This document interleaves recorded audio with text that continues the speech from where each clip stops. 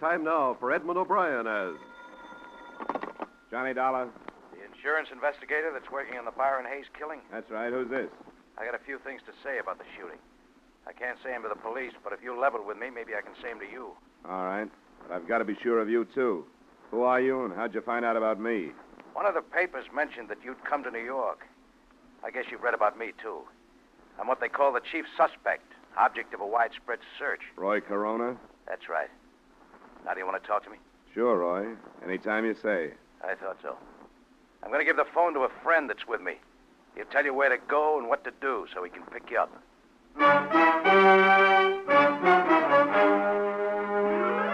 Edmund O'Brien in another adventure of the man with the action-packed expense account, America's fabulous freelance insurance investigator... Yours truly, Johnny Dollar.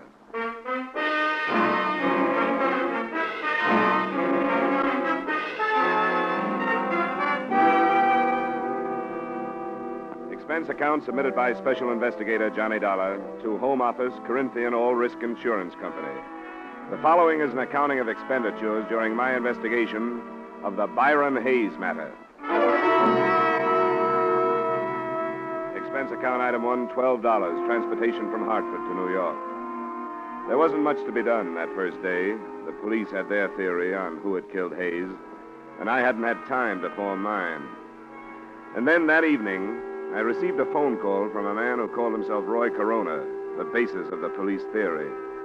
20 minutes later, according to instructions, I was standing on a 7th Avenue street corner holding a copy of Life magazine in front of my face so I'd be recognized.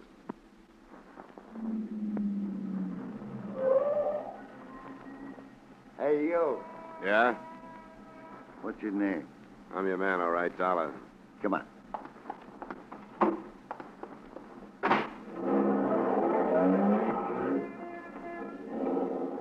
How are you, Dollar? All right. You didn't do anything I told you not to on the phone, did you? I told you I wouldn't do anything, didn't I? A lot of people make a lot of promises they don't keep. Maybe so. But I guess all I can do is either trust you or drive fast enough and far enough to shake a tail if I don't trust you. Or you can drop me if you don't want to go through with this. I didn't ask to come, you know. That's right. And I don't think you should have been asked. But it's Roy's neck, not mine. I'll just pretend there's a tail on me so I won't get out of practice.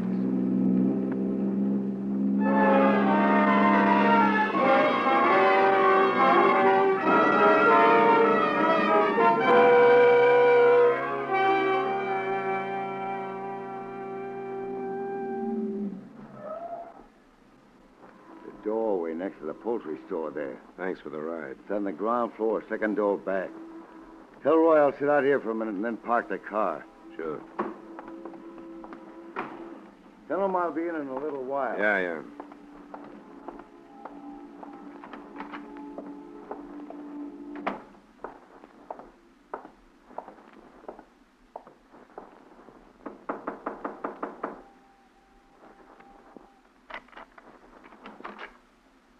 Roy? Yeah. My friend stay outside? Yeah, he said he was going to park the car. I'm not so sure I did the right thing calling you, but I guess they couldn't make things worse by doing it.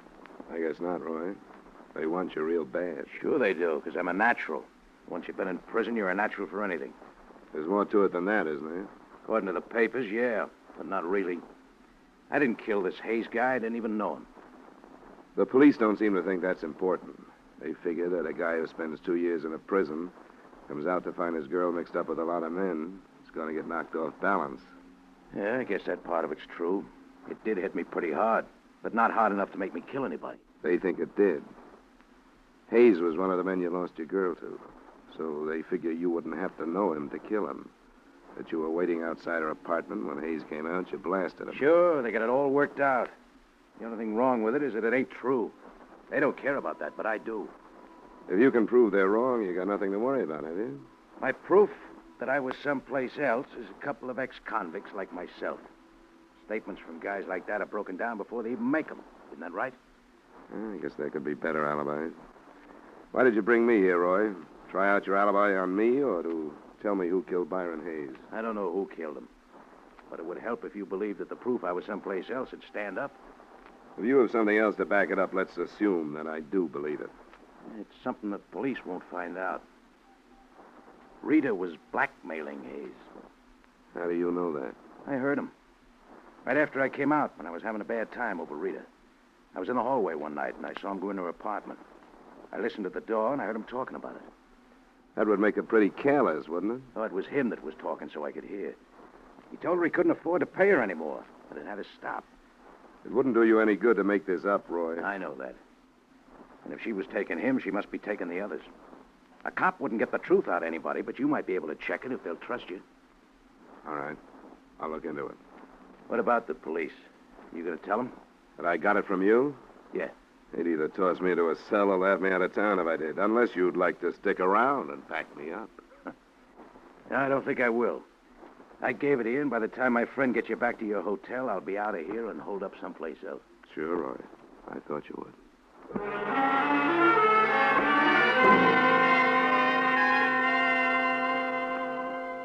The only reason this tip from the number one suspect meant anything to me was that to date, no progress at all had been made.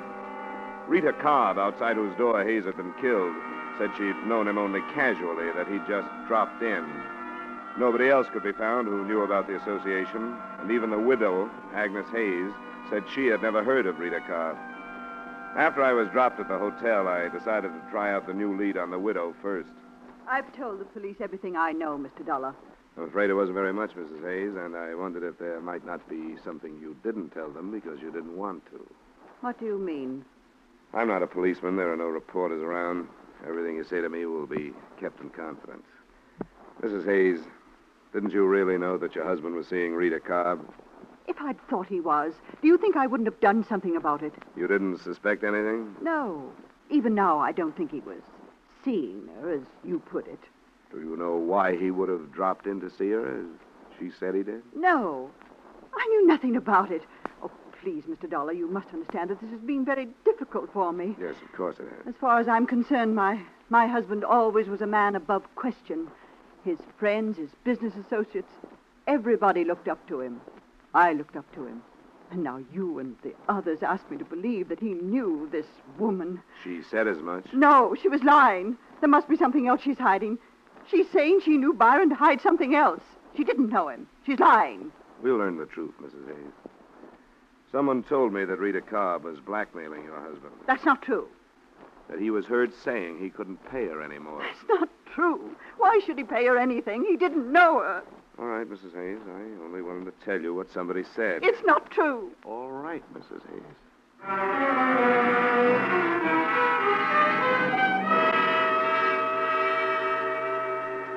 I thought a little more of Roy Corona's lead after I got the widow's reaction.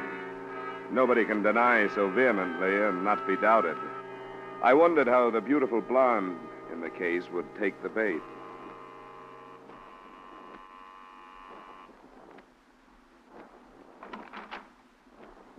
Hello, Miss Cobb. Hello. I'd like to talk to you. Why? I told you and the police everything I know. That's what Mrs. Hayes told me just a little while ago. I think I'd better come in. No. You have no right to do I this. suppose not, but you have no right to hold back information from the police either. I haven't held anything back. I want to be sure of that. So far, the police and I have been working completely blind. Nobody has known anything. Hayes is shot to death right outside your apartment, and nobody has the faintest idea why. Do you think I'm enjoying it? Do you think I like seeing my face plastered all over the papers, labeled the mystery woman? Don't you think I'd like to see this cleared up? Would you like to see it come out that Hayes was more than a casual acquaintance of yours? I met him once or twice, that's all. Why did you say that? How many other casual acquaintances do you have? I don't understand. What about a man named Donald Smith? How did you find out about him? That's not the point. I refuse to have the names of my friends dragged into this. It wouldn't do any good. Wouldn't do anything but hurt them. Arnold Smith is about the same kind of man Hayes was. Married, past middle age, good-sized bank account. Don't drag him into this. Please. How about your friend Earl Fisher? Married, past middle age, good-sized bank account. What did you learn about him? I've learned about 2 or 3 more of you men. The police know. Not yet. You going to tell them? I may have to. I wish you wouldn't. I didn't mention them because I didn't think there was any reason to.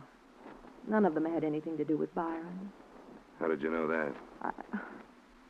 Because none of them knew about him. Because he was such a casual friend? No. I lied about that. But not to hide anything from the police. And why? I don't know. I was afraid to tell about him. I can see why. There are a lot of things that aren't being told about this. But it'll come out if everybody in town has to be dragged into it. Now think that over, Rita, in case you feel like coming clean.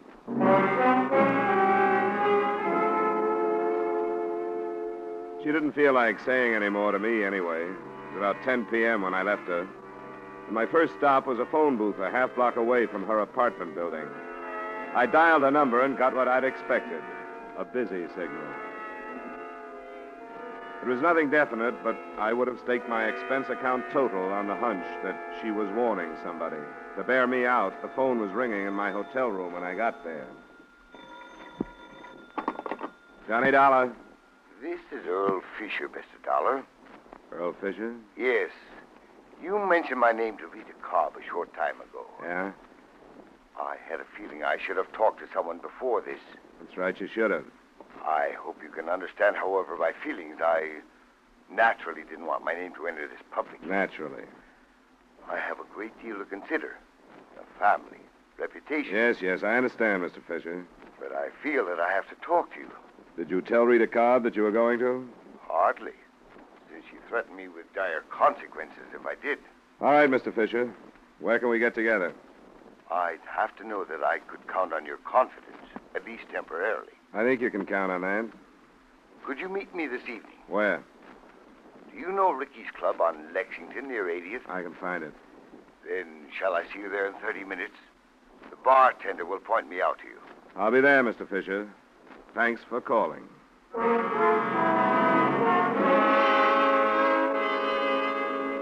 That was the first real result of the lead given to me by Roy Corona. The second was quick to follow. I would have made another bet that a warning by Rita Cobb had decided somebody else to correct the situation in another way. It happened when I left the lobby and called for a cab. Hey!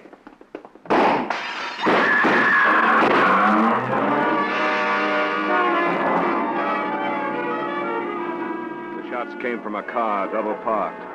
First, I saw the pistol come out of the window. Then I dropped, and from a prone position, I heard the rest. And I remember lying there. I didn't wonder so much about who was shooting at me then. I wondered how many people in the city of Greater New York wanted to see me and my information out of the way.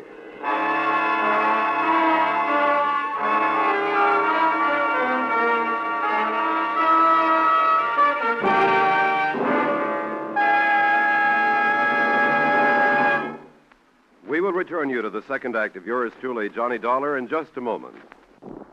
For another great crime-hunting drama, spend a half hour with CBS's Gangbusters every Saturday evening. On Gangbusters, sheriffs, police chiefs, and district attorneys from American cities and towns tell the story of their manhunts. Fine cast of top actors join them to reenact these real dramas of crime-busting in action. Gangbusters is heard every Saturday evening on most of these same CBS stations. Be listening this Saturday, won't you? And now, with our star Edmund O'Brien, we return you to the second act of yours truly, Johnny Dollar.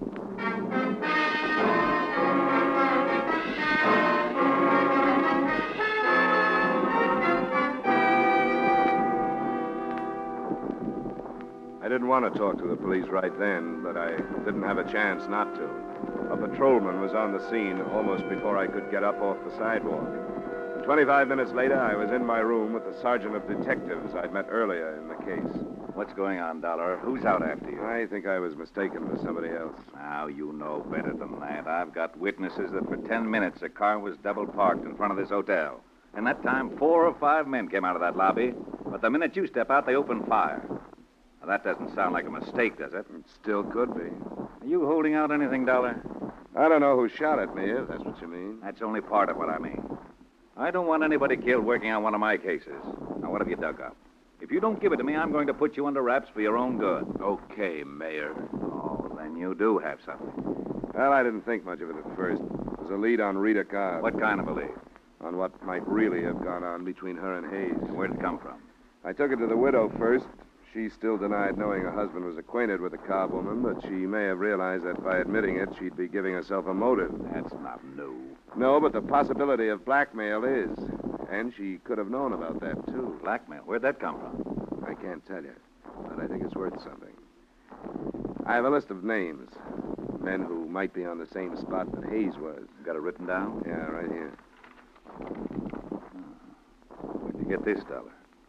Names, addresses, and occupations. Sorry, I can't tell you that. You're going to refuse to answer police questions? Just that one. I'm not trying to hog your case, Sergeant Middleton, or trying to be hard to get along with. But you've got to understand, you must have given your word to an informer somewhere along the line. All right, we'll let it pass for now. Thanks. And I guess you understand, too, that you're probably holding the names of some potential suicides if you break this publicly right now. What about a potential killer? Do these men know you're onto them? I'm not sure how many. I tossed a couple of names at Rita, generalized the rest. Then one of them phoned me. When I was leaving the hotel, I was on my way to meet him. He probably baited you out onto the sidewalk. It could be. I couldn't tell where he was phoning from. Maybe right downstairs. Which one was he? This one, Earl Fisher. Married, family. Fairly big gun on the stock exchange.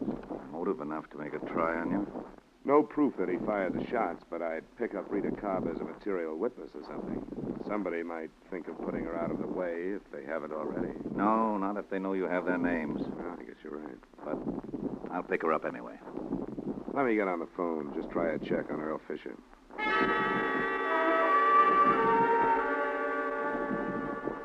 I called the bar where Fisher said he'd meet me. The answer I got didn't do much to alibi him for the attempt on my life.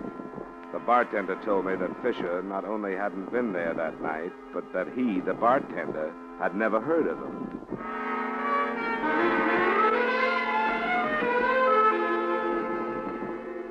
While Sergeant Middleton went out to pick up Rita Cobb, I hopped a cab, went back to the Hayes address to try the widow again.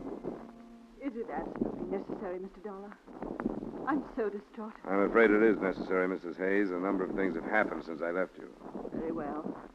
I hope you won't stay long. I'll try not to. Would you like to sit down? Yes, I think we'd better. All right. Come in here. I hope you'll forgive the appearance of the apartment. I haven't had the servant in. Might have been better if you had, rather than staying here alone. I couldn't face her. I don't know how I'll be able to face anybody ever.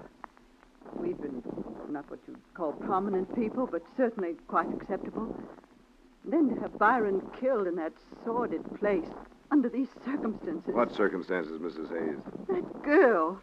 No one will ever really believe that Byron didn't know her, no matter what the truth is. I think you know what the truth is, but you've had reason to deny it. Now, what reason? What are you trying to save? Save? What is there to save now? I can't think of anything except what's left of your pride, Mrs. Hayes, if you'll excuse my saying so. You're a cruel young man. I don't like to be, but sometimes it's worse to be too kind. You've taken advantage of the police and me by holding back the truth for purely selfish reasons. Mr. Dollar. You're less interested in seeing your husband's death cleared up than you are in what your neighbors will think of you when the truth does come out. And it has come out. Mr. Dollar. And you're in danger of having to answer impeding the investigation of the death of your own husband. Now, what will your neighbors think of that? Mr. Dollar, what are you saying? What do you mean? Rita Cobb admitted to me that your husband was more than a casual friend. She's lying. Another acceptable husband admitted to me that she was blackmailing him. There are others. So it's only logical to assume that she was blackmailing your husband. That's not true. How do you know? It can't be true. The state will spend a year looking into Mr. Hayes' money transactions if they have to. And there's something else. I'm convinced that you knew about it. I was convinced by the way you reacted when I told you earlier tonight. I'm so confused. When I told the police how you acted, their first thought was that possibly you'd killed your husband. Oh. Your motive would be that you knew about Rita Cobb, so naturally you wouldn't want to admit it. Oh, don't think that. They can't, my own husband, no matter what he did. Police minds go that way when people don't cooperate with them. I was wrong. I thought nothing did but Byron's death. You knew about Miss Cobb, didn't you? Miss Cobb. Yes, I knew about Why her. didn't you tell us? Don't know. And you knew about the blackmail. Yes. Oh, I know why I didn't tell you. I've been trying to spare myself, as you said, but for far worse reasons. I'm responsible for Byron's death. How, Mrs. Hayes? Because I was a righteous wife. It wasn't enough that I found out about her and her blackmail, but I wasn't big enough to forgive him or even think calmly. If I had been, it would have ended. Then there would have been no reason to consent to blackmail. You learned just recently, then. Yes. I made him go to this woman. I made him go and tell her that he was through and that he was going to report her to the police. That's why he was killed. I sent him. And I was afraid to admit my responsibility. He was killed night before last. You must have learned that day. A man came here. He said Byron knew that woman. I didn't believe him. But when I faced Byron, then I knew. This man, did he give you his name? No. What did he look like? Was he dark? Not quite as tall as I am? Yes. Oh, please go. I've told you. I've told you. Now I want you to go.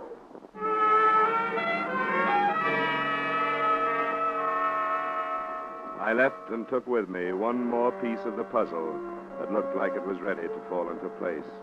The man I described to her was my original informant, Roy Corona.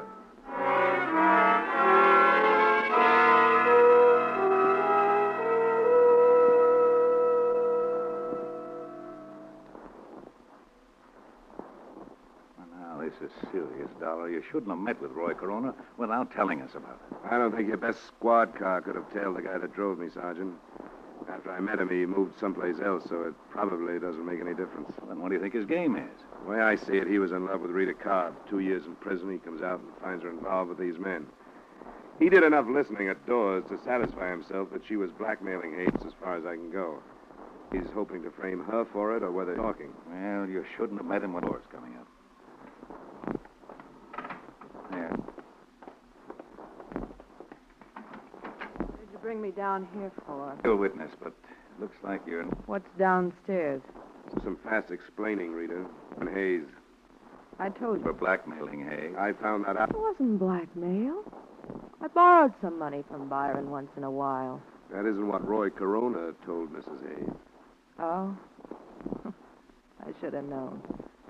Well, I don't care what he told her. Go through just what happened the other night again. It's the same as before. Byron left, I heard some shots and ran out. Byron was lying there. You ran right out and didn't see anybody. That's right. You're sure you didn't see anybody? If I had, don't you think I'd say so? You didn't see Roy Corona? I wish I had. But I don't care what you've got on me. I'm not changing my story. I heard the shots, ran out, and Byron was lying there. Have you seen a lawyer? Is there a law against that? Are you sure you didn't run out first, then hear the shots, and then see him lying there? Are you asking me if I killed him? If you didn't, who did? I heard the shots, ran out, and he was lying there. We've figured out a motive for you now.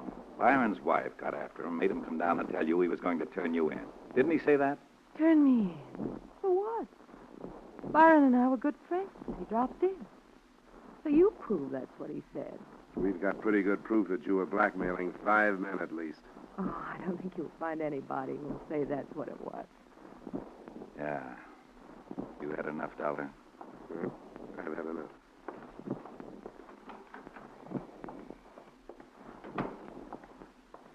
I'm going to see her charged with murder tomorrow. You've certainly got enough.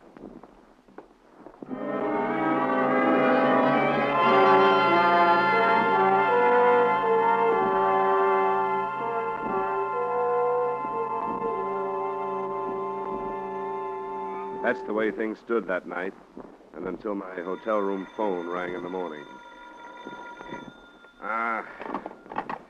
Johnny Dollar. Dollar, this is Roy Corona. Yeah, what do you want? I read in the morning paper they're charging Rita with murder. That's right. She didn't do it. I did. What are you talking about? What's the matter with you? Nothing's the matter with me. Only she didn't kill him, I did. I shouldn't have, but when I found out she was seeing him and she wouldn't see me, I went crazy. I saw him come out of her apartment and I killed him. want you to come and get me.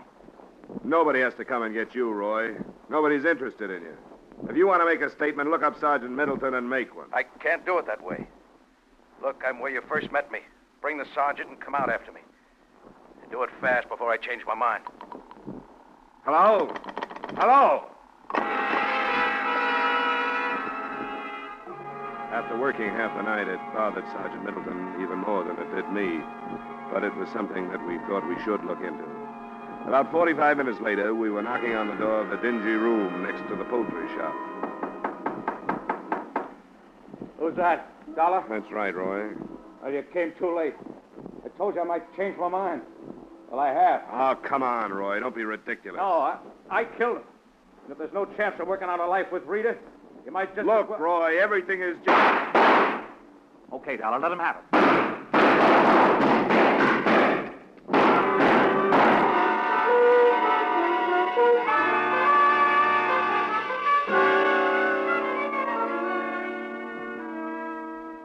Roy Corona made a good try. As well he might have, since he went to Mrs. Hayes and started the whole thing. But his shots went wild, and the sergeant's mind did too. When we dragged him out, he was still telling the same story. He didn't stop trying to save her until he heard about the confession made by Rita Cobb after I'd left her, about her motive and about the murder gun that turned up in her apartment. Find enclosed his reaction to that. I'm sorry. I started it. I wanted to get her away from these men. I thought I could scare her away from the things she was doing. That's why I went to Hayes' wife. I never thought it'd lead to this. And I'd take the rap for Rita if I could. I wanted to get her to come back to me. Now look.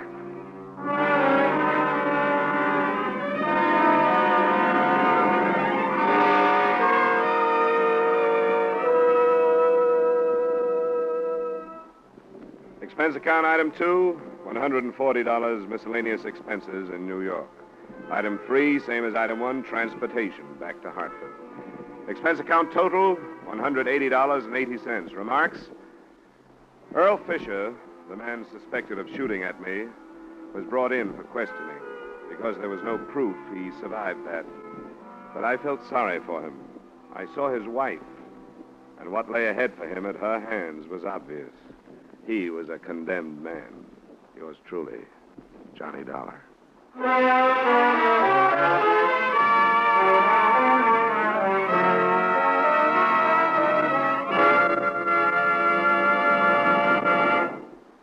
Yours truly, Johnny Dollar, stars Edmund O'Brien in the title role and is written by Gil Dowd with music by Wilbur Hatch. Edmund O'Brien's latest picture is the Paramount Pictures production, The Redhead and the Cowboy. Featured in tonight's cast were Jim Nusser, Lee Patrick, Gene Bates, Ed Begley, and Jack Moyles. Yours truly, Johnny Dollar, is produced and directed by Jaime Del Valle. This is Dick Cutting inviting you to join us next week at this time when Edmund O'Brien returns as... Yours truly, Johnny Dollar.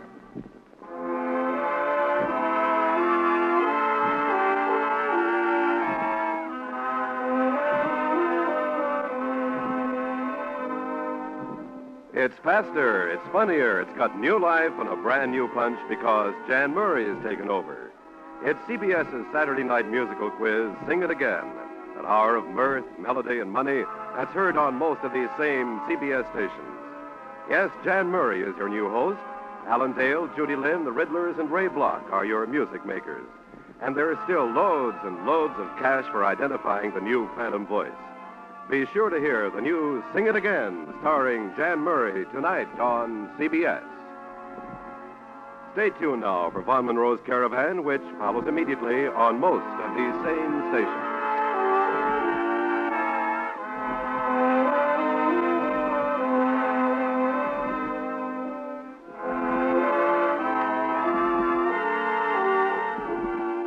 This is CBS, where you laugh at Jack Benny every Sunday night, the Columbia Broadcasting System.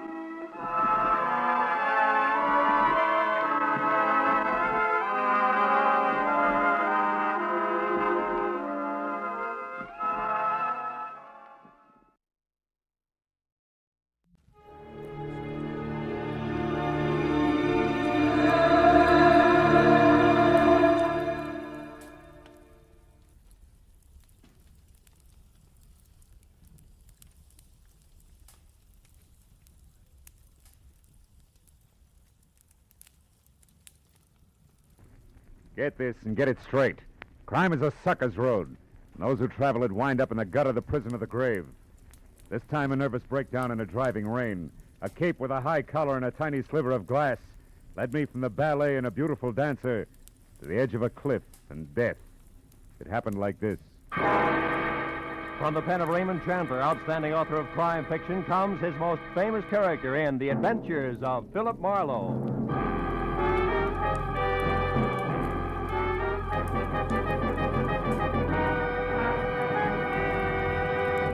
Now, with Gerald Moore, starred as Philip Marlowe, we bring you tonight's exciting story, The High-Collared Cape.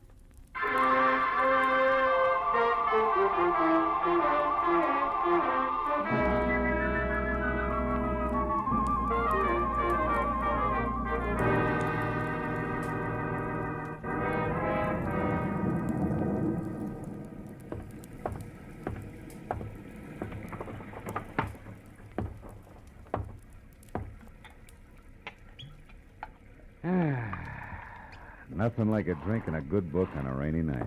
And what a night. Oh, no. All right. Don't sprain your finger.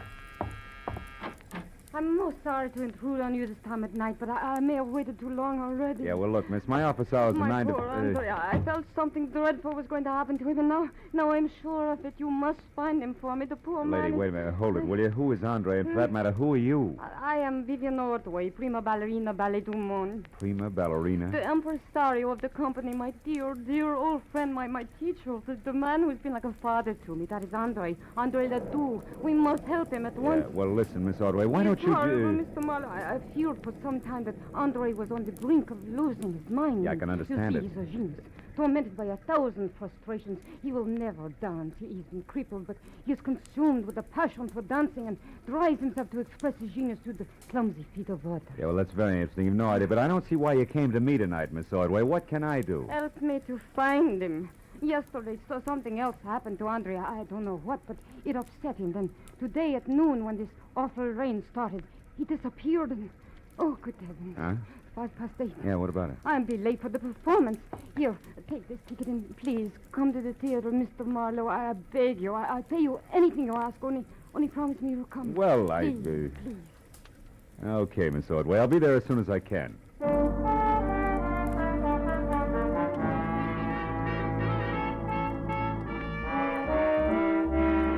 The ballerina swept out of my apartment like a frightened whirlwind. As I got dressed all over again for an evening ballet, which I needed like acute appendicitis, I saw that the ticket she'd left was number 27J at the Great Arts Theater, showing Ballet of the World, sponsored by one Mrs. Imogene Wyatt. Well, I got to the lobby, half soaked near the end of the second act, when an icy usherette shoved the program at me and hush-hushed me inside. The audience was a small cluster of Artie diehards down front, which left me in 27J feeling like Midway Island. My client, Vivian Ordway, was the whole show. When I saw the finale coming, I slipped down a side aisle and into the wings, just in time to catch a beef at the stage door between a long, wolf-faced intruder and a pudgy doorman. Here, Scully Haskell. But even if she was, you wouldn't get in. She left strict orders.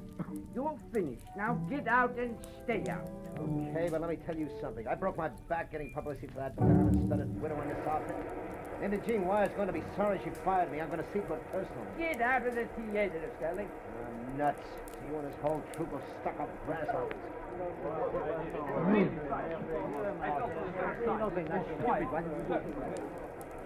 Oh, Mr. Marlowe. Yeah. Here. Come this way to my dressing room. Tell me, have you heard from Andre Ledoux, Vivian? No, nothing. But I did remember something that may help. Oh? Andre once mentioned that he had a friend here in Los Angeles, a Mr. Baker who lived at the Winthrop Arms, the Winthrop Hotel, the Winthrop something. Uh-huh. Come in, Mr. Marlowe. Thank you. Andre may be there. I'm grasping at straws, I know, but if his mind is gone and he is lost, oh, I'm so afraid for him. Oh, now take it easy, honey. Take it easy. Vivian, is there news of Andre? Oh, no, George, nothing. Mr. Marlowe here is going to find him for us. He's a private detective. Oh, I see. Wonderful. I am George Melikov. Glad to know you. Vivian, I'll be at the hotel. If I can help, please do call on me. And, oh, My dear, you shone as beautifully tonight as the full moon. Как красивая луна. We mere stars were hardly visible beside you. До свидания, душа. Fast man with a compliment, huh? He's very sweet. Yeah, what hotel did he mean? The Wilshire Gardens, most of the ballet stayed there. Oh. How about you, Miss Ordway? I have a house, a studio on Lookout Mountain, 857. 857. Yeah. Can I reach you there? No, I'm going to wait here in the theater. If Andre should remember and come back, I'd want to be here. He's a very sick man.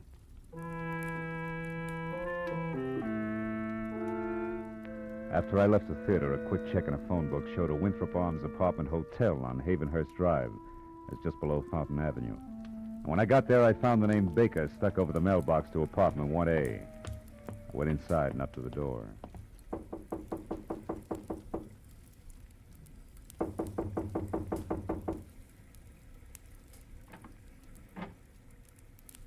Yes?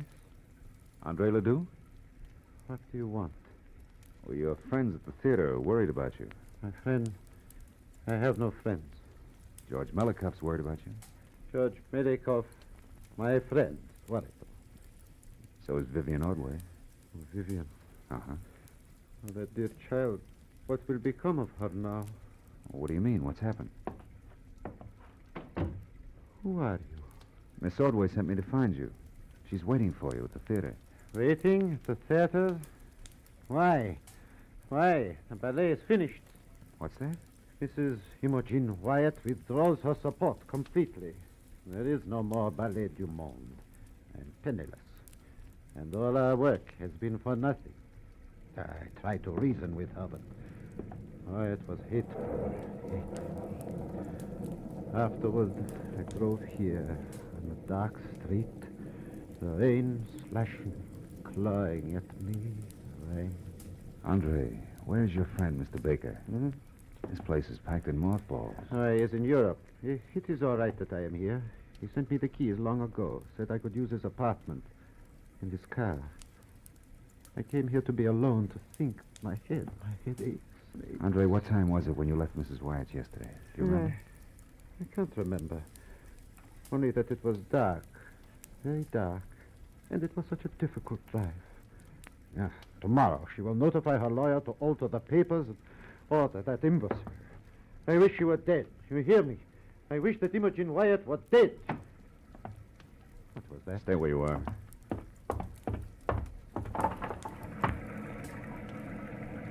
What is it? Do you see anything? No. Now, look. Andre, about your headache. Wouldn't you like to see a doctor? Doctor? No, I'll be all right.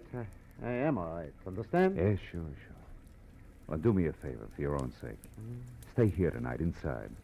I want to check a couple of things, and then I'll be back. Yes, I'll stay. Where else would I go now?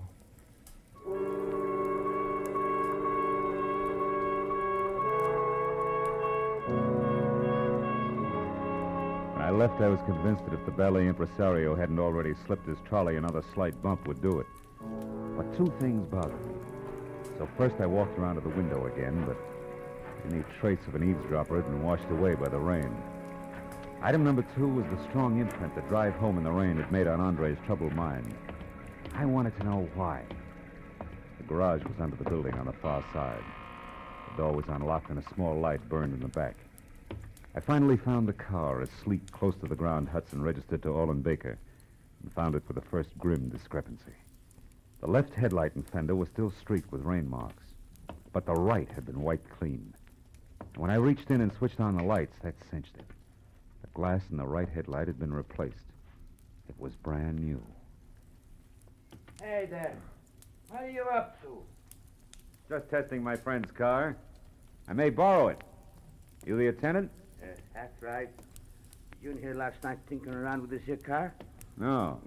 Maybe it was Mr. Ledoux. He had it out last night. Oh, no, it wasn't him. That was somebody else. I heard a noise. See him when I come out of my back room there. This guy beat it. He took off like a scared turkey. He had a big black cape on with a high collar, flapping in the wind. You better watch it, old-timer. That stuff's getting your eyesight. Looks like a cape to me. Yeah? Well, I looked around, but I didn't see no harm done, so I went back to my room. What time was all this? Oh, way past midnight. Maybe 1, 2 o'clock. I didn't pay much attention. By the way, mister, careful of the nip. No, thanks. I'd like to use a phone. You got one? Oh, sure. Back in the corner. I'll show you. I'll find it. The call is personal. Do you mind? Me? Just say not. Help yourself, Sonny. I'm too old to even be curious.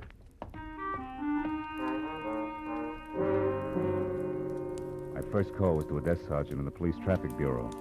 When I identified myself and asked about a hit-and-run accident possibly on Fountain sometime before midnight yesterday, there was a pause while he checked the record. And then... On the button, Mr. Marlowe. We identified him by his Blue Shield medical card. Oh? One Lyle Kretschauer. Uh-huh. Apparently stepped out from between parked cars on Fountain Avenue between Orange Drive and Roxbury.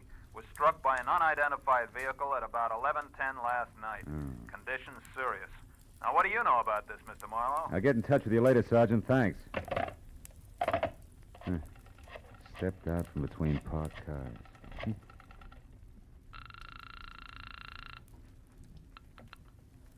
Great, that's the it. It's Philip Marlowe. I want to talk to Vivian Ordway. Oh, hang on a second, Mr. Marlowe. She's right here. Okay. Have you found him? Is Andre all right? Yeah, for the present. But listen, Vivian, I got to talk to Imogene Wyatt. Where does she live? Mrs. Wyatt. Yeah. Beverly Hills. Let me think.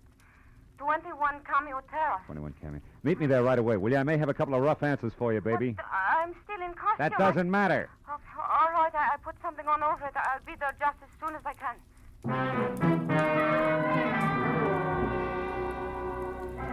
Between slick streets and visibility zero, it was a solid half-hour drive from the Winthrop Arms out to the swank Cameo Terrace. But when I pulled up at number 21, I wondered what the wealthy widow had spent her money on. The house was so small, it must have been shingled with $20 bills to meet the zoning restrictions. I just started up the soggy gravel path toward the door when it came. As I started to run for the house, a green convertible I hadn't noticed before roared to life suddenly and disappeared down a side street. But I didn't have time to worry about it.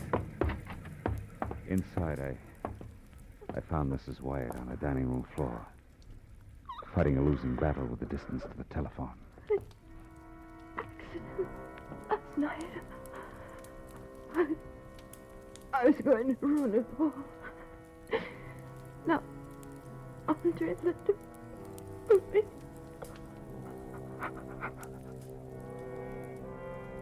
She was dead. I looked through the rest of the small and now silent house in a hurry, but found nothing more constructive than the rear door wide open. I got back to the living room just in time to see my client, Vivian Ordway, bizarre in a short, frothy ballet skirt and long white hose, standing in the front door. Something's wrong, isn't it? It's one way to put it. How'd you get here, Vivian? In a cab. What do you know that drives a green convertible? Green. With Scully Haskell, a publicity man, but why? The guy I saw in a beef at the theater tonight. What's happened? Imogene Wyatt was just shot to death. And that puts 2 items of business up on deck. First, the check call to Andre Ledoux. Andre? Why Andre? On the off chance that he can drive faster than I can. After that, a personal call on Mr. Haskell. You can fill that one in yourself. Marlowe, Andre couldn't have. He couldn't have We'll done... see. Now, hang on tight, baby. Let's get it over with.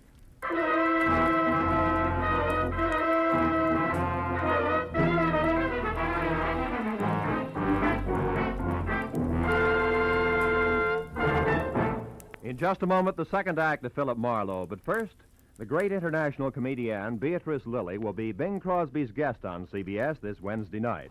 The CBS Bing Crosby Show always guarantees enjoyment. So be listening when B. Lilly joins Bing on most of these same CBS stations this Wednesday night. And now with our star, Gerald Moore, the second act of Philip Marlowe. And tonight's story, The High-Collared Cape.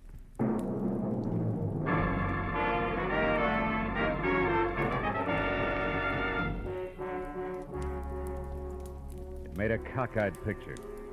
A beautiful ballerina miles away from the stage, yet in full color-drenched costume and gaping through tear-streaked grease paint. Sudden death. It's a good time for me to start checking up. Andre Ledoux, the high-strung impresario, was first. If he was still at the apartment, I could cross him off as having done it personally.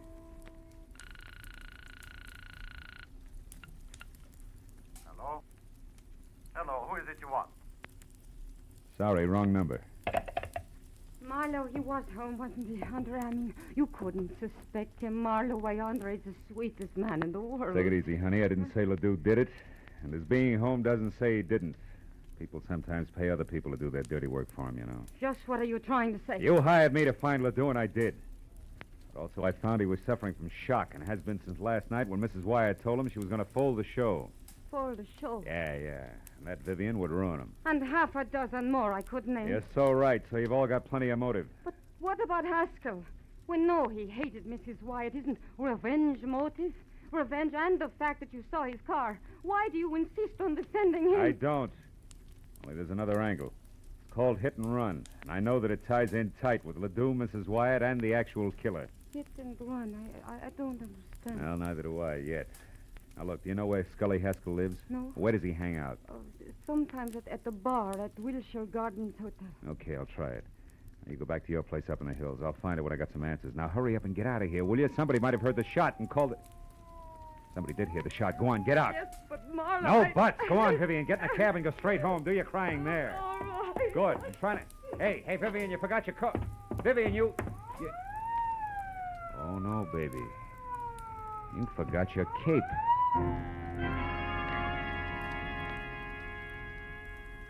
For a long second, I just held it tight and stared.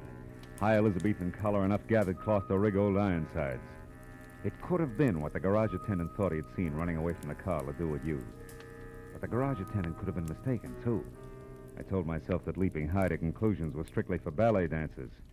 I jammed the cape into a small bundle and leapt via the service entrance just as the police sirened up. I took the Great Circle route back to my car, tossed the cape on the seat next to me, and drove fast to the bar at the Wilshire Gardens Hotel.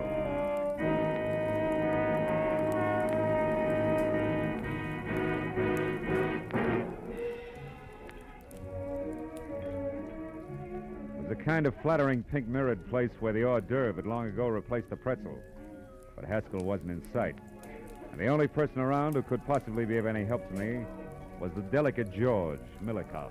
Mr. Marlowe, have you seen Vivian? I am beside myself with worry. She's all right, Milikoff. She's not. I know. It is Monsieur Ledoux that she still worries about him. Yeah, him and a little bit more, George. Now tell me, you know where I can find Scully Haskell? Why, yes, I do. He was just here for a drink. Where'd he go? You're being very brusque, Mr. Marlowe. Being very what? You're brusque. Yeah, well, now look, George. Without grand jetting out of your satin loafers, get this. There's been a murder, and Vivian's in it up to her pretty fluff skirt. A murder? How is Vivian concerned? Come on, Butch, let's get out of here. Where are we going, Mr. Marlowe? Out to my car where we can talk. The rain stopped, come on. Over here. You said somebody was murdered. Who was that? Mrs. Wyatt, she was shot, and it might have been Haskell. Because she discharged him? Maybe. Or maybe something more complicated, like a hit-and-run accident that belongs to Ledoux, but somebody wants to cover. Does that make any sense to you? Here's the car. No. Should it? No. What's more, it shouldn't to Vivian, either. What are you getting at? There isn't time to explain. Call it thinking out loud. Thinking about this cape, for example, that belongs to Vivian. And about the testimony of a whiskeyed garage attendant. All of which makes me hope real hard that Haskell's the boy. More thinking out loud? Yeah, maybe. Now, look, where can I find Haskell? The Paradise Court Motel on Vine. He has a bungalow there, number 3. Oh, thanks. Well, if you're really worried about Vivian, George, go on up to a place on Lookout Mountain Road. She's not in good shape. Now, here, take this cape with you. Ooh. What? Why, you cut yourself. Your finger's bleeding. Yeah. On a sliver of glass, George. Glass that could have come from a broken headlight, huh? From a broken what? What are you talking about, Mr. Marlowe? The benefit of the doubt, George. Keeps getting harder to give it away. Bring this back to Vivian, will you? Tell her she left it at Mrs. Wyatt's, and then I'm positive Haskell's our man. So long, George.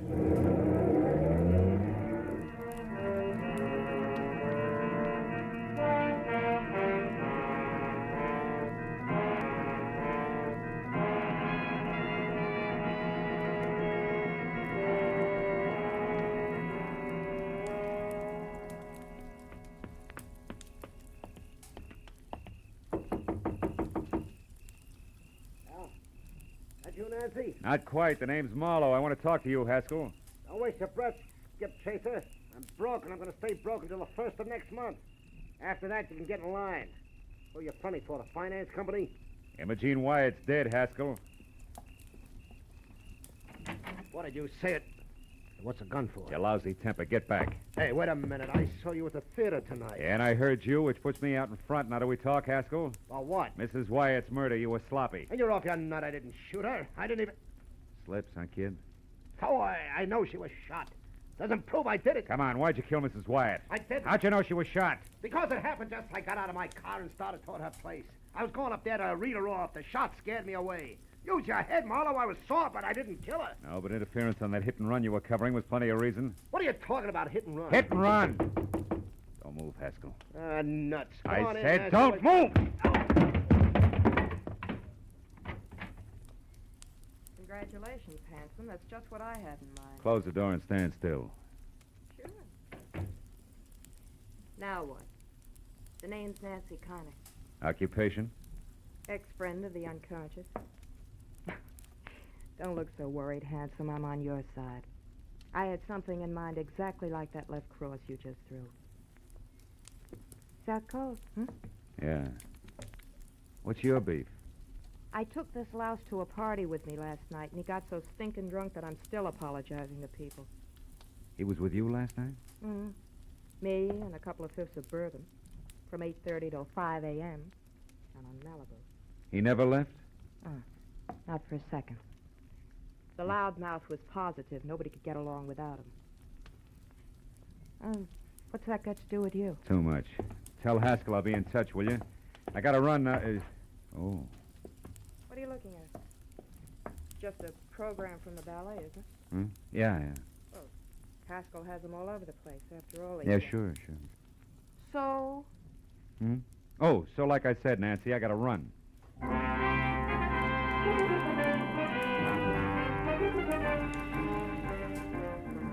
It was 15 stop-and-go minutes from Haskell's place to the Hollywood Hills, and another 5 screeching up the paved snake that was Lookout Mountain Road. Finally, I was there out of my car and running toward number 857, which was a collection of windows and a rustic log frame half jutting out into space. And around in the back, there was a wooden sun deck. Below it, on either side, huge rocks that lined the edge of the cliff. Directly below, only the dark, bottomless canyon. On the end of the porch near me, there was a long flight of stairs. I started up, one careful, noiseless step at a time. My hand tight around the 38. Suddenly, in the weak light of the thin slice of moon, I saw Vivian Ordway. Her back to the flimsy porch rail, her face an ugly knot of terror. No, George. And only inches away from her and brandishing the gun he'd used to kill Mrs. Wyatt. It was the half-crazed answer to everything. The delicate jaw, Melikov. It's too late, Vivian. Marlowe knows this case was what the garage attendant saw. And do you know how? Because of a stupid little thing. A sliver of glass that was caught in it, which came from the broken headlights that the wearer of the cape replaced.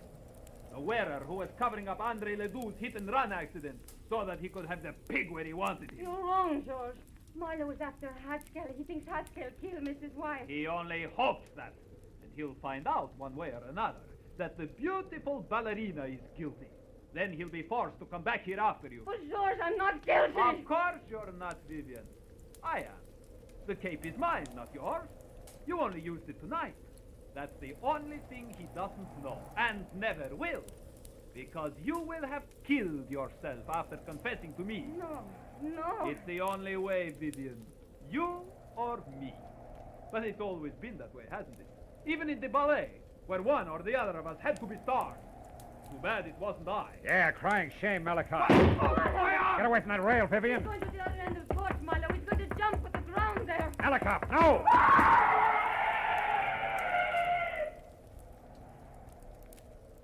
Oh, no. Too great a leap. Even for a ballet dancer. Let's get out of here.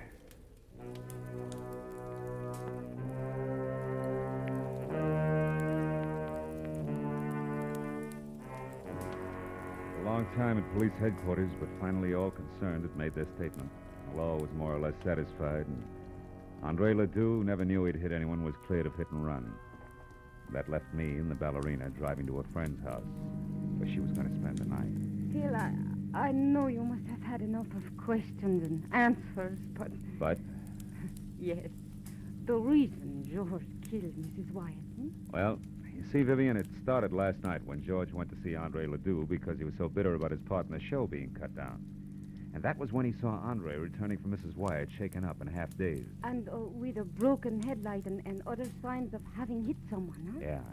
And from there, George thought fast, covered it all up, found out exactly what had happened from this morning's paper, probably, and waited.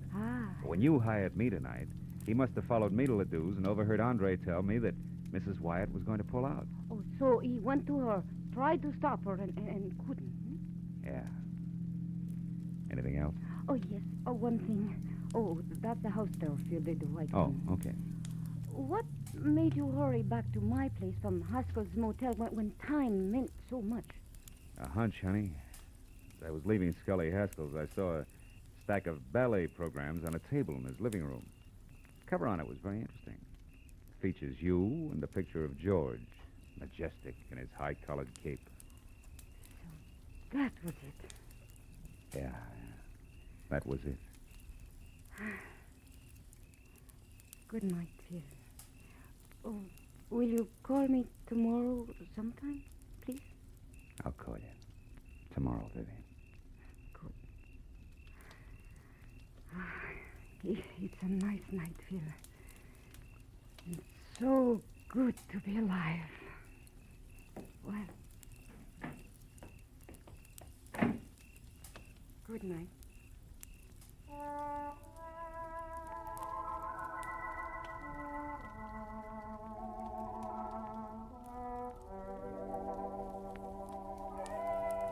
Well, I drove straight home in the quiet, empty hour through the quiet, empty streets, thinking all the way about ballet, which to me had always been something very delicate. You know, for the long hairs, strictly the arty side. And I thought about the people I'd met who were connected with it. The ballerina with a lot of courage when courage counted. The high-strung Andre Ledoux, Haskell the muscle man, and George. As vicious as anything I'd ever met on Skid Row. And I was still thinking about them when I got out of my car. But then for the first time, I noticed a little white envelope on the seat next to me. It had my name on it. And inside was a ticket for tomorrow's matinee. Same seat I had before. Yeah, well, I figured I'd go. You know, those leaps they do, they're pretty good. What do you call them?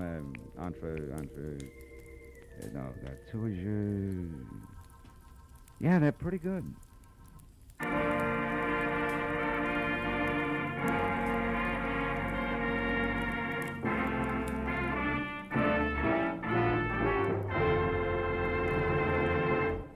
The Adventures of Philip Marlowe, bringing you Raymond Chandler's most famous characters, star Gerald Moore, are produced and directed by Norman MacDonald and are written for radio by Robert Mitchell and Gene Levitt. Featured in our cast were Georgia Ellis, Edgar Berrier, Elliot Reed, Lou Krugman, Wilms Herbert, and Michael Ann Barrett. The special music is composed and conducted by Richard Arant. Be sure and be with us again next week when Philip Marlowe says... This time it was a fishy horseplay from a red-headed beauty wild about ponies past a black-bearded sailor who bled to death on a racing form, to a neck-and-neck finish over a wandering seahorse worth $50,000. And you know what? I was the jockey.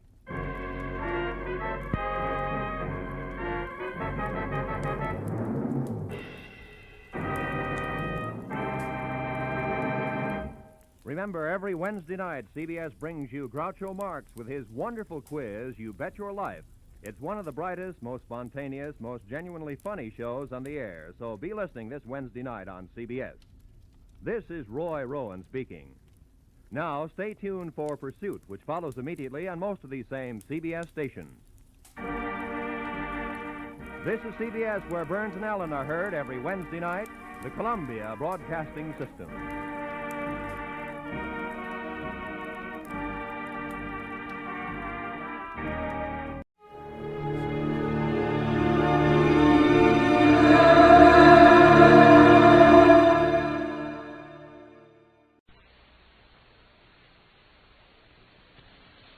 The hair-raising adventures of Sam Spade, detective. Brought to you by the makers of Wild Root Cream Oil for the hair.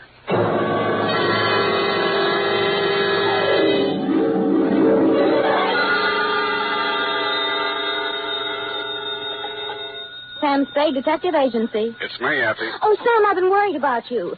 Sid Weiss was just on the phone, and he says digging up a corpse without a permit is against the law. It's all right, Effie. I just dug him up to say hello and put him back again. Oh, Sam. I'll be down in a couple of minutes to dictate my report, sweetheart.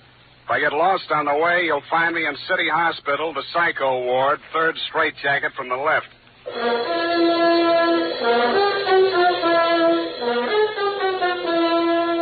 Dashiell Hammett, America's leading detective fiction writer and creator of Sam Spade, the hard-boiled private eye, and William Spear, radio's outstanding producer-director of mystery and crime drama, join their talents to make your hair stand on end with the adventures of Sam Spade.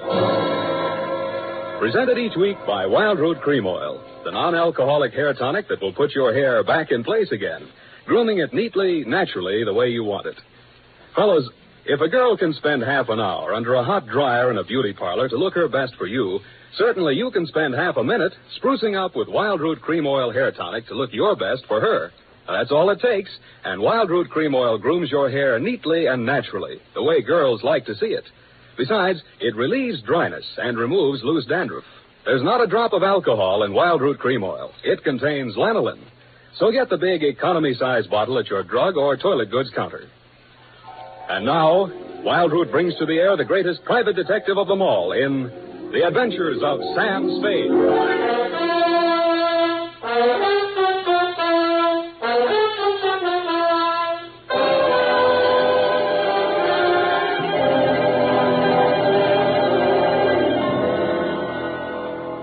Date, August 2nd, 1946.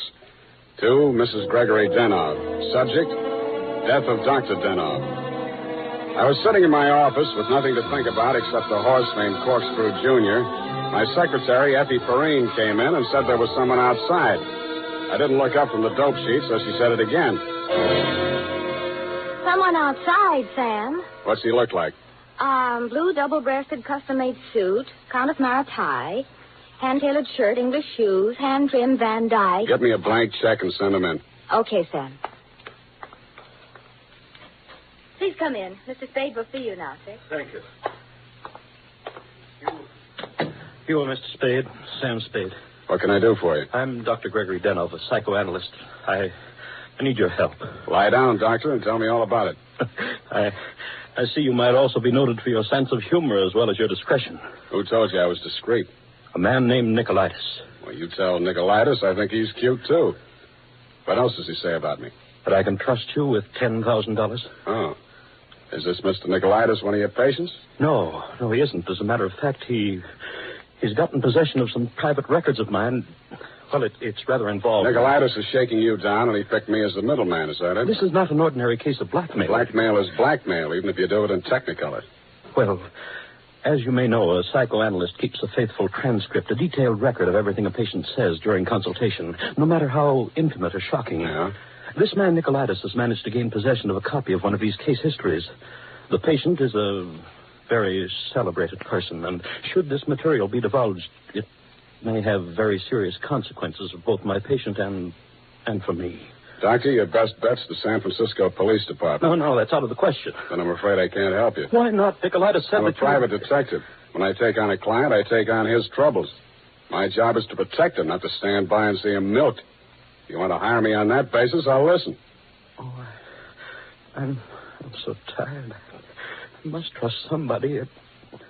What can you do for me, Mr. Spade? Write me out a check for $1,000. Got a pen? Yeah. All right. You see, Nicolaitis figures that if I'm getting a cut, I'll have to keep my mouth shut. I'll spend it all the same. Here you are. Thanks. Now, what was the last thing Nicolaitis told you? That he would pick up the $10,000 here and deliver to you this file in question. Can you reach him? Yes. Call him. Tell him you've seen me. Tell him I won't do that kind of business in my office. Tell him to come to your house. I'll be there. What if he refuses? He won't. Tell him I have the whole $10,000. What time? How about in an hour? No, I'm sorry. We'll have to make it around 3 or... Oh, goodness, I'm late now. I really... That's a beautiful watch, Mr. Denov. Yes. Foreign? Yes. May I see it? My watch? Why, really, Mr. Spade, I'm very late. I have so many things to do, and I have to be at the Majestic Theater well before the matinee starts at 2:30. How are you going to see me at 3 o'clock if you're going to the theater? Oh, I'm not going to stay for the performance. Well, Mr. Spade, till 3 o'clock then. Oh, my office is in my apartment. The address is here on my card. It's the penthouse. Penthouse, huh? Okay, Doctor, I'll come formal. I'll wear the top to my bathing suit.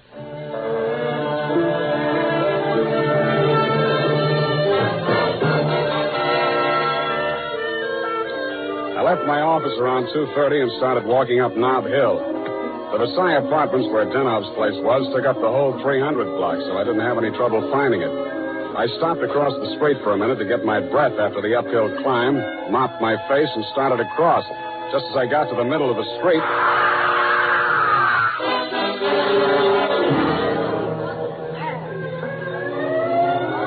The crowd was packed in so close around I couldn't see who'd done the Brody, but I had a pretty good idea.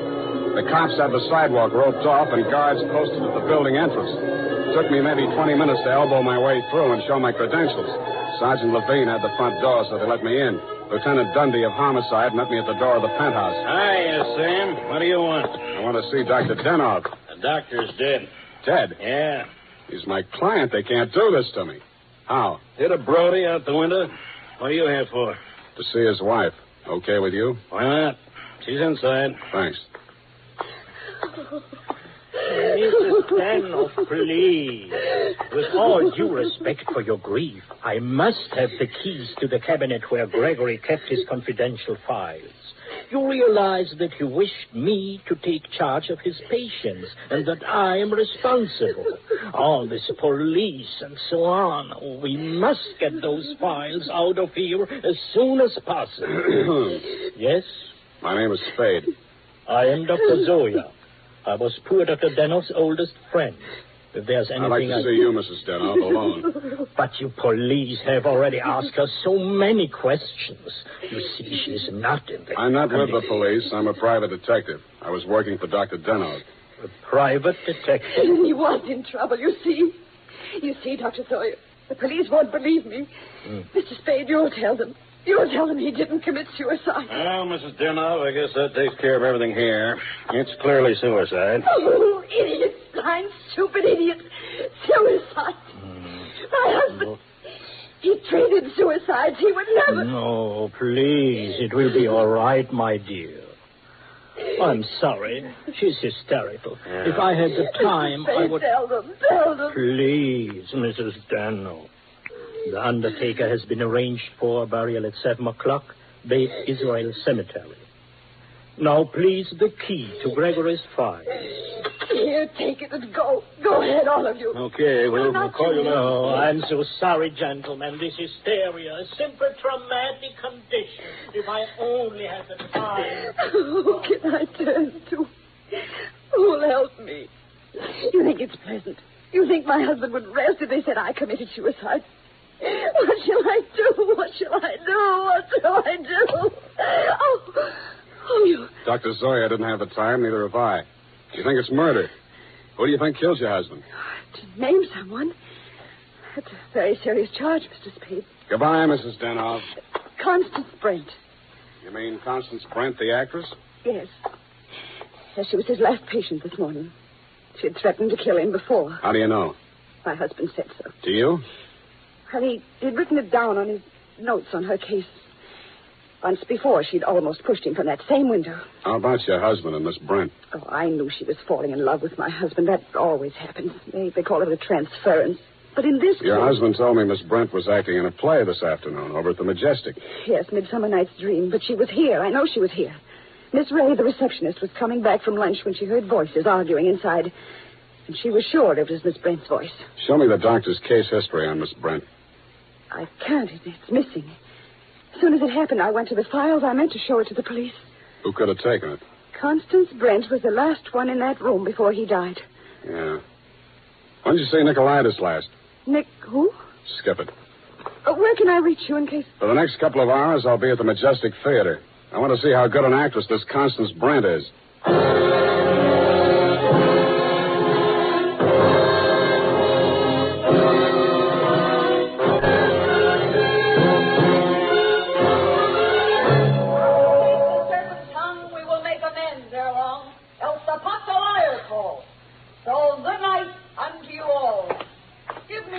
hands if we be friends, and Robin shall restore amends.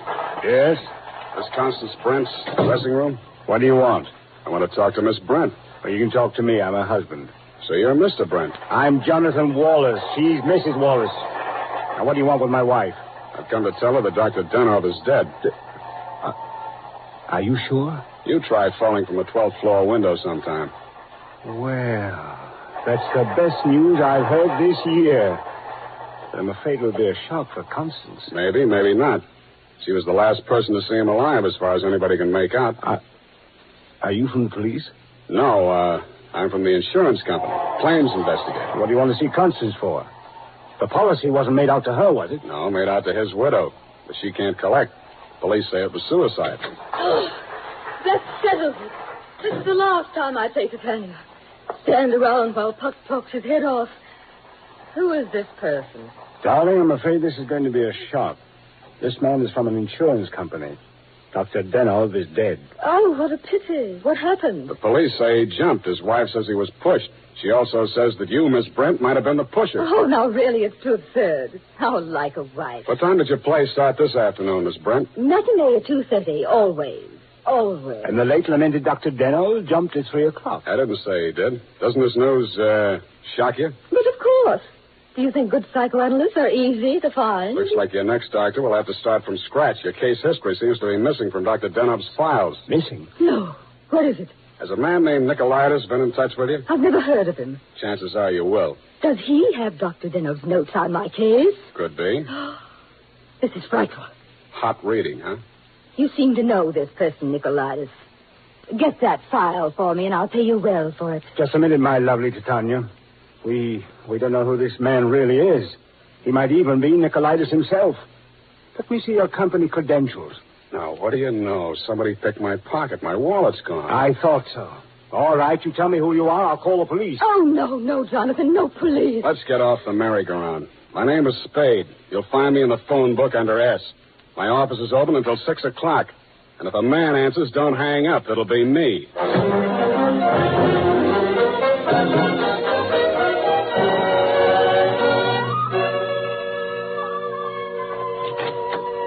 Hello, Effie.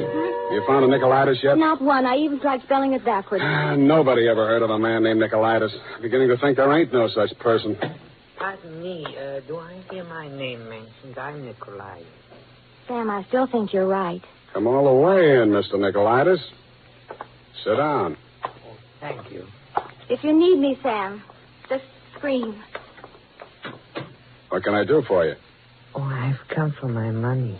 What money? Oh, the $10,000. You remember the $10,000? Refresh my memory. Oh, Dr. Denov, the gentleman who visited you this morning? Oh, that $10,000. Oh, you see, you remember now. Yeah, it all comes back to me now. You were supposed to deliver something for the money. Since Dr. Denov is dead, that is no longer important. You will give me the money, please, and I will not disturb your afternoon any further. Suppose I refuse? Oh, that would grieve me. In my grief, there is no telling what I might do. Dr. Denov's dead. There's nothing more you can do to hurt him. Oh, never would I attempt to hurt poor Dr. Denov, but in my sorrow, it would be so great if I should be forced to hurt the woman he loved. After all, as Titania says, these are the forgeries of jealousy. Titania, huh? Ah, yes. Midsummer Night's Dream. Act 1, Scene 18.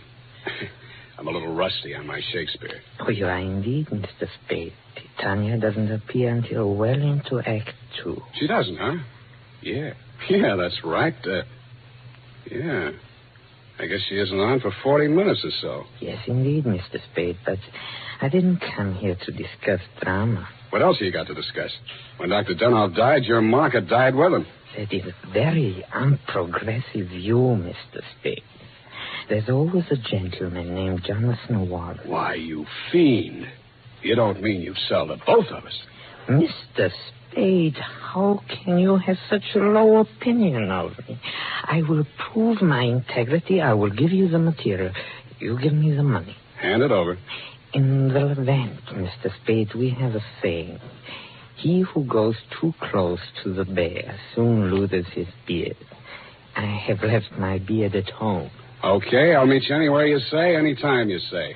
Excellent. At 7 in your apartment? Won't that be walking into the bear's cave? In the Levant, Mr. Spade, we have a saying. Private dicks do not kill people in their own apartment.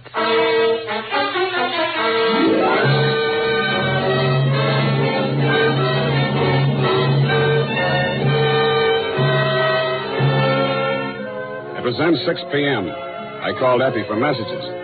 She told me that you had been phoning frantically, Mrs. Denov. I still had maybe 30 minutes before Nicolaitis was due at my apartment, so I breezed on up to your place on the hill. We had a very interesting chat. Remember, Mrs. Denov? Looking back on it, that was probably the most interesting conversation we had. Funny, I can't remember much of anything you said, but it was so cozy there in your place. And what with your clock being about 20 minutes slow, it must have been something like 7:30 before I left you. I grabbed a cab and told the hacky to step on it. I hoped Nicolaitis was still waiting at my apartment. He was.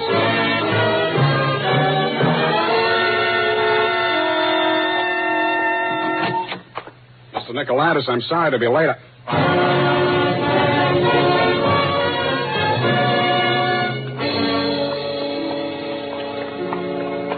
He was lying on my bathroom floor. The little guy was looking just about as natty as when he'd been in my office, except that the beautiful silk scarf he'd been wearing was twisted into a tight noose around his neck.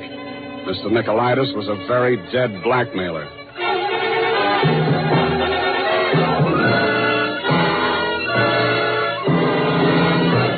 The makers of Wild Root Cream Oil are presenting the fourth in a new series of programs bringing to the air for the first time the adventures of Dashiell Hammett's famous private detective, Sam Spade.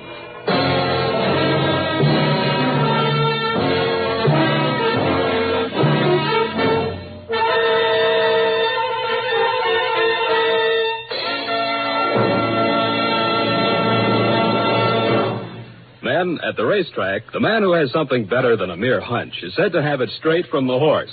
Of course, that's a humorous expression, but it shows how to get facts. Go straight to the real source of information. And that's why we went straight to hundreds of men in metropolitan New York to find out what men really want in a hair tonic. And their answers show that Wild Root Cream Oil has all 5 advantages chosen by this impartial consumer jury of men.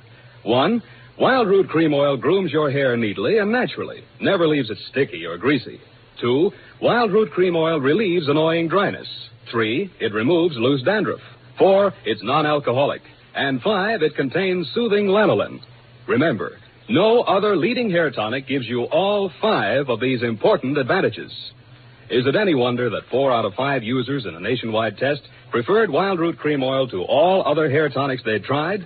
So next time you visit your barber, ask for Wild Root Cream Oil and get the big economy-size bottle of Wild Root Cream Oil at your drug or toilet goods counter. And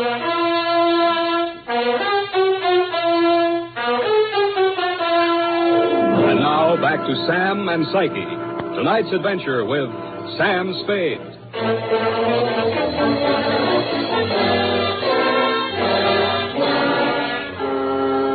His eyes were open, and he seemed to be looking right at me as I bent over him. The finger marks in his throat were too blotchy to be of any use. Pretty soon, Lieutenant Dundee and Sergeant Polehouse came in and walked over behind me. We all stood there for a second, and then Polehouse bent down and closed those eyes. You know him, Sam? His name is Nicolaitis. That's all I know about him. What did he come here to your place for? I don't know. You invited him? I wouldn't have been surprised to find him here, but not like this. You boys got a smear on him yet? Sure. He's an old customer of mine. Runs a photo lab. Photostats, microfilm. Microfilm. Nobody makes any sense. They're all screwballs, psychos, neurotics. What am I doing in the middle of this anyway? Sam, don't scream at us. We're just doing a job. Oh, I'm sorry, boys. This Dr. Denov was my client. Mental expert. That Denov probably had a screw loose somewhere and needed a psychoanalyst himself. Say, maybe he was... Yeah. Hey, look, Dundee. I'm going out of here now. Do I call Sid Weiss and we go through all that again, or are you going to let me walk? Why, Sam, you can go. I know where you sleep. I'll wake you when I'm ready for you.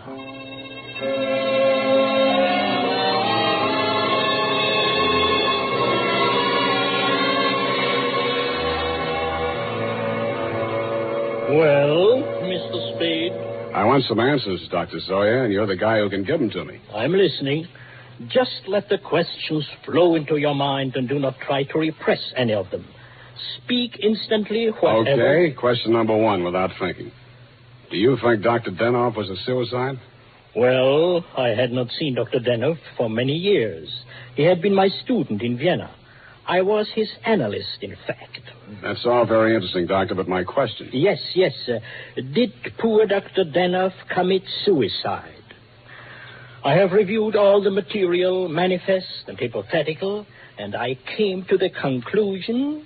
No, it was quite impossible. You see, these paranoid... Okay, question number two. Was Dr. Denoff in love with Constance Brent? I suppose I can now answer that question.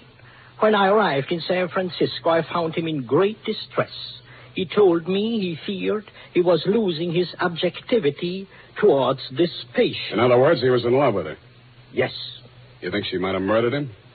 All psychoanalytical subjects develop aggressive feelings toward the doctor. Nearly all of my patients have threatened me at one time or another. You don't say. Tell me, Dr. Zoya, you know anything about Jonathan Wallace, Miss Brent's husband? A violent type, almost psychotic. Yeah? How about you, Dr. Zoya? Could you have done it? That is a most interesting question, Mr. Spade. When I arrived here from Vienna without funds, dependent on the kindness of my former students, I must confess that I felt a certain antagonism. It disturbed me to realize that a man of my standing in the profession should be dependent on the goodwill of a younger and, I sincerely believe, less gifted man. However, I overcame this, and I didn't kill him. Yeah. Well, Doctor, thanks a lot. Oh, people. Truly a life study. There is no accounting. For instance, Dr. Denoff. He came to me only this afternoon with the strangest requests. Yeah? He gave me the gold watch which I had presented to him many years ago upon his graduation in Vienna. He had a patient waiting and so had not much time to explain. Where is this watch? Please, I'm coming to that. He asked me to promise that I would have the watch buried with him if something should happen. That has been done. But Dr. Denoff just died at 3 o'clock. It is a Mosaic law that the deceased be buried before sundown. Uh-huh. Thanks, Doctor. Thanks a lot. I hope I've been of some help. Doctor, you'll never know how much you've helped me.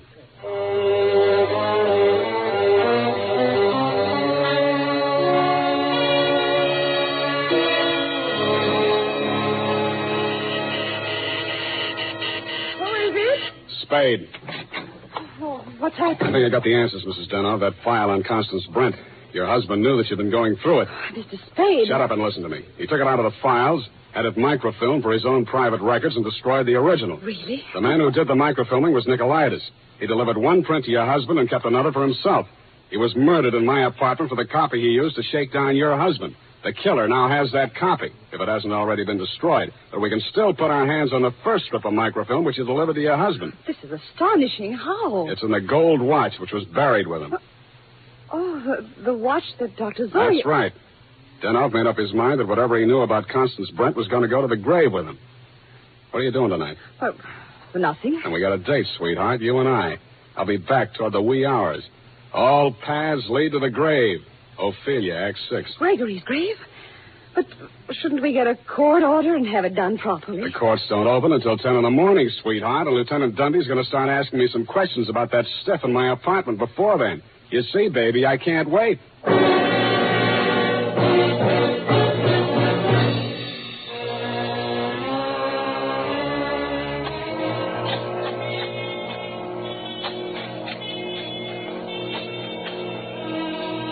Mr. Spade, we shouldn't be doing this. If I'm wrong this time, it won't be wasted effort. I'll crawl into the grave myself and pull it in after. Here. I struck it. Give me that crowbar, Mrs. Denoff, quick. Oh, dear. Put that flashlight in here, sweetheart. You look the other way. Yeah. Yeah, here it is. Look. What, Mr. Spade? What have you got? The watch. Here, put the flash on it while I open it. Here's my nail file. Pry off the back. Thanks. That does it. Here's the film. All right, Mr. Spade. Give me that film. Well, if it isn't the second gravedigger from Hamlet, Mr. Constance Brent. Stop clowning and hand it up to me. You better do as he says, Mr. Spade. We've both got guns. I was expecting that. Took you a long time to get here, Mr. Wallace. How did dear Constance make out as Lady Macbeth? Just give me that film. Stop being an idiot, Wallace. The cemetery is crawling with cops. Put that gun away before you drop it and break your foot. Come up out of that grave, Spade, or you'll stay there forever. Okay, Dundee. All right. Get those hands up, everybody. Go ahead, Dundee. Make the pinch. Okay. Sam Spade, I arrest you for body snatching, violation of graves under the Civil Code number... No, you fool. You're supposed to arrest Mrs. Gregory Denov and Jonathan Wallace for the murder of Gregory Denov and Pericles Nicolaitis. But I... Oh, yeah. No, you don't.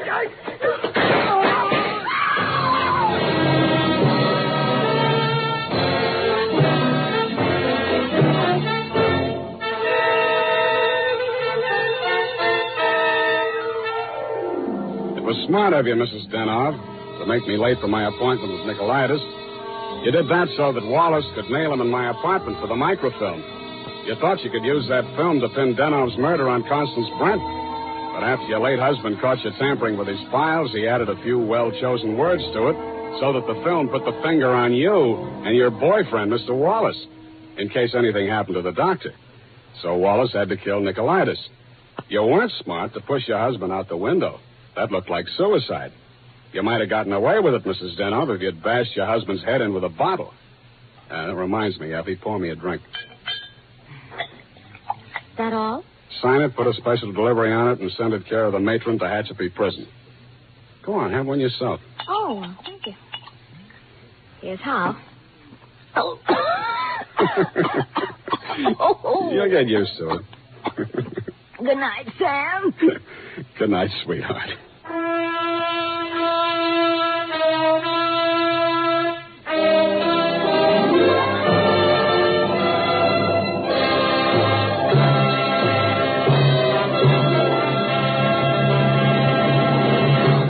Wild Root Cream Oil presents The Adventures of Sam Spade, Dashiell Hammett's famous private detective, produced and directed by William Spear. Then, on these warm August days, the sun beats down on your hair, may leave it looking dry and brittle. That's why, now especially, you need Wild Root Cream Oil. This grand non-alcoholic hair tonic has just what it takes for summer grooming. It contains lanolin, the soothing oil that's so much like the oil of your skin. Wild Root Cream Oil keeps your hair neatly in place, gives it the handsome, successful look that helps you get ahead on the job. And Wild Root Cream Oil removes loose, ugly dandruff and actually relieves annoying dryness. So tonight, take the famous FN test. Check your scalp. Signs of dryness or loose dandruff tell you need Wild Root Cream Oil right away. Sam Spade is played by Howard Duff. Fred Essler was Dr. Zoya. Lorene Tuttle is Effie. Don't forget, next Friday, the three masters of the art of hair-raising, Dashiell Hammett, William Spear, and Wild Root Cream Oil, join forces to bring you another hair-raising adventure with Sam Spade. Smart girls use Wild Root Cream Oil, too, for quick, good grooming and to relieve dryness between permanents. Mothers say it's grand for training children's hair. Dick Joy speaking. This is ABC, the American Broadcasting Company.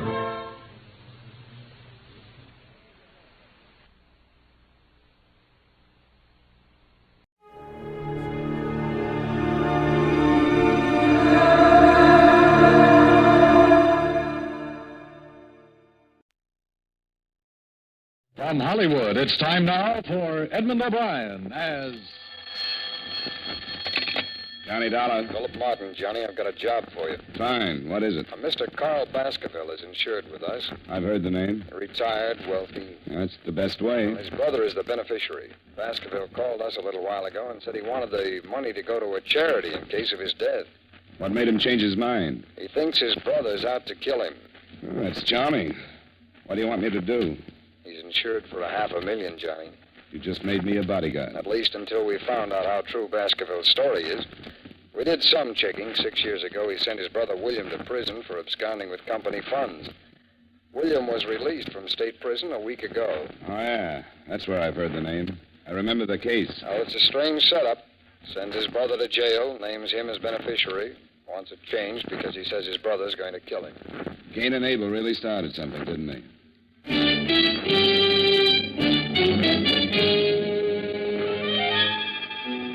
Edmund O'Brien in a transcribed adventure of the man with the action-packed expense account. America's fabulous freelance insurance investigator. Yours truly, Johnny Dollar.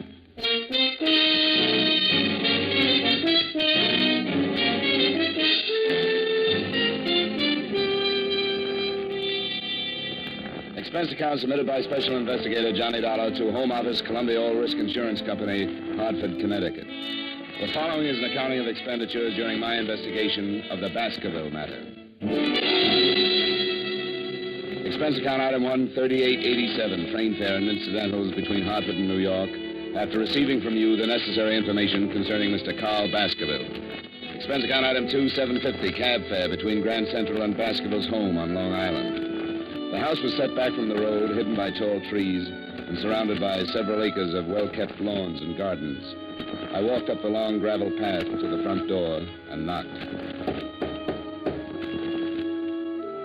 I lit a cigarette and waited. The afternoon sun was warm on the back of my neck, and the air smelled of wet grass and bright flowers.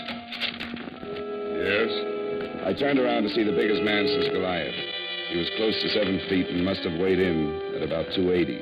He was nice-looking and wearing a well-cut blue suit, probably made from the best part of a tent.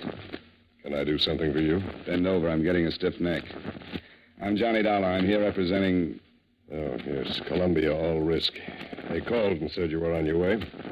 Come in. I'm Mr. Baskerville's personal secretary. Mr. Baskerville is expecting you. The big man led the way through the big house, through the big French doors that opened on the big garden. Carl Baskerville was sitting in a chair, feeding the birds.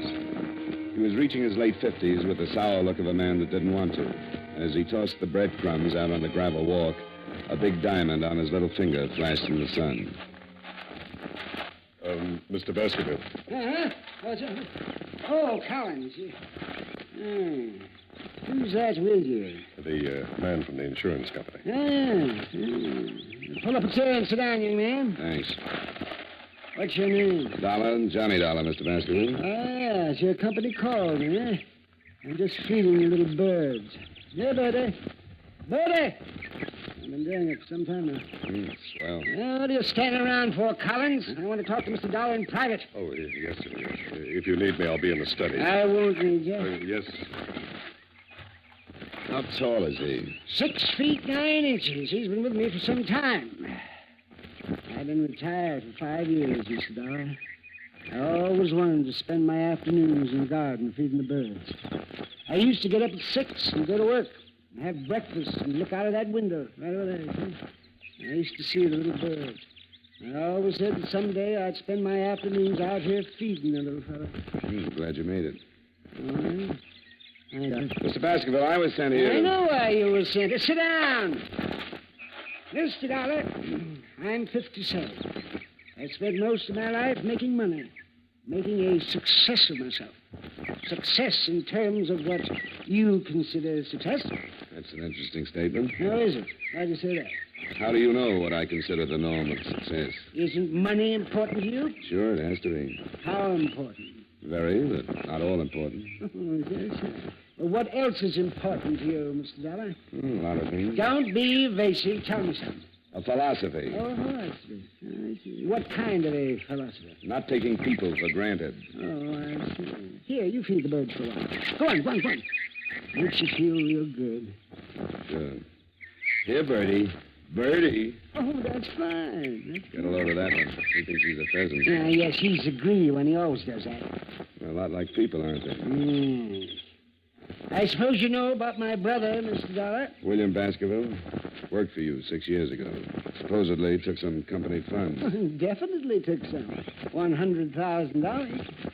Sent to state prison for 10 years. Was paroled last week after serving 6. You're insured with Columbia All Risk for $500,000, and your brother is the beneficiary. That is correct. Now you want to change. That is again correct. Want to tell me some more about your brother? No, your company's worried. Is that it? $500,000 worth. I suppose you consider it strange I'd send my brother to prison, and then make him my beneficiary. I guess strange is a good word.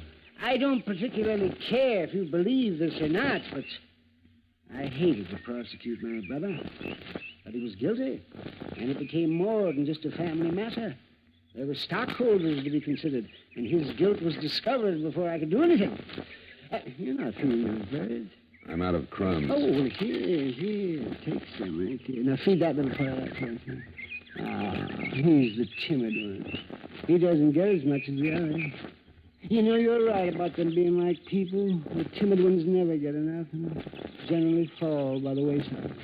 You made your brother your beneficiary, and now you want to change it. Yeah, well, only as a precaution. With my money out of the way, perhaps William will think twice before he attempts anything foolish. I'm having my will changed, too. You see, I originally left my entire estate to William. What makes you think he might try? This letter. This way down. Okay. I spent 5 years hating you, but I learned a trade. I used it drawing blueprints for your shroud. Poor William always did go for the dramatic. When'd you get this? I got it yesterday. It's the first I've heard from William since he went to prison. Well, it'll never get a Pulitzer Award. Yeah, William always did go in for the dramatic. Since boyhood, he's envied my get up and go. We never got along. It was even too much for my poor mother. She died very young. Probably overworked from knitting straitjackets. What's that? Don't be flippant, young man. That was uncalled for. Yeah, I guess it was. And I have a strange habit of getting flippant when I get confused. I'm confused, Mr. Baskerville. Yeah. Well, William is the last of the Baskervilles. Hothead, childish, weak, and insecure. But he's a Baskerville. If he kills me, he'll be caught. If he doesn't gain by my untimely death, he may reconsider. I still have hopes of a reconversion, so to speak. The regeneration of the Baskerville. If you will. Perhaps when he calms down and forgets his last 6 years, we'll talk. And then I plan on renaming him as my sole heir. Are you still confused, Mr. Dollar? You haven't contacted him? I told you didn't know where I was. Somebody out looking for him? Of course not. Why? Because I think somebody should be. If you're going to remove the temptation, it might be a good idea to inform William. How's he going to know he's been momentarily disinherited? Man? Yes, Mr. Baskerville? Well, I must admit... If you don't want to call the police, I'd suggest a private detective. Yes, but there's no telling how much time... It's better than feeding the birds. Can you think of anyone who might know where your brother is? Well, perhaps I can. There was a girl before William went to prison. I'm not even sure she's still in New York. What's her name? Carter. Virginia Carter. Lived someplace in the village. I only met her once 6 years ago. And hire yourself a good private detective in a hurry and tell him about this Virginia Carter. She might know where William is. Yeah, all right. In the meantime, I'd recommend that the change of beneficiary be hurried up. Oh, I'm getting tired. I'm tired. I'll finish feeding my birds. Yeah, sure. Good day, Mr. Dollar. Oh, here. I had a few crumbs left over. Oh, well, thanks. Hey, Birdy. Birdy!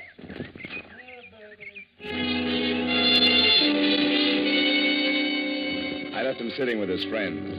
He'd have one good deed to take along with him. I went back through the French doors and started back through the house. I got as far as the hallway.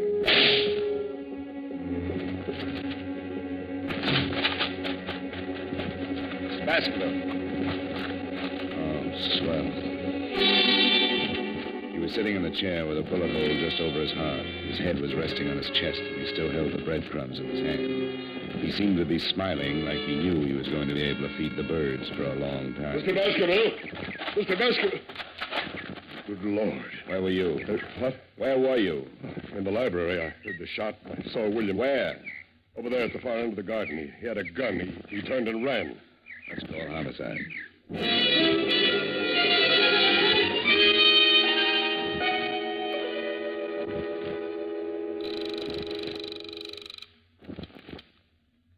Homicide. Lieutenant, this is Johnny Dollar. Well, hello. Haven't heard from you in a month. I've got a killing for you. Who? I'm out at the Baskerville estate. The Baskerville? He used to be Carl Baskerville. He was shot a few minutes ago in his garden. Oh, William did it. I saw William with a gun. What? Baskerville's secretary says he saw William Baskerville with a gun. The brother? The one who just got out of state? That's right. I'm here because Carl thought William was going to kill him. He showed me a letter. Holy... A letter? Get out here. I think I just made the mistake of my career. I shoved Collins aside and ran back out in the garden. Baskerville was still smiling, and things looked about the same. I went through his coat pockets and found what I was looking for. Nothing. The threatening letter from William was gone. I went back in the library faster than I'd come out. I remembered what Baskerville had said about a girl named Carter. I grabbed a phone book on a wild hunch and started looking up the Carters in Greenwich. Only one Virginia in that part of town, so I said a quiet prayer to the gods that be, visioned my employers' reaction when they found out their investigator had been on hand when they lost a cool $500,000, and called a cab in the hopes that I might at least save half the face. I told Collins not to touch anything and to wait for Lieutenant Brenner's. Expense account item 3, $8.75 cab fare to Greenwich Village. It was a long shot, but it could be the same girl that had known Martin. I went up the stairs of an old brownstone and knocked on the door. When it finally opened, I got the quickest scalding in history. She was wearing something thin enough to make a silkworm hang himself. Yes? I bet you had a hard time finding something to wear in July. I'm not cold-blooded. What's on your mind? I'd like to know about William Baskerville. Oh, that one. I haven't seen him in years. Maybe you've got a picture of him? I've got lots of pictures. There might be one of William somewhere. Well, let's look through the whole flock. I've got lots of time. Before I let you in, you'd better tell me your name. I don't want you to steal anything from me. Honey, if anybody stole anything from you, they'd get their fingers burned off at the elbows. Come in. She opened the door and led me into the living room, sat down. The shades were drawn, and I had a hard time finding the couch. Oh. Pardon me, I'm flying blind here. You must have studied Braille. Well, how do we look at the pictures? With a magic lantern? I thought maybe you wanted to relax a minute. Put something in a glass. I'll cool down. I don't drink. Never keep the stuff around. Doesn't leave you much of a field. What do you major in? Cigarettes. Have one? Yeah. I haven't got a match. Just hold on to it. It'll light up. I think I'd better get the pictures. I'll be right back. I get lonesome in the dark. I'll just be a second. Turn on the radio. Where is it? By your elbow. Oh. That's nice. Picked it out myself. You can start with these. If William isn't in this file, I've got lots more. You're not in a hurry, are you? Not a bit. Good. This might run into overtime.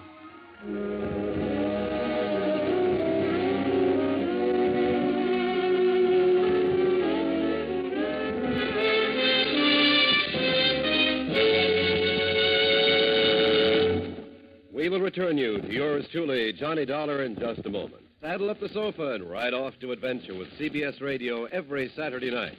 That's when most of these same stations bring you the Gene Autry Show and Bill Boyd as Hopalong Cassidy. Rustlers don't stand a chance. Crooks of the range go down under fire when those two riders for justice, Gene Autry and Hopalong Cassidy, empty their holsters. Enjoy their latest adventures tonight on CBS Radio. Now with our star, Edmund O'Brien, we bring you the second act of yours truly, Johnny Dollar.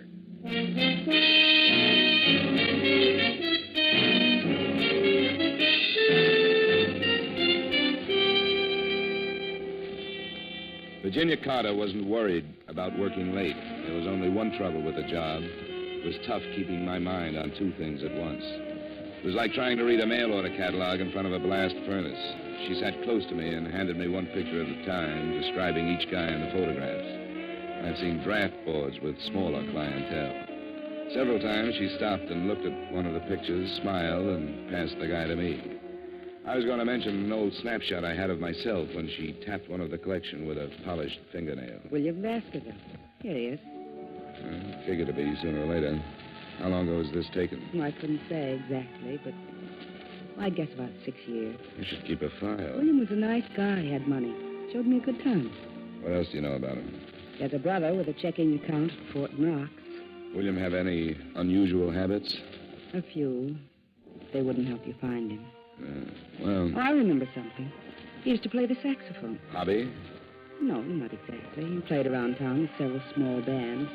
He used to pick me up after work, and we'd go to a dive someplace, and he'd sit in. He loved it. He was a nut on jazz. You make money at it? I guess so. Before he went to work for his brother. I don't think his brother liked him playing sax. Okay, honey, thanks. I'll stop around again sometime. Take a look at your parlor. I'll spin a nice, soft web.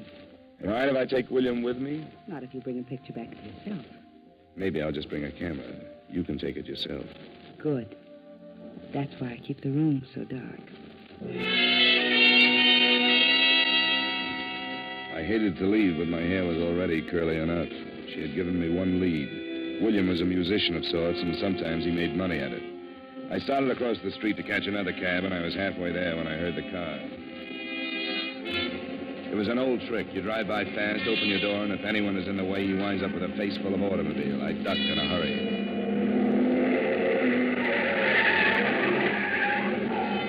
I picked myself up and thought about chasing him, but he was so far down the street I couldn't even get the license number. Expense account item 4, $3.35. Another cab to local 802 of the Musicians Union. I went in, and a little short guy with a twitch looked up at me from behind a big desk. Yeah, something I can do for you, Pops? That twitch? Yeah. Too much, Pop. You know William Baskerville plays sax? Has he got a card? He makes money. Well, if he ain't, he better have. See if he does. I'm an old friend, and I'd like to get in touch with him.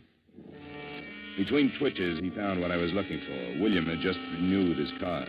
It didn't show a home address, but his mail was being sent to one of the swing joints on 52nd Street. I said thanks and left the little man in the middle of a twitch. Expense account item 5, $3.85. Still another cab to the address on 52nd Street. On a table, huh? I'm looking for William Baskerville. Baskerville? Plays the sax. Yeah, you'll have to ask one of the musicians. I don't pay no attention to the music. Tone deaf. Thanks.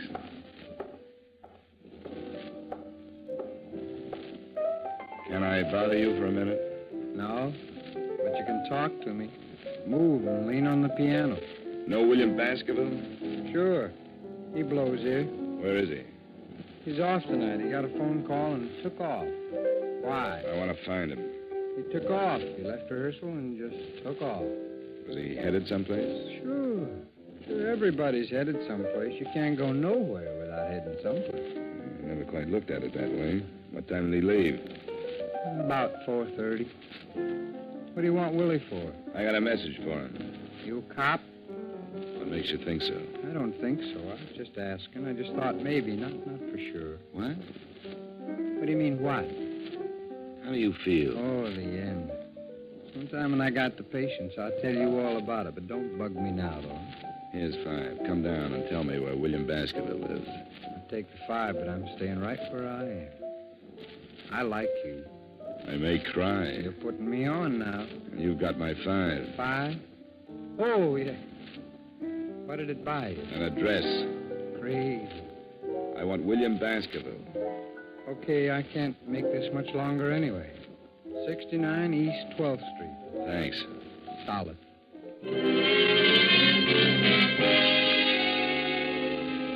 Expense account item 6, cab number 4, 75 cents to the home of Brother Baskerville. I climbed the stairs of a beat-up building and stopped at a door on the 3rd floor. According to the landlord, Brother Baskerville's room was on the other side. I tried my knuckles again and put my ear to the door. I couldn't figure it out at first. It was a strange sound, the light scraping like a rope over wood. I tried the door. I'd been right on both counts. It was rope and it was rubbing on wood. Because Brother Baskerville was making the sound effects, but he was doing it the hard way. He was on one end of the rope, hanging by his neck. He was turning slowly like a weather vane in a soft breeze. The chair was tipped over at his feet, and there was a phone on a table. I crossed to it and was about to call Lieutenant Brenner's when I looked at the dead man again, and my stomach jumped up and kicked my mind into high gear. I walked back to him and picked up the chair. What I saw threw the suicide theory right out of the window. If he had used the chair to stand on, he would have still needed a ladder just to tie the rope to the rafters. I've seen a couple of guys that hang themselves, but never one that jumped 4 feet in the air to do it. I shoved the chair under him just to make sure. He cleared it by a good foot.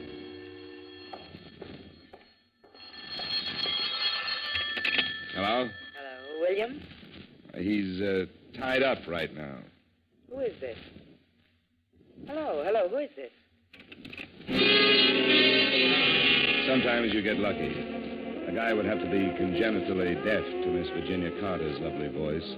She'd been lying when she told me she didn't know where William lived, and I just have a natural aversion to lying women, especially when they're mixed up in a murder. You guessed it. Expense account item 7, cab fare, $1.55 back to Greenwich in Virginia Carter's darkroom.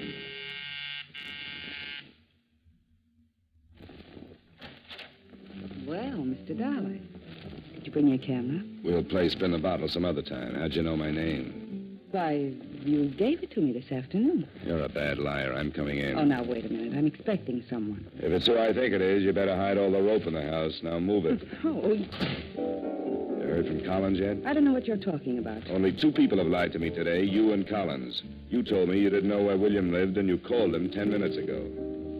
Collins said he saw William standing in the garden with a gun, and a musician told me William didn't leave rehearsal until 4:30. I didn't leave the Baskerville home until 4. Get out of here. I don't know anybody named Collins. Okay, but Collins just killed William Baskerville.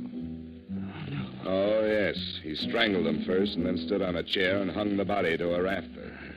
How do you know it was Collins? Because he forgot he's a foot taller than most guys. He gave William a boost, but he left him hanging too high. Wait a minute. He just left William waiting for oxygen. You didn't say anything about killing William. I want to get out of this mess. And slow down and tell me everything you know. Well, I met him with William. William introduced me to him one night. After William went to prison, I started seeing Collins, and he told me that he'd been in some kind of a deal with William. They'd stolen some money, and that was why William went to prison. He went up and was supposed to split with Collins when he got out. So William came back and wanted his share, and Collins killed him, huh? I didn't know he was going to kill him. He forged some kind of a letter so that it would look like it came from Martin. That's where the letter figured. He was going to kill Carl Baskerville and blame it on William. He didn't say anything about killing anybody. He killed him, then stole the letter. Looked like William had killed him and taken the letter to hide the motive. Listen, Mr. Dollar. Collins must have come in through the kitchen and started shooting. She went down like a diver with a bends and died on her face. He was trying for me when I jumped to one side and knocked over the only light burning in the room. He came close, but the flash of his gun gave him away, and I threw enough lead to fill a sink. Collins stumbled back into the kitchen, but he was dragging. I heard him drop, and I moved in after him. The moonlight slanted down through one of the windows and splashed out on the hard floor. He was lying in it, on his back, like he wanted to get that far anyway. You'd better give it up, Collins. Forget it. No reason to kill you now. Before you close your eyes, tell me something. All right. It won't take too long. Why didn't you go out and get William yourself? Why wait until I found him? Didn't take the chance. I knew the old man would have somebody start looking sooner or later. I killed him in the garden because I knew you'd make a good witness. Probably go looking for Virginia after he told you about her. You called her and told her to tell me everything she knew. That's right. Wanted you to find him so it looked like a suicide. You nearly got away with it. You just forgot how tall you were when you hanged William. You tried to run me down? No. Just wanted to scare you. Make you think it was William. I'll call an ambulance. No. No, I got 3 of them. Should be raining now. Too nice a night to die. Yeah, not a cloud in the sky. It's a beautiful night. Yeah. Well, I can't use it. But I'll give it to you.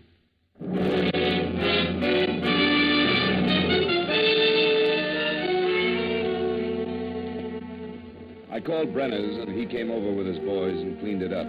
Virginia, the girl with the Rogues Gallery, was dead, and Collins wasn't long catching up. It was pretty simple. Collins and young Baskerville had taken $100,000 from the brothers' company, and William was caught. He did 6 years, knowing that when he got out, there would be $50,000 waiting. In the meantime, Collins had his girl, and enough time to think that $100,000 was better if it wasn't split in the middle. Collins framed William with the letter and then started killing.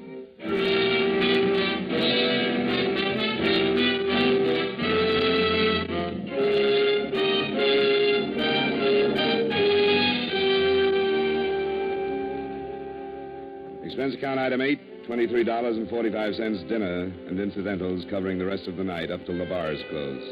Expense account item 9, $10. A massage and steam bath. Item 10, another cab to Grand Central, 65 cents. Item 11, $38.55 train fare and incidentals back to Hartford. Expense account total, $137.27. Comments? Murder isn't so bad. A ride in any New York cab makes a killing look like a Sunday school taffy pull. Yours truly, Johnny Dollar.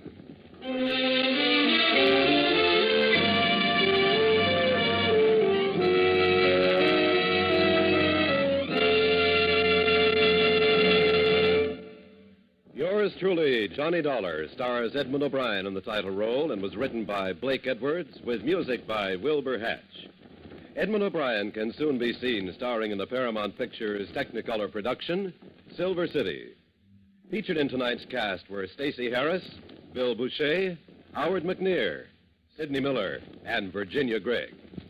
Yours truly, Johnny Dollar, is transcribed in Hollywood by Jaime Del Valle.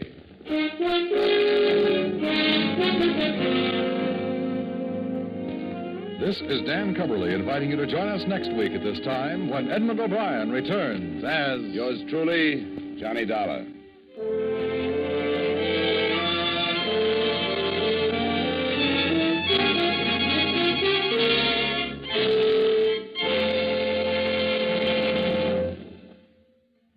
This is Edmund O'Brien again. I'd like to speak to you for a moment about one of the most important duties of American citizens. Today, every American has an opportunity to share in our common defense effort. And right now, this opportunity has become a duty for all of us. The armed forces of the United States need blood, our blood. The Korean campaign has gravely depleted the supply on hand, and this must be replenished if we are to afford our servicemen the protection they are giving us. No matter what your age, sex, or station in life, you can contribute to American defense by donating a pint of your blood to the men of your Army, Navy, Air Force, or Marines. Call your local blood donor center or Red Cross chapter today for an appointment. Remember, your donation of blood may save the life of a wounded serviceman. Give your blood today to save a life tomorrow.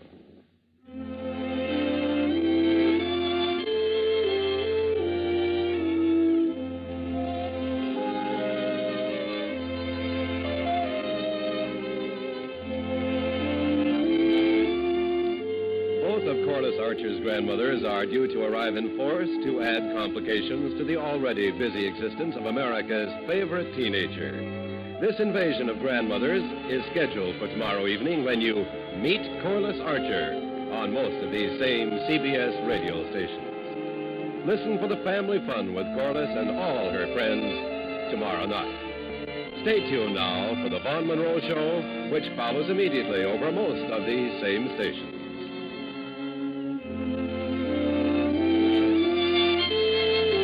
And remember, True Actions fans, never miss a case with Gangbusters Saturday night on the CBS Radio Network.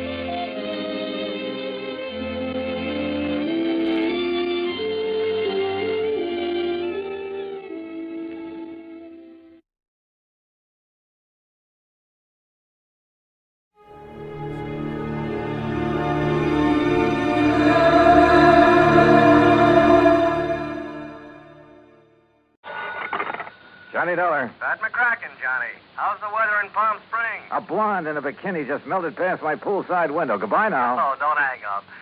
Johnny, this job's just a few miles north of where you are. It'll take maybe a day to clear it up. Yeah, you said that last Christmas, Pat, and I got trapped in a blizzard. This season, I soak in the sun. Happy New Year. John, boy, we have a bonus list in this office. Your name could be on it. Near where I am, huh? It's a ghost town named Calico. An old prospector named Kringle is breathing his last up there. I thought old prospectors never died. He wants to change the beneficiary on his $50,000 policy, but a nephew, Ned Kringle, threatens suit if we let him. So you contact our agent, Gene Craig, in Barstow. Who's the new beneficiary? Carmen Kringle. Carmen? A burro. A burro? Yeah. If I don't hear from you, Johnny, Merry Christmas.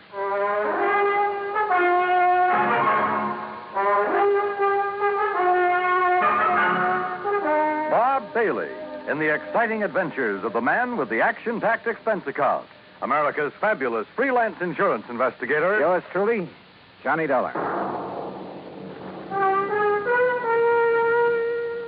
And now, Act One of yours truly, Johnny Dollar.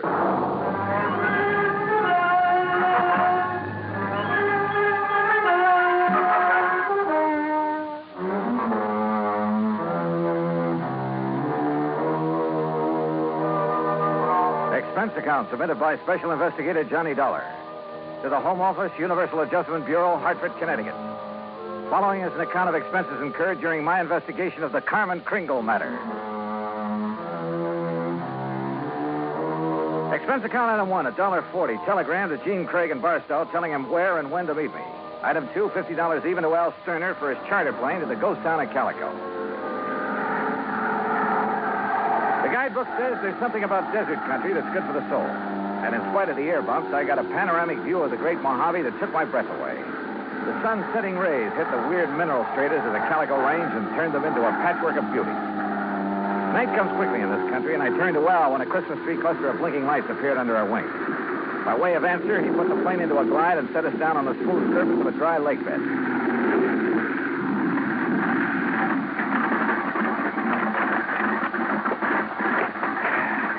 You want me to wait around till your friend shows up? No, thanks. Well, there seems to be plenty of company. That's just an old coyote. Don't stand too long or you'll freeze to the spot. Okay. Good luck. Call me when you want to be picked up.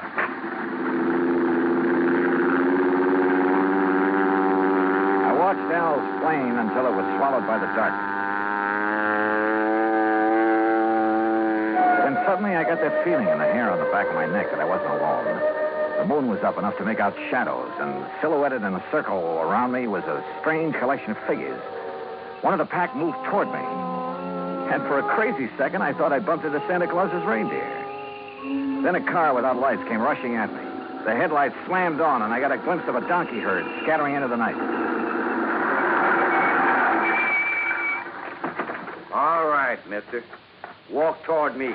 Slow, with your hands high. I've learned never to argue with a Winchester 94, so I followed orders. I spotted the weaving headlamps of another car approaching and prayed it was the agent, Gene Craig. Close enough, Sonny. I can pop the rattlers off a sidewinder at 60 yards, so don't you make no sudden move. He was maybe 60 with gray sideburns and a frosty goatee. A marshal's badge was pinned to his leather jacket. All right, now, mister. Marshal, it's all right. That's Mr. Dollar. Huh? I was supposed to meet him earlier. I'm awfully sorry, Mr. Dollar. I'm Gene Craig. Huh? I couldn't get here until I drove Doc Spangler up to Chris. He's had another setback, Marshal. Yeah, some darn fool let down a rail on his corral, and Chris Kringle's whole herd got loose. He don't give a chuck for most of them, though, except Carmen. Now he's fretting because she's running wild. Almost had him tracked down when this here fella showed up.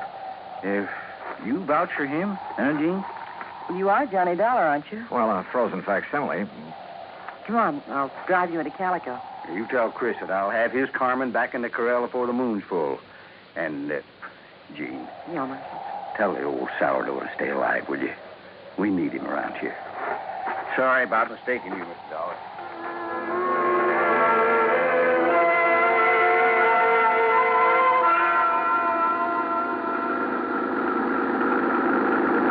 Gene Craig, with a J, knew her way around.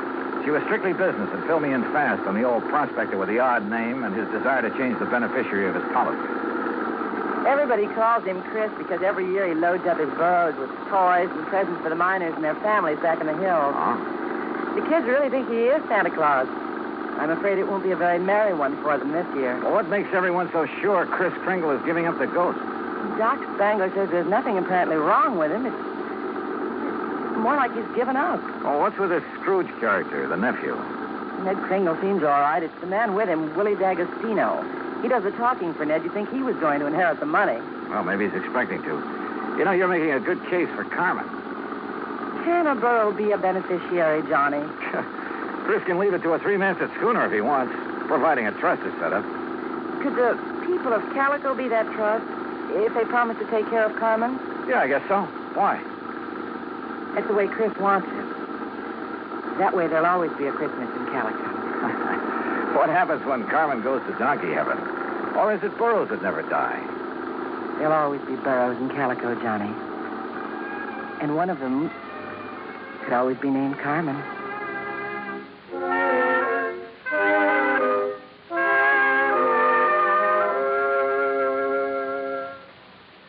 Act two of yours truly, Johnny Dollar, in a moment. Act two of yours truly, Johnny Dollar, and the Carmen Kringle matter.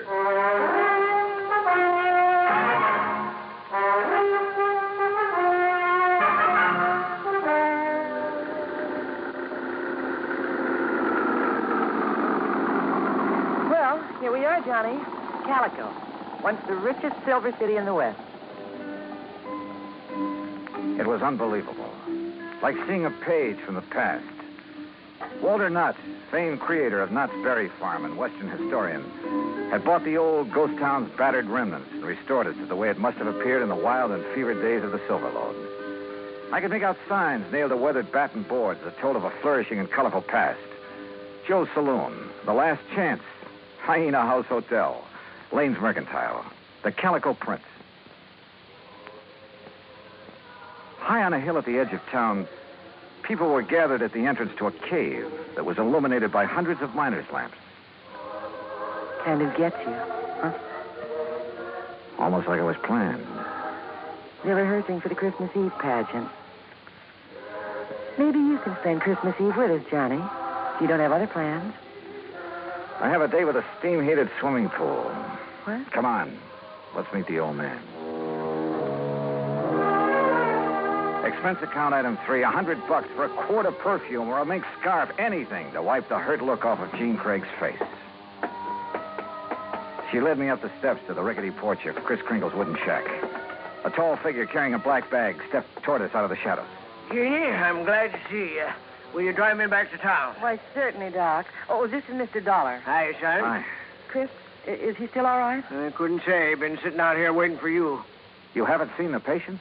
The medical man knows the duty and all that, but I'm too old to talk back to a gun. They wouldn't let you in? Tired of it. Well, I'm not a medical man. Well, please be careful, Johnny. I told you, Stallbone, stay away and leave the old man. Well, if it ain't little Jeannie, the policy fixer. And who are you, mister? Willie D'Agostino. This is Johnny Dollar. He's from the insurance company to see about changing the policy. Who is it, Wooly? Who are you talking Relax, will you, and let him give us some tourist directions back to Barstow. There'll be no policy changing at this late date, mister. Ned Kringle is very bereaved at the imminence of his uncle's demise.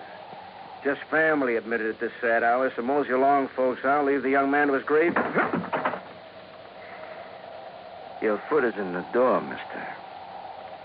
I don't like your foot, and I don't like you. His hand moved to his shoulder holster, but Jean was standing right beside me. It was Doc who suddenly shouldered past D'Agostino and fled up the stairs that gave him my chance. I kicked the door wide. Threw him off balance. I shoved Jeannie aside, and that was a mistake because a million Christmas tree lights blazed up in my skull.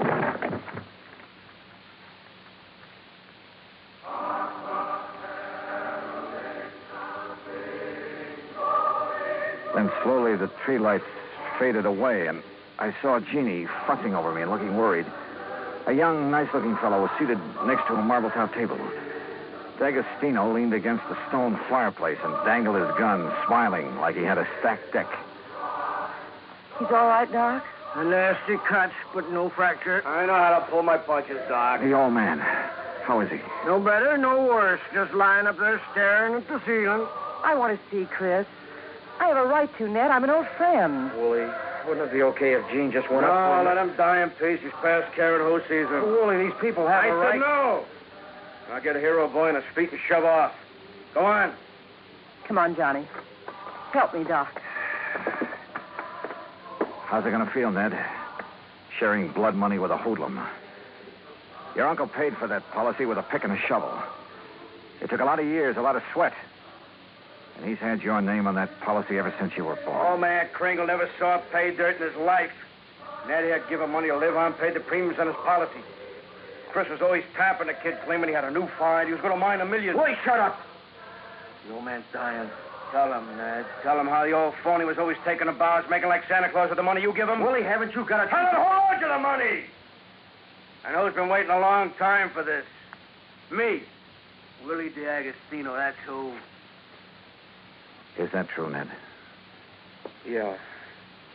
I thought my uncle would make a strike someday. I honestly thought he'd strike it rich. I know he tried. He did strike it rich, Ned. When he dies, every man, woman, and child in this town will mourn him. He'll live in their hearts. What will people remember about you, Mr. D'Agostino? All right, get out, and stay out before I... Willie, this rifle will make a hole in your belly big enough to pass a borax beam through.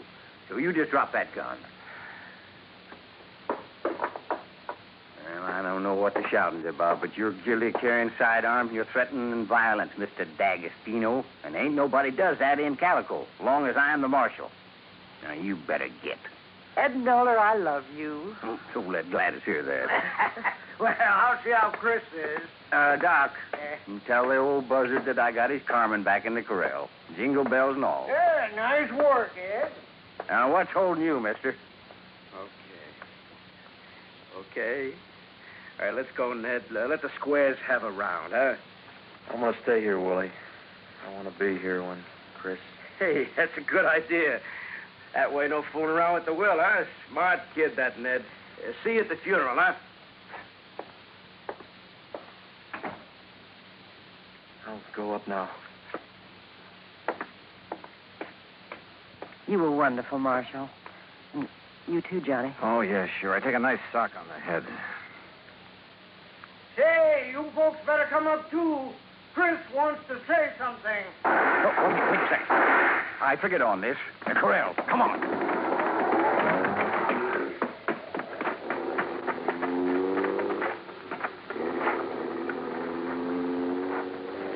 D'Agostino must have had another gun in his car. One of the bullets had found the mark he intended. Willie Boy wasn't taking any chances that Carmen Kringle would inherit $50,000. We found the burro lying on her side, quite dead. Jingle bells and all.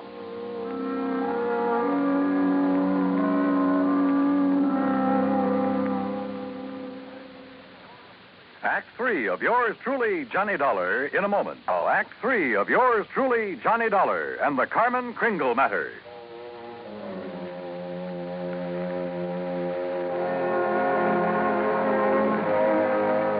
Oh, Marshal. Johnny, how could he have been so cruel? Carmen dead. It's just not right. Yeah. I figured D'Agostino might be mean enough to try killing Chris's pet burro. We can't tell him about it. It would kill him for sure. He'll have to know the truth, Gene. You'll have to decide about the will. Yeah, truth is always the best. And easy this time. Easy? Huh? Yeah. I'll just take these bells off of this poor little feller, and I'll put them where they belong. Carmen? What? Carmen? Oh. Mosey over here now. Well, you pulled a switch.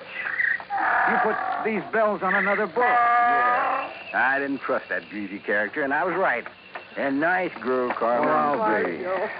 Now, you folks going up and see old Chris. I'll keep an eye on this here $50,000 jackass. That's the way it's going to be, ain't it, Johnny? Yes, sir. That's the way it's going to be. But I was wrong. The roly-poly little old man on the four-poster bed with his white whiskers resting on the quilt changed his mind again. Even after hearing about how the marshal saved Carmen. I wasn't going to scratch Ned's name off of that insurance, Mr. Dollar. I tried to shake that D'Agostino, figuring he'd take his hooks off of Ned if he thought my Carmen was going to get the money. Oh, I was scared for a while that I just might have to up and die to square my nephew's gambling debts. I'm sorry, Chris. I'll work my fingers raw paying every cent I owe, but I'll pay him back with interest. I want you around. Hey, Mr. Dollar. Yeah, Chris. Lift the lid on that footlocker and fetch me one of them bags in there. They're pretty heavy, but you look strong. Well, they're sure heavy enough. You got them stuffed with silver? It's better than silver. Open it up there. Yeah, that's it there. Yes, recognize the dot? Yeah. Maybe you'd better have a good sleep, Chris. This here's plain old gravel. Oh, plain gravel. It's uranium, Doc. Huh? The last batch assayed at $900 a ton. And I got a mountain of it staked out. In both our names, Ned. You don't say. Why, Chris? Mr. Dollar, if you and Jeannie check with the Barstow Bank, you'll find that they'll extend credit on the strength of that assay. You reckon you can spend 2 days buying enough presents so as we won't disappoint the folks hereabouts?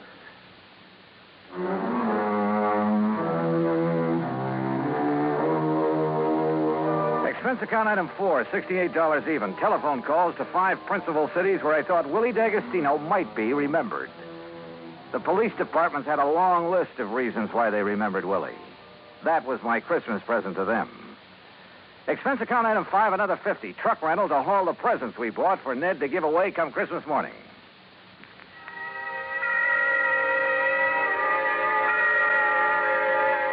And then it was Christmas Eve. We sat on the Kringle's porch and watched the procession up to the Maggie mine. The flickering lights from the miners' lamps reflecting on the faces of the happy children. Old Chris was bundled up in blankets, his little eyes twinkling, chuckling to himself like he knew all the answers to the universe. Jean was there, too. Kind of nice. Isn't it, Johnny? Kind of nice. Marshal Ed Noller was one of the wise men in the procession. I recognized the sideburns. And Doc Spangler couldn't hide his height. Oh, he wore an awful beard. Ned Kringle led the burro that carried the Blessed Mother. Yeah, you guessed it. The burro was Carmen Kringle. Expense account total, including return to Palm Springs and incidentals, $229.75. But forget it, Pat. This is the best holiday I ever had. And I was only cold at the start. From all of us to all of you, may this be your very merriest Christmas ever. Yours truly, Johnny Dollar.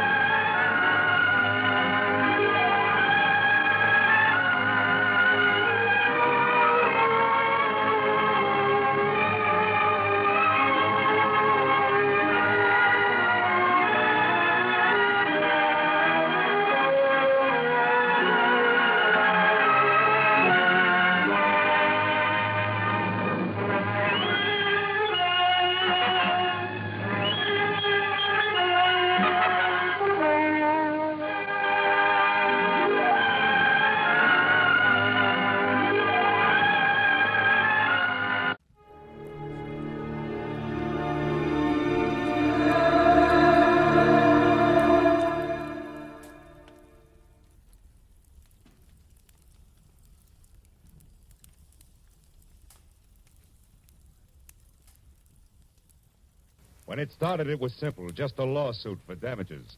But before it was over, it was far from simple, and the damages were murder. All because of a red-headed woman, a ghostwriter with ambition, and a match that burned with a bright green flame. From the pen of Raymond Chandler, outstanding author of crime fiction, comes his most famous character as CBS presents The Adventures of Philip Marlowe.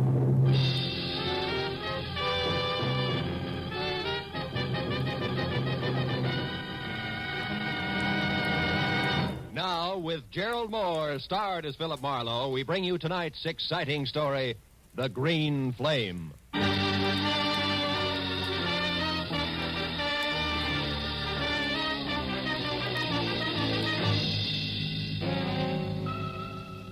It had been the kind of early start, late finish crowded in between day that had made breakfast coffee, lunch a ham sandwich on the run, and dinner nothing.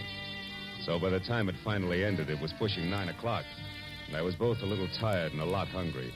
All of which made the feast I could imagine spread out in front of me over an emerald green tablecloth something better than good enough to eat. Blue Point oysters on a half shell, a Caesar salad, veal scallopini topped with mushrooms the size of silver dollars. Oh, I was ready for it. Yes, well, the oysters once again became a blue ashtray. The scallopini a notebook. The green cloth underneath all. My desk blotter. Hello, Marlowe speaking. Dodie Whitmore, Marlowe. Ever hear of me? I have. I've also heard you own half a dozen screen magazines, a local radio station, and a daily published for the motion picture industry called the Hollywood Trades. Is that covered? Not quite. Today I acquired something else. A libel suit for $100,000 that was just slapped against the trades by a has-been actor named Bradford Colby, which, Marlowe, is the reason I'm calling you. Oh? So drop whatever you're doing, boy, and get over here to the Whitmore building. Whitmore building? We're on El Centro near Gower, and closed. Tomorrow's Sunday, no addition. Figures. When the night watchman lets you in, turn left, keep walking till you get to an office numbered 116. You got that? Yeah, 116. But if you don't mind, Miss Whitmore, I'd like to do something. I'd like to eat first. Make it coffee and a ham sandwich at the outside and get over here fast. Coffee? Look, Miss Whitmore, I'm starving. Marlowe, how much do you get a day? 25 in expenses. Why? I'm willing to pay 125, and you keep track of the expenses. Now what do you say, boy? Boy says coffee and a ham sandwich will leave him stuffed. Goodbye, Miss Whitmore.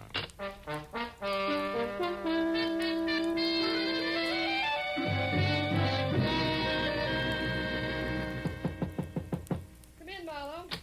Sit down over here, and if you smoke cigars, don't. I can't stand them. Drink? No, thanks. Marlowe, our A1 gossip columnist, Stanley McGrath, had this to say in today's edition of The Trade. Mm-hmm. The sometimes actor Bradford Colby won't call it quits. When refused a part by an independent producer who was short on funds, Colby offered to hawk all and come up with $20,000 if the producer would change his mind. The producer wouldn't. End of quote. And beginning of noise from Colby, huh? Yes, a clamor that we can only silence by proving that McGrath, what he said, is true. Which shouldn't be impossible because Max was a thorough man and never heard of the word rumor. Wait a minute. What do you mean was a thorough man? He died of a stroke, Marlowe, at 5 this morning en route to the hospital, age 61. His column, as usual, arrived here yesterday afternoon in the mail.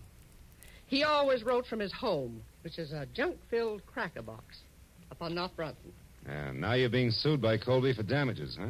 The late Mr. McGrath isn't around to prove what he said is true. You catch. And being very unpopular with producers myself these past 30 years, Marlowe, I've no chance of any help from the one who actually turned Colby down for that part, whoever he is. All of which makes my job what? Precisely this. Find Mac's source of information. Come in, Larry. Larry North, Marlowe. My editor and anybody's Napoleon. Larry, meet Mr. Marlowe. How do you do? How do you... Dodie, I've just found out that old Mac's only lakeman, a queer duck named Leonard Phipps, left town sometime yesterday for San Diego. May or may not be back by now. Where's Marlowe going to start? Well, I At figured... old Mac's place. Larry and I have already checked there, Marlowe. 8312 North Bronson. Maybe you'll grab onto something that we overlooked. Here's the key. Thanks. Mac lived alone. Don't get wrapped up in his notes. They're gibberish. And remember, my lawyers are sure that we lose this case if we can't prove what Mac said was the truth. Well, yeah, but... Call as soon as you get a lead, and if I'm out, Larry will be in his office next door. And, Marlowe, don't waste any time. There's a lot at stake, boy.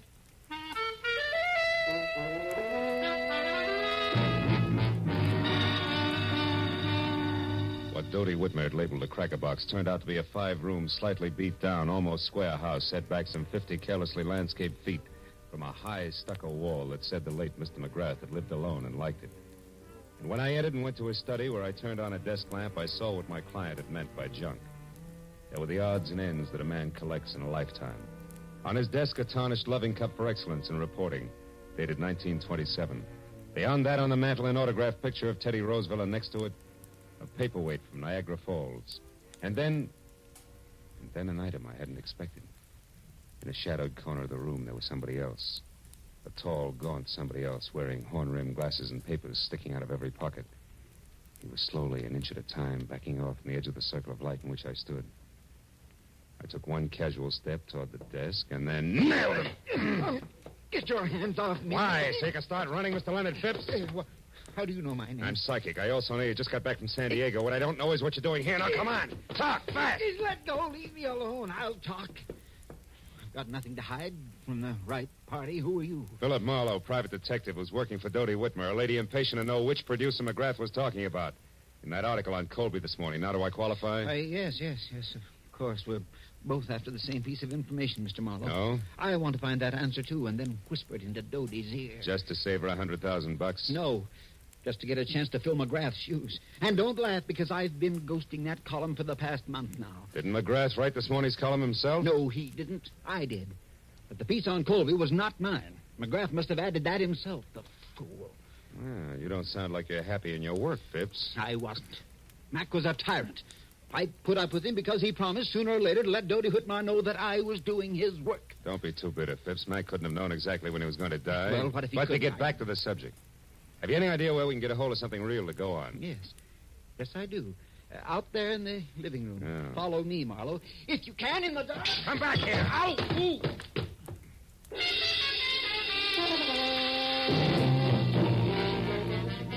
By the time I got to my feet, Phipps was gone.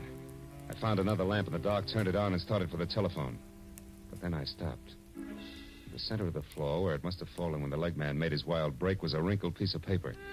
When I picked it up and turned it over, I was suddenly glad that Mr. Phipps had gotten away because, in his hurry to leave, he had dropped his checkoff list for Operation Bradford Colby. There were a half a dozen producers crossed off above the notation Mac's Place, but below that, and not yet discounted, was a name I'd never heard before, Sherry Sheldon. At that, I called Dodie Whitmer, gave her a quick rundown on what had happened with Phipps, and then tossed the name Sherry Sheldon in. She talked it over with Larry North before she answered. But when she did, I knew that finally we were all getting someplace. Marlowe, this is good. Larry tells me that Sherry Sheldon is the ex-Mrs. Bradford Colby. Oh? And better than that, a redhead with temperament to match. That kind'll talk. Mm-hmm. Any idea where this item lives? Yes, a bungalow on Sheramoya, 5800. 5800, huh? Larry says it's a quiet, dead-end street, but not to let that throw you. Because from what he's heard about the lady herself, she's very much alive. So play it smart, boy. You're probably in the big time now. Good luck.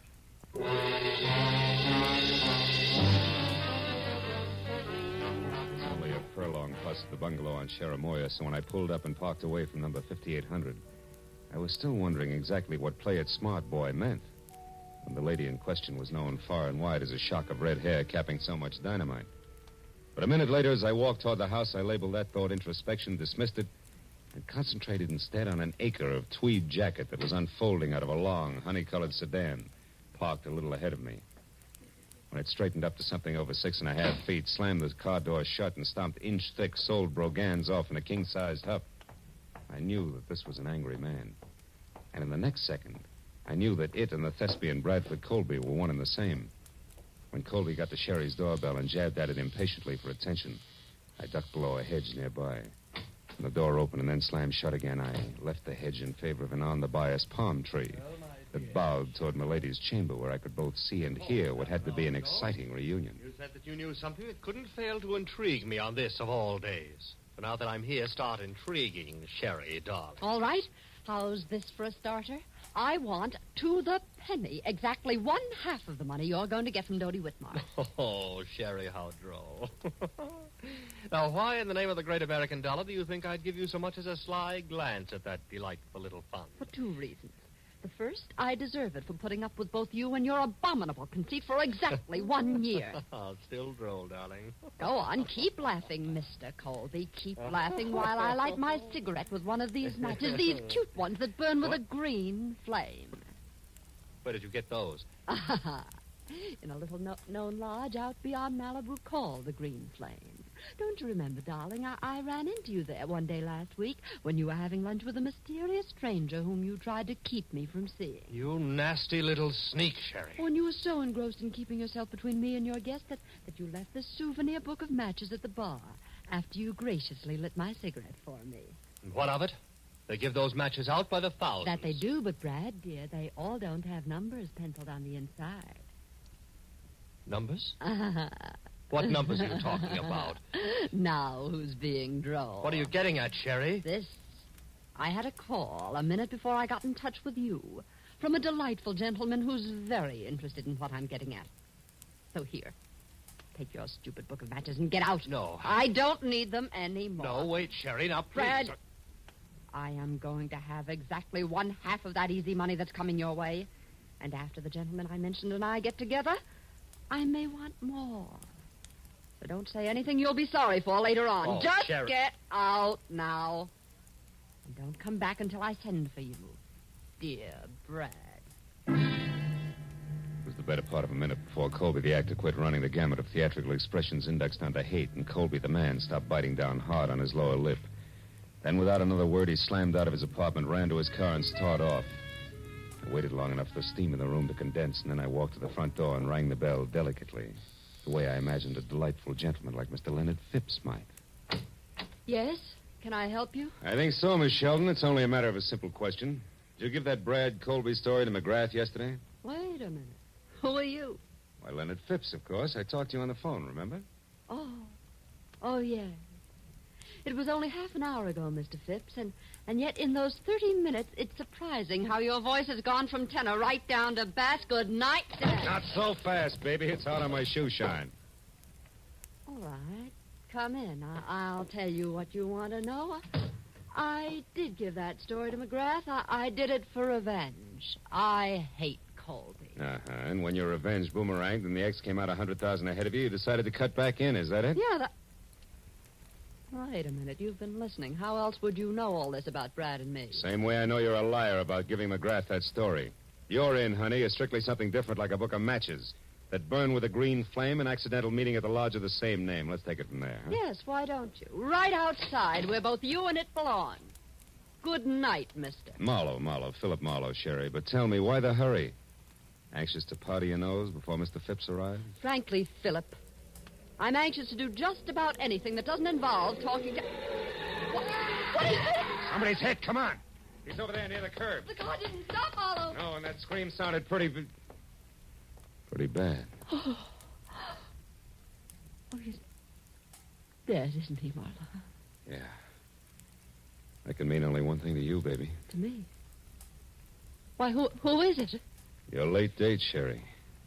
One Mr. Leonard Phipps.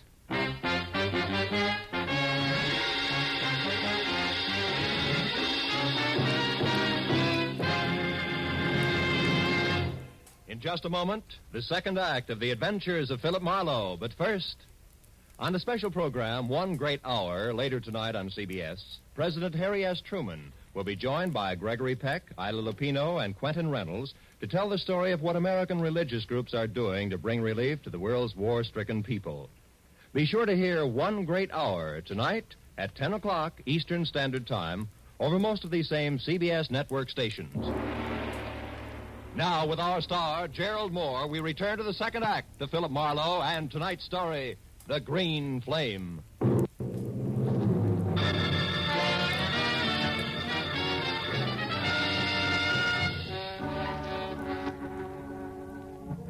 As the red-haired, sophisticated eyes stared down at what seconds ago had been Leonard Phipps, the sound of the powerful car that had slammed the life out of him whirred into silence far down the street. All that was left of Stanley McGrath's overambitious leg man was a twisted, broken scarecrow, sprawled over the curb and half up on the sidewalk. It wasn't pretty. And the sight of it cracked Sherry's self-assurance like a rock through a window pane. When she stopped pressing the knuckles of one hand against her mouth and looked at me, she was scared.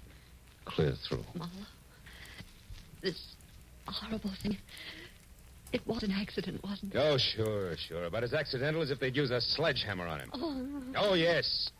You only wish it was an accident because you're next in line and you know it. Remember, he was on his way to see you when this happened to him. I don't know what you mean. I mean, it's a high-priced game, baby, and they're playing for keeps. So you better level with me and fast. What's so important about those green matches? I don't know. You're a liar. You're going to wind up looking like Phipps here before the sun comes up. No, And tell me the truth, you little fool. Come on. I am, I swear. Phipps called me because he thought I might have given McGrath that story on Brad, but I didn't. And why was Phipps still interested? Why did he want to talk to you? Because I told him I'd seen Brad with someone at the Green Flame last week, and that Brad was very upset when he found me there. All right, who is he with? I don't know. That's not the impression you gave your ex-husband, beautiful. I was swinging in the dark, Marlowe. 5 people left the Green Flame at the same time. I couldn't tell which one had been with Brad, but I'd know them if I saw them again, and Phipps thought that together we could figure out who it was. Go on. What about the numbers in that book of green matches? What were they? 811. 811? Yes. What does that fit, a hotel room? Well, I don't know that either. You mean it was just another swing in the dark? Yes, but it connected, Marlowe. It scared him when I mentioned it, so it must be important. Yeah? Take another look at Phipps, baby. See how important it is. Now try again, real hard. Remember what 811 means. Marlowe, I just don't know. Please believe me. Maybe you're just thick. Maybe you got too much nerve, but I'll tell you one thing, Sherry. I wouldn't be in your spot for 10 times $100,000 because I don't think you're going to live until morning. Oh, I didn't think that Brad would go this far. What I've told you is the truth. Wait a minute. Shut up. Somebody's coming. It might be Bradford. Now you get out of here. Well, I don't have my car. Take mine, that coupe. Here are the keys. Go down to the office of the Hollywood Trades. He won't show his face around there. Find Larry North or Doty. Well, all right, but what about you? Go on, will you? Beat it. I stepped into the shadows of the trees that bordered the walk and waited. I heard Sherry slam the door on my car and burn $5 worth of rubber off my new fist tires getting away. A second later, the visitor I was expecting showed up, but it wasn't Brad Colby. It was Larry North. He ran 3 bustling steps out into the street and watched my coupe scoot out of sight. Then he spotted the corpse. His mouth fell open and he tiptoed slowly toward it like he was afraid he might wake it up. When I moved out into the light, he saw me and turned. Marlowe! Do you know about this? Who is it? It's Leonard Phipps. Phipps? McGrath's leg man? Yeah. Driver didn't so much as look back. What a stinking break. Phipps in a hit-and-run accident at a time like this. Look, you jump to your conclusions, North, and I'll jump to mine. Eh? What do you mean? Phipps knew something fishy about that item in McGrath's column. And Sherry Sheldon knew something fishy about Colby. So from where I stand, Colby couldn't afford to let them get together. No accident? That's a daring observation, Marlowe. For $100,000, I know plenty of guys who do a thing like this every day in the week. You can buy a lot of distance with that kind of money. Hey, you're right, of course.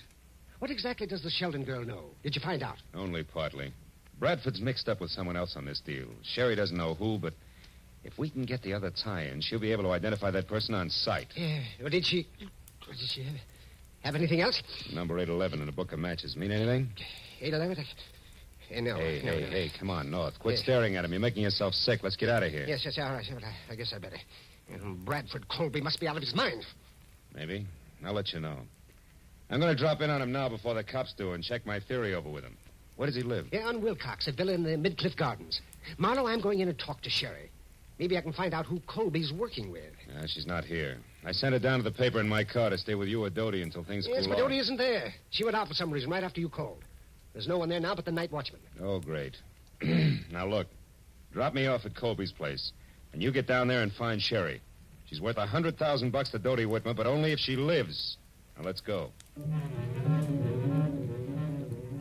While the natty little Napoleon in elevator scurried off to fetch his car, I ran inside, put a fast call through to the police, and submitted the shortest report on record of a hit-and-run death. By the time I got back, North was waiting at the curb with the door open. I piled in beside him, and 10 minutes later, we glided to a stealthy stop on Wilcox at the ivy-covered archway over the Midcliff Garden gate. Neat slices of amber light poured through a big Venetian blind on the window of a villa at the rear of the court, which North identified as Colby's. And in the same breath reminded me that the actor was a strapping 6'6" and a desperate man. He urged me to be careful, and I urged him to hurry, and as he left, I walked toward the big window and saw Bradford inside, slumped deep in the lap of a suede easy chair, doing a solo with a bottle of Paul Masson champagne, and looking about as desperate as a sleepy St. Bernard. I walked around to the front door, decided to try the shock treatment to blast him out of his blasé attitude. Yes, what do you want? Get inside. Go on, move. Take your hands off me. You might have gotten away with that trumped-up suit for damages, Colby, but you're not going to get away with murder. You killed Leonard Phipps, didn't you? What are you raving about? Who's Leonard Phipps and who are you? Name's Marlowe, and I'll tell you something, Colby.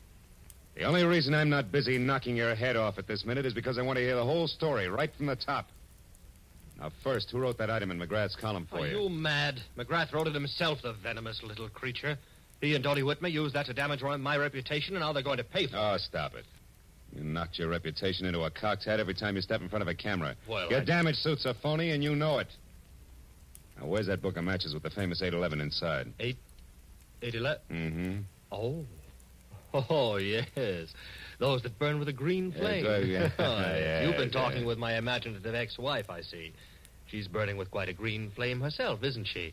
How that woman hates to see me get ahead. Never mind. Where is it? If you'll allow me, Marlowe, I'll just answer this. Bradford Colby speaking. I see. Yes, I heard. That's right. Well, I'll do my best, darling. At least 10. Now, goodbye, Helen. Just an old friend, Marlowe. You can let your eyebrow down again. Helen, huh? You know, you always were a lousy actor. I'm getting a little sick of you, Colby. And I've got a hunch I'm due for quite a stall, so start talking, huh? Where's that book of matches? Easy, Marlowe.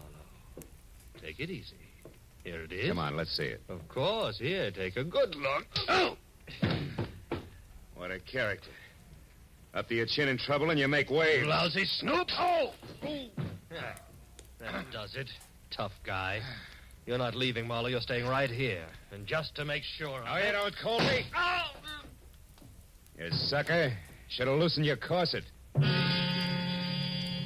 I waded through the chunks of glazed ceramics that Colby had smashed on my head and worked hard to hold back the wave of darkness that kept rising up under me until I made it to the kitchen, where I splashed a few quarts of cold water on my face. And then I went back. Colby was still holding down the hooked rug he landed on, and the book of matches that had started the argument was on the floor beside him. I picked it up and opened it. The number was there, inside, written in blue wax pencil. But I thought I'd made a mistake. Until I realized that maybe Sherry Sheldon had made the mistake. When that idea hit me, it brought another one along, and I remembered that Colby had received orders by phone to delay me. Oh, my... Then I knew I'd better hang onto my head and move, but fast. I rolled him over and found the keys to his car. And was halfway out the door when he came to. Stop. Come back. You can't leave here. It's my exit, not yours, ham-bone. Good night.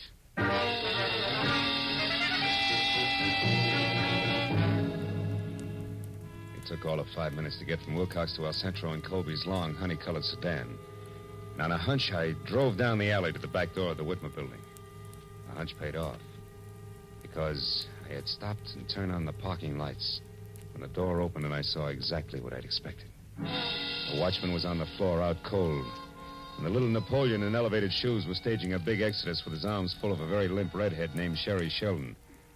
As soon as he saw the honey-colored car, he started talking. Brad, you idiot. I told you to stay home. Did you do it? No, she's only unconscious. There wasn't time. We'll have to finish it someplace else. Put her in the back seat. All right. Here. Now, let's get out. Marlowe. Don't move, little man. I'm too tired for any more trouble. I'll shoot first. So you're the boy on the inside with all the brains, huh? You cooked this whole thing up with Colby. He gets libeled and sues Dodie Whitmer for damages, and then you two split the settlement between you. Correct me if I'm wrong, North. You got your chance when McGrath died after turning in his copy. All you had to do was write that one libelous item, include it in McGrath's column, and nobody could ever explain where the story had come from. That stupid fool, Bradford. I could never trust him to do anything right. Is that why you killed Phipps? Yes. And if Brad Colby had held on to you for another 5 minutes, I would have had time to get out of here. Yes, and so would I. Sherry, are you all right? No, not yet. Hey! No. Oh. Where he and Brad are going, Marlowe, I'd never get another chance to even the score. Oh, baby. You handle a spiked heel like Babe Ruth handled a bat.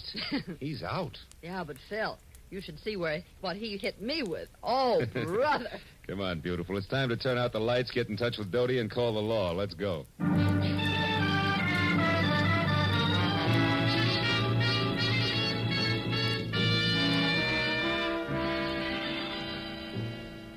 Well, let's go, Sergeant. Yes, Inspector. Thank you, Miss McMahon. Good night. Good night. Well, I'm glad those cops and the cigars are gone. Here, kids, help yourselves. You both look like you need it. This you can say again. How I need it.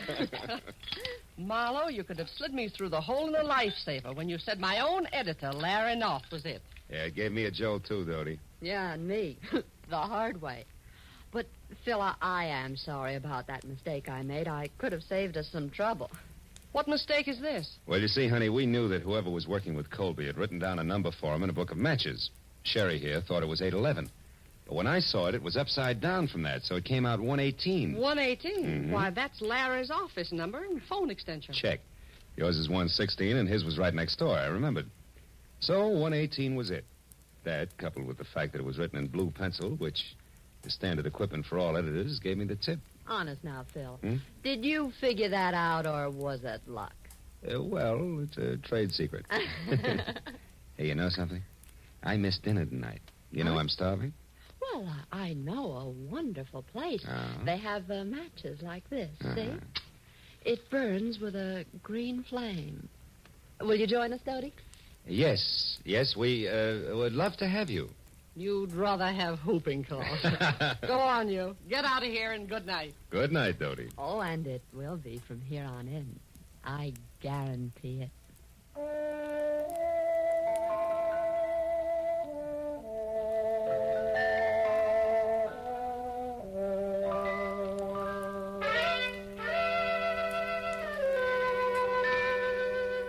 A wonderful supper was waiting for us at the Green Flame restaurant. It was all arranged by a call from Dodie. And it waited until it got cold because we didn't show up to eat it. There was something about the moonlight glinting on the ocean, and a certain stillness in the morning air that made food seem somehow unimportant. So, when I finally dropped Sherry off at her place on Cherimoya, went home to my apartment on Franklin, it was either very late or very early, depending on the viewpoint. There was just one lonely sardine and a cold baked potato in the refrigerator. So I ate. Then I sat down on my bed to light my last cigarette. But I wasn't disappointed when the match flared into an ordinary yellow flame.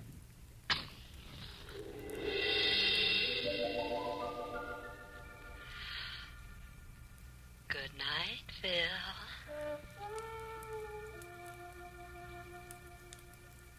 Happy Marlowe.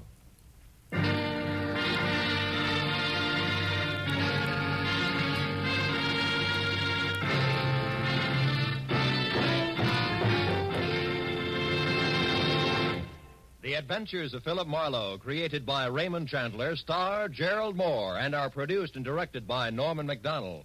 Script is by Mel Donnelly, Robert Mitchell, and Gene Levitt. Featured in the cast were Fay Baker, Larry Dobkin, Myra Marsh, Howard McNear, and Parley Bear. The special music is by Richard O'Runt. Be sure and be with us again next week when Philip Marlowe says... It was a grim joke that started when 6 heirs came to an ugly house on a rain-swept island to hear a madman's will. But the joke soon turned to murder. And in the end, it was hard to tell who had the last laugh.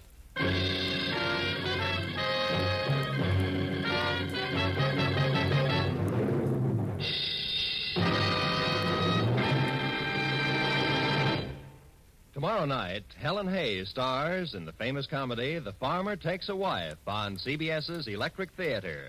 And Eve Arden stars as America's favorite schoolmistress, our Miss Brooks. You'll delight in the expert comedy of these two great feminine stars when the Electric Theater and our Miss Brooks come your way tomorrow night over most of these same CBS network stations. This is Roy Rowan speaking.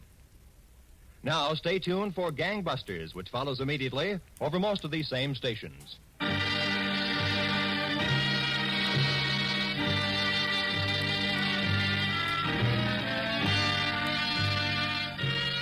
This is CBS, the Columbia Broadcasting System.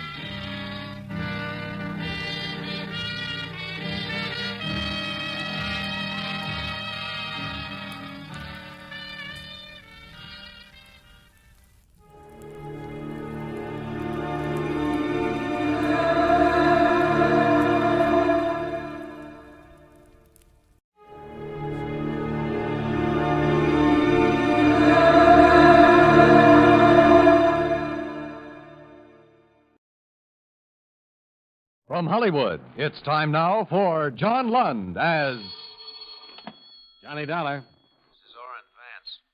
Sent me up to Ossining 7 years ago, remember? Orrin Vance.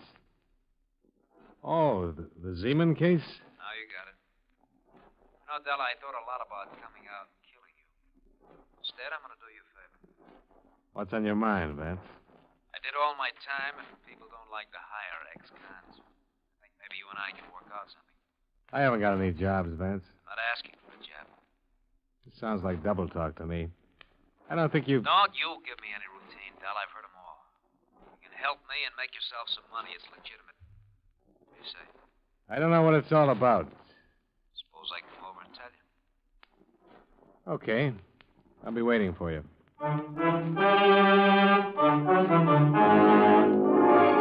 John Lund in a transcribed adventure of the man with the action-packed expense account. America's fabulous freelance insurance investigator. Yours truly, Johnny Dollar.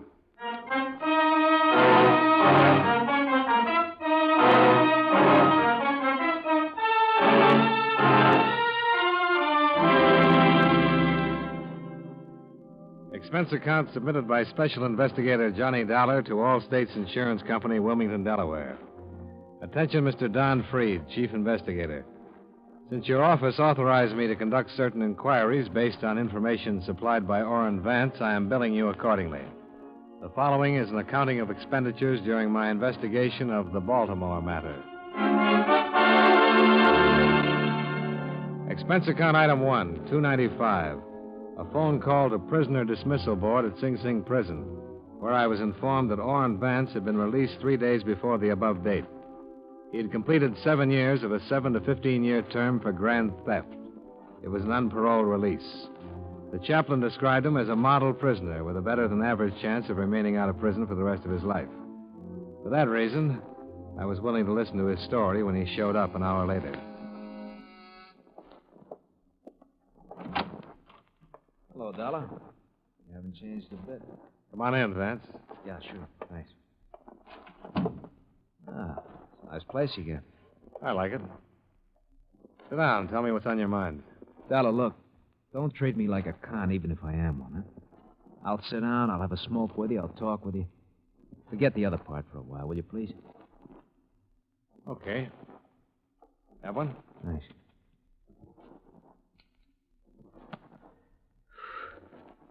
Just that everybody's doing that. Even my wife. Went over to see her the first day I got out. You know what? What? Katie wouldn't let me in the house. Gave me $40, told me to go out and get a decent job. Tell you, she had it all worked out. Work hard, she said. 6 months, if everything's okay and you're not in any trouble, you can come home to me and the kids. If not, she said, I'm going to divorce you. What do you want me to say? I want you to offer me a seat. Invite me to sit down. Sure. Thanks again. You know, thought about it a lot. If you hadn't been out to get me 7 years ago, I'd have had you over for dinner. Maybe we would have been friends. Maybe. Look, I can't get a job, and I'll have to go in business for myself. I need a stake. That's why I'm here to see you. I talked to you maybe 20 times while you were working on that Zeman case, and I think I got to know you. I called you today because of what I saw of you then. I think you're an honest man. Thanks. You ever hear the Towner case in Baltimore? Towner Loan Company in 1946? Yeah. Everybody's heard about that. $1 million theft. The insurance companies still have a reward for information leading to the arrest and conviction? Was never solved. I suppose they do. I can help you help them solve it for half of that reward. Can you? I know 2 of the men who did it. 2 of the 6 men. I talked to one of them yesterday. I'll tell you who they are, where you can pick them up, but I want my name out of the picture. Can you fix that? Yeah, probably. I have to talk to the police sooner or later. Oh, look, this is a good thing, Dollar. And all I'm asking is your promise to keep my name out of it.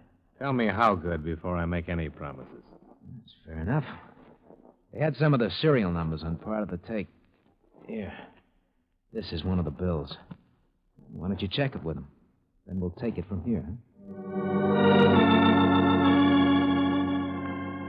Expense account item 2, $14.85. A long-distance phone call to Chief Investigator Don Freed, All States Insurance, who verified that the serial numbers on the $10 bill Orrin Vance handed me tied in with the Towner Loan Company theft. I explained the information I had at hand and the source from which it had come, leaving out any mention of names. Freed talked with his boss and phoned me back half an hour later, giving me the go-ahead.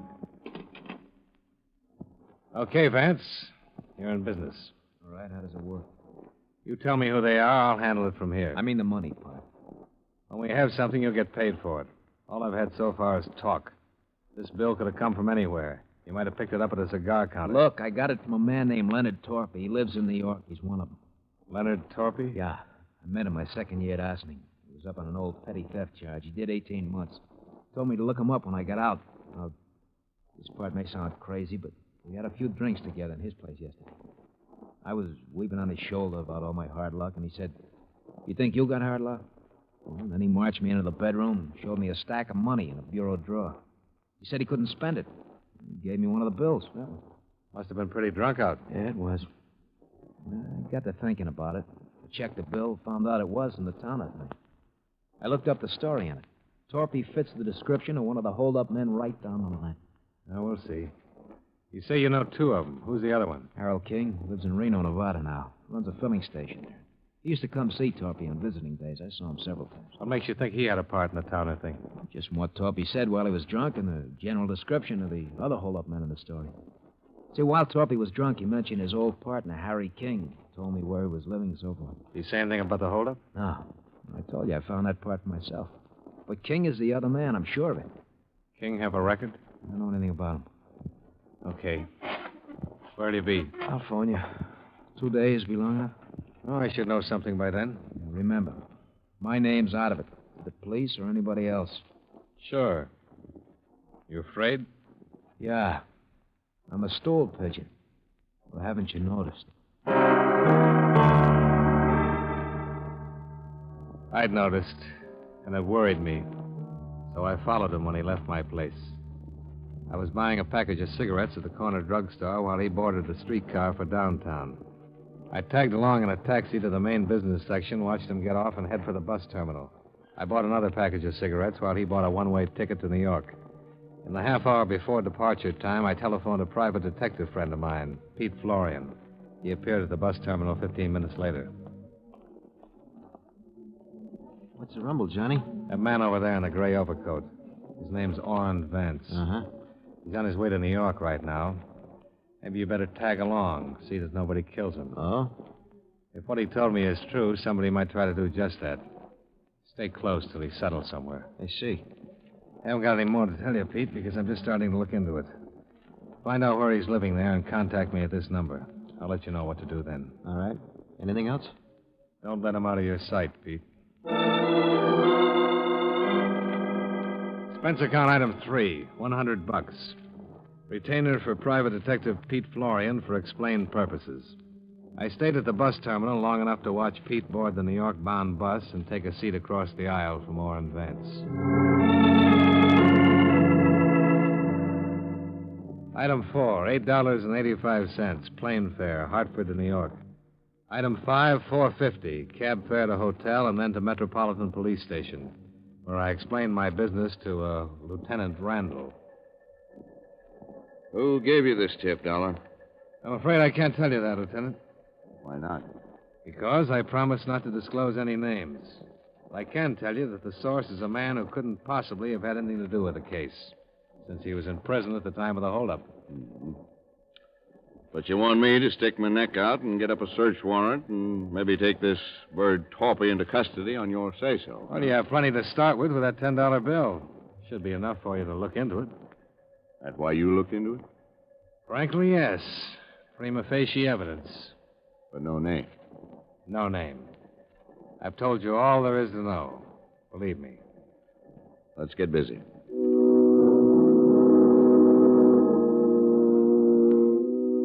The mug folder on Leonard Torpy showed a balding 40-year-old man with a long record of theft and burglary. There was no record for a Harold King, although he was listed as an associate of Torpy's. Lieutenant Randall wired Reno authorities requesting they locate King and hold him for possible questioning. Once these preliminaries were accomplished, Randall and I went out to the address Orrin Vance had given me. But this turned up a blank. The landlady informed us that Mr. Torpy had lived there, but had checked out the preceding morning. No forwarding address. The good lieutenant and I parted company outside the apartment house, and I walked back to my hotel. I was going to change clothes and grab some dinner, but the clerk waved me over to the house phone. A call had just come in.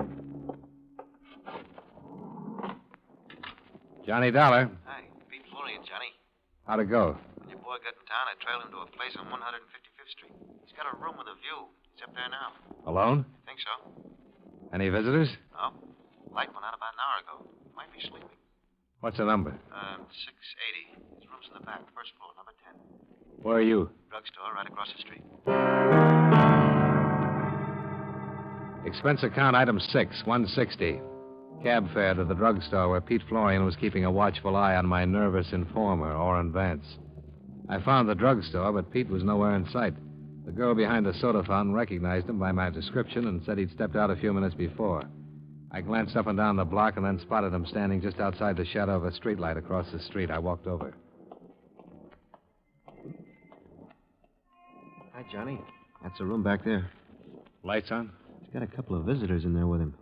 Showed up about 5 minutes ago. Car? Taxi. They look like? One's thin, medium-sized, dark suit. The other's stocky, dark suit, too. Both in their early 40s. Chauffeur wears glasses. Didn't make either one. Yeah. This one of them? Let me see. Yeah, he's in there. What's his name? Leonard Torpy. We better go in. Okay.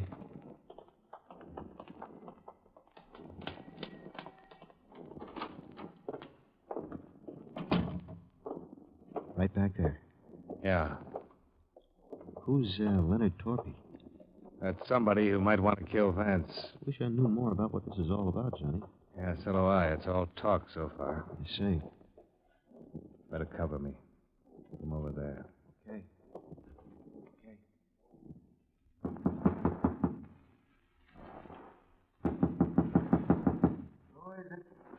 Mr. Vance? Orrin Vance? You must have the wrong number, buddy. Nobody by that name lives here. Well, are you sure? Positive.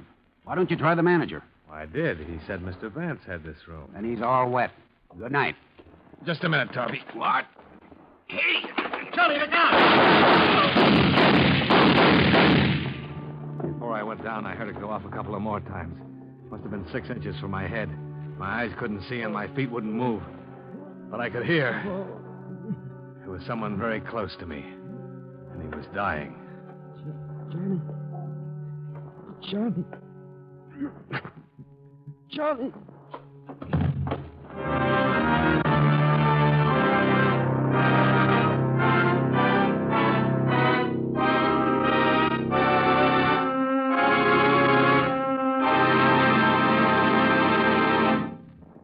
We'll return to yours truly, Johnny Dollar, in just a moment. Sign up. Enroll now. Join the 7 million strong who buy United States defense bonds through the payroll savings plan where they work. The bonds you buy help keep America strong. And now, Series E bonds earn more. They give you a quicker return on your investment. Through the payroll savings plan, you'll save the sure way, before you spend. So sign up. Invest more in United States defense bonds.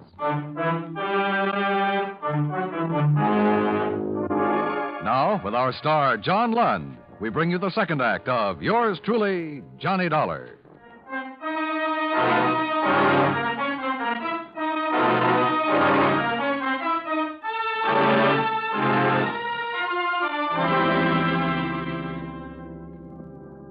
I won't talk about my operation. Well, I had one at the police emergency hospital. As a matter of fact, I had 2. They prodded a .38 slug out of my neck and another one out of my shoulder. It was 48 hours before I was allowed to sit up in bed and talk. Naturally enough, my first visitor was Lieutenant Randall. He looked haggard, tired, worried. You say you hired this Pete Florian? Yeah, to keep an eye on Orrin Vance. This your tipster? It's okay to tell it now, I suppose. Yeah. Well, thanks. Florian died right there in the hall. 4 slugs hit him. Vance is on the floor beneath you, still hanging on. You keeping track of all this? What about Torpy? Did you get him? We didn't, but Florian did. Torpy's in the morgue. The other man got away. Quite a night. Yeah. Look, Dollar. You're the only one who can give me the story now. Vance isn't able to talk and won't be for another 3 days, if then. Everybody else is dead or gone. Now, what happened there? I don't know. I didn't see anything, Lieutenant. I was trying to push into the room past Torpy, and the whole world caved in. Any line on the man who was with Torpy? Good descriptions, but no luck so far. He heisted a car outside Vance's place. Found it 2 hours later, no prints on it. Some blood. He might have one of Florian's slugs in him. Yeah. We gotta land that bird. Hey, you all right? I felt awful. And Lieutenant Randall left me alone for the rest of the day. At 3:30 the following day, Orrin Vance regained consciousness long enough to relate what had happened. I was wheelchaired down to his bedside. Statement enclosed. That was Harry King with Torpy. King flew here 3 days ago from Reno. He came to my place to find out what I'd done with the $10 bill Torpy gave me when he was drunk. I told him I spent it, but they didn't believe me. It was King who shot me. I've got reward money coming. I'm not gonna die. He was still hanging on 2 days later when I left the hospital. Expense account item 7, $14. Ambulance ride. From emergency hospital to my hotel. The doctors told me to take it easy for a month and I'd be all right. I had a phone call a half hour after I started to take it easy. Johnny Dollar. Are you interested in finding Harry King? Who's this? My name's Milva King. I'm Harry's wife. Oh, Do you want him or don't you? sure. I'm at Schraff's restaurant on 42nd off Broadway. Can you meet me? Yeah. How'll I know you? You won't, but I'll know you. Your picture's been in the paper for the last 3 days.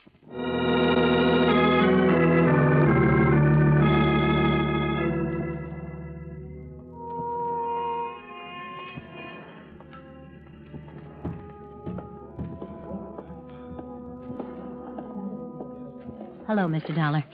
Mrs. King? Yes. Hey, you look pretty weak. I feel that way. Maybe we better sit down. The small, pretty brunette woman in the nice clothes looked like anything but the wife of a bank bandit and murderer. She looked more like a housewife on a shopping tour or a schoolteacher on a New York vacation. I listened while she cleared up some questions I had in mind. There's a reward posted, isn't there, for that holdup in Baltimore? $10,000, yeah. Will I get it if I turn Harry over to the police? Sure. How much? Half? Oh, that isn't much for giving up your husband. They'll get him sooner or later, Mrs. King. The other half spoken for. Oh, this Vance man? Yes. Wait, I'm just trying to figure. What about you? I'll pass it up.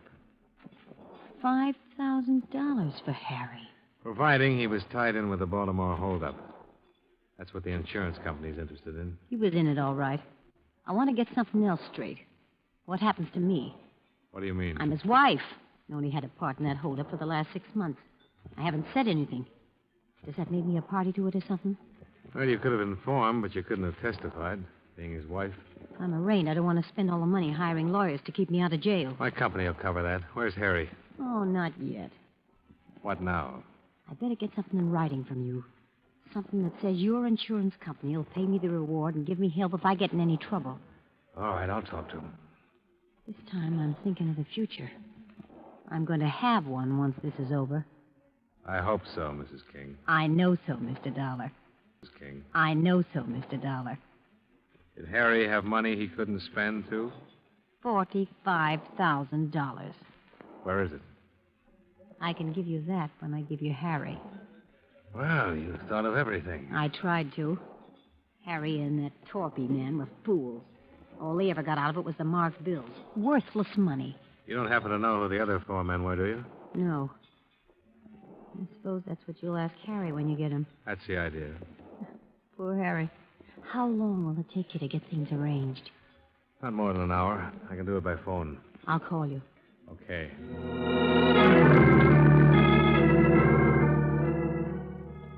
I gave her a 50-second start before I left the table and went out in the street. I was just in time to see her climb into a cab. I was trying to hail one to follow her when a black coupe pulled up to the curb. Come on, Johnny. Hey. Hustle it up. Light will change. Oh. How do you feel? Terrible. What is this? When Vance told us it was King, we checked the airlines and found out he had his wife with him when he flew in from Reno. That is Mrs. King up there in that cab, isn't it? That's who she said she was. She wants to sell you her husband for part of that reward, doesn't she? Yep. Well, what's the delay? She wants to make sure she'll be handled all right. The money and all. So did Vance. Don't needle me, Randall. I don't mean to. This all figures. I thought she might try to get in touch with you for just that reason. I don't get it. Well, that's why I put a man on your hotel. Followed you when you came to meet her today, then he phoned me. We looked her up. Her name was Melba Thaler before she married King. Her old man had a lot of money in Minnesota, but she couldn't keep herself out of trouble and got disinherited. Money's always been her problem. It's everybody's problem. Not the way it is with her. Now King's worth a lot of dough to her if you pay off. He's no good to her now lying somewhere with a slug in him, and he hasn't been any good to her with the marked money he got in the Towner holdup. There's something else, Randall. What? She's stalling me, I think. She said she didn't know who they were. But if she was lying and she does know who the others were in that Towner holdup, King would be worth even more money.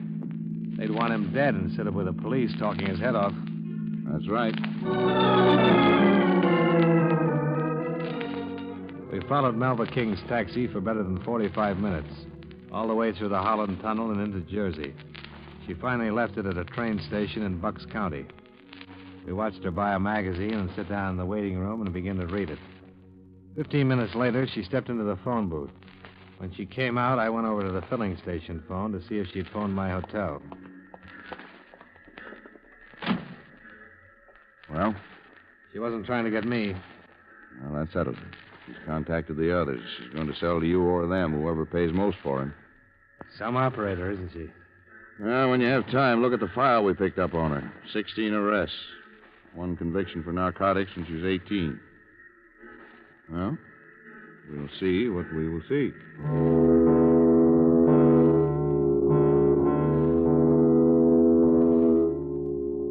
Didn't take long. When a green Cadillac pulled up at the station, Melba King stepped out on the platform and greeted the 2 men who were in it. She sat in the car with them, talked for a short time, then got back out. When the Cadillac rolled away, Lieutenant Randall was on the radio ordering a pickup. Yale, 596. I'll pick him up right away. We'll stay with her.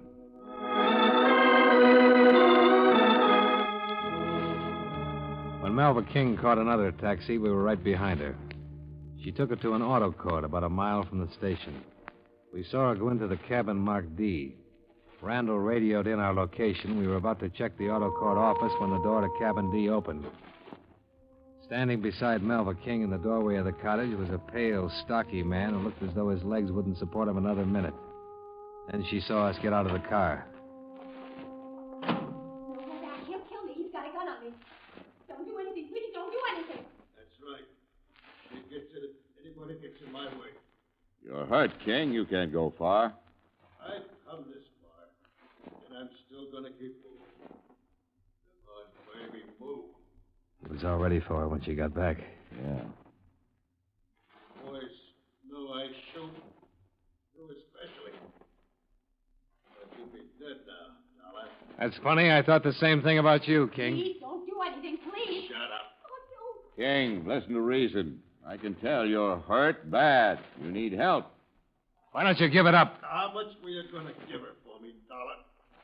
I wasn't... How much? Tell me. Half of it. Please, Harry. And how much will Woody and Al want to give me? I didn't talk to you. Oh, yes, you did. I passed out this morning. You got real busy.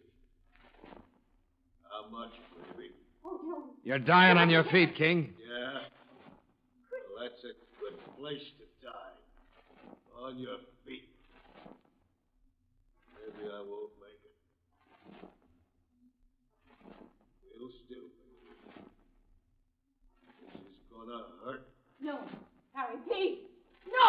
Yell if you want to. King, don't add another one to the...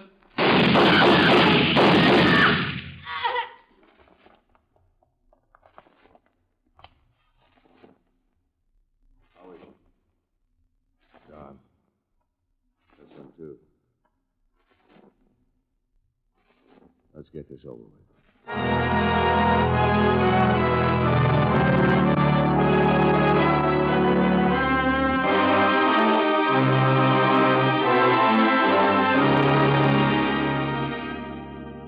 Expense account, item 8, same as item 2, transportation back to Hartford. Item 9, $85, doctor bills. Item 10, miscellaneous, $48 while in New York. Expense account total, $294.60. Remarks. As you know, the 2 men Malva King contacted were also part of the 6 who had held up the Towner Loan Company. They made a full confession and named the other parties involved. As far as the reward money goes, I think Orrin Vance deserves his $5,000. And I think Pete Florian's widow deserves my $5,000. Yours truly, Johnny Dollar.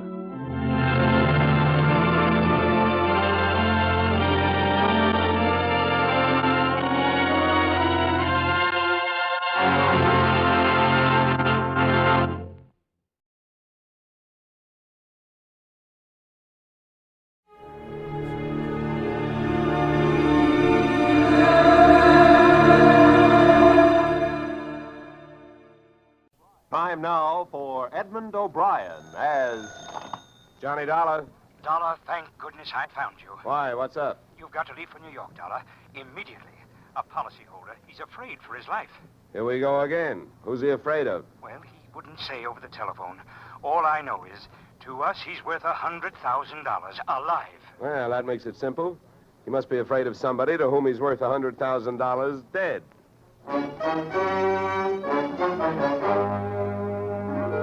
Edmund O'Brien in a transcribed adventure of the man with the action-packed expense account. America's fabulous freelance insurance investigator. Yours truly, Johnny Dollar.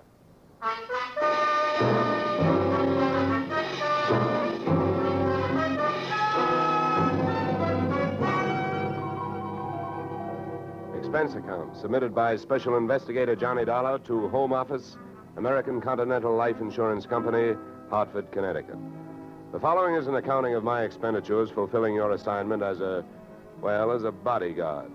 The body being that of your late policyholder, Robert W. Perry.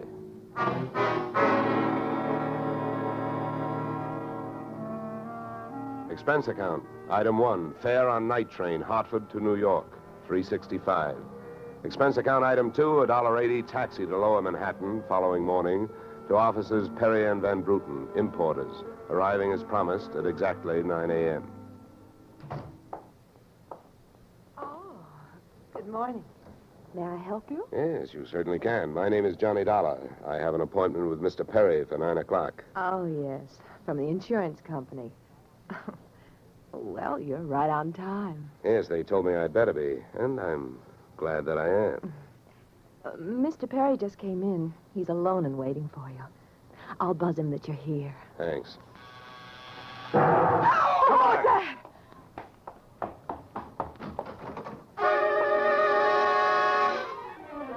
What was left of your policyholder, Mr. Perry, was just sliding out of a swivel chair as I hit the room. The top of his desk had erupted, and splinters of mahogany pointed their sharp fingers upward through lazy circles of smoke swirling toward the ceiling. The buzzer from his secretary's desk had been rigged to a booby trap. Oh, no. Mr. Perry. Stay away from him. Come on, there's nothing you can do. He's dead. Oh. What happened? What happened? Whatever happened? Let's go. Let's get back out of here. Here you are. Sit down. I'll get you a drink of water.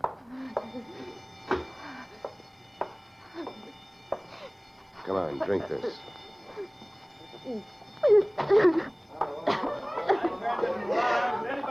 There's a doctor on the 3rd floor. Shall I call him? Never mind the doctor. Go call the police. Nobody gets in here till they arrive. Now, the rest of you, go on, run along, beat it, will you? And have the building superintendent turn off that alarm.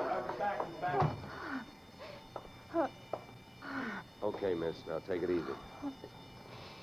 It was all so sudden. What happened? Well, that's not hard to figure out.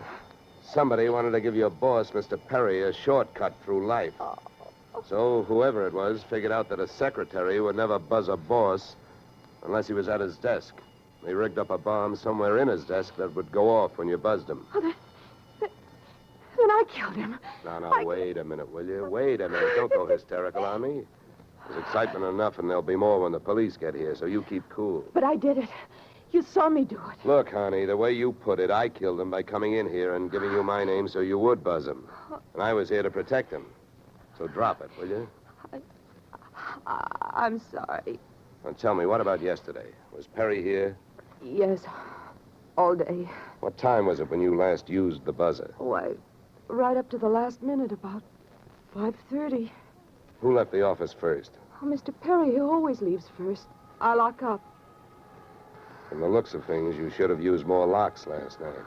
Somebody got in here to do some wiring. Oh, I forgot that fire alarm.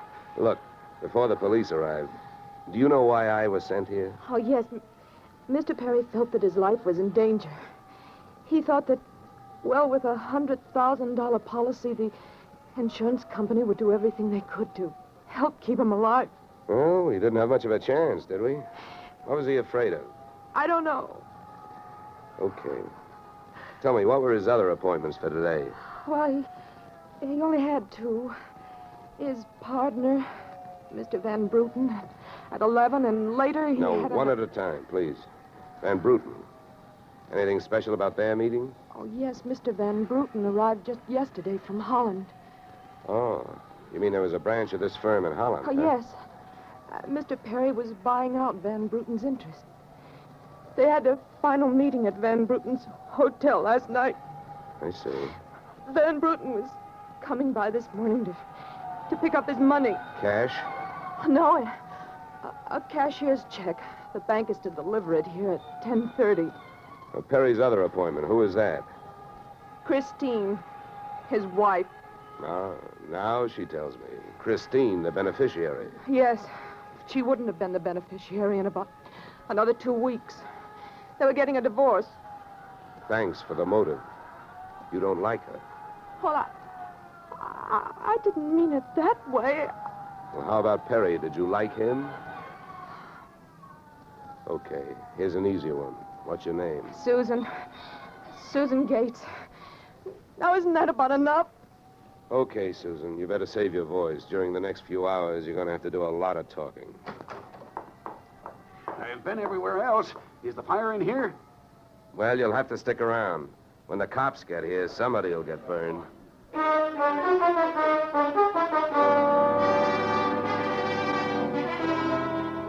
The firemen should have stuck around because the cops arrived in a blaze of glory. It was a very high-class investigation, 2 lieutenants.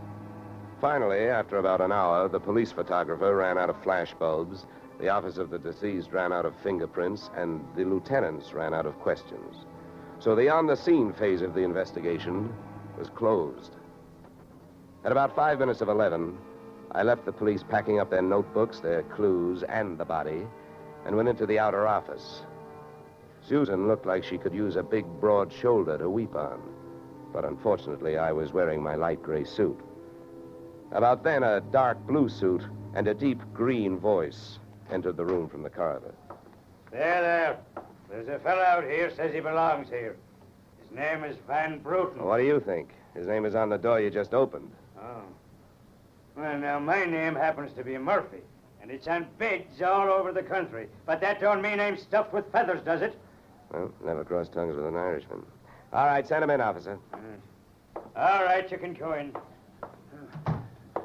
There's a policeman out there. There's trouble here? I am Brian Van Bruten. Where is Mr. Perry? What? He is waiting for me, no? No. But my appointment... He's not keeping any. He's dead. Dead? This is not possible.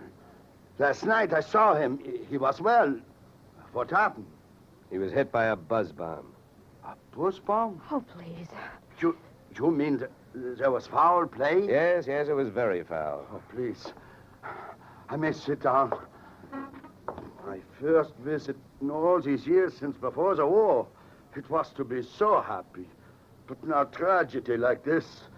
He was a good man, a good partner. I understand that as of last night, you were no longer partners. Yeah. I am glad you mentioned that. I realize, of course, that it is indelicate to speak of such things as money at a time like this, but that is why I am here, to receive my payment. Just because Perry got his, there's no reason for you not getting yours, huh? Oh, but you misunderstand me. I am deeply grieved, but, well, since the transaction was consummated, what is there to do? A delay would be a needless waste of money. I have already paid for passage back to Antwerp tomorrow. Your check is here, Mr. Van Bruten. Oh. Here you are. Thank you. In all of my years of business, this is indeed the saddest moment. Yeah. Well, if I didn't have some work to do, I'd sit down with you, and we'd all have a good cry.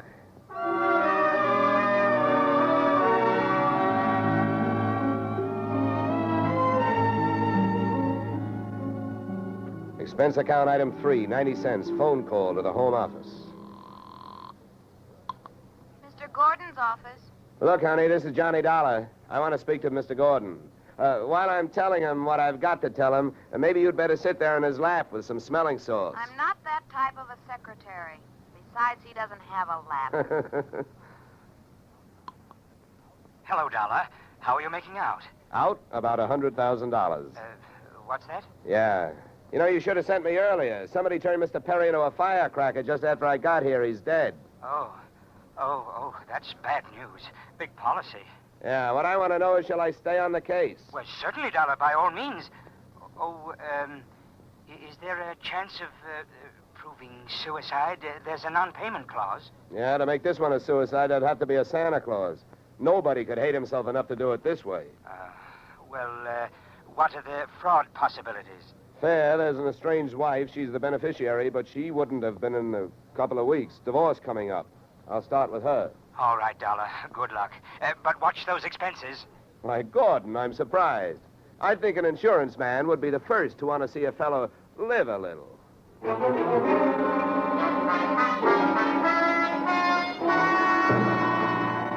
Christine Perry's apartment was on Sutton Place overlooking the East River. I took the elevator up to the 24th floor, and there I discovered that our garden-fresh widow was living high in more ways than one. Everything about the place was French. The maid who led me into the living room through a long foyer, the decor, and the perfume which reminded you that breathing can be fun. I looked up from enjoying my nose to see Mrs. Perry looking down hers. Mr. Dollar? Mrs. Perry. I believe we can dispense with the social amenities. You're an insurance investigator, interested in the death of my husband. So naturally, you're here because you've jumped to the conclusion that I killed him. You're the one that's jumping to conclusions, lady. And careful you don't break your leg. What do you want? The policy's in order. Premiums are fully paid. You know, I'm not quite sure what I want. I know that you've got a great motive. So far, the only motive I've found. You haven't had much time to look, have you? Check. This is my first stop. Maybe you can help me. Do you know anyone who would be happier with your husband out of the way? I know very little about my husband's friends. For that matter, his activities for the past 6 months. That's when I left him. Well, that's not much help for either of us. You know, without someone else to suspect, I may just have to concentrate on you. Mr. Dollar, I picked the men I want to concentrate on me. I hope you're as long on alibis as you are short on temper. Where were you last night? With a friend, Al Donovan. For a while, the same place my husband was. But I have witnesses to prove who was with him. Anybody at the Clover Club can tell you. Save me a trip. I can't afford the prices they get over there. Certainly. A pleasure. My husband was with his beautiful little secretary, Susan Gates. Well, I wouldn't be more surprised if your late husband walked through that door and said... All right, mister, that's enough. Hal! Yeah. How much did you hear? I'm a big guy, baby, 6'4". I've got big ears to Al, match. please. Would this be Mr. Donovan, your companion of last evening? I'm getting you out of here, Christine. Al, you don't know what you're saying. You lie to me. How can I help you if you lie to me? You call me stupid. The way you're playing this, you'll alibi yourself right into a cell. Now, I'm getting you out of What are here. you doing to me, Al? You're crazy. Come on. She's right. You are stupid, Donovan. She was doing just fine till you dropped in. Mister, you've been asking a lot of questions. Now I'm going to give you one answer. All right, Christine. So much for the wise guy. Now about you and your alibi. You wasn't with me at the Clover Club last night. And if it's so easy to prove that your husband was there with his secretary, who were you there with? Remember, baby, you told me you were going to be with your husband. When Al measured me for that swing, I measured my chances with him. To me, he looked like one of those corporate assets of Murder Incorporated. So I rolled with the punch and kept my eyes closed and ears open. What I heard was Christine's alibi flying out the window, Mr. Donovan giving her a few loving cuffs, and finally, the pair of them flying out the door. Just then, the noon whistle blew somewhere in New York, and I decided to allow myself the luxury of 1 full minute for lunch.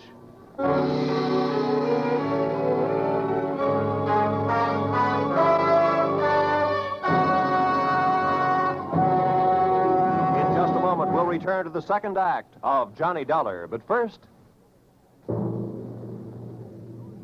And now we return to the second act of yours truly, Johnny Dollar, starring Edmund O'Brien.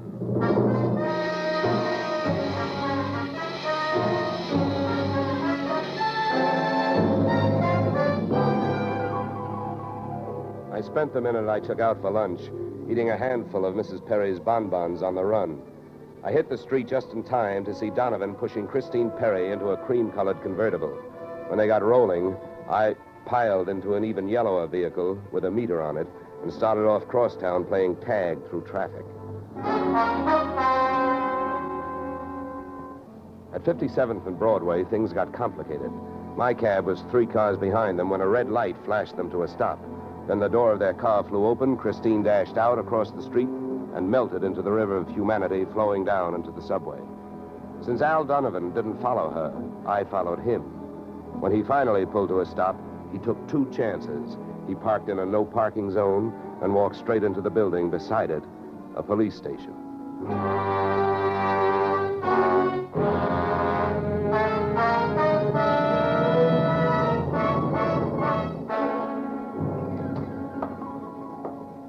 This is Mr. Dollar, Lieutenant. He's been waiting for you. Well? My name is Johnny Dollar, Lieutenant. Here are my credentials. Insurance, huh? Yeah, the Perry murder in particular. You've come to the right place, Dollar. A man named Donovan just walked in here and made a full confession. He what? That's right. My clerk's just typing it up. In the meantime, the gentleman is down in the tank having a bite of lunch on the city.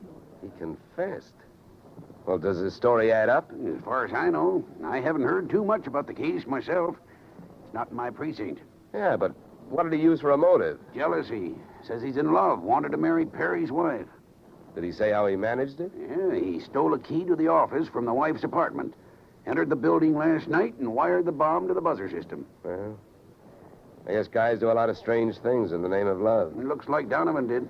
Yeah, he either killed the man or he's trying to cover up for someone who did. Say, Lieutenant, don't execute him for a couple of days, will you? I spent the rest of the afternoon downtown in the offices of Perry and Van Bruten, importers. The partners' correspondents told me 2 things. They had been extremely friendly, and Van Bruten was extremely bald. Perry had been sending him toupees from a famous Hollywood makeup firm.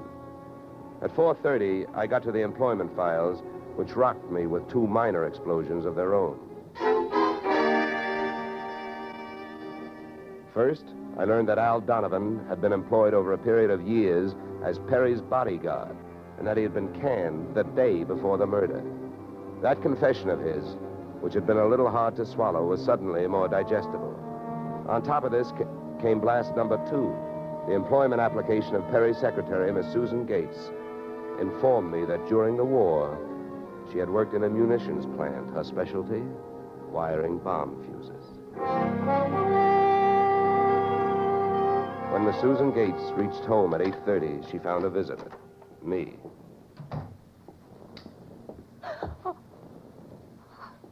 How did you get in here? Professional secret. Oh, you scared me. What do you want? Why did you come here this way? I wanted to bring you the good news. I heard on the radio that Al Donovan confessed to Perry's murder. Al? I can't believe it. Why not? Who do you like for the spot? Why, Christine. Al is covering up for her. Well, I'd like to agree with you. If it turns out that Christine wound up her husband's life with a bang, the company that hired me saves $100,000. But I don't know. She claims she has all kinds of alibis. One of them is you. Me? Yeah. Did you see her at the Clover Club last night? Well, yes, Yeah. I know who you were with. Your boss. There's nothing wrong with that. No. I'm not preaching a sermon. I want to know who she was with. I don't know. A man I'd never seen before. Mr. Perry knew him, but he wouldn't tell me who he was. Why not? I don't know. He said I might get the wrong idea. About what? I don't know. We didn't sit there and talk about it all night, so why should we sit here and talk about it all night? All right. Good heavens, when a census taker shows up and asks a lot of questions, people answer them. When an investigator tries to do his job, they make the proverbial clam look like a blabbermouth. Look, Mr. Dollar, believe me. This has been a greater shock to me than to anyone else. Yes, excepting, of course, your late employer, Mr. Perry. How long did you work for him? 4 years. Where'd you work before then? Well, I worked... Let me help you. Bombs, huh? Wiring fuses. Remember? All right. I remember. Good. Maybe you'll remember a little more. Let's go back to last night. The guy with Christine Perry, who was he? I tell you, I don't know. Was it Van Bruten? I don't know. You don't know? No. I'll get that. No, I'll go. Just make sure you don't keep going. Susan! When Susan snapped the spring lock to open the door, the gun outside opened up. The first slug caught her in the left shoulder, spinning her out of the way of the rest of them. It was getting monotonous. Every time a buzzer went off, things started booming. Susan was sprawled out on the floor in front of the door, and to open it, I had to move her. By the time I did, the hallway outside was empty. Okay, now take it easy. Come on. Won't start hurting for a couple of minutes. We'll have a doctor here by then. He'll give you something. Please, try to keep calm. Here, wait. I'll throw my coat over here. Now, try not to move. You're going to ruin this rug. Never mind the rug. What we want to worry about is who tried to ruin you. What'll they do to me? What'll who do to you? They'll arrest me. They don't arrest people for getting shot. You have any idea who it was? That man in the office this morning. The one who picked up the check. Van Bruten? No, he wasn't Van Bruten. He was a phony? Yeah. And you still gave him that check? Yes. Well, I won't ask you why. You gave him that check and then tried to blackmail him. Is that right? They'll arrest me. I wouldn't be surprised. Who is this guy? Where can I find him? Come on, don't pass out on me now. His name, quick, come on. Ben Sands. Where's he live? Marsden Hotel. Under his own name? No, I don't... I don't blame you. I could use a few moments of unconsciousness myself. The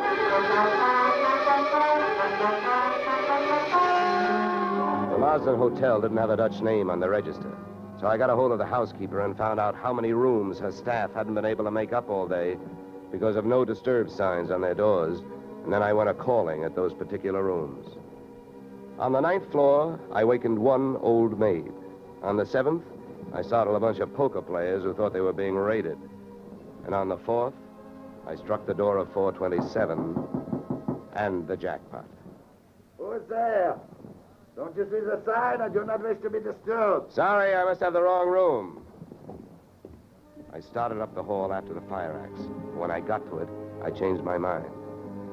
Out of the few things I learned about this guy, Van Sant, was that he loved to shoot people through doors.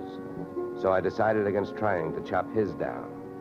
Then I remembered the way those people came pouring out of those offices earlier in the day when they heard that fire alarm. So I picked up the little red hammer next to the big red fire axe, broke the little glass window, pulled the little brass hook, and set off a big brassy noise. And then I rushed back to 427.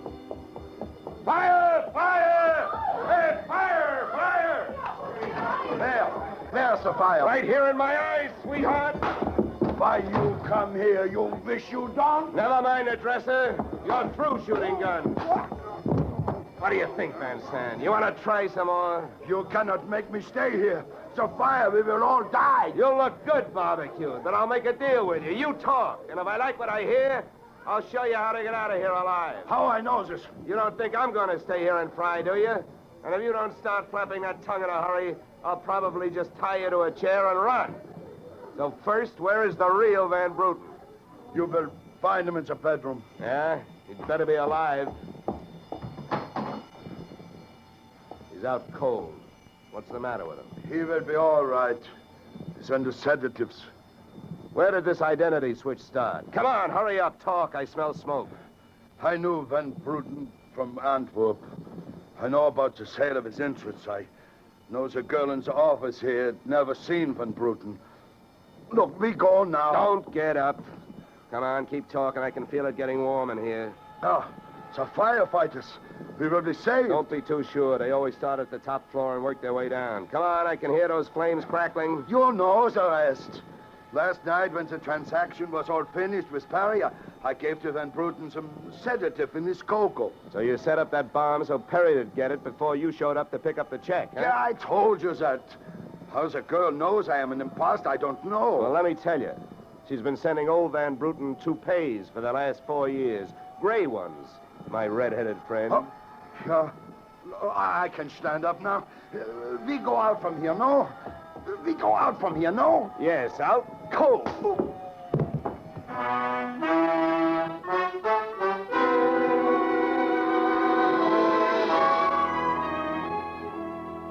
Expense account, item 4, $1.40. Night letter informing you that American Continental would have to meet payment of claim to Mrs. Christine Perry, innocent widow of the insured. The only thing she was guilty of was trying to stay on the right side of a hot-tempered boyfriend. She lied about who she was with at the Clover Club, not to fix herself an alibi, but to keep Al Donovan from learning that she'd been out with another man. That man being the real Mr. Van Bruten, who had only taken her out to try to talk her into reconciling with his friend, her husband. Expense account item 5, $100. Fine for turning in a false alarm, which, since you're paying it with me, is just fine. Expense account total, $463. Yours, truly, Johnny Dollar.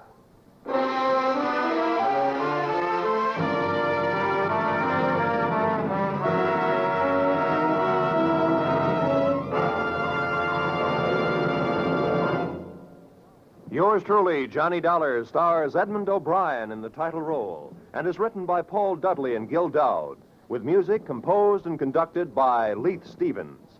Featured in our cast were Walter Burke, Gene Bates, Joe Duvall, Ted DeCorsia, Joyce McCluskey, and Raymond Burr. Yours truly, Johnny Dollar, is produced and directed by Jaime Del Valle. Beginning next week, we are moving to a new time and day, and we hope you'll join us on Tuesday evenings when Edmund O'Brien returns in another transcribed adventure of... Yours truly, Johnny Dollar.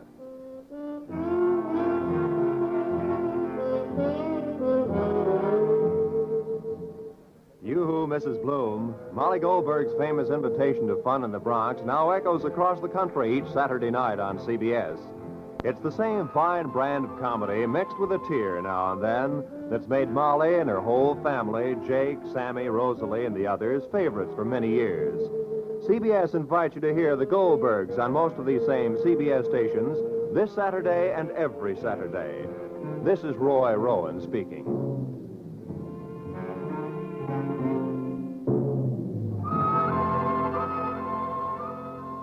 Disaster is no respecter of persons, and it can strike any time. But your Red Cross never sleeps. It has to be ready constantly in case of an emergency. This is your protection. Keep it strong. Now is the time to support Red Cross for your sake. Remember, for every dollar you gave before, this year add a quarter more. If you gave Red Cross $10 last year, this year give it $12.50. Give gladly. Join Red Cross.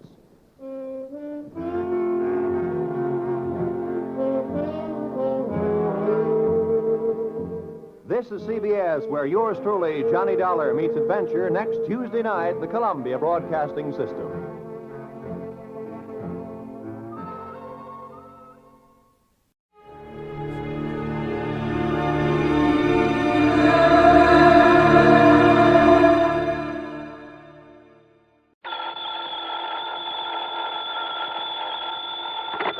Johnny Dollar. Pat McCracken, Johnny, Universal Adjustment Bureau. Pat, haven't had an assignment from you in, several days. Yes, I know. Now, listen, this expense account of yours. Huh? On that case you just finished. Oh, now listen, Pat, after all these years, and I not only gave you a full report, but an itemized statement. I know. That expense account was completely legitimate from start to finish. Every single item was money out of my own pocket that I spent to solve that case. What case? The one you're talking about, the one I handled for you last week, whatever it was. You don't remember what it was. Well, what difference does it make? All I'm saying is that whatever expenses I put down there were completely justified. You remember what the total came to? Haven't the least idea. Then let me remind you. Oh, now, look, that's Johnny, beside the point. You exactly $12.30. Well, I tell you, every penny of it was $12.30. That's right. Now, do you blame me for thinking maybe you were sick or something? Oh, no. And I thought you were... Okay, Pat, argument's over. Only it isn't, Johnny. Huh? Not by a long shot. You mean you are going to question that expense account? No, I mean we never discussed a fee on that case. Oh, well... The fact that you had a pretty rough time of it and almost got yourself killed, well, I persuaded the company to slap on an extra fee of $500. Oh, Pat, you are a doll. And I ought to slug you. Instead, how about taking on another one? Fee on this one, too? We'll see. I'll risk it. Then grab a flight to Buffalo. Buffalo. Contact Edward J. McNair at McNair's Emporium. McNair's what? The Emporium. That's one of the big department stores. Somebody lifted a few dollars out of their safe last Saturday. How much? Something over $400,000. Wowee. Yeah. Well? Okay, Pat, I'm on my way.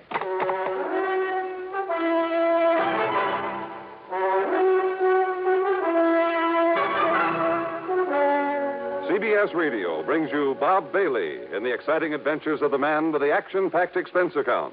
America's fabulous freelance insurance investigator. Yours truly, Johnny Dollar.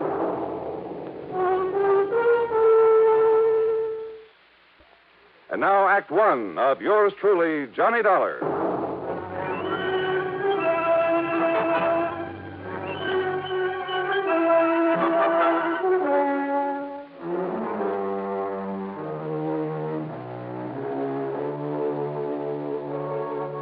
Expense account submitted by Special Investigator Johnny Dollar to the Universal Adjustment Bureau, Home Office, Hartford, Connecticut. Following is an account of expenses incurred during my investigation of the Buffalo matter.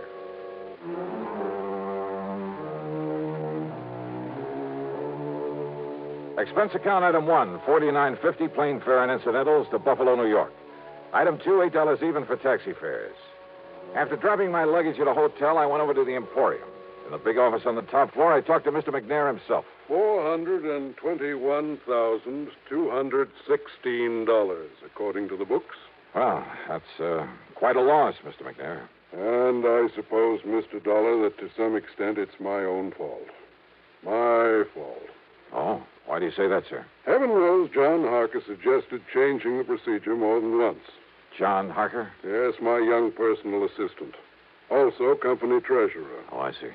But I've run things single-handed the same old way for so long, and nothing like this ever happened before. Mm-hmm.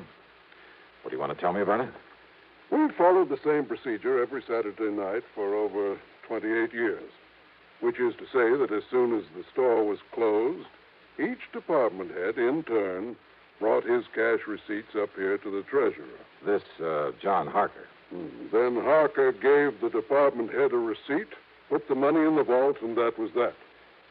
Well, sir, it seems to me it would have been a lot safer to have an armored car deliver that money to the depository of some bank during the day, maybe several times a day. Exactly what John suggested some time ago.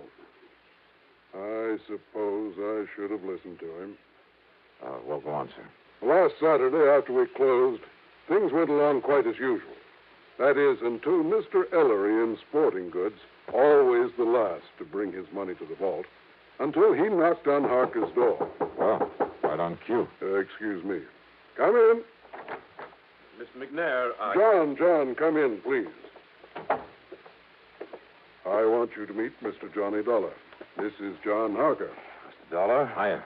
Dollar represents the insurance companies we trust will make good on our loss. Well, I certainly hope you can make more progress than the police have, Mr. Dollar. That bandage on your head have anything to do with the robbery, Harker? Yes, it certainly has. Terrible, isn't it? Now, sit down, John. Tell Mr. Dollar exactly what happened on Saturday night when Mr. Ellery came up to turn his cash over to you. Thank you, sir. Oh, I'm afraid it was all my fault, Dollar. Not a bit of it. Yes, for being caught off guard. All right, what happened? Well, when Ellery knocked on the door of the vault room, I asked who it was. He told me, and, well, I should have known by his tone of voice that something was wrong. Now, John, you're not to blame. This sort of thing could have happened to anybody. Even to me. Thank you, Mr. McNair, but it doesn't alter the fact that... Well, Dollar, I went over and unlocked the door for Ellery. But instead of walking in, he was forcibly thrust into the room.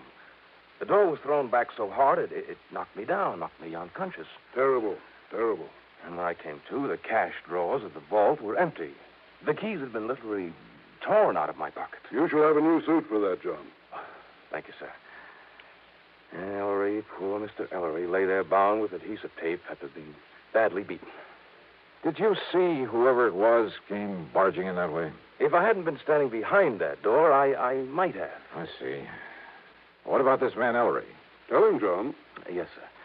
Well, poor Ellery did catch a glimpse of him, but the man was wearing a sort of mask over his face. He gave what description he could to the police, of course. And, well, that's about it. Thank you, John. Now go along. Yes, sir. Well, now, wait a minute. Don't misunderstand me, Mr. Dollar, but I don't want to keep John around here any longer than necessary.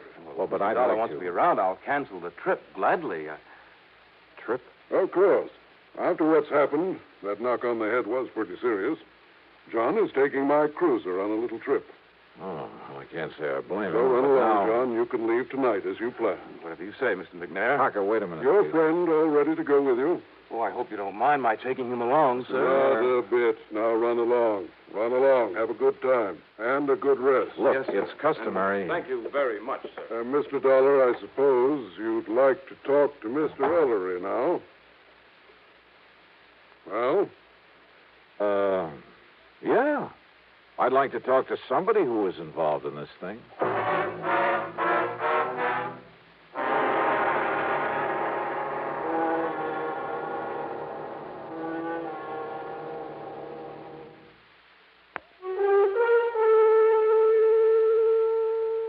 David Ellery, the other victim of the robbery, was still out to lunch, so I grabbed a bite myself. That's item 3, $1.75, and checked with the police. Nothing helpful at all. No leads on the man who'd got away with over $400,000 from a store there in Buffalo, New York. Then I went over to the Emporium to the sporting goods department. Ellery was back, and I talked with him in a little office in the corner of the stockroom. He was still suffering from the beating he'd taken. Yes, sir, Mr. Dollar. It was awful, terrible.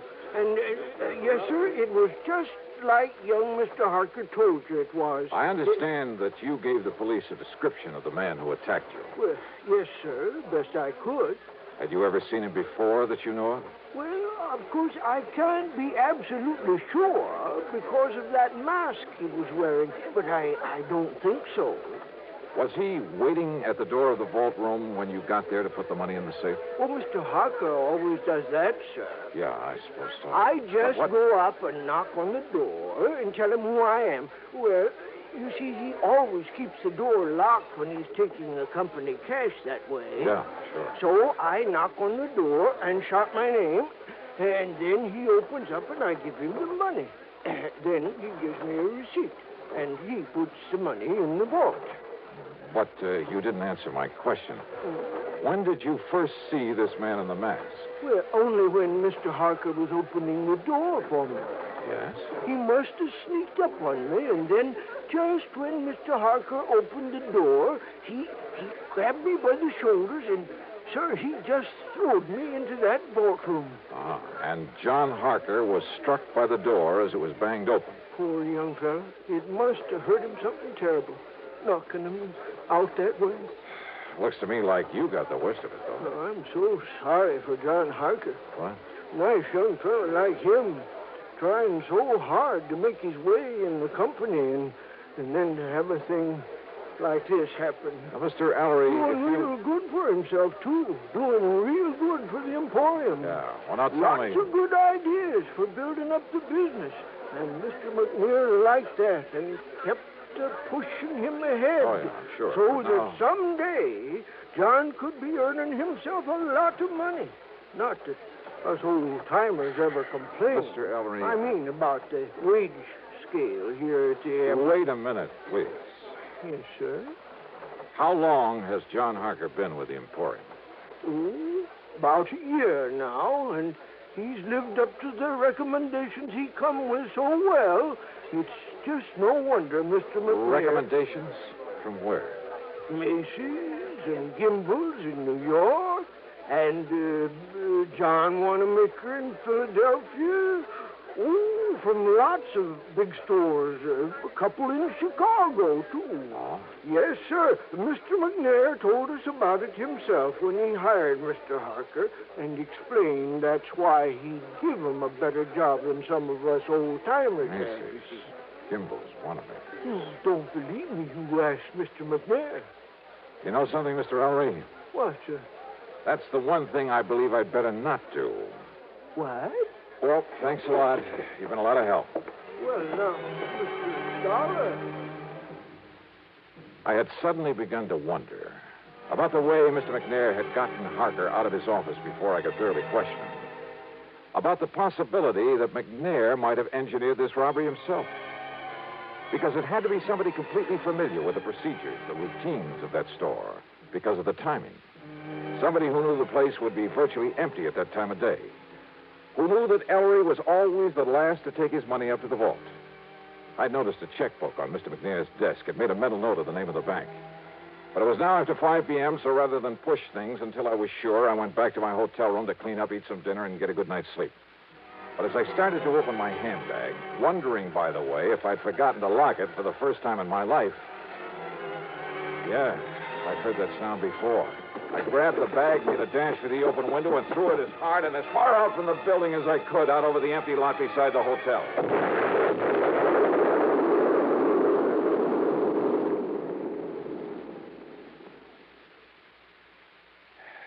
Funny. I got a sneaking suspicion about then that somebody in Buffalo didn't particularly want me around.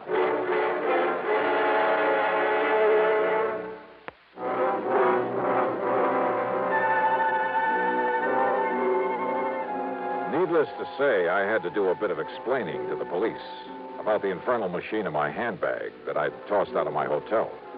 And the company will have to pay for some broken windows in that neighborhood. And needless to say, their only theory about who might have planted that bomb was the man in the mask, whose identity was still unknown to them. But I had an idea. Besides the police, only 3 people could have known I was there. Mr. Ellery, hardly the type. Young John Harker. No, he was off on a yachting trip. And that left Mr. McNair. But like I said, rather than push things without some proof. Well, item 4 is $7 for drinks and a good dinner, and I hit the sack for some much-needed rest. But first thing in the morning, I was in the cashier's office at the bank. Yes, sir. What can I do? Johnny! Holy Barton. Now, what under the sun are you doing here? I'll have you know that I'm not only cashier of this bank, but a vice president, too. How are you, boy? Congratulations. Well, look, I got to get right to the point. I want to know all I can about the financial condition of not only Mr. Edward J. McNair, but also the store he owns, the Emporium. Oh, now, Johnny, you know that things like that are of a confidential nature between a banker and his client. Oh, I can see you're going to be a lot of help. I'll tell you this, though. McNair is worth millions. Millions, Johnny. Well, how about outstanding debts against the store? McNair's old-fashioned. He pays cash. Cash on the line for everything. That store hasn't owed a penny for, I'd say over 25 years. Nor has McNair himself. So, Johnny, if you're by any chance thinking... $400,000 is still a lot of money, Will. To him, it's only a drop in the bucket. But, of course, he's entitled to recover it, and if one of the companies you represent has to pay it... Wait a minute. Let me use your phone. Why, surely, here.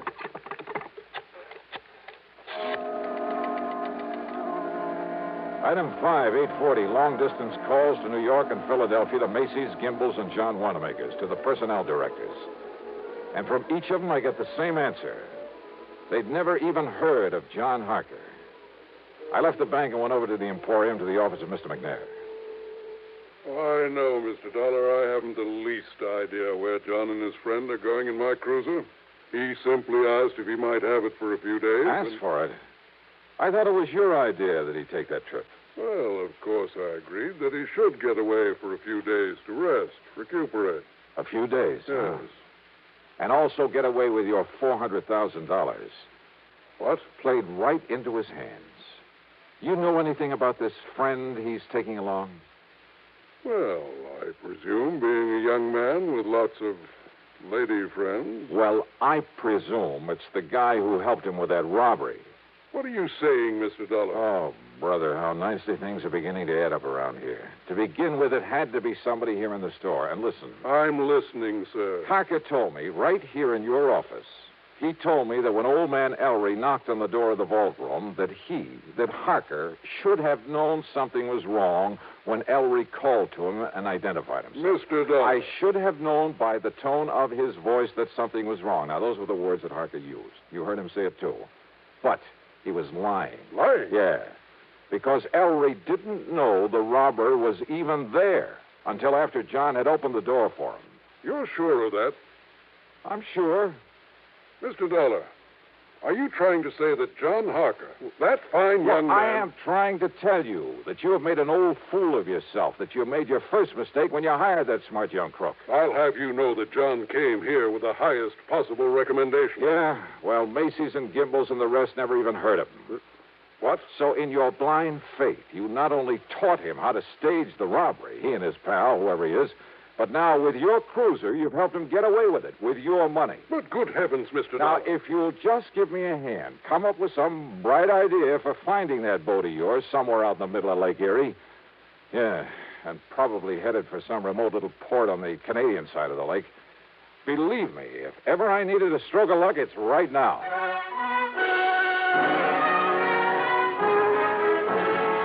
You know something? Well, Lady Luck must have been tagging along right at my heels. And don't ever underestimate the United States Coast Guard. A big sou'wester had built up over Lake Erie, so they'd contacted every small boat within 100 miles. The boys aboard McNair's yacht hadn't dared not answering the call. They would only have sent the Coast Guard out looking for them. And where were they?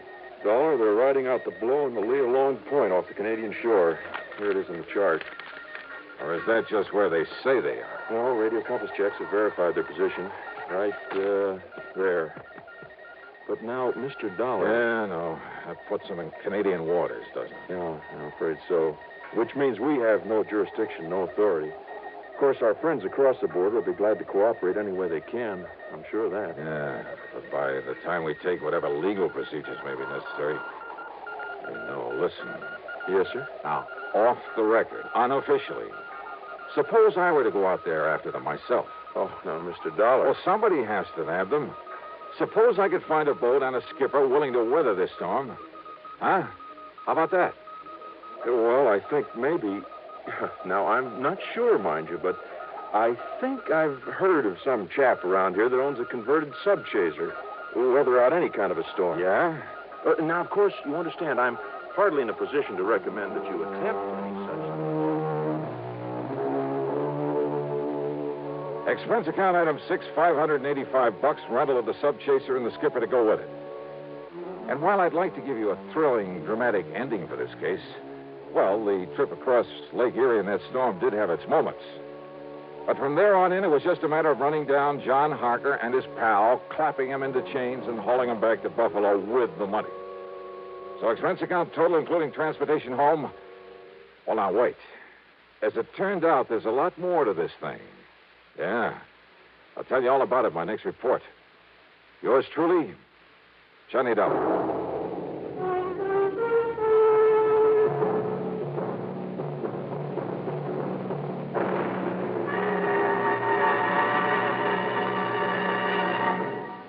Now, here's our star to tell you about next week's story. Next week, well, as I told you, there's a lot more to this case.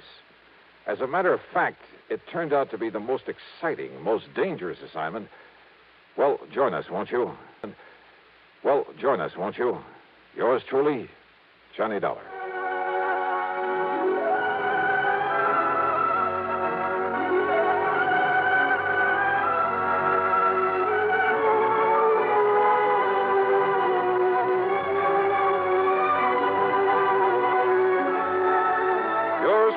Johnny Dollar, starring Bob Bailey, originates in Hollywood and is written, produced, and directed by Jack Johnstone.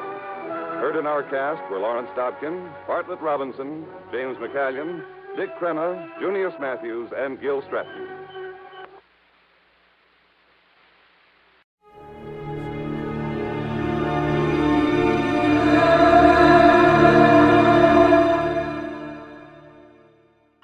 Autolite and its 96,000 dealers present Suspense.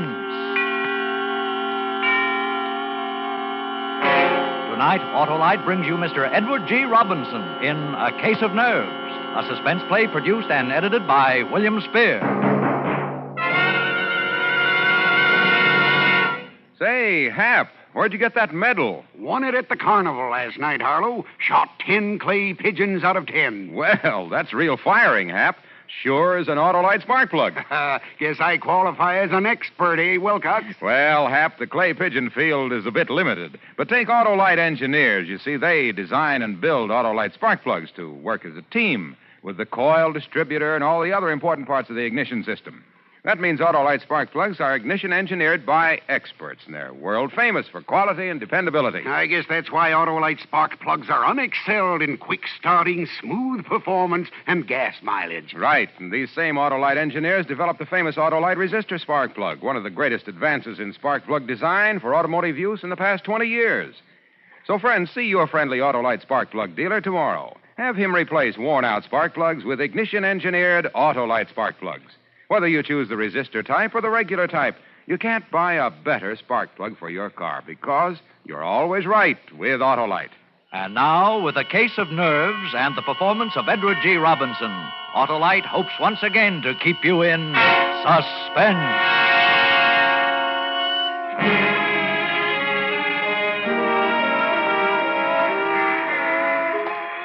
I got off the train in Toledo and walked through the station to the street.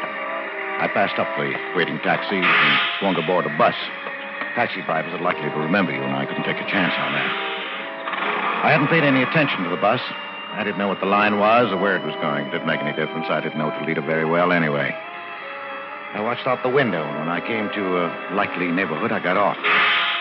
Strange, unfamiliar quarter of the city, and yet familiar because every city has neighborhoods like it. Drab, faceless houses looking almost alike.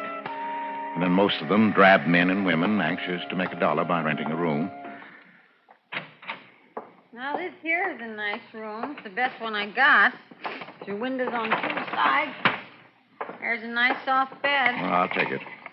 How long you figure on staying? Oh, just overnight. I'll pay you now. Oh, well, that's $2, please. Yeah. Oh. What's the matter, mister? Are you sick? Yes, I'm very sick. Is there a doctor near here? Hey, you are sick. Yeah, I think I'll go to bed. That doctor. Oh, yeah. There's Dr. Martin just around the corner. He's young, but he's good. Well, would you call him for me, please? Ask him to come right up. Oh. Yeah, sure. Right away.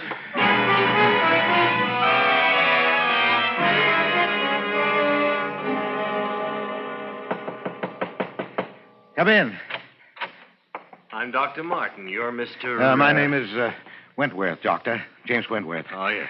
I just got into town. I'm afraid I'm in for my old trouble again. Oh, what's that, Mr. Wentworth? Trigeminal neuralgia. Ah. I had bad attacks before. Just where is the pain? Here. And here. Oh, yes. Now, if you'll... No, don't touch it. It's like a red-hot iron, even the draft of air. I know.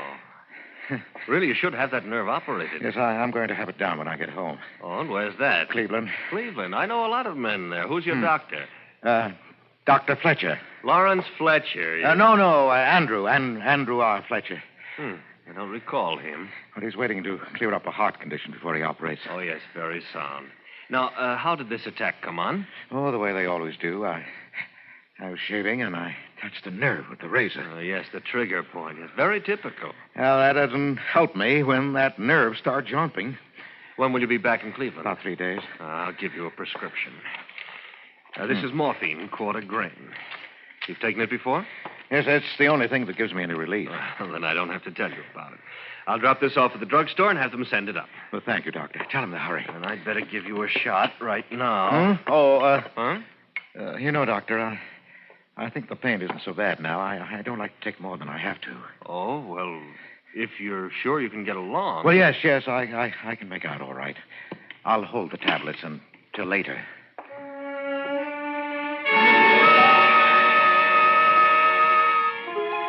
I paid Dr. Martin, young Dr. Martin of Toledo, and he left.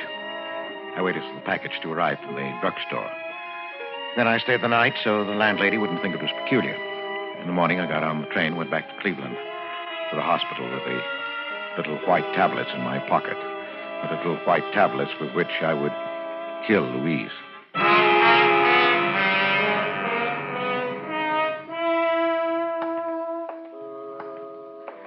It had been so simple to deceive the young, impressionable doctor. So simple to counterfeit the symptoms that I'd seen Louise react to for 4 years now. It would keep her in bed for 4 years more. Great. For 20. I'd live with the tic douloureux, the painful nerve so long. Too long indeed.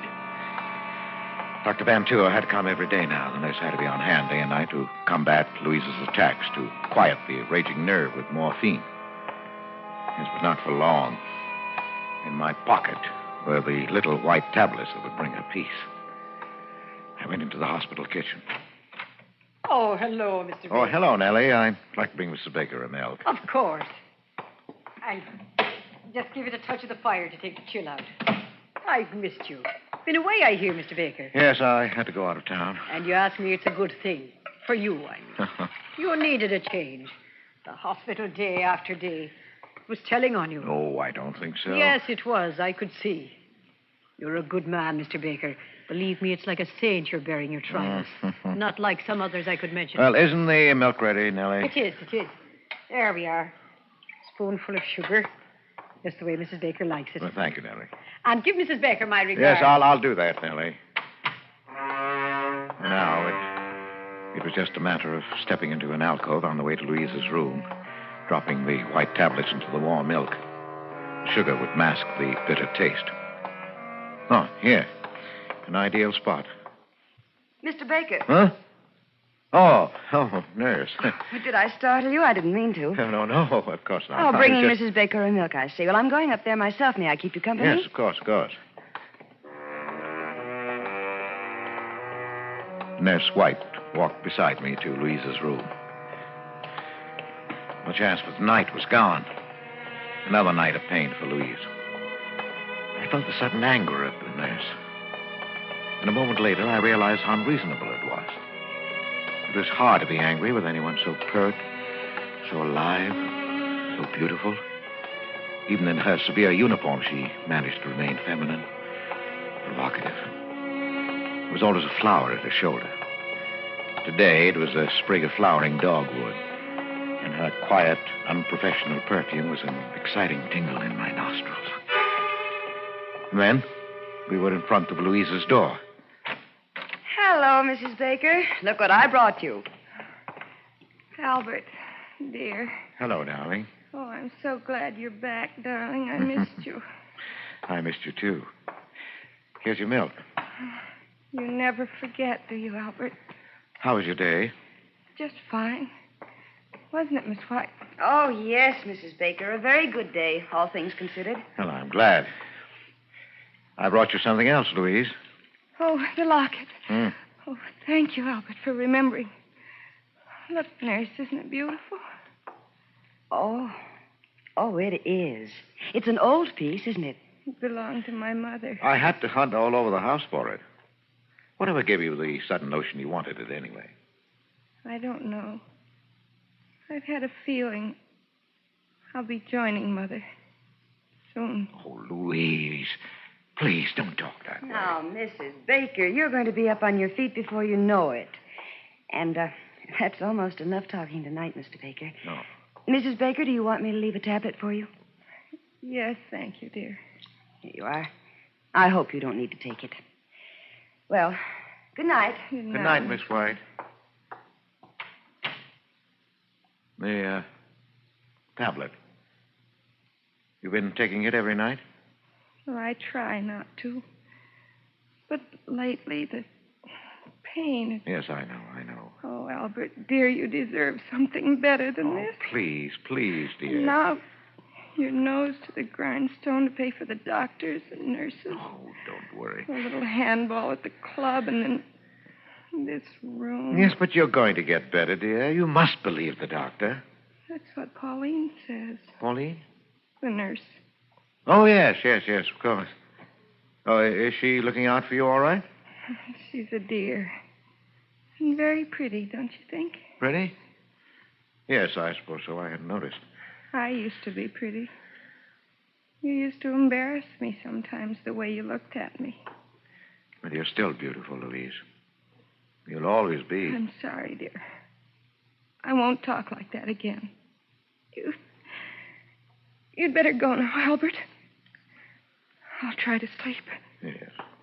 Well, good night, dear. I'll see you tomorrow.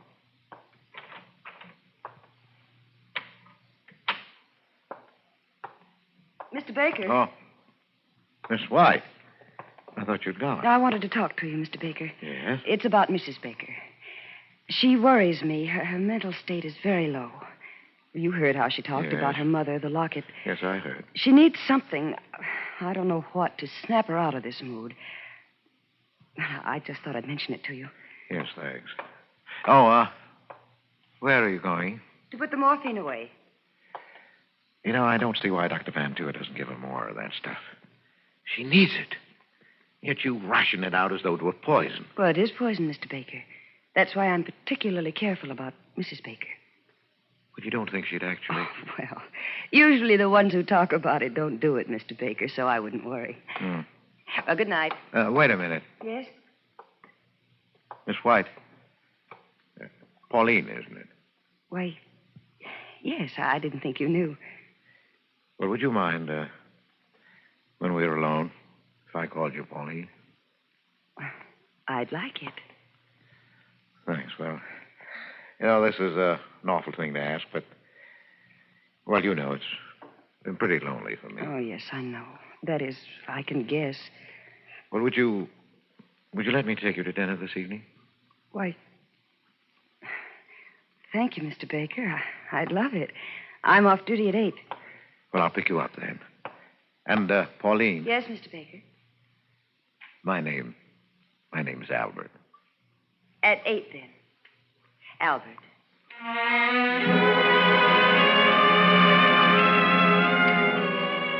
My heart sang. She was perfect. Everything was perfect. I had my poison. I had my witnesses. Louise had said just the right things in their presence, talking about her locket, making her veiled hints at suicide. How beautifully everything fell into place. I started toward the lobby door when I heard my name. Oh, Baker. I say, Baker. Oh, Dr. Van Tua. How are you? Oh, fine. Say, I want you to meet someone. This is Dr. Martin of Toledo.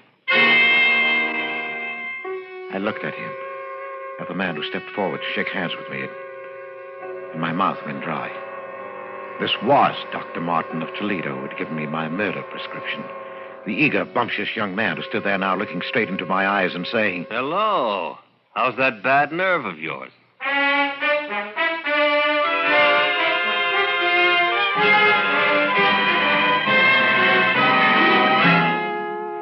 Autolite is bringing you Edward G. Robinson in A Case of Nerves, tonight's production in radio's outstanding theater of thrills, Suspense.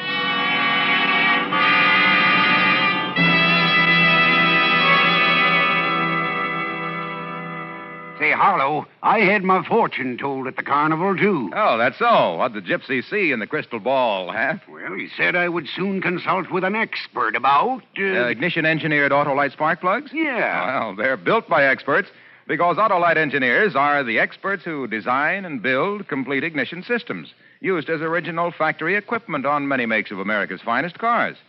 So naturally, they engineer Autolite spark plugs to work as a team with the coil, distributor, and all the other important parts of the ignition system. You mean, of course, they know how to build ignition-engineered Autolite spark plugs that can't be beat for quick starting, smooth performance, and gas mileage. Precisely. And it was these same Autolite engineers who developed the famous Autolite resistor spark plug, one of the greatest advances in spark plug design for automotive use in the past 20 years. Oh, that gypsy had nothing on you, Wilcox.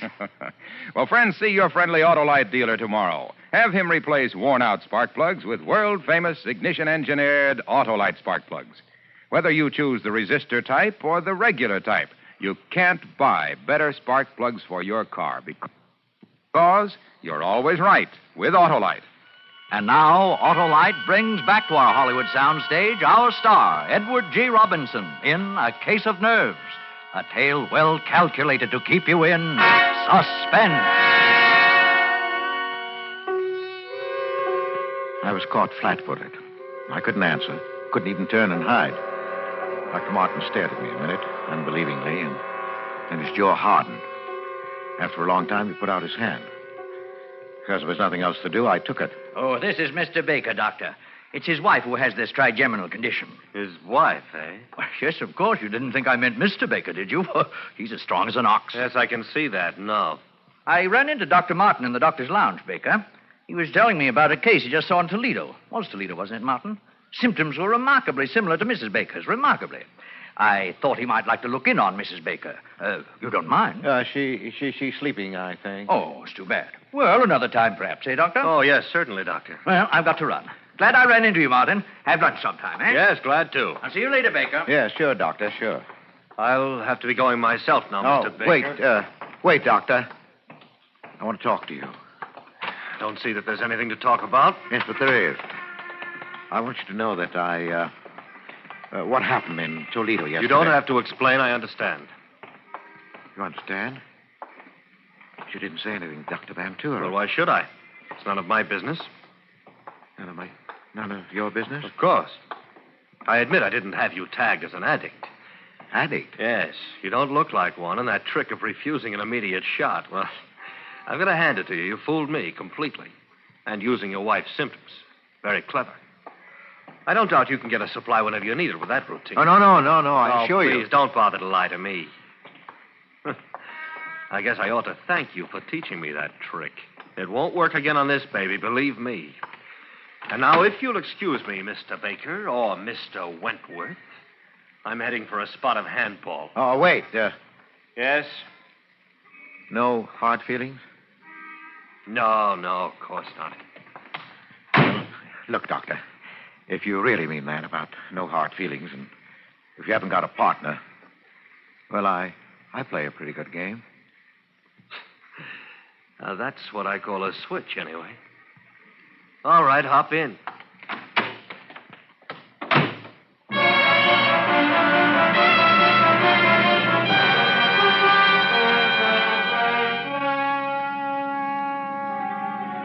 An addict. He took me for an addict, working on any dodge I could to get a supply of dope. Yes, but later, when he heard of Louise's death, he'd remember. I had no idea what I was going to do. I only knew that I couldn't let him go. He drove me over to the athletic club. He wasn't a member, but he held a courtesy card from a Toledo club, and he signed me in as his guest, laughing as James Wentworth. He was a fast man on the court, younger, too. I'd have had a hard time keeping up with him in any circumstances, but as it was, he beat me easily. I could think of only one thing, that he was dangerous. Dangerous, and I had to get rid of him somehow. It's a nice backhand you've got there, Baker. Wish I could handle those tough ones half as well. Oh, never mind the compliments, Doctor. Just remember the final score and be satisfied. Say, how about a sweat out? They've got a good steam room here. Yeah, sounds good to me. Here, this way then. Oh, take your towel. Oh. Boy. Oh, boy, this is hot. Sit on your towel. Yeah, good idea. Oh. It was lucky for me you came along. Place is dead today, not a soul here. Well, I enjoyed it. Oh. Hot, isn't it? Yeah. Say, Baker, you know, I misjudged you. Sorry. Oh, that's all right. Forget it. You know, you really could do something for your trouble. Yeah? We've got a sanitarium in Toledo that have been having pretty good luck with addiction lately. I scarcely heard him. I only realized that we were alone, clouded in steam, not even visible to any casually curious person looking through the glass square in the door. This was my chance. I'd never get another like it. Take nerve, of course. I picked up my towel. That. What are you doing? I'm sorry, Martin, but there's no other way.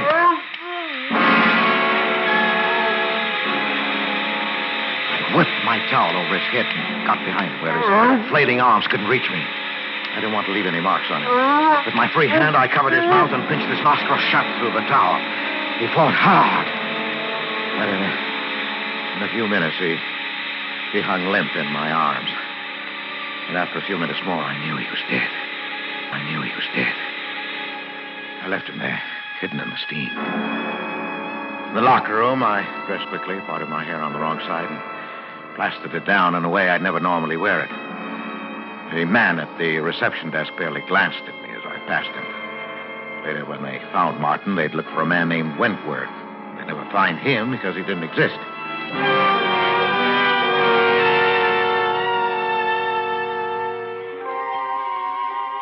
It wasn't even that close. The papers reporting Martin's death put the cause down to heart failure brought on by the shock of exercise in the steam room. They didn't mention a companion. It wasn't important.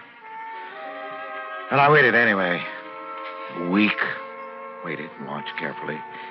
Because now not only Louisa's future was at stake, but my own and Pauline's. There's the nurse's quarters, darling. You better not come any nearer. Oh, Pauline, dearest. I know, darling, I know.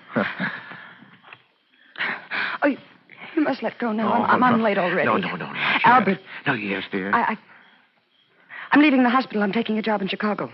You know what? Yes. This is hopeless. I can't stand it. Taking care of your wife, smiling at her, seeing the two of you together. But you can't do it. I couldn't live without you. Now that I found you, What do you think this is going to do to me? But I can't. When are you going? I'm giving notice tomorrow. Tomorrow? Oh, my darling. Goodbye. Pauline!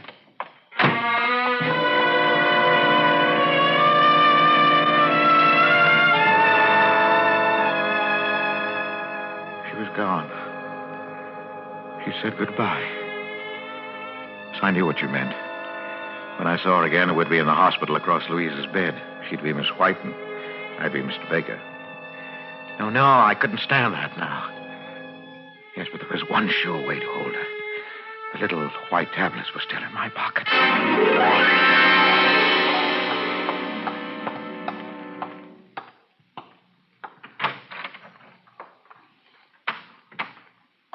Louise? Albert, dear.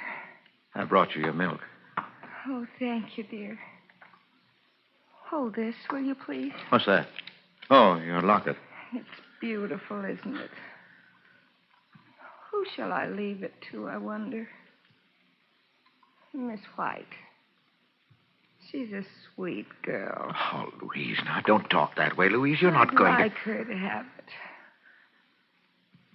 I'll take the milk now, Albert.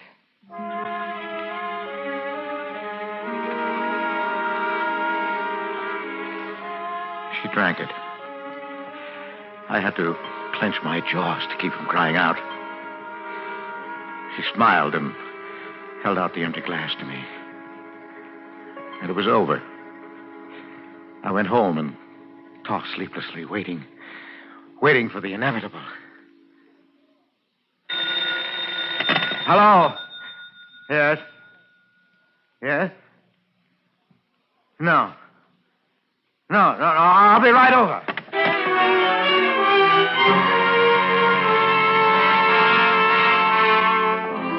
Dr. Van Tour was outside Louise's room, and a white-faced Pauline and Nellie from the kitchen as I hurried up the corridor. Oh, Baker. Oh, Doctor. Doctor, can I go in? No.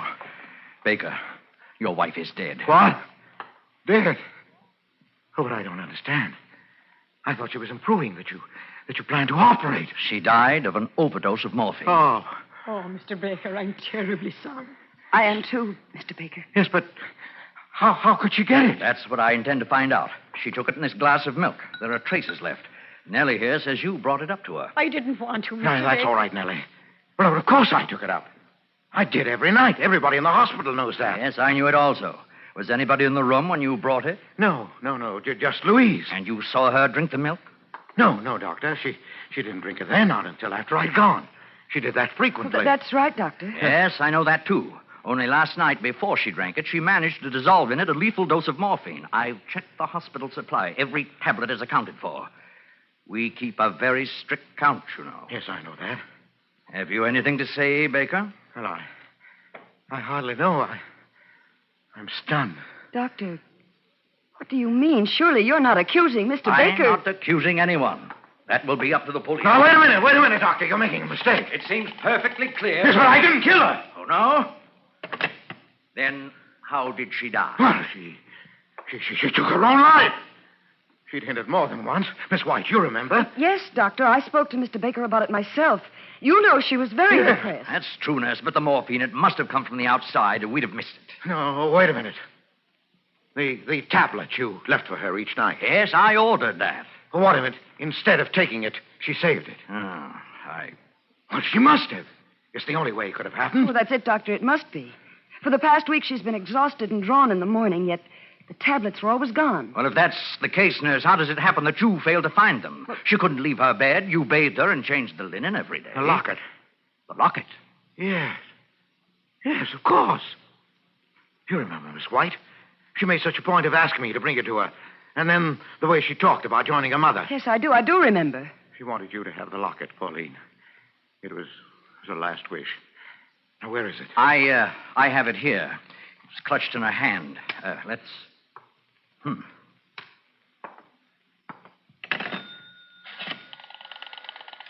Police headquarters, please. You have to notify them? Yes, I do. Police headquarters, give me homicide. Please. Homicide? Yes, I'll wait. Are you out of your mind? I just got through explaining everything. Yes, you explained everything, including what still puzzled me. You see, Baker, you were right about this locket. Your wife did have a reason for wanting it. Look, I'll open it. You see, it's full. 1, 2, 3, 4, 5, 6, 7 quarter-grain morphine tablets that she saved at the cost of 7 nights of agony. And she would have taken them last night. Only you beat her to it.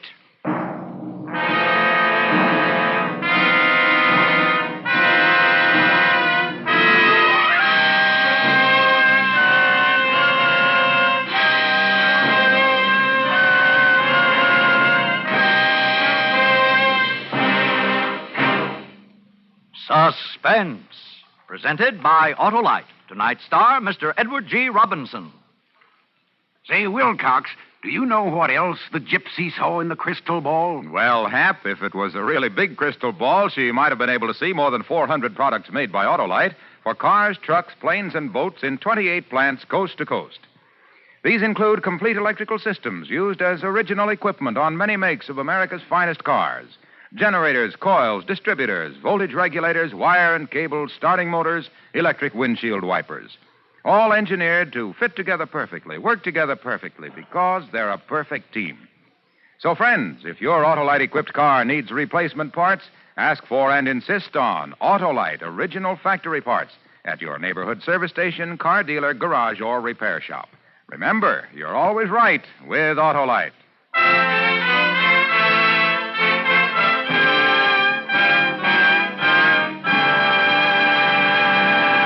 Next Thursday for Suspense, our star will be Charles Boyer. The play is called The Case of Henri Vibard. And it is, as we say, a tale well calculated to keep you in suspense.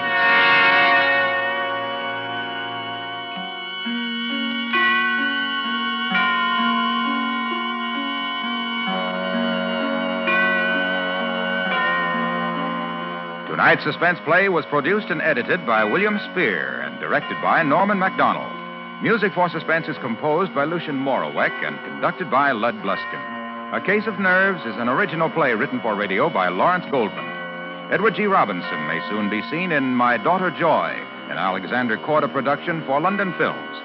In the coming weeks, you will hear such stars as Broderick Crawford, Jack Carson, and Kathy and Elliot Lewis.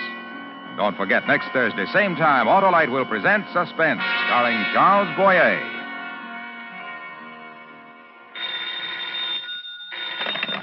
You can buy world-famous Autolite resistor or regular spark plugs, Autolite stay-full batteries, Autolite electrical parts at your neighborhood Autolite dealers. Switch to Autolite. Good night. Autolite, sponsor of Suspense, is proud to acknowledge receipt of the National Safety Council's Public Interest Award for exceptional contribution to highway safety. This is the second consecutive year that Suspense and its sponsors have been so honored. This is CBS, the Columbia Broadcasting System.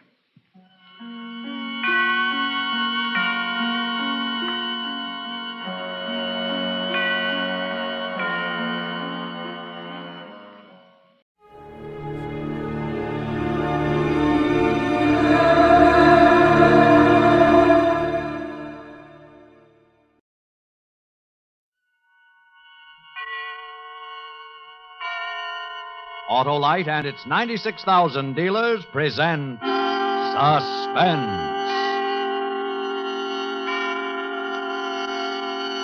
Tonight, Autolite brings you a story of a mind reader who discovers his nightclub act is not a fake. A story we call A Vision of Death, starring Mr. Ronald Colman. Before our play begins, here is a word about Autolite from a good friend of ours. Greetings, Sahib Wilcox. Why, it's that amazing, magnificent mystic and great glass globe gazer, Sabu the Swami.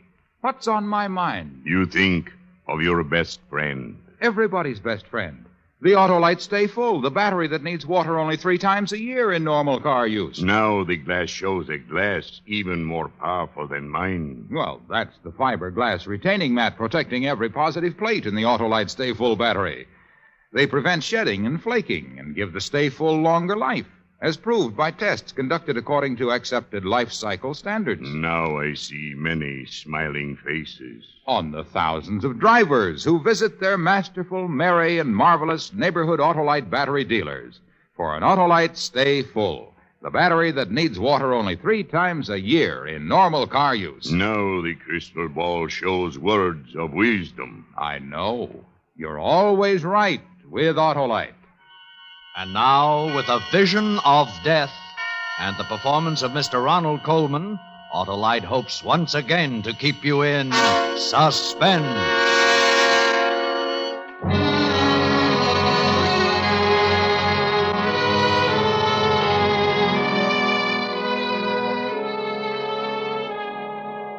If I speak too rapidly for your stenographer, you'll tell me, won't you, Lieutenant? No offense, but he impresses me as someone who has to sit on the floor to put his shoes on. And don't hesitate to stop me if I seem to wander away from the point. I mean to say this is my first, and I hope final, appearance in a police precinct, and I should hate to give a sloppy performance. We were always known, Aurora and I, for the smoothness and gem-like precision of our act. And as for this murder rap, I suppose it's called, is concerned, an acquaintance with our act is the essential rabbit. Awfully good act. Smart, informal, occasionally humorous, and always mystifying. Well, the act always began with music, never with the cliché fanfare of trumpets or roll of drums. I would saunter out to the center of the floor and say something like, "Good evening. You are about to witness an exhibition of mental telepathy. Ladies and gentlemen, may I introduce Aurora, my wife." They never failed to give her a hand. What would they applaud? Why, the vision she presented as she came toward me. There has never been anyone as lovely as Aurora, the most beautiful flash in the profession.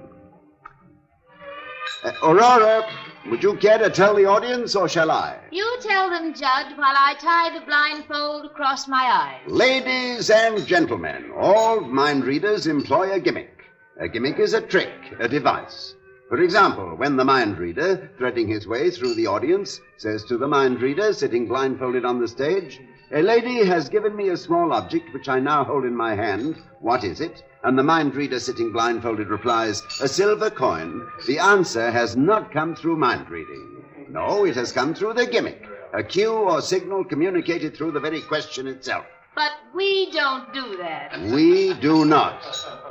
You will notice, ladies and gentlemen, that I never speak to Aurora at all. Are you ready, Rory? Ready, Judd? Here we go, then. You, sir.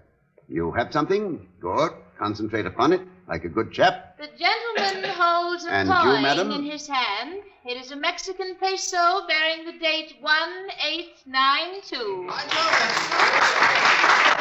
Oh, that's very clever of you, madam. I'll be surprised if she gets this one. The lady holds in how her about hand you, young man? her other hand.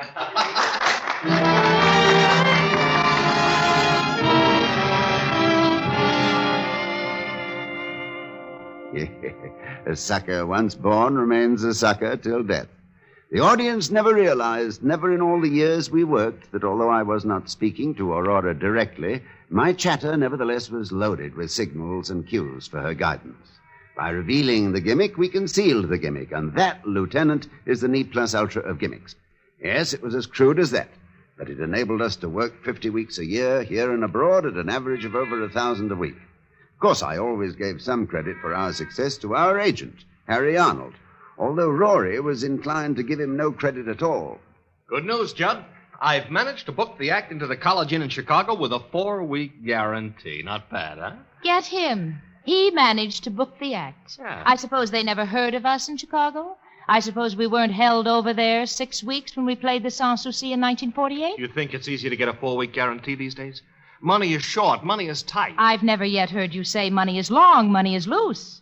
You have to sweat for your 10%, don't you? Yes, you do. In a pig's ear, you do. Agents. They're all like... Oh, there's gratitude for you. There's the milk of human memory. What were you when I first saw you? Nothing. Not this much. Playing 10 a day under canvas in Menasha, Wisconsin, and paid off in bottle tops. I worked, I schemed, I sweated. Listen to him. You'd think he had to get out there on the floor every night. You'd think he was the one spent 11 months, 12 hours a day memorizing the code. You'd think it was his name in lights. Agents. All they know is how to live off a dead whale. Scum of the earth. Look, I'm not going to take that from you, you hear me? You'll take it, baby, along with the 10%. You'll take it and you'll chew it and you'll swallow it and you'll keep it down, too. How do you like that? I'm warning you, kid. Don't push me too far. Now, Don't push children, me to... children, on your way, Harry, and don't let it get you down. I think a 4-week guarantee is pretty good. Oh, thanks, Judd. If it wasn't for you, Judd, I'd... Oh, why go into it? I'm going for a walk.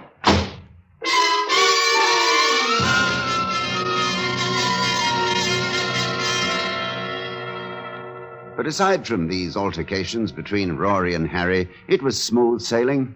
We wore the best, ate the best, drank the best, stayed at the finest hotels. And every Saturday night after the performance, Harry would bring us our salary. He'd bring it in cash. 1,000, 1,250, 1,500. I have the old performer's distrust of checks. Been given too many with a high latex content. Anyway, life couldn't have been more placid. And then one evening, about 5 weeks ago, soon after we opened at the Grove here in town, a frightening thing occurred. We'd just begun the act, and I was out in the audience. You will notice, ladies and gentlemen, that I never speak to Aurora at all. Are you ready, Rory? Ready, Judd? Here we go, then. Now, you, madam. The lady holds in her hand a compact. It is platinum and bears her initials R.C. You, sir. You, sir. The gentleman is holding an engagement ring. In it are 3 small diamonds.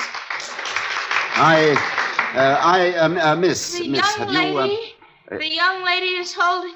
It's a small cameo brooch and... Rory! Quick, Maurice, music! I picked Rory up from the floor and hurried with her to our dressing room, almost beside myself with anxiety. I placed her on the couch, dampened a towel, and put it on her forehead and began to chafe her wrists. Rory, Rory, honey. Rory. Judd, what happened? I was in the bar. Do you want me to get a doctor? No. I don't know. Get out. Leave us alone. Get out, Harry. Get out.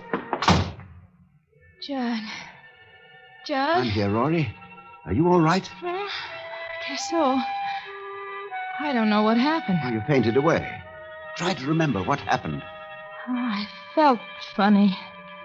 I don't remember. No, try, Rory. Try to remember. It's important. I can't. Why is it important? Oh, you don't know? Rory, you don't know? You were calling out the answers before I even had a chance to give you the cue.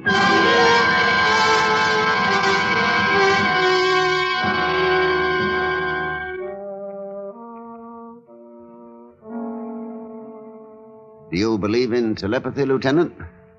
I don't mean the sort of thing Rory and I usually did. I mean real telepathy. I never did either until that night. I don't mind telling you I was badly shaken. I mean, after all, I knew we'd been using a gimmick, and suddenly it began to happen without the gimmick. It scared us to death. We didn't know what we were getting into. But we went on with the act, and in my mind, I began to search about for the answer. I found it, of course. You'll find a gimmick in almost everything if you look hard enough. I've got it, Rory. We've worked together so long that you know what I'm going to say before I say it. From my inflection, my pauses, even my movements. You see? Judd, that has to be it. Oh, this is marvelous. When Harry gets back, I'll tell him about it. And if I last until tomorrow, he can ask the management for more dough. Yeah, as soon as he gets back. Next Thursday. Tonight. How much more should we ask for? Well, Tonight? What made you say tonight? I don't know, Judd. Oh, you were there when he told me he'd be in Palm Springs till Thursday. What made you say tonight? I don't know. What difference does it make? Stop picking on me. So I made a mistake. So what? Well, I don't see how you could make such a mistake, that's all. Judd, leave me alone. I've been worried half crazy about really being able to read your mind. I've been under a strain. So Harry's coming back Thursday and not tonight. All right. You satisfied? He'll be here Thursday and not tonight. You Judson Stone, mister? This dressing room, eh? What is it? A telegram. Sign here? Oh, sign for it, will you, Rory? There you are, kid. I'm sorry I blew up in your face, Judd. Judd. What's the matter? It's from Harry. He's coming in tonight.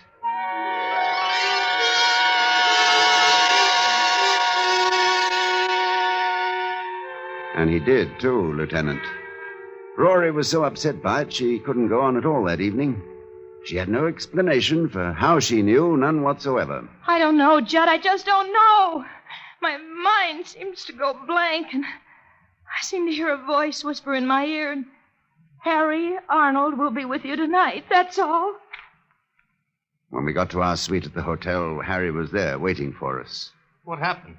What happened? You both look like ghosts. Oh, Harry, I'll tell you some other time. Leave us alone, will you? All right, I'm going. Just came back to wish you a happy birthday and to give you this. Birthday? Oh, yeah. Thanks, Harry. Thanks. What is it? Well, open it, why don't you? It's a bathrobe. A red silk bathrobe with your initials. That's right. It's a... How does she know? How do you know? Get out of here. Get out of here! Judd, make him get out of here! Look, I won't be talked to like that. I don't care who she is. I won't be talked to Harry, like shut that. up! For heaven's sake, shut up and go away. What? Leave us alone. What? Go, get out, get out! You too, Judd?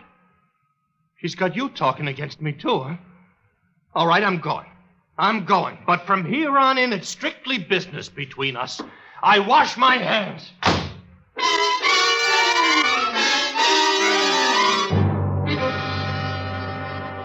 He kept his word, Lieutenant. From that time on, he kept himself to himself.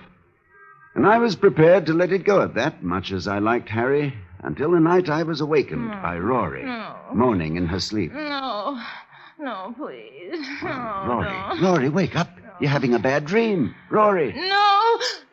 What? Judd? Shh. Judd. It's all right. I'm here. Oh, Judd. What, Rory?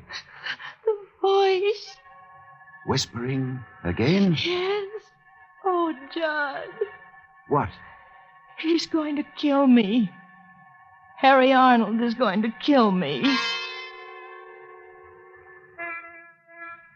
And that, Lieutenant, was the beginning of the end of that.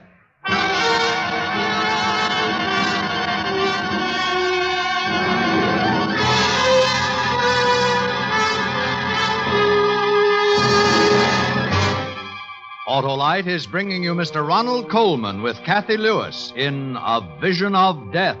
Tonight's production in radio's outstanding theater of thrills, Suspense.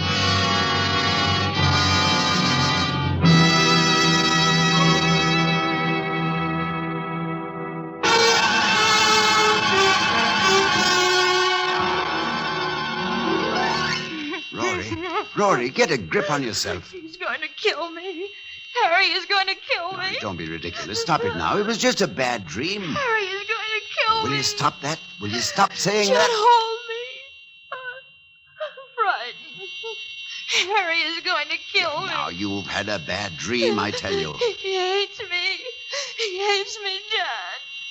Judd, Harry is going to kill me.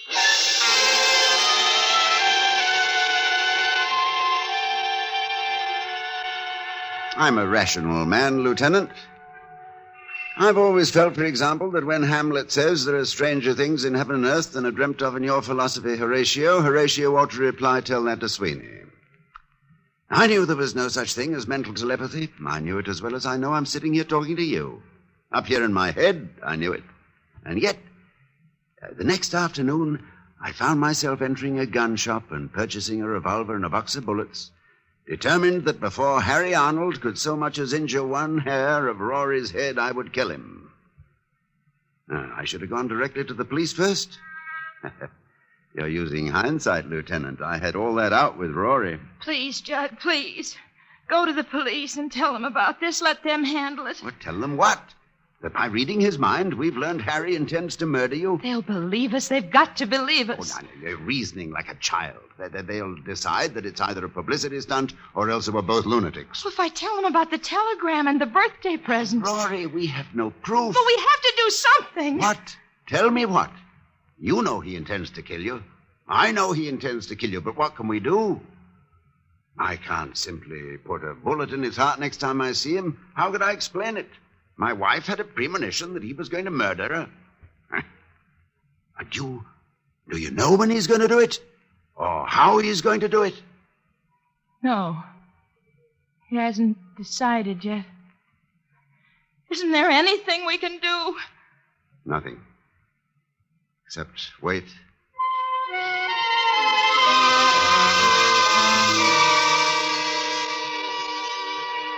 I reacted to the waiting as you might expect, Lieutenant. Sleeplessness, loss of appetite, growing irritability. I flared up at everyone. Waiters, chambermaids, elevator boys, the manager of the club. The manager of the club, yes. He finally said to me... Stone, what the devil's gotten into you? I'd really like to know. None of your business. Well, I'm only trying to be nice. Oh, shut up and let me alone. Yeah, sure, I'll let you alone. I'd let you alone right now if your contract didn't have another week to run. But after that, I'll let you strictly alone. You'll never work this club again. Maniac. I began to drink quite heavily, quite noticeably. I was going crazy just from the waiting. And then the waiting came to an end. It was around 3 a.m. I was sitting up in bed, in the dark, smoking, when Rory opened her eyes and said... Judd? Yes? The voice. Yes? He's going to kill me. Here. Right here, in this room.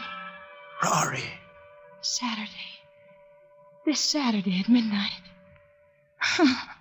Judd. Oh, Rory, sweetheart. He's going to shoot me. He has a gun. And he's going to shoot me. He's going to get you downstairs in the manager's office at the club. And while you're there, he's going to come up here. Rory, listen to me. I want you to listen to me. You're mistaken, do you understand? You've been having another bad dream, and that's all there is to it. No, Judd, I swear it. He just thought of it.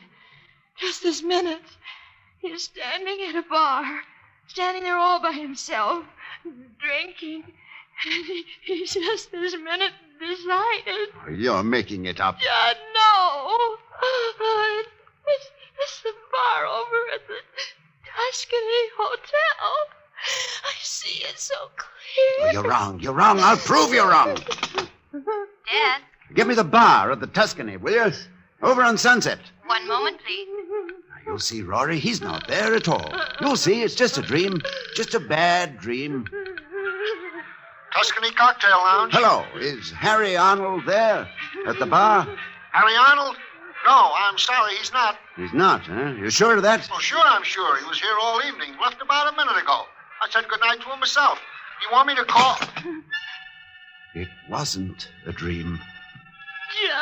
Judd. No, Rory, don't worry. Trust me. When Harry comes tomorrow night, you won't be here at all. But I will.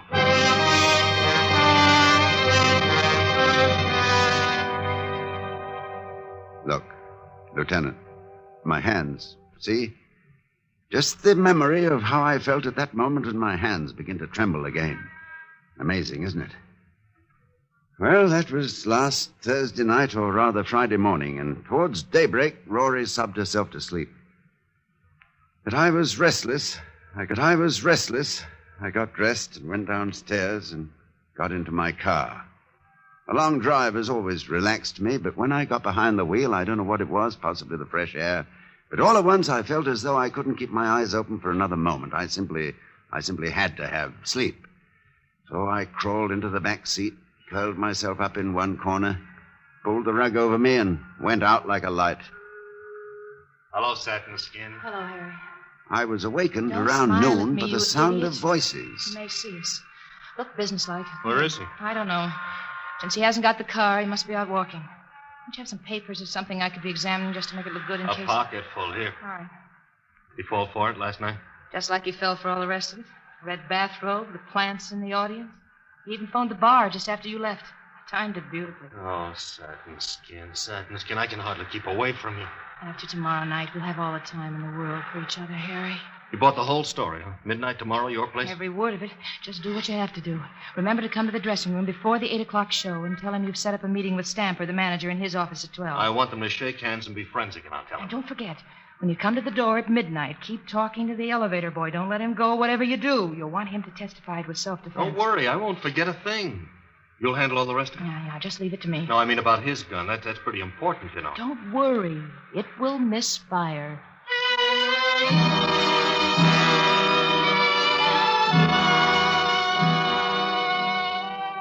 It'd be difficult for me to tell you what I felt as they walked away, Lieutenant. One part of me felt the way a man ought to feel, I suppose, when he learns that the woman he loves is not only unfaithful, but plotting his death as well. But another part of me felt only relief. Relief at learning there was a gimmick in this, too. Yeah, they've been fairly clever for amateurs. Harry had a good excuse for carrying a gun to protect the cash he brought me each Saturday. My own behavior in recent weeks would lend weight to what he would probably offer in his defense, that I must have been crazy. That for no reason at all, I'd pointed a revolver at him and threatened his life, that he had to shoot in self-defense. The presence of the elevator boy, that could mean only that Harry would shoot just as soon as I opened the door. I'd be found dead with a revolver in my hand and a heartbroken agent at my side. Tableau. Then I found myself hoping, as I never hoped before, that they'd come to their senses before Saturday, that they'd realize what a vicious, inhuman thing it was they were planning. But just before the 8 o'clock show that night, there was a knock at the door of our dressing room. Come in. Judd, I've been talking to Stamper, the manager. He's sorry there's bad blood between you, wants to square it. I told him you'd be in his office at 12 to talk things over. All right with you? Yeah. We don't want it so that we never work here again, do we? I mean, there's no reason we should. No reason at all. Button my dress, Judd. See you later, Judd. Yeah, later. We did the show and then went up to our suite. I helped Rory pack a small overnight bag. I loaded the revolver, and then there was nothing to do but wait. The minutes passed. 9 o'clock, 10, 10:30, and I waited. Judd, Yes? I don't want you to go. It's best that you do. Doesn't seem right to leave you here alone. Things might not go as I planned. I might not be able to stop him. And if I fail to stop him... No, it's best that you go. Just wait at the motel until you hear from me. What time is it? Almost 11. 2 minutes of 11. I'm out of cigarettes. Yes? This is Mr. Stone in 1101. Please send up a carton of Players, will you? Right away, Mr. Stone. I want you to go now, Rory. Judd, let me call the police, please. It will be useless. We've gone into it, and it'll be useless. Then come with me. He won't find anybody here. Well, then he'd choose another place, another time.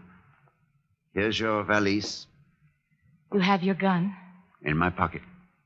You won't take any chances. I don't know what I'd do if you were hurt or anything. I won't take any chances. Let me help you on with your coat. Oh, Judd, I love you so. Yes, I know. And I love you, Rory. I really do, you know. Ready? Yes.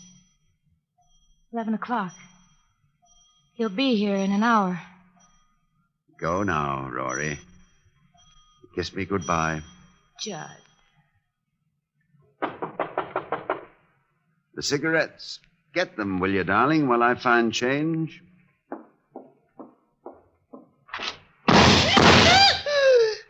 Harry. Rory. Rory. Rory!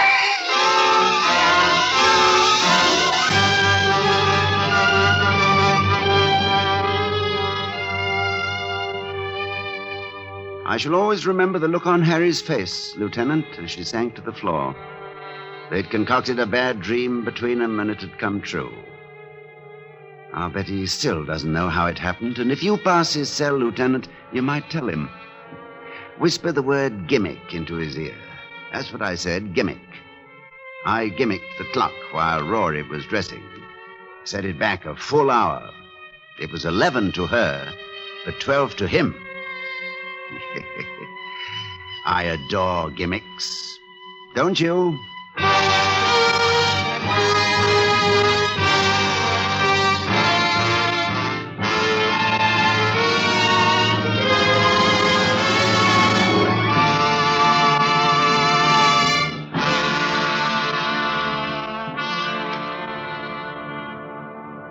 Suspense. Presented by Autolite. Tonight's star, Mr. Ronald Coleman. My occult powers do reveal that every driver's automobile has a life both long and bright when it has parts by Autolite. Well, that's fortune-telling there's no doubt about, Swami. You know, Autolite makes over 400 fine products for cars, trucks, planes, and boats in 28 plants from coast to coast. These include complete ignition systems used as original factory equipment on many leading makes of our finest cars. Generators, coils, distributors, electric windshield wipers, voltage regulators, wire and cable, starting motors, and many more. They're all engineered to fit together perfectly, work together perfectly, because they're all part of the Autolite team. So, friends, don't accept electrical parts supposed to be as good. Ask for and insist on Autolite original factory parts at your neighborhood service station, car dealer, garage, or repair shop. Remember, you're always right with Autolite. Next week on Suspense, our star will be Mr. Van Johnson in Strange for a Killer. And in weeks to come, you will hear such famous stars as Miss Joan Crawford, Mr. Jack Carson, and Mr. Jack Benny, all on Suspense. Suspense is produced and directed by Elliott Lewis, with music composed by Lucien Morawek and conducted by Lud Gluskin. In tonight's play, Kathy Lewis was heard as Aurora and Larry Dobkin as Harry. Others in the cast were Florida Edwards, Joseph Kearns, and Charles Calvert. A Vision of Death was written by Jerry Hausner and adapted for Suspense by Walter Newman. Ronald Coleman may be heard each week on his own radio program, The Halls of Ivy. And remember, next week on Suspense, Mr. Van Johnson, as a man who suspects a murderer is holding as hostages his wife and child. A story we call Strange for a Killer. You can buy world-famous Autolite stateful batteries, Autolite resistor-type spark plugs, or standard-type spark plugs, Autolite electrical parts at your neighborhood Autolite dealers. Switch to Autolite. Good night. This is CBS, the Columbia Broadcasting System.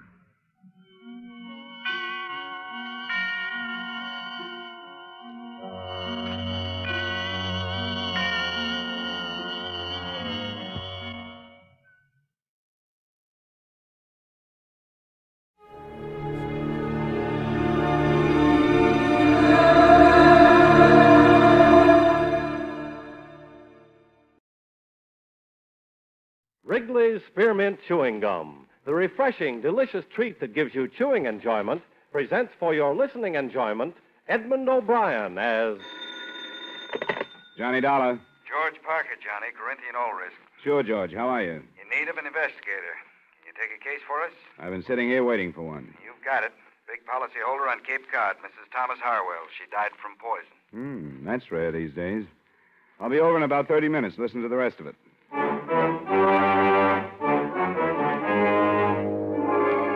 The makers of Wrigley's Spearmint Chewing Gum bring you Edmund O'Brien in a transcribed adventure of the man with the action-packed expense account, America's fabulous freelance insurance investigator. Yours truly, Johnny Dollar.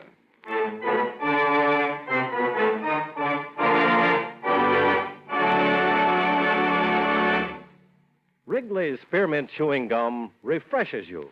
Wrigley's Spearmint Chewing Gum gives you real chewing enjoyment. Yes, for chewing enjoyment plus refreshment, it's Wrigley's Spearmint Chewing Gum. The lively, delicious flavor of Wrigley's Spearmint cools your mouth, helps keep your throat moist, and gives you a nice little lift. The good, smooth chewing of Wrigley's Spearmint helps keep you feeling fresh and alert, adds enjoyment to whatever you're doing. So for chewing enjoyment plus refreshment, treat yourself often to Wrigley's Spearmint Chewing Gum. Healthful, refreshing, delicious.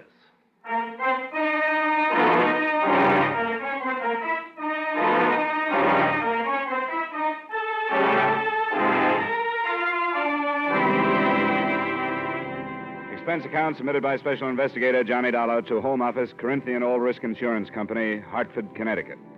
The following is an accounting of expenditures during my investigation of the Amelia Harwell matter. Expense account item 1, $250, cab fare from my apartment to the Corinthian building in the office of George Parker. Well, first, do you know the Harwell name? Are they the textile people? That's right. Strange sort of family. Fortune was built by the deceased father. She was his only child. He naturally had wanted a son to carry on the name and the business. So he trained her, Amelia. She took the man's place all her life. How old was she? Something over 70. And did she still head up the business at that age? She took a very active part. What about the poison? I haven't gotten any of the details on that. That'll be up to you. Anything on the surviving family? Yes. I have it here. A husband, Thomas, a daughter, Maxine, and a son, Dexter. Here, you keep it. Got the ages and all. Thanks. From what I can gather, she was an extremely domineering woman. Ran her household like a factory. There must have been very little warmth toward her. Then, when you consider the fortune she's leaving and the insurance... How much did she carry? Too much. $150,000 for the family and over $200,000 with the corporation as beneficiary. That kind of money, you should have hired me earlier as a bodyguard. Expense account item 2, $40, car rental, and $22 fuel and incidentals between Hartford and the Harwell estate on the eastern shore of the Cape near South Wellfleet.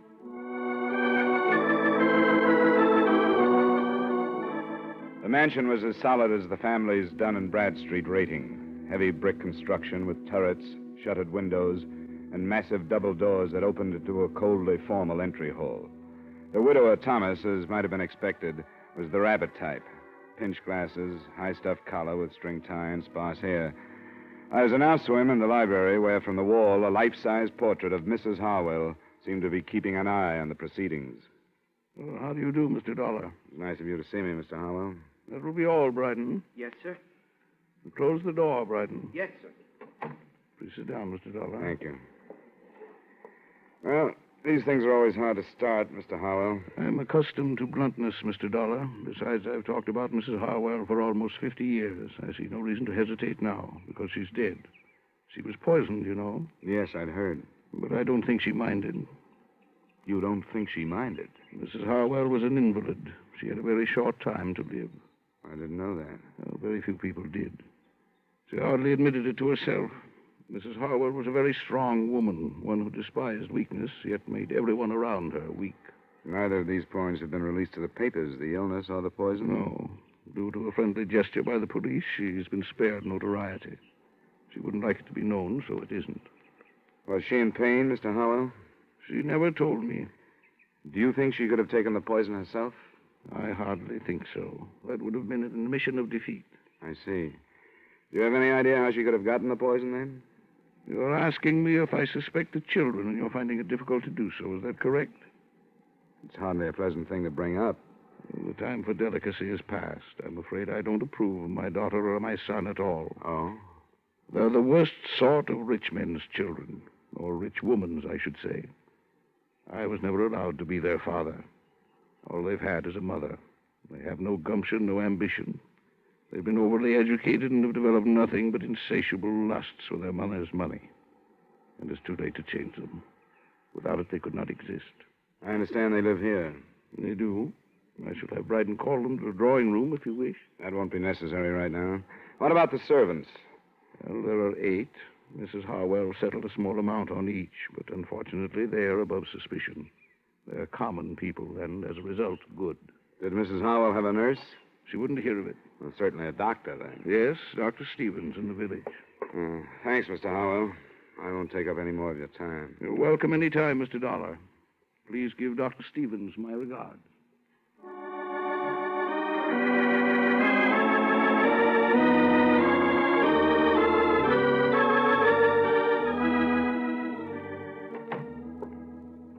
Well, Mr. Dollar, the Harwell case passes from my hands into yours. I wish you more success than I've had. Thanks, Doctor. Amelia was not only a hopeless cancer victim, but she was a stubborn old fool. I could have saved her life with surgery 3 years ago, but I made the mistake of advising her, and advice was something she could not accept. You've been friendly with them that long? I've tended them longer than that, but friendly is hardly the word. I brought each of their children into the world, but have yet to use the given names of any of them, in their presence, that is. Oh, I'm glad to talk to somebody like you. I found talking to the old man a little rough. I'm used to survivors being sad about death or suspicious or something. I'm afraid that with Thomas, instead of a feeling of grief, it's something akin to passing from slavery into freedom. And the children, are they as worthless as he makes them out? I'd say so. Maxine, the oldest, is a bitter, frustrated old maid at 33. And Dexter, 32, is an alcoholic and has just entered into an unsuccessful marriage. Do you think either of them could have killed their mother? I'm in no position to accuse any of them, but there is the inheritance and your insurance. It's a fine household. How long would she have lived? It's hard to say. 2 months, possibly 3. Does the family know that? I've been honest with them. Then why kill for profit? I don't know. Could it have been a mercy killing? I've wondered. It doesn't sound like them. Take a risk like that, but it's a possibility. What kind of poison was it? I don't know. I've been asked to attend the inquest this afternoon. If you'd like to call me at home this evening, I'd be glad to tell you what I've learned. Thanks, Doctor, I will. So far, except for lining the family up and accusing them one by one, I can't seem to map out a move. What about this marriage you mentioned? Dexter's? I don't know much about it. The girl's name is Gretchen Nielsen. She owns a small photographic studio just down the street. Small business, huh? It's below Harwell standards, isn't it? That is probably the cause of the trouble. I don't doubt that Amelia wouldn't let her in the house.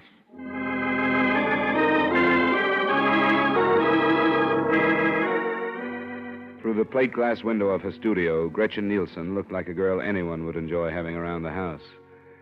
She lived up to her Nordic name, fine straight features, warm blue eyes, and a look of strength about her. I got her home address and knocked at the door of a small house 15 minutes after she arrived home that evening.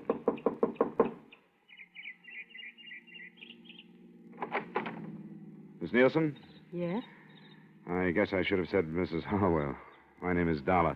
I'm an insurance investigator working on the elder Mrs. Harwell's death. I'd like to talk with you. Well, I don't know anything about it.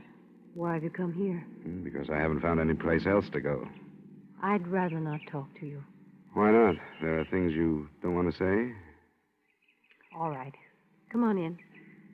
I'm surprised I haven't been questioned before this. The police haven't started yet. It's probably why you haven't. I suppose that means I can expect to be dragged into it by the... I'd imagine so, yes. We can sit over here. You know she was poisoned, don't you? Yes, I didn't until Bryden the butler told me. I read about the death in the paper and phoned out there. Why aren't you living there with your husband? You have no right to ask me things like that, have you? You don't have to answer my questions, but it might be a good idea to get things out in the open. Why? Because there has to be a reason for Mrs. Harwell to die the way she did. Could your marriage to Dexter be behind it in some way? I don't see how. Wouldn't they let you and Dexter live together in the house? I didn't give them a chance to let me. They knew I'd never live there. What did they tell you? What did they say about the fortune hunter who lured and trapped their only son? You weren't mentioned. That's hard to believe. Why isn't Dexter here with you? Because he's a slave. He's too weak to be anything else. I hate myself for saying that, but it's true. Why'd you marry him? Because I love him. I thought we had something that would drag him away from that family that smothers him. But when the time came, he wouldn't leave them. Why not? Because his mother never taught him to do anything but hold out his hand for the money that was always there for the taking. He's due to come into some money of his own now. Quite a chunk. You led the conversation to this point, didn't you? Dexter would never kill for the money. There has to be a reason why she died. I think her husband did it. Why? To stop her suffering. I caught her off guard a few times. I know she was in pain. And I know she was frightened. Probably for the first time in her life. I think he knew that, too, and wanted to help. That could be. First, you sounded like you hated her. Now you don't. I feel sorry for her. Because she made so many mistakes. And now she's dead, and there's nobody to correct them.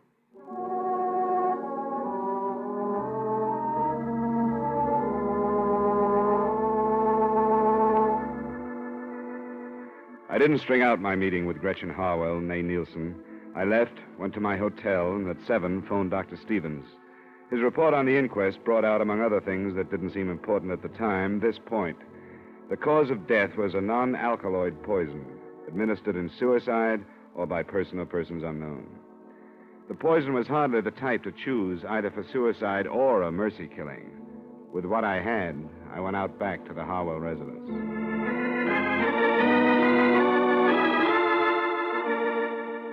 I'm sorry, sir. Mr. Harwell has retired. Is the rest of the family up? Yes, sir. I wonder if you'd tell them that I'd like to see them. Very well, sir. If you'll wait in the library, I'll tell them you're here.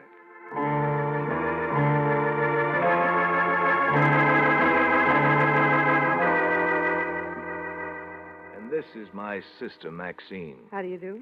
How do you do? Now, what do you want? I understand both of you were here the night your mother died. Yes. Yes, that's right. I've just gotten the verdict of the inquest. The poison that killed her was not a pleasant one. Did any of you hear any sound shortly before your mother was discovered dead? I didn't, and I found her. I went in to bid her good night. I didn't hear anything. I was in my room. Where's that? Just down the hall from Mother's. What's the meaning of this anyway? The point is that your mother would have cried out. The poison would have been... What's that? It's Father. He's in his room. Something's wrong. I'm going up to see. I went with them. We found Mr. Harwell in bed, clawing at his throat and staring at the ceiling. When I bent over him, he moved a hand towards a glass of water on the bedside table. I picked it up and smelled it. I'm no chemist, but I didn't need to be to know that he'd been poisoned.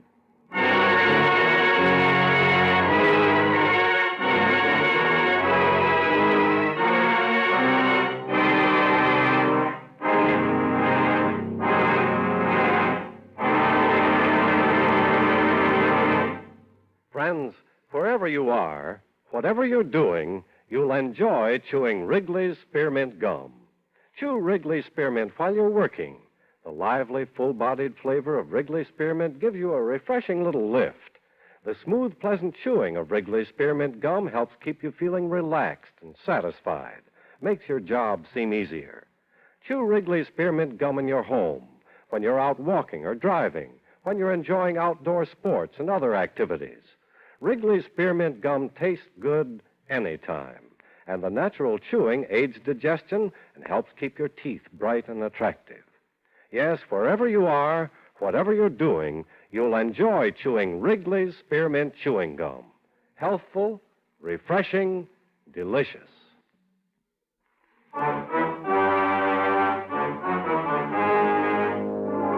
And now, with our star, Edmund O'Brien, we bring you the second act of yours truly, Johnny Dollar.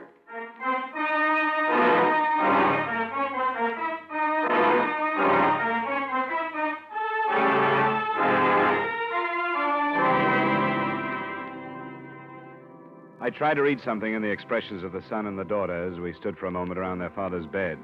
There wasn't much in them. No surprise, no fear, no satisfaction. Maxine looked a little embarrassed and left to phone Dr. Stevens. Dexter looked a little vague and said he thought he knew where a medical book was. And I was left alone with Thomas Harwell.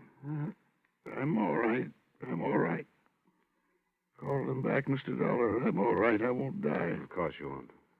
I'm all right. How much water did you drink? Not very much. I was so thirsty, too. But I think I smelled it, and I only sipped. I felt a terrible burning in my throat. I could hardly breathe. Who would do this to me? I was hoping you could tell me, Mr. Harwell. We won't talk about it now. Dr. Stevens is coming out to have a look at you. I'm glad he's been called. He's my friend. Anything I can do for you in the meantime? No, thank you. I'm going to be all right. I'm not ready to follow Amelia. I'm not ready yet.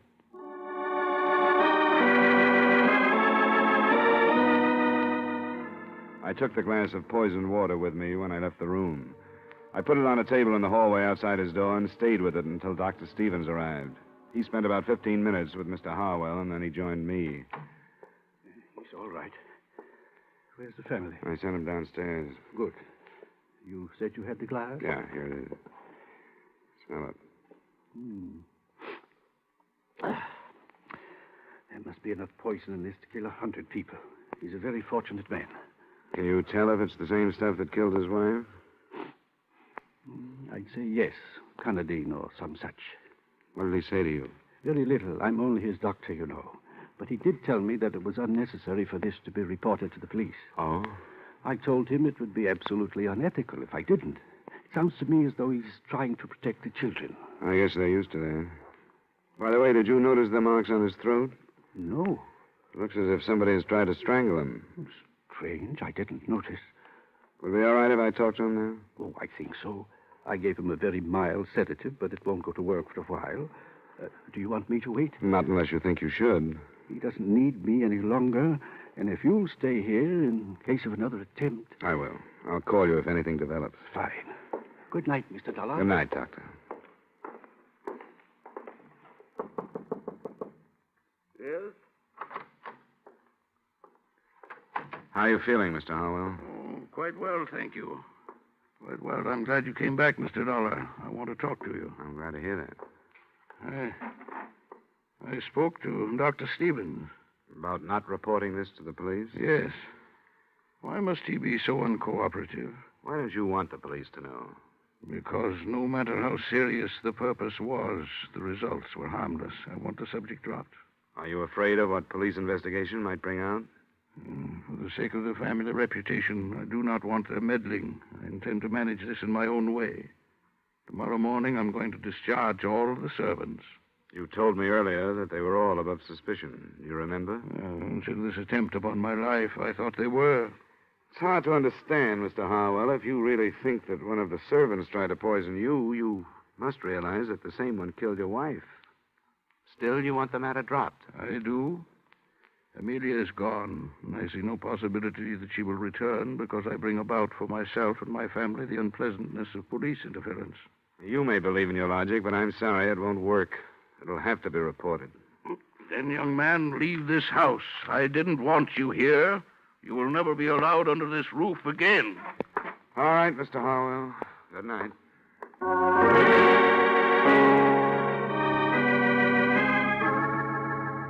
I picked up my glass of evidence again and started downstairs. When I got to the entry hall, I heard voices and looked into the library to see the children, Maxine and Dexter. Their conversation had ended by the time I walked in. How is he?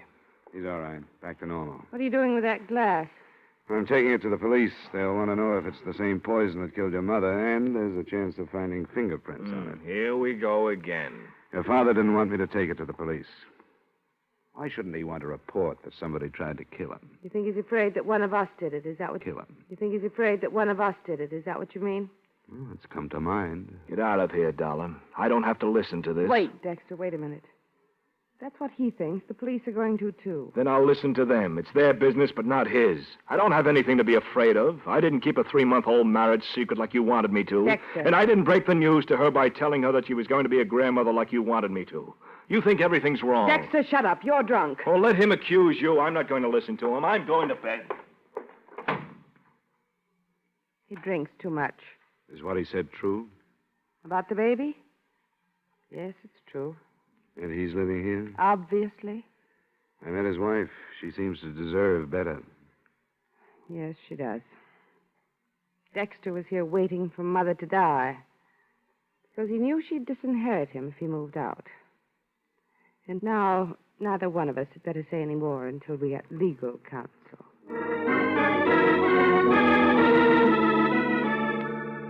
I took the poison to the police and made a statement. Then I went back to my hotel. 2 or 3 phone calls to Gretchen Harwell got no answer, so the next morning I found her at a studio before the day's work began. What are you doing here? I tried to reach you last night and couldn't. What do you want? Somebody tried to poison Mr. Harwell. Oh, he's all right. Yes, I phoned you a number of times last night, but there was no answer. I was out. I stayed with a girlfriend. And you left a few things unsaid the last time we talked. Didn't you? You found out about the baby. Yeah. And you've come to congratulate me. How nice. I've been simply swamped with congratulations. Please, this has to be straightened out, and everything that's held back makes it harder. What does the baby have to do with it? Well, it makes a motive stronger than ever for Dexter. He wouldn't kill his mother. I was told he'd be disinherited if he left the family manse because of the marriage you kept secret. Where did you hear that? Came out last night. He didn't kill his mother. How about trying to kill his father? No. He was trying to help us. The father? It doesn't sound quite right. I know it doesn't, but it's true. Dexter didn't even realize it, but I did, and I tried to explain it to him. Mr. Harwell had never done anything in his life, but he tried to help us. Why? Because when he married her, he must have had a personality. His mother didn't approve of Dexter and me, but I think his father did. You didn't keep it a secret from him? For a little while. Until I insisted that we tell him. And he kept it from Amelia. Do you know why? Because she was the dictator. When she was sick, she was worse. She'd think Dexter had waited until she was helpless before marrying the girl he wanted to. But she found out and was poisoned before she could do anything like dropping Dexter from her will. I don't care. I don't care. I'll even say that Dexter did have reason to kill his mother. But he never would. And not his father. You aren't trying to protect him, are you? Of course I'm not. I don't care how much I love him. I wouldn't want him if he were a murderer.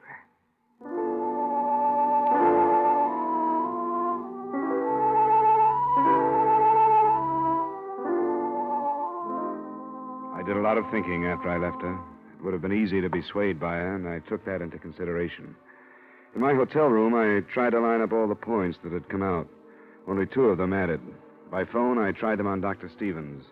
He was more agreeable than I'd expected him to be. It was just before noon the next day when once more I walked through the Harwells' front door. In here, sir. They're waiting for lunch. Mr. Dollar. Well, that will be all, Bryden. Yes, sir. Mr. Dollar, I thought I told you not to enter this house again. You did, Mr. Harwell. But I thought the fact that I might save one of your children from a murder trial might make a difference. Which one, if I may ask? Dexter. I don't understand. I think we've had enough of this, Mr. Dollar. My family has been quite upset since you've arrived. I think we've had enough, too, Mr. Harwell. I wonder if I could talk to you in private. Who are you to ask that? No, Dexter, I think I agree with him. Please leave. But, Father, I You feel... too, Maxine. All right, Dad. Come on, Dexter. Sure. See if Dollar can tell him anything worse about me than he knows. Well, Mr. Dollar? You wouldn't like to see Dexter charged with the murder of your wife, would you? Of course I wouldn't. The police are ready to do it. And they've got a good case. You didn't think of that, did you? I beg your pardon? You didn't realize that you might set up a situation that would jeopardize your son. I don't think I understand. I think you do. You killed your wife, didn't you? I? You filled a glass of water last night to throw off suspicion and to get rid of the evidence at the same time. Mr. Dollar. If you didn't, Dexter is going to be brought to trial. I can promise you that. I saw the charges being drawn. They have everything against him, except 2 or 3 things. Oh, what are they? Something that was hidden behind those tall collars of yours. Scratches on your neck. Another thing that came out at the inquest. Bits of flesh under your wife's fingernails. And the fact that your children didn't hear anything the night she died. They all go together. You struggled to keep her quiet, and she scratched you. You're a very observing young man, aren't you? Not necessarily, but certain things add up. Am I right? I could hardly deny it now. Yes. It made such a little difference to Amelia, though I don't imagine the officials take that into consideration. They seldom do. But it made such a great difference in Gretchen's child. I've made many mistakes with my own children through deference to my wife. I'd hoped that I could help my grandchildren through strength. Strength enough to do what I have done. You were helping Dexter, too? No, helping the child through Dexter. I had hoped that Amelia, when she knew that a life was being given while hers was being taken, would be glad and approve, but she didn't.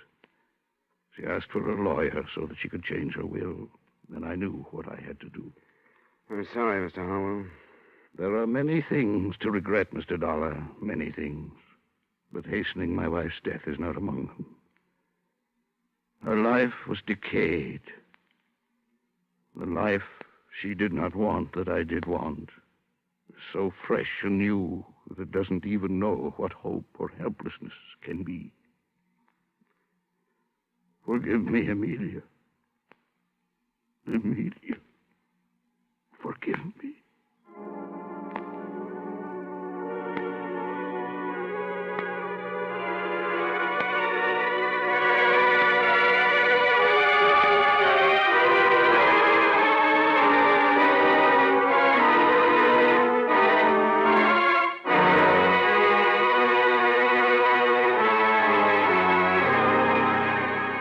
Expense account item 3, miscellaneous, $35.85. Item 4, same as item 2, transportation back to Hartford. Expense account total, $122.35. Yours truly, Johnny Dollar.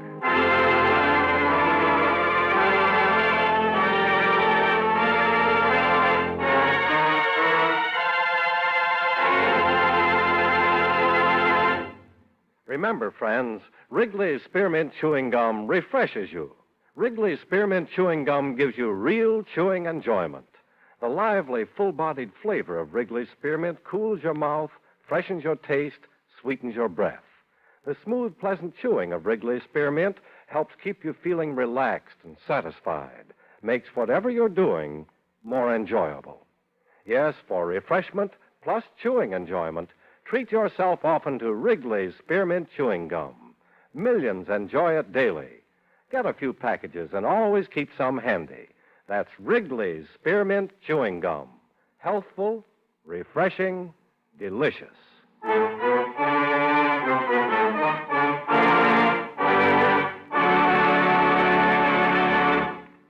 Yours truly, Johnny Dollar, brought to you by Wrigley's Spearmint Chewing Gum, stars Edmund O'Brien in the title role and is written by Gil Dowd with music by Eddie Dunstetter.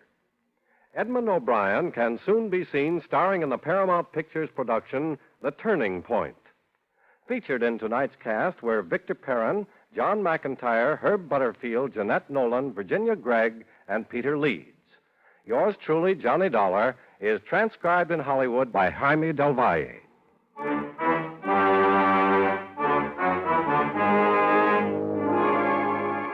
The makers of Wrigley's Spearmint Chewing Gum hope you enjoyed tonight's story of Johnny Dollar and that you're enjoying delicious Wrigley Mint Gum every day.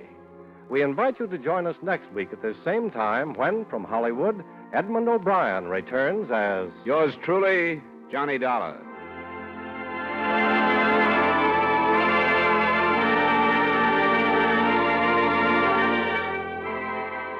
This is the CBS Radio Network.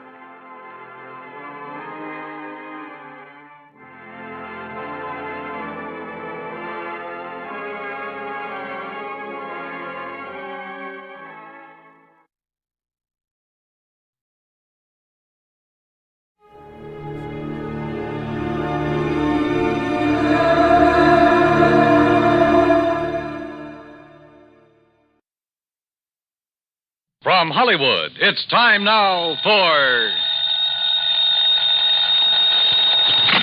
Johnny Dollar. George Reed here, Johnny. Well, George, I'm really glad to talk to you. Oh? Why do you say it that way? Because every insurance case I handle for that company of yours pays me a nice fat fee. And right now I can use a little extra cash. Well, now, Johnny... So tell me all. What's Floyd's of England upset about this time? Well, I'm not sure. Uh-oh, here we go again. But, Johnny, I just received a transatlantic telephone call from Paris, France, from a man who wanted to contact you but didn't know where to call you. And he identified himself only as Le Chat Gris. Ah? Le Chat Gris? It's French, Johnny. No. And I believe it means the gray cat. Yeah. And George, the name fits him. You know him, then? His real name is de Marsac. He probably knows more about the dark alleys and back streets of Paris. Oh? Yeah, and about the people. In other words, the underworld. What did he call about? He mentioned the Blue Madonna. The what? It's a painting, Johnny, a small oil painting by a modern artist named Vincent Bardot. It's owned by a Mr. Kingsley Holland down in Philadelphia. Yeah? It hangs in the Gavin Galleries, and we've insured it for $12,000. Well, what did he have to say about it? Only that you're to call him. His number there in Paris is Orleans 57722. Uh-huh. That he has some very interesting information for you about that painting. Oh, sure. That he'll be glad to give me for a price. Exactly. I can't for the life of me figure what his interest is in it. If there were anything amiss, I'm sure the gallery would have called me. George, if you knew that character as well as I do, you'd okay my expense account without even looking at it and be willing to pay me that big fee I was talking about. What do you mean? Want to make a bet? What kind of a bet? I'll give you odds of 10 to 1 that whatever's hanging in that gallery down there in Philadelphia is not the Blue Madonna. What? Now, look, Johnny, good heavens. George, I'll be talking to you.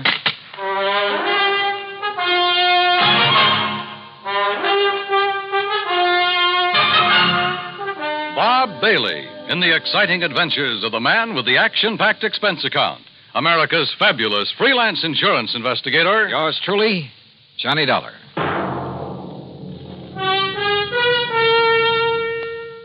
And now, Act One of yours truly, Johnny Dollar.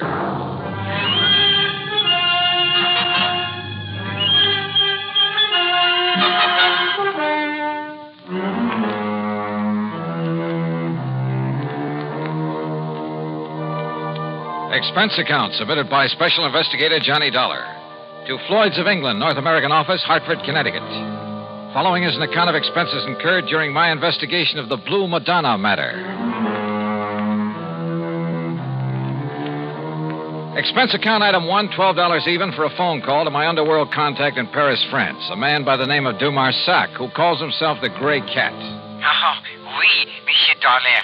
This is your very dear friend, Le Chat Gris? Very dear friend, huh? Now listen, you telephoned George Reed that you have some real hot information about a painting his company insured. Ah, oui, Le Madonna Bleu. What did you call the Blue Madonna? Okay. How much you want this time? Oh, monsieur, you touch me to the quick. Well, one might think that I slave and suffer and risk my life on your behalf only for money. How much, de Marsac? Say, $1,000. 1,000? Look, if your info's worth anything, I'll send you a check for $50. $50? No. 900? Okay, I'll make it 75. But, monsieur, 750? How about an even 100? 500. 2. 4? 3, that's final. Oh, please. 200? Okay, 200. Oui. Eh? No. It's all settled, $200. Now, what about the Blue Madonna? Uh-huh, yes. It is now here in Paris. Yeah, where? In the shop of Monsieur Dubuisson on the Rue des Pas de l'Emoule. Dubuisson? Huh. You sure it isn't just a copy? That he'll try to foist it off on some wealthy sucker? Dubuisson is a crook, an evil crook. But he's an honest one. Oh, sure. Yes, and he knows the works of art. Also, he's very clever. To get his price, he will wait until the real Madonna is discovered missing. If it really is, that's what I'll check on now. And then you will send me the $500, my very dear friend. 200, remember? Oui, I cheated myself. But, monsieur, Yeah? suppose I could find out who smuggled the painting into him, eh? Fine. That would be worth a lot to you, no? Say 1,000? We'll see. I'll be talking to you. Item 2, 420. I phoned to my old pal, Foster Harmon, down in Sarasota, Florida. Told him I'd pay his fare if he'd grab the first plane out and meet me in Philadelphia at the Bellevue Stratford Hotel. I knew that if anybody could identify the genuine painting, he could. Item 3, $9.40 for my own transportation to the city of brotherly love. Item 4, $9.50, cocktails and dinner for the two of us there at the Bellevue. Yes, the Blue Madonna is one of Vincent Bardot's best-known works. I don't think there's another living artist who could so effectively use various shades of just one color. But what about it, Johnny? Well, first thing in the morning, I want you to come along with me and take a look at it. It's in the Gavin Galleries, isn't it, up on Walnut Street? Yeah, at least it's supposed to be. Suppose? Now, all I want you to do is take a good look at it, then reserve any comments until after we get out of the place. And? That's all. Well, but Johnny, Meantime, I want to check with the owner of that painting. The telephone directory gave me Kingsley Holland's address. Item 4, 620 for a cab to a small apartment house out in West Philadelphia. Holland turned out to be, well, I'd say he was about 30, short, lean, and nervous, with the surly expression of a man who feels the world hasn't done right by him. Yeah? You mean you're interested in buying the Blue Banana? Well, it all depends, Mr. Holland. Uh-huh. Look, Dollar, that's what you said your name is? Yes, that's right, Johnny Dollar. Sounds familiar. Well, anyway, listen. Yeah? That gallery's got a price of $18,000 on it. But if you want to buy it direct from me, and right now, I'll give it to you for $12,000. Save yourself a few $1,000, and it'll save me having to pay them their 20%. But if you've already commissioned the gallery to sell it for you... So I'll tell them I changed my mind, that I want to keep it. Then when they find out that I've sold it, well, let them try and catch up with me and collect. Because me, I'll be right back in little old gay Paris. Back in Paris? Sure, I'd be there still, only I ran out of money. 12,000, huh? That's exactly what it's insured for. And that's what they appraised it for when I got it from my uncle's estate. With all his money, what does he die and leave me with but a lousy painting? Well, do you want it? Let me think about it. I'm staying at the Bellevue Stratford. Sure. Just don't tell them at the Gavin Gallery about our little deal, huh? But those crooks don't know. Won't hurt them. Crooks? You think for a minute all that stuff they've got laying around the place is genuine? But the Blue Madonna is. You're sure? Huh? What do you mean by that? Just stick around, Mr. Holland. Any reason why I shouldn't? I don't know. Is there? Now, wait a minute, Dollar. I'll be in touch with you. Act 2 of yours truly, Johnny Dollar, in a moment. Now, Act 2 of yours truly, Johnny Dollar, and the Blue Madonna Matter.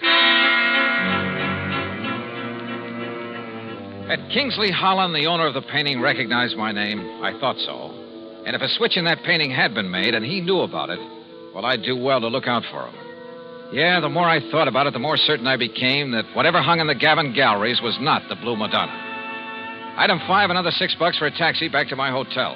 Item 6, $5.80, breakfast the next morning for Foster Harmon and myself. By 10 o'clock, we were at the Gavin Galleries, looking at a pretty modern, but I must say beautiful painting. It's amazing, Johnny, amazing. The most extraordinary... Well, I just can't believe it. Can't believe what, Foster? That it's the real thing or just a good copy? Oh, good morning, sir. That's just it. You see... I've helped these gentlemen. Johnny... Hold it, Foss. That painting, you know, is a genuine Bardot. Yeah? My name is Johnny Dollar. This is Mr. Foster Harmon. Gentlemen, I'm Arnold Gavin. You're interested in buying the Blue Madonna? If this is really it. Johnny, listen. Wait, Foster. What is the price of it, Mr. Gavin? 20,000. Mr. Dollar, did you say? Yeah, but, wow. Haven't you got a Bardot that's a bit cheaper? His Laconic Lagoon is priced at 10,000. Holy. Well, how about a copy of this? Bardot has never allowed his works to be copied. Johnny, listen. Yeah, Foster. It looks like this stuff is too rich for our blood. No. Come on, let's go back to the Bellevue Stratford. No, listen. Perhaps there's something else that might interest you. No, I'm afraid not, but thank you. That's quite all right. Now, look, suppose I come back later. Johnny, listen. Come on, will you? Yeah, I'll see you tomorrow, Mr. Gavin. Now, Johnny. Just take it easy. Well, Foss? It's a fraud, Johnny. It's a copy. I'm sure of it. Hey. Did you say that Blue Madonna's a copy, mister? Yes. Wait, Well, I thought you were looking at it kind of funny there in the gallery. Yes, sir. It's a fraud. Foster. You don't mind my asking, who are you? My name is Foster Harmon. Harmon? From the John Ringling Museum down in Florida? That's right. Well, then you ought to know. Now, just a minute, mister. Say, aren't you Johnny Dollar, the insurance investigator? So what? Who are you? Me? Well, I'm Rube Alloway of Transworld News Service. News Service? Oh, fine. Yeah, I'll see you, boys, and thanks a lot. Well, Foss, it looks like you opened your mouth and stuck my foot in it. Well, I'm sorry, Johnny, but what I said is true. That Blue Madonna is an imitation, a phony. That much I already knew. At least I was pretty sure of it. But don't you see the amazing thing? Well, Johnny, that copy is so perfect, so exactly in the style of Vincent Bardot, even to little things, little idiosyncrasies that even the finest copyist couldn't match. Certain minute details about an artist's work are as distinctive, as impossible to copy as a man's own fingerprints. Yeah, well... What I'm trying to say is that if I didn't know every brush mark on the original... Okay, Foss, forget it. Forget it? Hey, listen. Kingsley Holland, the owner, and I wouldn't trust him for a minute. I think he knows who I am. If so, and if he knows that painting is just a copy, well, he's pretty sure to figure out what I'm doing here. Johnny, he must know it's a copy. If he gave it to the galleries to sell. Perhaps. Or maybe the switch was made after it was hung there. Then what you're saying is that either one of them could be responsible for the fraud. That's right. How well do you know the Gavin galleries? Well, they're not very big. You could see that for yourself. And, of course, they're rather new in the business. I think I'd better get a rundown on this Arnold Gavin while we're waiting at the hotel. Waiting? What for? Well, you plant a couple of seeds. You hope that one of them will sprout. I'm afraid I don't understand. Foss, I told both of them who I am in the hope they'd guess at why I'm here. I also gave them reason to suspect I think that Blue Madonna's a phony. Well, I'm afraid that I may have led Arnold Gavin to feel that way. Same thing. I also made it very plain to them that I'm staying at the Bellevue Stratford. In other words... Good heavens, Johnny, if you mean what I think you do. Yeah? Like what, Foss? You think that one of them, the crook, will come to the hotel and try... Well, don't you see, Johnny, knowing that you're on to him, he might try to kill you. Can you think of a better way to bring him out in the open? Johnny. Come on, let's get back to the hotel. And wait.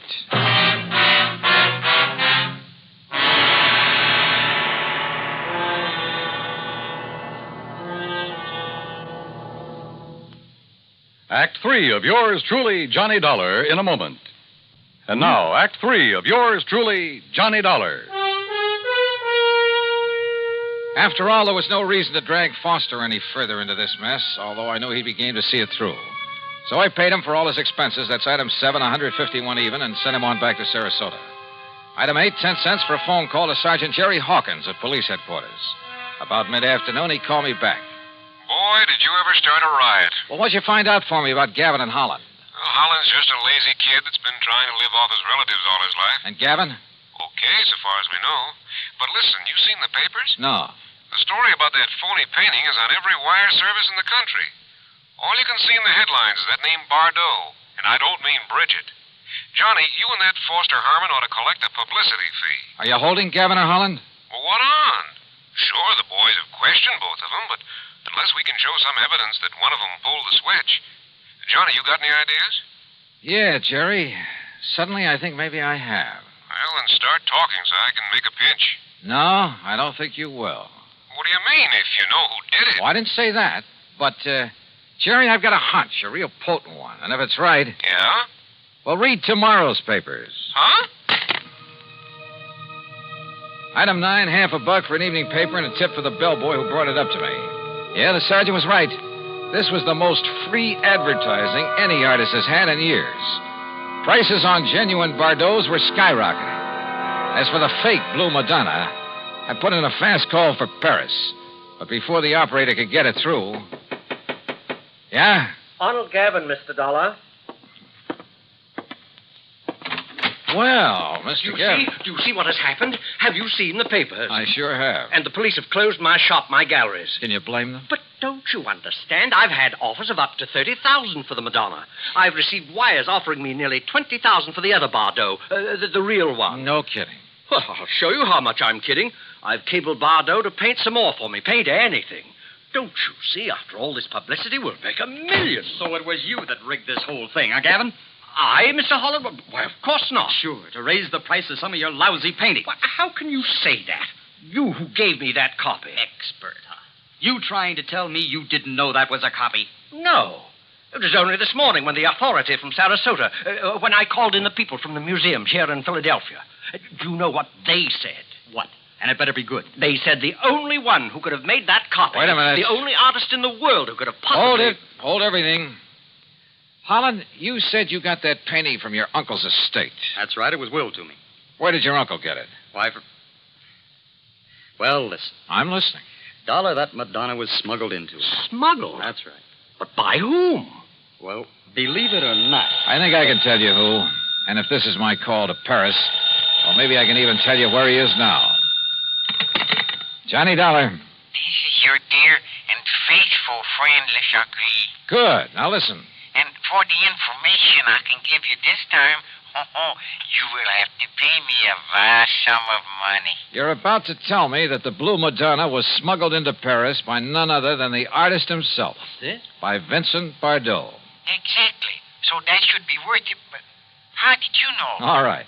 All I want to know now is where is he? You know. He's not in Paris. Where is he?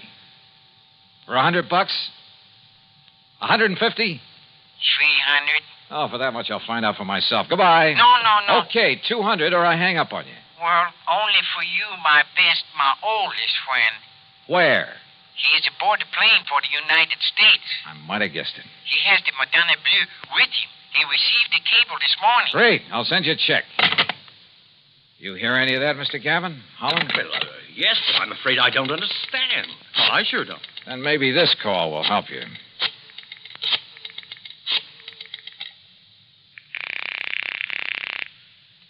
Headquarters? Sergeant Jerry Hawkins. Yes, sir. Sergeant Hawkins. You can have the boys in New York pick him up or wait for his plane to arrive here in Philadelphia. Johnny. If you're sure you really have any charges against him. What? Yeah, he's on his way in from Paris. The guy who painted the copy of the Blue Madonna. Or maybe this is really the original over here. Huh? Well, at any rate, he'll have the other copy with him. So do you want to tell the papers or shall I? Look, will you make sense? Oh, and his name is Bardot. Bardot? That's right, Vincent Bardot. Well? You mean that he painted two of them? Sure, with probably something like this in mind. But I can't And believe... look what it's done for him. Put him on the map. Anything he paints now will net him a fortune. And I don't think you'll suffer particularly either, Mr. Gavin. Well, no. As for you, Holland, well, you'll get a lot more than you thought for that painting of yours. Man, what a fast. Sure. But you know something? What, Mr. Dollar? I just wonder if Le Chagris was in on this thing with him from the beginning. Le Chagris? So help me, I wouldn't put it beyond him. Sure he was in with Bardot. And probably collecting plenty from him. Anyhow, the insurance company isn't out anything. But I hope they'll be a lot more careful the next time they insure a painting. Any so-called original. Expense account total, including $400 for Le Chagris, the hotel, and the trip back to Hartford, $620 even. Yours truly, Johnny Dollar.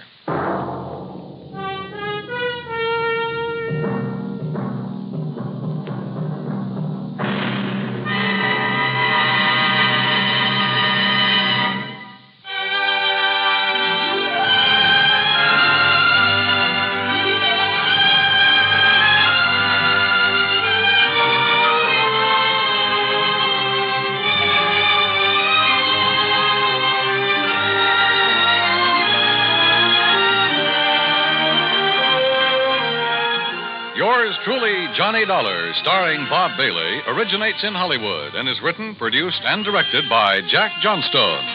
Heard in our cast were G. Stanley Jones, Forrest Lewis, Harry Bartell, Joseph Kearns, Bert Holland, and Byron Kane. Be sure to join us next week, same time and station, for another exciting story of yours truly, Johnny Dollar.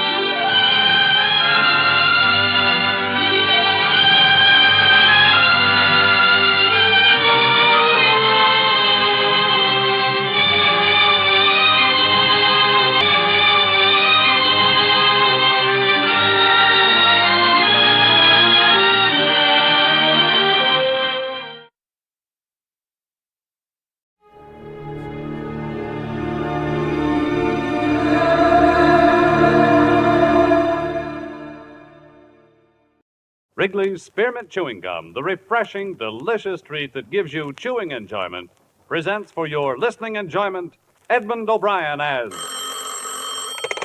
Johnny Dollar. Are you the insurance detective? That's right. Who's this? Johnny Doe for now. Do you want to crack the Calgary job? What? Calgary Products down in Camden. 300,000 payroll robbery on the first of the month. This isn't my kind of a gag. Try it on somebody else, Wait a minute. This is no gag. Check the Alliance Bonding Company in New York. They've kept it out of the papers. If you're interested, be at this same phone tomorrow night at 10. I'll call you.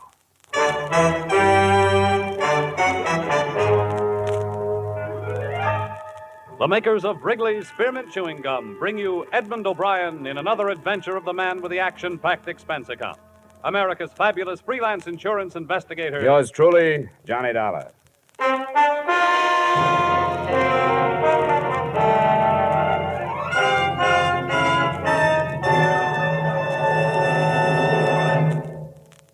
To make every day more enjoyable, treat yourself often to refreshing, delicious Wrigley's Spearmint Chewing Gum. Here's a taste treat you can enjoy indoors, outdoors, at work, or at play. The cool, long-lasting mint flavor refreshes you. The smooth, steady chewing helps keep you fresh and alert.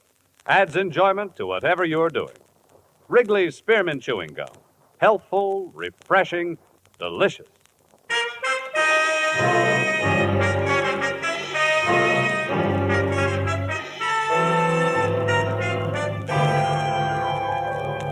Expense account submitted by Special Investigator Johnny Dollar to Alliance Bonding Company, New York City, New York.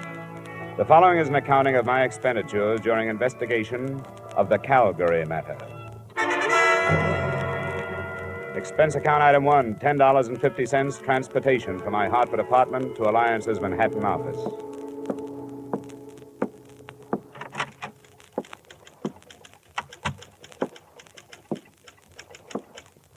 Good afternoon, sir. Hello. I think Mr. Matthews is expecting me. The name is Dollar? Oh, yes, Mr. Dollar. That door. Just go right in. Thank you. Yes.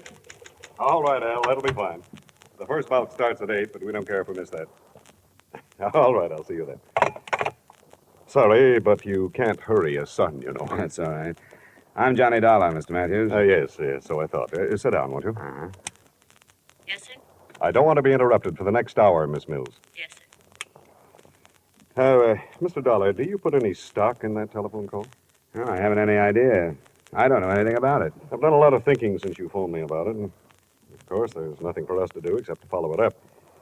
But I can't help wondering if this man isn't a crank of some kind. Well, that's what I thought, too, until you bore him out by telling me there'd been a robbery that had been held from the press. Why has it been kept a secret? Well, all concerned thought it was the best idea, and there's a possibility that the group involved is the same one that carried off the Brink robbery. But any publicity would only give away our hunch that the same gang pulled both jobs. What makes you think the Brink crowd might have pulled this one? Because of the way it was executed. Simple perfection. The knowledge the criminals had of our operations. You see, one of our armored cars was to deliver a cash deposit to the Barton Bank in Camden to cover the Calgary Products payroll. The truck simply didn't arrive. It was found later, wrecked and empty. The driver and the guards? They were found 3 miles away, bound and gagged. Their descriptions matched those at Brink's, masks and so on. Yes, it was perfection. They knew exactly when and where. What do you want me to do? I've talked it over with the rest of the Alliance executives. We want you to follow that call through, but we must insist that you make every effort to maintain the security we have established. Here are the details.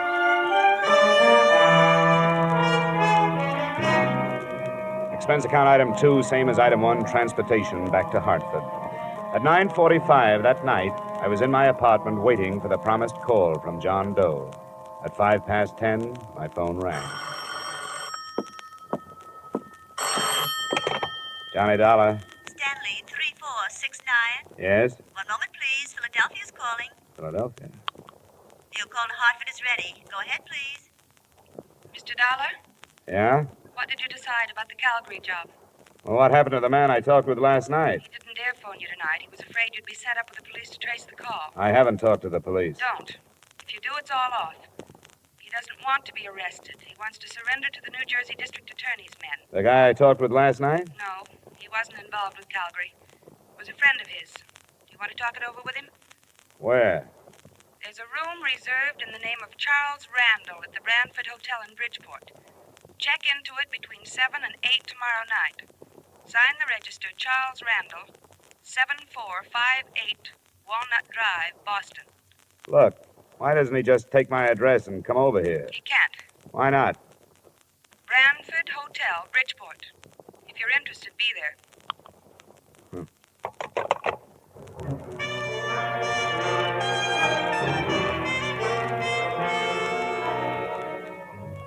Expense account item 3, $5, mileage to Bridgeport and the Brantford Hotel. It was a weathered frame building in the Harbor District. I felt conspicuous walking across the lobby to the desk because I was the only man in sight who was wearing a tie. I wondered, since I was so out of place, why that address had been picked for a meeting that I assumed was not supposed to attract attention. My room was in the rear on the ground floor. I'd no more than opened a single window to air the room of the traces left by its previous tenant when I was signaled to the door.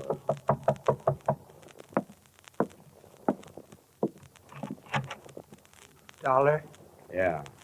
let me come in. You got a driver's license or something? Better than that.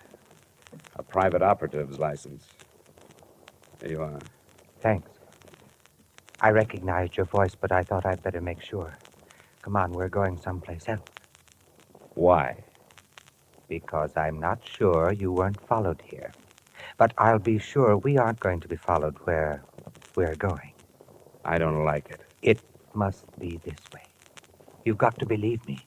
He has to be careful. He doesn't want to get killed. Yeah. What's the matter? The gang busting up? Come on. What started the trouble? Splitting the loot? Dollar, don't bother with me. I can't tell you anything because I don't know anything. Believe me, I'm only doing this to help him out. You don't have to come if you don't want to. Where do we go?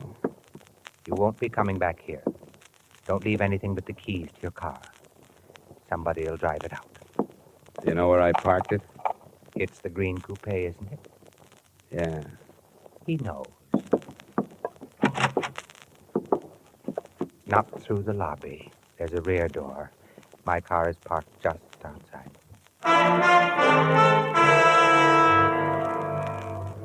We drove without speaking, crisscrossing town and backtracking until he was satisfied there were no followers, and then out of town in roughly an easterly direction, following the shore of Long Island Sound. I clocked 3 4/10 miles on the speedometer, starting at the city limits. Then he switched off the lights and turned right into a pair of ruts. Finally, we bounced to a stop in front of a cabin near the water. Watch your step. There are a couple of roots in the path.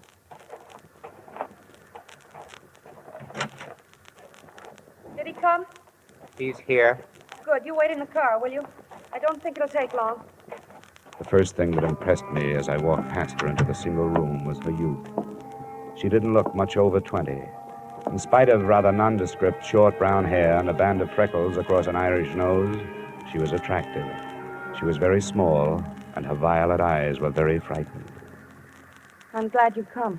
Where's the man I've come after? He left. He decided at the last minute that it would be better if he didn't meet you tonight. Look, I've had enough. I don't play this way. I don't like to be made a fool of. But you aren't. Please be patient with us. I've been patient, and all I've gotten for it is some vague phone calls, pointless instructions, and a meeting in a crummy hotel that's right out of Dime Detective. I've had enough. Please help us. How can I help you when you don't give me anything? I don't know anything. And how can I help somebody who runs away? As far as I know, he doesn't even exist. I'll show you.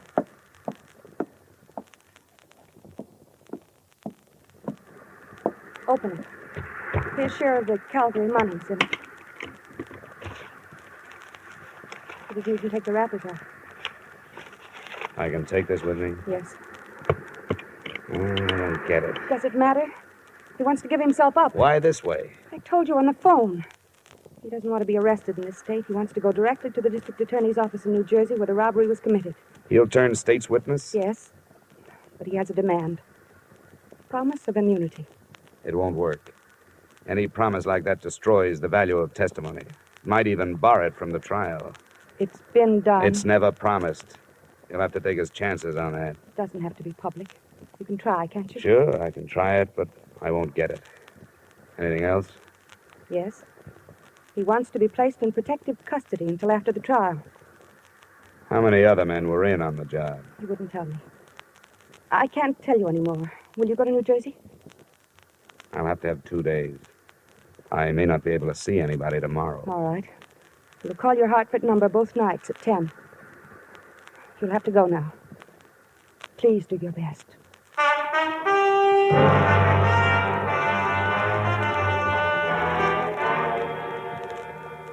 Don't be ridiculous, Dollar. That's one of the most impertinent requests I've heard since I took office. Nothing personal, Mr. Kreider. I was asked to make it, and I did. Well, would you see that he's placed under protective custody until after the trial? Why should I grant this criminal any favors? Well, if it means breaking the Calgary matter, it seems to me a favor or two would be worthwhile. We'll break it in due time. You know where he is? No, but I've been close. I may be able to bring him in if I can get you a word on a few of these things. Yeah, we'll see. Do you mind telling us where you've been operating? Now, you know I can't tell you that. These people are my clients now, more or less. I have to keep their confidences. Now, what's your answer? Answer? Definitely no immunity. Protective custody? All right. Yes, we'll assign a couple of men to guard him. Okay, Mr. Kreider. I'll see what I can do with that. You'll hear from me in a day or so.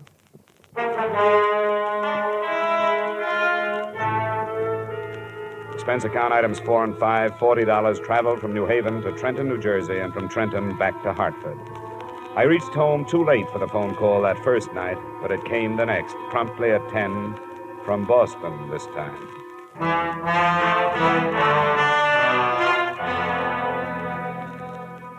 What happened, Dollar? How did you make out? No worse than I expected to. Protection, but no immunity. Oh, that's not so good. They weren't too happy with the situation. I think because they want to make an arrest themselves. Were you followed? Yeah, 2 men. They're watching my building now. But I can lose them if you still want to negotiate. Can you come to Boston? Tonight? Yes, if you're sure you can shake the New Jersey men. Where do we meet? You're sure your line isn't tapped? They haven't had time, but they will if you don't quit stalling. Drive up through Springfield and Worcester. Just outside Boston, you'll pass through Auburndale. On the other side of it, there are 2 bridges. After you've crossed the second one, pull off the road and wait. All right, I'll be there. Well, let me tell you something. This is the last trip. Get your man off the dime. I can't spend the summer touring New England.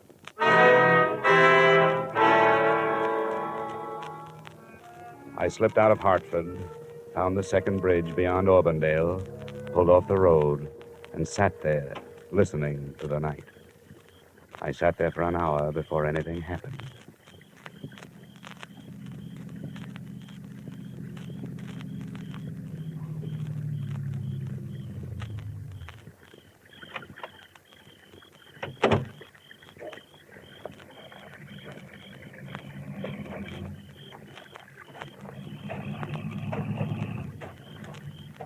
My name is Gannett, Mr. Dollar. Oh? Are you the one? Yes, I'm the one. Get in. Thank you. Well, you caused quite a stir, Gannett. Yes, so I understand. I've heard that crime pays only those who write about it and those who investigate. Are you armed? No, but satisfy yourself. The DA in Trenton? Then, by all means, the DA and friends will be at the cottage by the sound side after you have delivered me. It wasn't a silent trip, but the subject of our scattered conversation was always far removed from the Calgary matter. Gannett's only typically criminal attitude was one of fear. He was never satisfied that we weren't being followed. We weren't. I learned that at 9:30 the next morning when we pulled up in front of the State Building in Trenton. We hadn't been followed.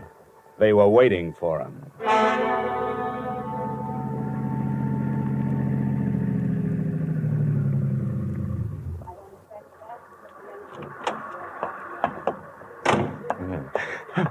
Al, no, don't.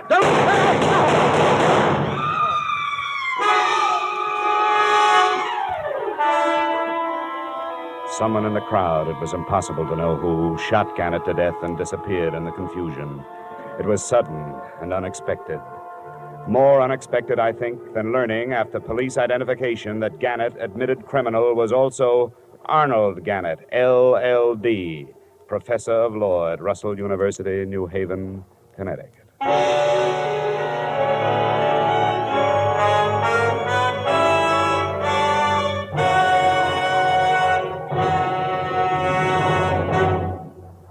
To make every day more enjoyable, treat yourself often to refreshing, delicious Wrigley's Spearmint Chewing Gum. The lively, full-bodied, real mint flavor cools your mouth, moistens your throat, freshens your taste. And the chewing itself gives you a little lift, helps you keep going at your best. So for real chewing enjoyment that's refreshing and long-lasting, always keep Wrigley's Spearmint Chewing Gum handy. Healthful, delicious Wrigley's Spearmint Gum will make every day more enjoyable. And now, with our star, Edmund O'Brien, we return you to the second act of yours truly, Johnny Dollar.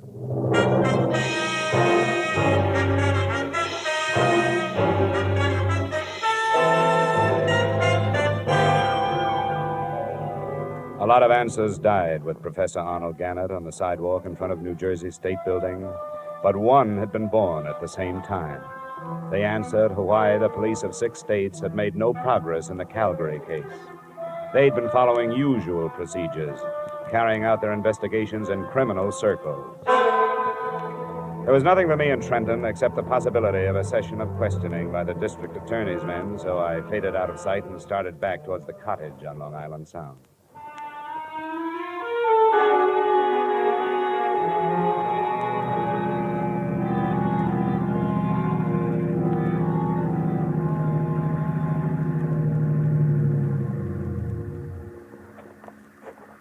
Hello?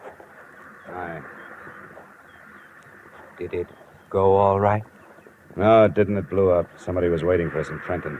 He killed Gannett as he got out of the car. I thought we were careful enough. You were careful here and in Boston, but nobody was following you. They knew where he was going and waited for him. How did they find out? I don't know. He never told me anything about it. Where's the girl? She's asleep. She stayed awake all night. I don't know what this is going to do to her. She's his wife. She'll have to know. You're right. It'll be in the papers tomorrow, won't it? She was going back to New Haven in the morning. But I can't do it. I don't want to go in. I think you'd better.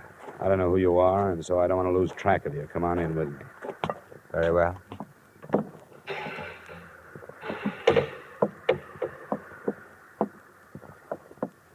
Mrs. Gannett? Mm-hmm.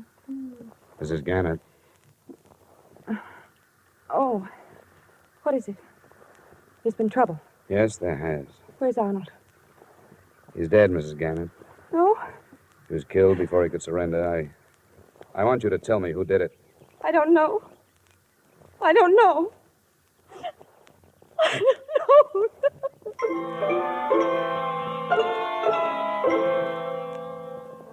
I gave her an hour to get hold of herself. During that time, I learned that the other man at the cottage was Earl Becker of Bridgeport and a gardener at Arnold Gannett School. Enclosed, please find a copy of his statement. I'd known Arnold Gannett since he was a student at Russell University. We got to be good friends when we started to fish the Sound together. We didn't have anything else in common, but that sort of thing draws men together. I didn't know anything about the robbery until he told me he was in on it. That's all he told me.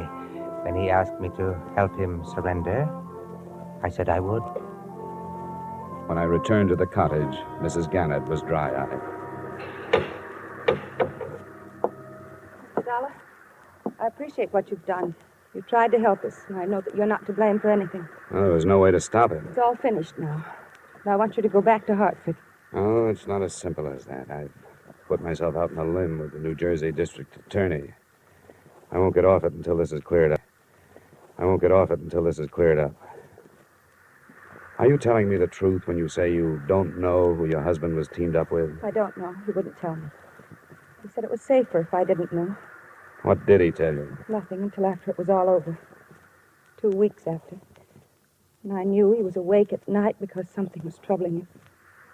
He couldn't lie to me. Your husband was a brilliant man, a doctor of letters. How did he get mixed up in this thing?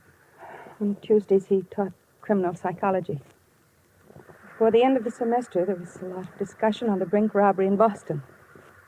And he thought he had the best theory of all. That the men who robbed Brinks had never been criminals before? Yes.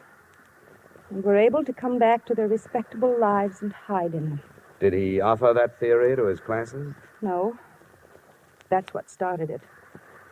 He couldn't get it out of his mind. He told you this? Not until afterwards. It grew into a challenge that he had to do something about. So he did it. And was successful. When he told me, I made him promise to give himself up. I made him do it. I'm sorry I have to keep after you, but there are things I have to know. These classes of his, how many students? It was a large enrollment this year. There were hundreds. Did your husband ever mention a man named Al? Oh, there were so many. I can't remember. Well, he must have kept records. Where can I find a list of his students? At our house in New Haven. Well, then we'll have to go there. I'll be outside. Please let me know as soon as you feel able to leave.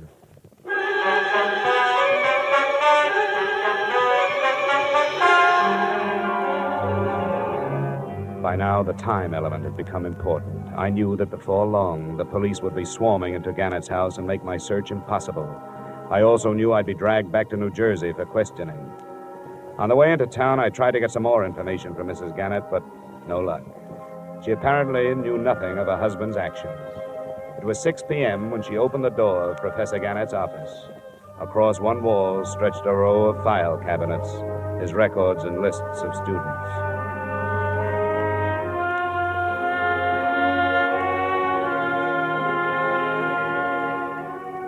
I never knew how many men's names start with the letters A and L. In an hour, Becker and I gathered from the 1949 and 50 enrollments some 100 names from Allen to Alvin. There aren't any more here. What do you do with a list like this? They live all over the country. Here's one from Arizona, Nebraska, Florida. I don't think we'll have to bother with them. You're dropping it? No. I think I've found it. Which one? Hey, that car. Check the window, will you? See if it's police. Yes, it is. I can't talk to them now. Show me the back way out of here, will you? This leads to the hall. What shall we tell them? Well, don't lie yourself into a trap. Tell them I just left. You don't know where I was going.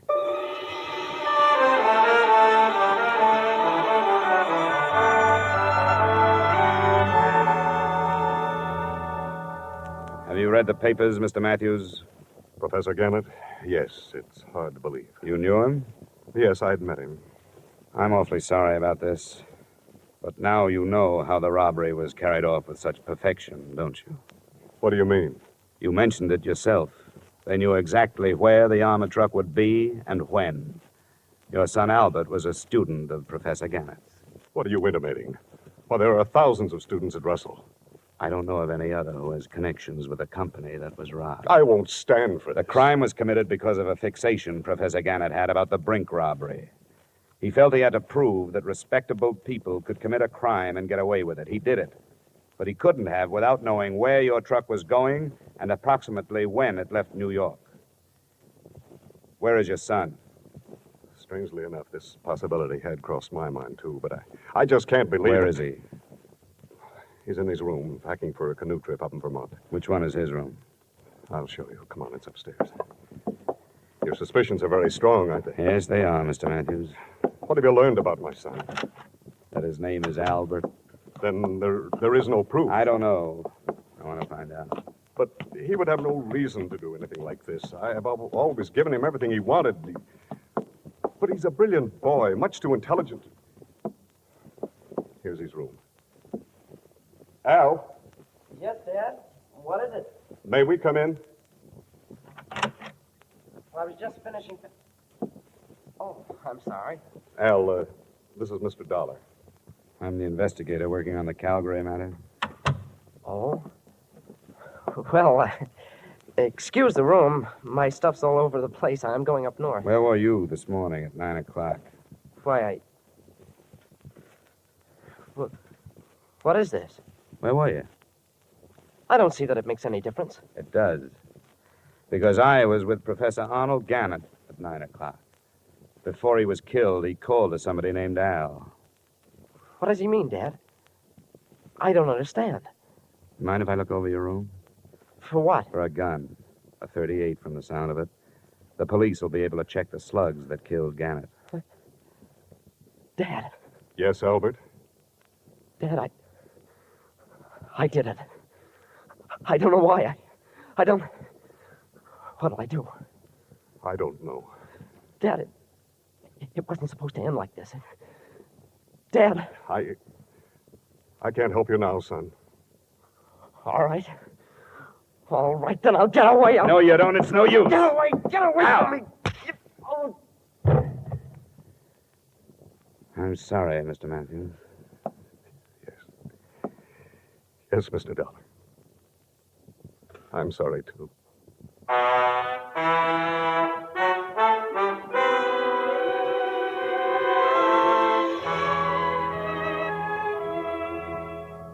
Albert Matthews' statement, by the time he had finished, involved two other law students. They, too, were from families that should have not included criminals. And I wonder if Professor Gannett's unsuccessful experiment doesn't mean that the Brink robbery, $2 million, wasn't committed by persons now hiding behind respectable lives. Expense account total, $1,180. Yours truly, Johnny Dollar.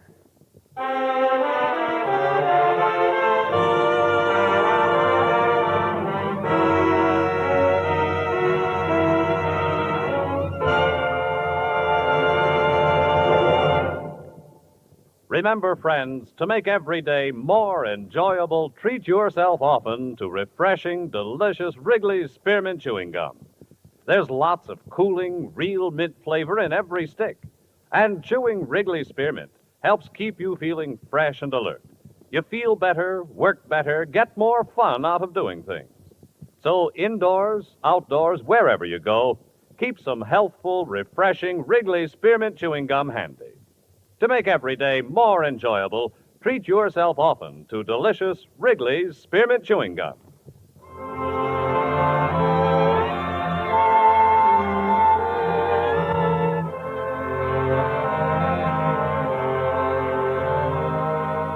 Yours truly, Johnny Dollar, brought to you by Wrigley's Spearmint Gum, stars Edmund O'Brien in the title role and is written by Gil Dowd and David Ellis with music composed and conducted by Leith Stevens.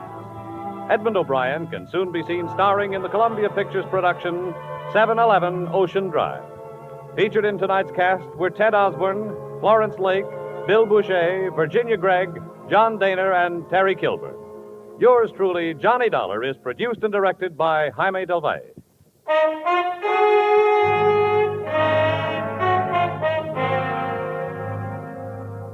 The makers of Wrigley's Spearmint Chewing Gum hope you've enjoyed tonight's story of Johnny Dollar and that you're enjoying delicious Wrigley Spearmint Chewing Gum every day. We invite you to join us again next week at this same time when, from Hollywood, Edmund O'Brien returns in another adventure of... Yours truly, Johnny Dollar.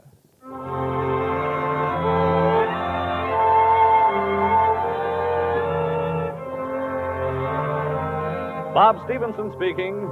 This is CBS, the Columbia Broadcasting System.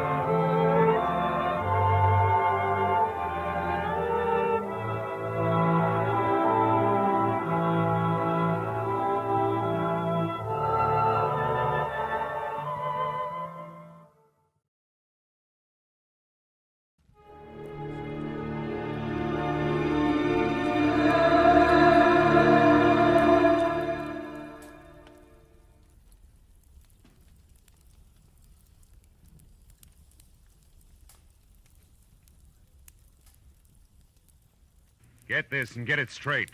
Crime is a sucker's road, and those who travel it wind up in the gutter, the prison, or the grave. This time, inside of 2 hours, a lavish mansion seethed with suspicion, a sealed cabin filled with gas, and an artist's retreat had a corpse on the floor. All because one man was too good-looking to be true to anyone. From the pen of Raymond Chandler, outstanding author of mystery, comes his most famous character and crime's most deadly enemy, as we present The Adventures of Philip Marlowe.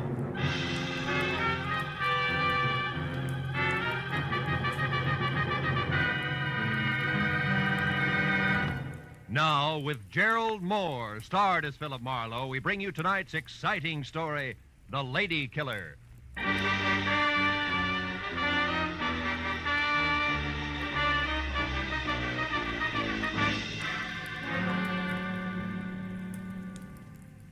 The longer I sat in my office with my feet up on the desk and thought about it, the more convinced I became. Paul Niles was unquestionably the handsomest man I'd ever seen. He had a face that belonged on a Greek god, only his features were better, more finely chiseled. They looked as though they'd been molded out of alabaster from a blueprint by some inspired genius. And the classic side view he presented made the great profile show up like a bowl full of shredded wheat. In fact, the guy was much too good to be true in more ways than one, which had been my original impression of Niles when I'd first met him, just 2 hours ago at the corner of Sunset and Cahuenga, and at his insistence had driven him around the quieter streets of Hollywood in my car while he tried to hire me. He was scared stiff, but that was all he would admit to, and as he talked, I wondered what it would be like to have a face like that. Must become quite a problem. Women cluttering up your life. Marlowe, you're not listening to me. Unless you help me, I'm going to be killed. Soon, tomorrow, tonight, maybe in the next 10 minutes. I must have protection. From what? Who's after you? A girl. Her name is Nora Kirby. She's threatened my life, and now she's here in town. She actually intends to go through with it. I found out where she's staying. I went there to talk to her, but she was out. Why is killing you so important to her? Well, I don't even know for sure. It's something ridiculous. Nora Kirby obviously doesn't think so. Let's have it, Niles. Why? I can't tell you that. I see. Also, I suppose you don't want to take this to the police where it belongs, and you can't give me the reason for that either. Yes. I came to you because I need private help, and I'm willing to pay well for it. Now, you don't have to concern yourself with the reasons. Simply see that Nora doesn't get to me. Now, here, as a starter, here's $200 for just that. Keep it. I only accept money from the people I work for. You mean you won't help me? I just want to know where I'm going before I start. Now, wait. You can get off here. Don't you understand? My life's in danger. I'm scared. Not enough to loosen your tongue any. Here, this is as far as I go. But tell me one thing first, just for laughs. What business are you in? Why, I'm a composer. I write music. Mm-hmm. The way you said it, it's either a front or a hobby. How do you get your dough? I have friends, wealthy ones, who have faith in me. And that's more than I can say for Marlowe. So long, Mr. Niles. Go on. Out. All right. But here, at least take my card, and please call if you change your mind. I'm desperate, Marlowe. I'll pay you even more if you'll only... Goodbye, Mr. Niles.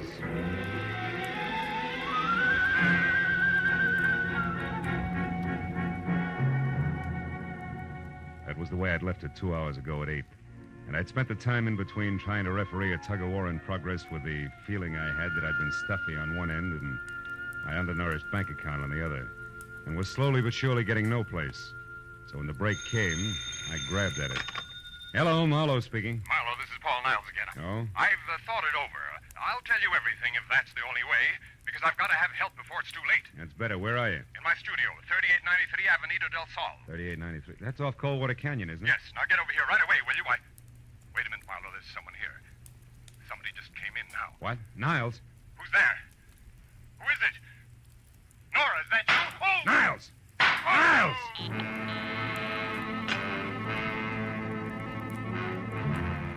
When Niles' phone went dead, I hung up, ran to my car, and was headed for Coldwater Canyon before I stopped to think of what I'd heard on the telephone could very easily have been bait for a patsy routine.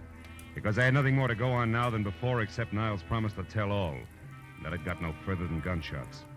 But I was already well on one easy way to find out, so I corkscrewed my way over the mountains to Avenida del Sol and followed it to number 3893, which was a straight-up driveway etched narrowly into the hill face that ended on a gravel shelf just big enough for the redwood and glass studio, a generous helping of imported jungle for landscaping in a circular parking space. As my headlights slashed across the tangle of overhanging trees in the center, they trapped the figure of a woman running. She stopped, crouched, and looked back into the glare like a cat does, then darted for the darkness again. But I caught her at the corner of the house. Just a minute, baby. Not so fast on the curves. Let me go. Let me go. Not until we've been properly introduced and had a chance to talk a lot of things over, Nora. Nora. Yeah, Nora Kirby, girl with murder on her mind. Oh, no, you got the wrong person. My name's not Nora. It's Lynn. I don't know anyone like that. Lynn what? Lynn Horton. Lynn Horton. Mm-hmm. Okay, Lynn Horton. What's inside that got you so panicky you can hardly stand up? Is it Paul Niles? Yes. I gotta get away from here. And it actually happened, huh? He was shot. Is he dead? I don't know. I think so. How did you know about it? Who are you? Name's Marlowe. Come on, Lynn Horton. Let's take another look. No, I couldn't bear it.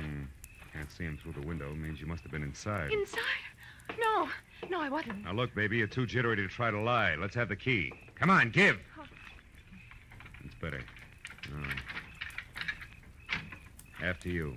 Go on, inside. Now, where is it? Yeah. Paul. Come on, Lynn. Come over here away from me. I can't believe it. I can't. What's your connection with him? I was just a friend. I tried to help him with his music. Mm-hmm. The price on the merchandise you're wearing, you must be one of those mentioned. What do you mean? But you got dough and it shows. Well, we'll skip that. Assuming you didn't kill him, you must have had some reason for showing up here tonight. What was it? Well, I only wanted to... Did you hear that? Someone's outside. Yeah, get the light. There. On the terrace. Something moved down there. I'm going out to see who it is. And listen, there's no such thing as welcome visitor just now, baby, so you stay here, understand? And don't budge. I felt my way out the door, down the stone steps toward where we'd seen the movement, and along the wall of the far end of the terrace. But there was no sound. Nothing moved. Whoever had made the noise had gotten away clean. So I headed back for the house, and that's when I heard it. I started after it with my shin against the first rock garden. Stop me cold! Ooh. Instead, I listened to her drive away. Called myself a few unpleasant names and concluded that Lynn Horton, or whatever her real name was, had been quite as scared as she acted. After I limped inside, turned on the light, and reached for the phone, I stopped at the word Nora above a pretty girl's picture on a newspaper clipping sticking out of Paul Niles' pocket. It carried a New York dateline and said that Nora Kirby, convicted of manslaughter in a traffic accident, had been released after serving 3 years. At the bottom of the story, scrawled in ink, was the message: 3 years for something I didn't do, to get something I couldn't have. It's not fair, Paul. I'll be seeing you. It was signed Nora. I picked up the phone again, and a few minutes later, Detective Lieutenant Matthews at Homicide was up to date. Okay, I'll be right out. Now, you say this girl, Nora Kirby, did it, Marlowe? I said Paul Niles was expecting her to, and it looks like she did. Say, look, there's another angle, though. The woman who just beat it away from here. The one who called herself Lynn Barton? Yeah. That's somebody else who was snooping around outside, too. Who also got away from you. You're doing real well, Marlowe. Oh, now, wait a minute. Wait till you see this joint, you'll understand. Besides, I'm in this for curiosity only now. My paycheck got murdered, remember? And furthermore, I never have matches when I want them. What'd you say? I said I'm looking for some matches. No. Here's some. These are the strangest matches I've ever seen. Well, what about them? I got a velvet cover on them. So what? A velvet book of matches. Hey, Matthews, did you ever hear the name Negrotto? Negrotto? Yeah. Sure. Abel Negrotto. Huh? He's a big name in the music publishing business. Made most of his fortune on records. Lives in Beverly Hills. You know, I got a dandy hunch. I'm going to go have a talk with Mr. Negrotto, Lieutenant, okay? On one condition. Be careful what you say, Marlowe. And keep in touch.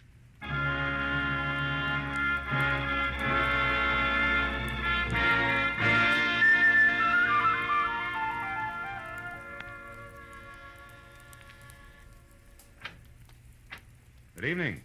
You aren't Mr. Negrotto, are you? No, I'm not. I'm Garrett Horton. Mr. Negrotto is busy. Horton? Yes. Something wrong with that? No. No, it's a more common name than I suspected, that's all. Will you tell Mr. Negrotto I'd like to see him for a few minutes on an urgent matter named Marlowe? Perhaps you didn't understand me. Mr. Negrotto and I are in the middle of a business conference. We can't be disturbed. No, you can't be disturbed. Well, No. look, Mr. Horton, a man was murdered tonight, and one trail leads from the co-op straight to this front door. Either Negrotto talks to me here now or later at police headquarters. You decide. Well, if that's where you feel, come in. You an officer? Not exactly. I'm a private detective. I see. Well, follow me.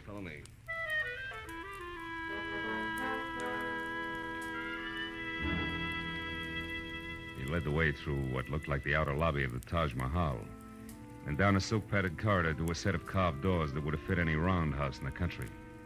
When we walked in, a man glanced up from a stack of papers and with a pair of eyes that belonged on a shark, did his best to look a hole through me. Horton introduced us. This is Mr. Marlowe, private detective. Mr. Negrotto, I'm looking for a girl named Nora Kirby in connection with the murder of one Paul Niles tonight. She either committed the murder or knows who did because she was there and saw it. And what exactly brings you to my house? Well, I found this book of matches near the door of the dead man's studio. I think it's yours. It is. Go on. Any idea how it got there? None whatever. And until you mentioned their names, I'd never heard of either Nora Kirby or Paul Niles. How about you, Mr. Horton? No, I'm afraid not. Oh, there's my wife. Oh? I'm sure you'll want to give her the third degree, too. Oh, just a moment. Lynn, darling. Come in here, please. Lynn, this is Mr. Marlowe. How do you do, Mr. Marlowe? I'm glad to know you, I'm sure. Thanks. I'm pleased to meet you, Mrs. Negrotto.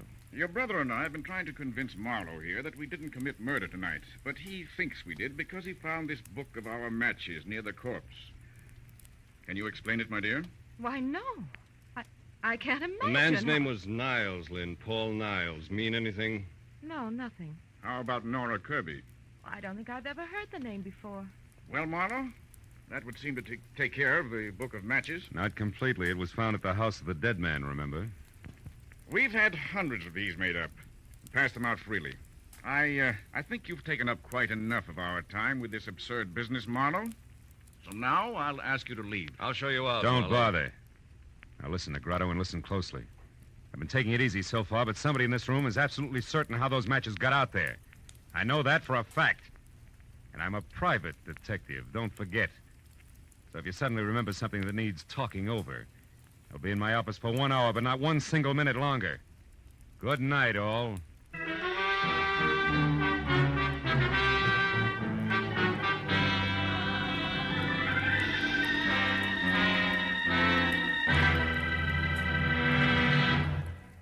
In just a moment, the second act of Philip Marlowe. But first, every Sunday afternoon, CBS brings you two outstanding programs of music.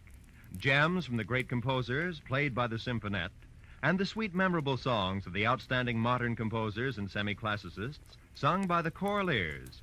Each program is designed especially for fine Sunday afternoon listening. Hear both the Symphonette and Choraliers this Sunday afternoon on most of these same CBS stations. Now, with our star, Gerald Moore, we return to the second act of Philip Marlowe and tonight's story, The Lady Killer.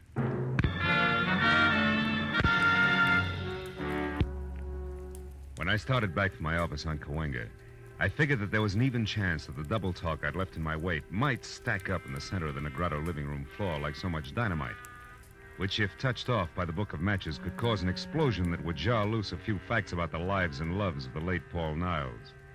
Facts that would make finding Nora Kirby and clearly understanding her motives something less than impossible. And 20 minutes later, when I was slouched behind my desk and listening to the staccato report of a pair of high heels clicking sharply toward my door, I had a hunch that my theory of violent detonation was not just wishful thinking.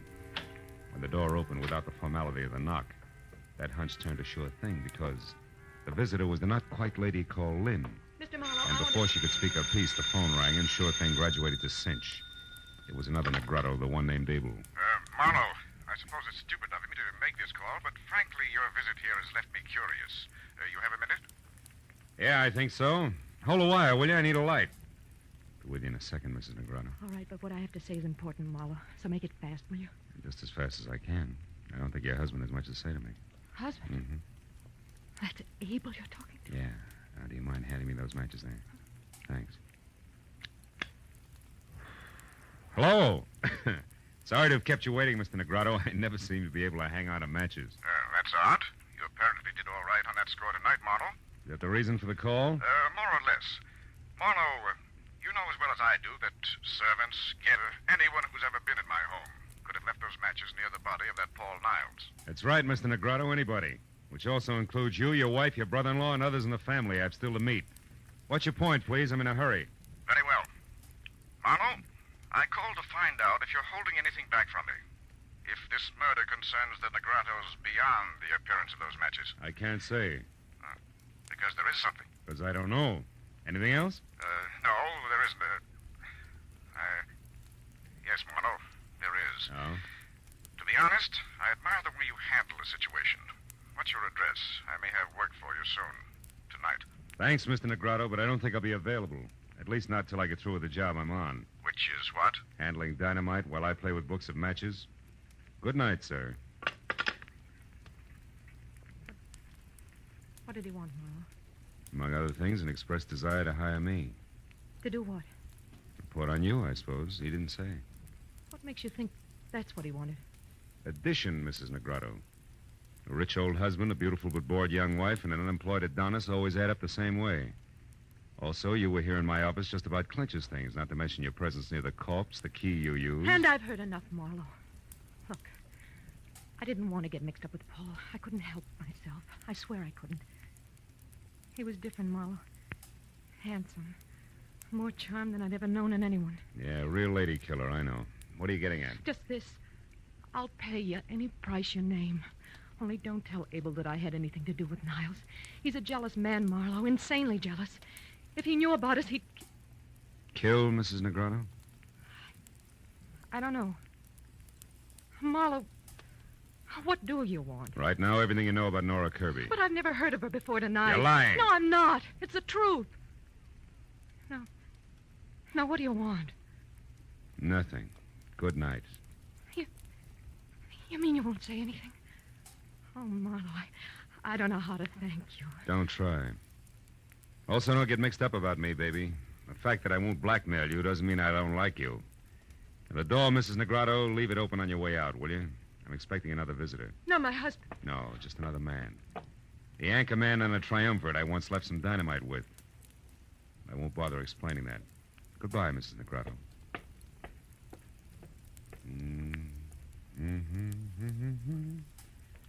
You great, big, beautiful dog. Oh. Come on in, Mr. Horton. I've been waiting for you. Why, Mr. Marlowe? Something I said or didn't say at the house? Not exactly. It's more a matter of intuition, high explosives, and the fact that both your brother-in-law and sister have already paid their respects. Now, what can I do for you? I'm not at all sure. It's the first time. I'm only here because I noticed something very strange about the way my sister looked at you when you spoke of the murder of this Paul Niles. When she left the house shortly after you did, I followed her here. All of which makes the next question, why, Mr. Horton? Because I don't trust her. And more important, every penny I own is tied up in a business venture of mine that her husband is backing. She originally met Abel through me, and if she should in some way be in trouble, the kind of trouble that her husband wouldn't put up with, I might suffer for it in the long run right along with her. Uh-huh. And by the trouble, Mr. Horton, you're referring to something specific, I think. I am. Lynn has had a very mixed-up background, Marlowe, so it's entirely feasible that in some way she's connected with this Nora you spoke of who killed Paul Niles. You mean as an accomplice or even as accessory before or after the fact? Pretty thoughts about your own sister. Which I can't help. I doubt that you have anything to worry about, Mr. Horton.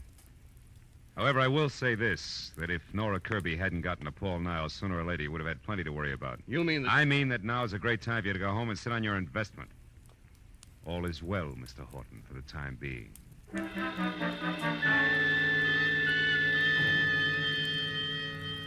A moment after Horton left the office, I came to the hollow conclusion that although my little bombshell had exploded on schedule, damages had been light and had jarred loose neither fact nor fancy about the late Paul Niles, and much less about the elusive Miss Nora Kirby. So my next move had to be a second trip to Avenida del Sol and a report to Detective Lieutenant Matthews, which is what I was about to do when it came from someplace outside, long and loud. I ran the length of the corridor outside my door, then belted down the single flight of stairs to the street, where in the half-light of a distant lamppost, I saw the shadowed figure of a girl slip behind my car, then dart toward a storefront nearby. I started after her and stopped at a noise behind me, which was a old mistake.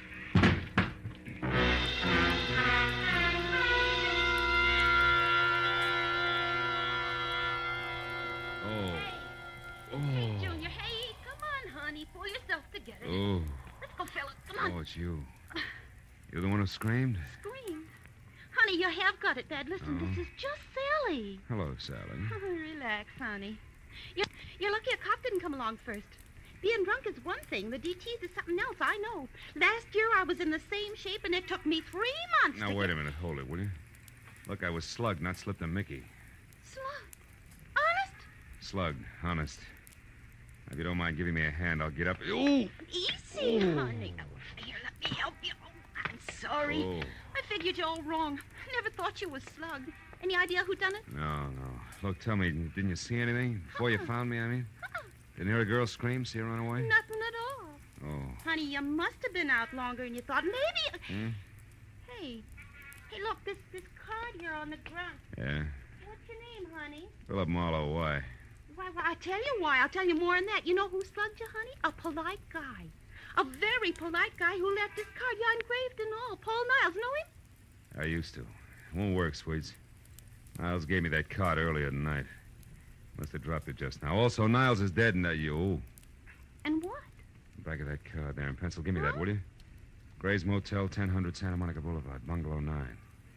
Sweetheart, I may have something good here. About who slugged you mean? Better than that, about who killed Niles and where she can be found. Goodbye, love. Here's 5 for your trouble, and bless you. As I piled into my car, I knew that putting Niles' conversation piece about having just come from Nora's place when he first met me, together with the address on the back of his card, was taking a lot for granted. But I sold myself that playing a long shot was better than not betting on anything at all, and I kept driving fast. When I came to a stop away from the place, which was run down, spread out, and quiet, I had a feeling that what I had earmarked long shot was quickly moving up to even money. And when I was standing next to the motel bungalow marked 9, that feeling became fact because inside and piled in an awkward heap on the floor was a still form of the girl, the newspaper clipping it labeled Nora Kirby. It was another full second before I realized something even more important. On a hot night in August, there wasn't a single window open. And Nora Kirby was huddled close to a gas heater that was on but showed no flame. I picked up a stone at my feet, took one deep breath, and then crashed the pane of glass, unlocked the window, and got inside and over to the girl, who I figured was taking the hasty way out of a murder that she no doubt had a very personal reason to commit. I stopped figuring when I was nearly next to her. I knew that she was still alive, and that a man gripping a .45 in his hand had just opened the front door. Don't make another move, Marlowe, or I'll kill you. Well, comes the switch. Brother-in-law Garrett Horton. I never would have guessed. You wouldn't have had to try if you'd kept your nose clean. Now, get away from her. Why? So she can die as a suicide, which the police will chalk off as logical, since she's already wanted for murder that you no doubt committed? Exactly. Murder I committed because there isn't anything worse one can do to a blackmailer. So that's it, Niles. The lady killer was blackmailing your sister. You found out and killed him before he could cause too much trouble. Family trouble that would end up hurting the good thing you've got with husband Abel, huh? Yes. No, shut up and get away from her. We're going outside. You're kidding. Marlowe. Marlowe, I'll shoot you if you don't start walking. You're still kidding. Horton, you can't kill me without killing yourself. This room is jammed tight with the gas you turned on after you brought her in here unconscious. After you sapped her outside of my place because she was on her way to see me and tell me that you had murdered Niles. The flash from that gun in your hand, Horton will blow us all to bits. Face it, brother. For you, it's all or nothing at all. Go on, shoot. Go on, try it. Try it. I can't. I can't.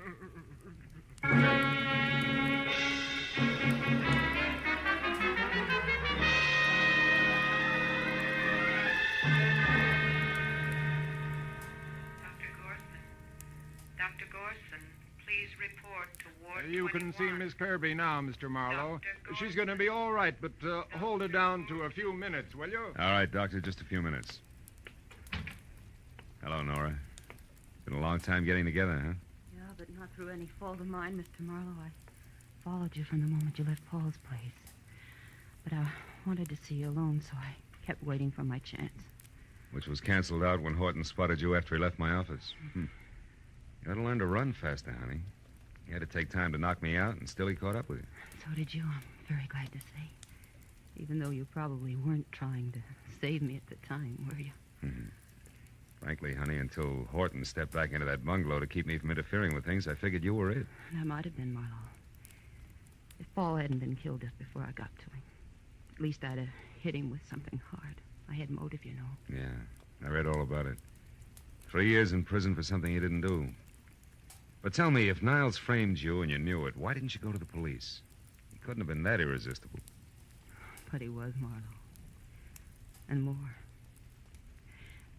As a matter of fact, he didn't frame me in the first place. It was my own idea. You see, Paul was driving the car when we had that accident 3 years ago. Not me. You switched places with him? Why? He'd already had his license revoked for reckless driving. They'd have sent him away for 10 years at least, as against my 3. Believe it or not, at the time I couldn't think of waiting that long for him. No? No, Marlowe? Hello, Matthews. We checked the story. It's true enough, even if it's the kind of thing we're not supposed to be able to understand. Of course. Paul was strictly a lady killer, remember? Yeah, so he was. Well, I guess that ties everything in, huh? Not quite, Phil. I just finished taking a statement from Horton. There's one more question. Whatever made you so sure that in a room half filled with gas, a gun exploding would blow everything up? Oh, well, that's simple. You what? Well, I figured, you see. I thought that, Yes, well, good night, Miss Kirby. Good night, Mr. Marlowe. So long, Lieutenant. So long. Lucky.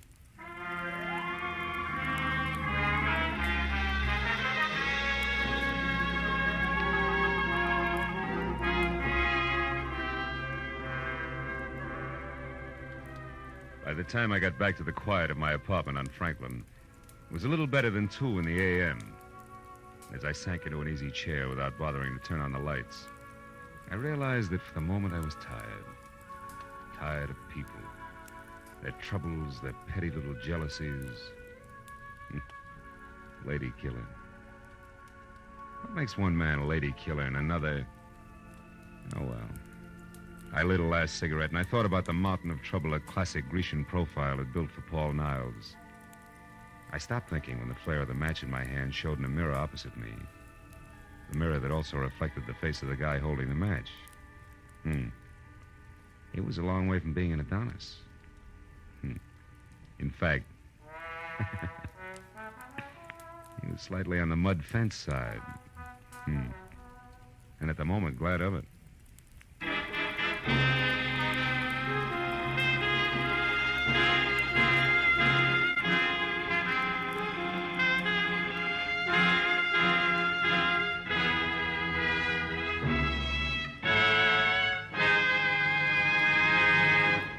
The Adventures of Philip Marlowe, bringing you Raymond Chandler's most famous character and crime's most deadly enemy, star Gerald Moore, and are produced and directed by Norman MacDonald.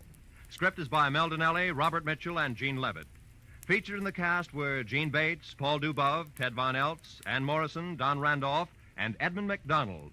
The special music is by Richard Orant.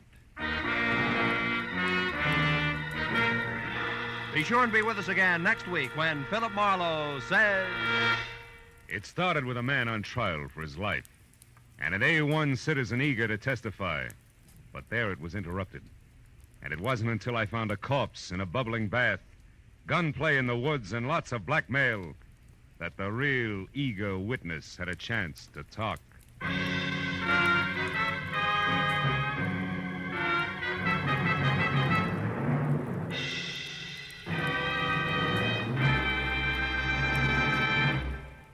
It will be New Orleans, city of romance and drama, which sends its detectives into action on gangbusters tonight. The superintendent of the New Orleans Police Department himself will narrate Gangbusters' amazing story, The Case of the Sledgehammer Sigh.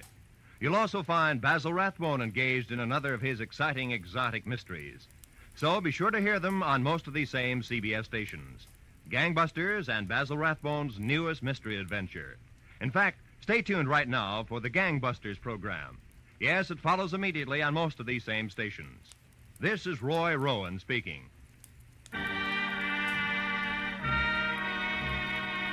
This is CBS, the Columbia Broadcasting System.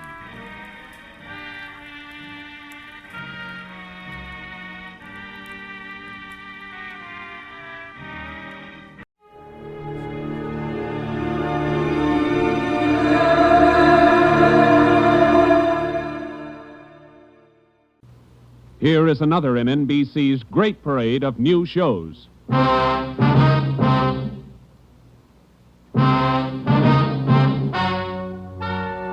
Ladies and gentlemen, the story you are about to hear is true. Only the names have been changed to protect the innocent. NBC brings you Dragnet.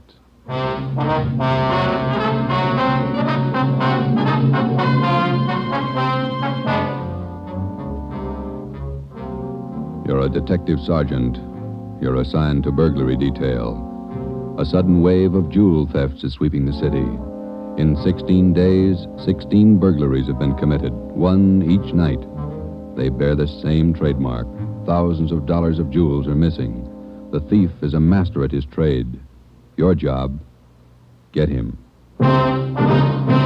Dragnet, the documented drama of an actual crime, investigated and solved by the men who unrelentingly stand watch on the security of your home, your family, and your life.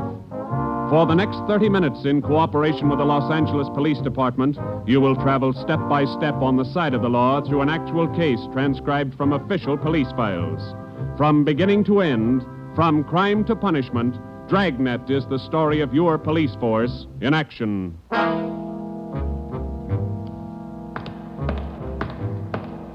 It was Tuesday, June 17th. It was warm in Los Angeles. We were working the day watch out of burglary. My partner's Ben Romero. The boss is Ed Backstrand, chief of detectives. My name's Friday. I was on the way into work that morning, and it was 7:53 a.m. when I got to room 45. Burglary detail. Hi, Joe. How are you, Walker? Gonna be a scorcher out today. Yeah, just like yesterday. Ben in yet? I think he's over in communications picking up the mail. Thanks. You guys been busy? Yeah, kinda. Jewel thefts. Anything big? No big hauls, but he's consistent. 16 nights in a row. Same guy? Think so. Same M.O. Yeah, everybody's got troubles. Gotta check some records. See you later, Joe. Okay, Willie. Burglary Friday. Yeah. Okay, Mike, soon as Ben gets back. He's picking up the mail. Right, bye. Hi, Joe. Hi, Ben. Hannon just called. Chief wants to see us. Take a look at these first. What do you got, overnight reports? Yeah, here, these two. Yeah. 2 of them. 3 diamond rings, 1 sapphire, 1 necklace, jade. Big haul. Look at the other one. Lady's watch, diamond band, emerald bracelet, tourmaline brooch. What's tourmaline, Ben? I don't know. Must be valuable. It's gone.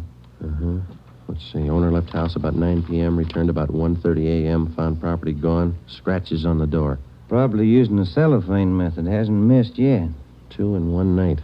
Well, he's picking up his pace. Must have a bag full of loot somewhere, whoever it is. You get the description sheets from pawn shop detail? Yeah, got them right here. You take half of them. Let's see what luck we got this morning. Yeah. Nothing so far. Me neither. Let's see. I'll get it, Joe. Burglar Romero. Hi, Ben. Chief still wants to talk to you, boys. He's got an appointment at 8:30. Wants to see you before he leaves. Okay, Mike. Just checking some buy sheets. Be right in. Better make it fast. He's in a bad mood this morning. Okay, Mike. Thank you. Backstrand again? Yeah, he's in a bad mood. Come on. Wonder what's bothering him. Something's bad. He doesn't blow very often. Chief of Detective's Office, Hannon. Go ahead in, boys. He's waiting. Thank you, Mike. All right, ma'am. I'll connect you. Friday, Romero, sit down. Wait till I get the phone. Backstrand. Oh, yes, Mrs. Winthrop. Yes, ma'am. We're doing all we can. Yes, ma'am. Yes, ma'am. Yes, I'll do that. Yes, ma'am. Goodbye. Got trouble, Ed? Taxpayer, Mrs. Winthrop. You two ought to remember the name. We do, Skipper. 10 days ago, somebody lifted $2,000 worth of diamonds from her bedroom while she was at the symphony. Last night, she was hit again. A diamond watch, an emerald bracelet, and some kind of a brooch. Tourmaline. I don't care what kind it was. It's gone. What's the pitch? We just read a report a couple of minutes ago, Skipper. Could be a tie-in with those other 16 jobs. 16 jobs in 16 days. You haven't got a lead on the thief yet? Nothing shows up. No prints, nothing. What about the pawn shops? Nobody's tried to soak any hot stuff as far as we know. We double-checked the detail. We got every hock shop in town on the alert. Whoever it is, they've got to try to pawn the stuff sometime. Unless they're going to give diamond rings for Christmas presents. They haven't tried the pawn shops yet, Skipper. We're sure of that. Look, 16 burglaries in 16 days. Jewels and watches. Good ones. Well, it's got to stop. It's got to stop soon, you understand? We'll stay right on top of it, Ed. We're doing all we can. For 2 weeks, I've had half a dozen women calling me every day. Society women. Some of them figure they should get extra treatment. They're only DR numbers to us, Skipper. They all get the same attention. I'll try and explain that to some of them. They think you're in on the racket. Maybe you boys would like to take these calls some morning. No thanks, Ed. All right, then, let's get some action. Keep the pawn shop operators on their toes and get after every known fence in town. That's all. I've got an appointment. All right, Ed. Check you later. Holding a call for you, Ben. Oh, thank you. Hello. Oh, hi, Max. What? Well, hold it. Be right down. First break, Joe. What do you got? Necklace and a watch. Both of them on the stolen property list. Where? Henry's pawn shop. 5th and Main. 6 minutes later, at 8:25 a.m., Ben and I drove up in front of Henry's Square Deal Pawn Shop. Quick cash, no red tape, watches bought and sold. The proprietor was Max Murphy, an old friend of Ben's. Well, pal, of all days, it had to happen yesterday. Took the day off and went fishing up at Big Bear. I left my nephew in charge, Harry. A real knothead, that kid. How do you mean, Max? Joe, if I told him once, I told him 101. Whatever you do, whatever they come in with to Hawk, check it with the list. Check it with the stolen property list. What does he do? He forgot. He forgot. Oh, a real knothead, that boy. How old is he, Max? 32. A real knothead. I checked the slips from yesterday. Then I checked the stolen property list. There it is. Hot stuff. When did the stuff come in, Max, do you know? About 4 o'clock yesterday afternoon. Can we look at it? Oh, sure. Back here behind the counter. There it is. Did you check out the serial numbers on the watch yet, Max? When I found out, yes. They match to a T. All right, let's see. Yeah. Description on this necklace matches, too. Let's have a look at your buy book, huh, Max? Yes, sir, Joe. Here you are. There's a deal right there. Here? Yeah, that's him. That's how he gave his name. Walter Tracy, 132 and a half Blackstone Court, Los Angeles. Let me check the book for the description, Max. Oh, sure. Yeah, here. Mm-hmm. Okay, Max, thanks. We'll be checking with you later. Sure, Joe. Anytime. Sorry. All right, Max. See you later. You fellas take it easy. Right.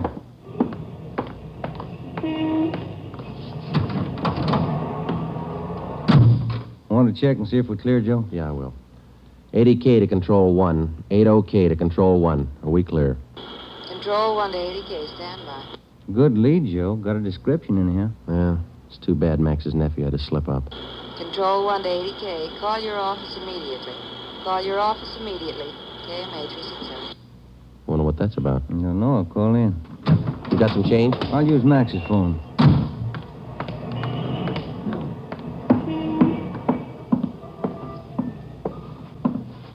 Use your phone a minute, Max?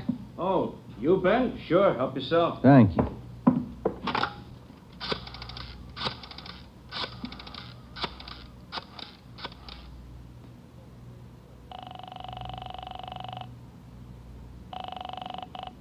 City Hall. 2524. 2524. Burglary. Levine. This is Ben, George. You got something? Hot one. Universal Loan Shop, 6th and Barton Place. Guy just took in a couple of rings. He checked too late. What you mean? He checked the form after the guy left. It was signed Walter Tracy.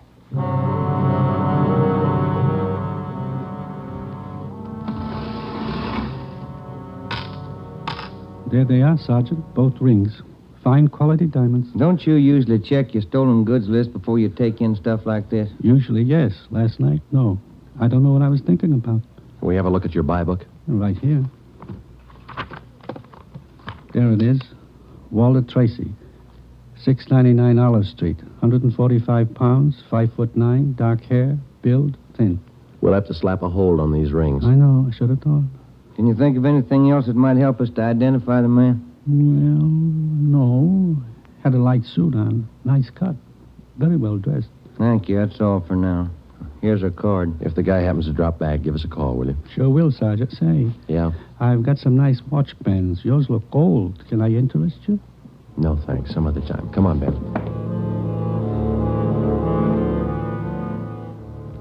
That afternoon and the following morning, despite our alert and our warnings, 2 more pawn shops called in with reports of stolen watches taken in. We checked them out.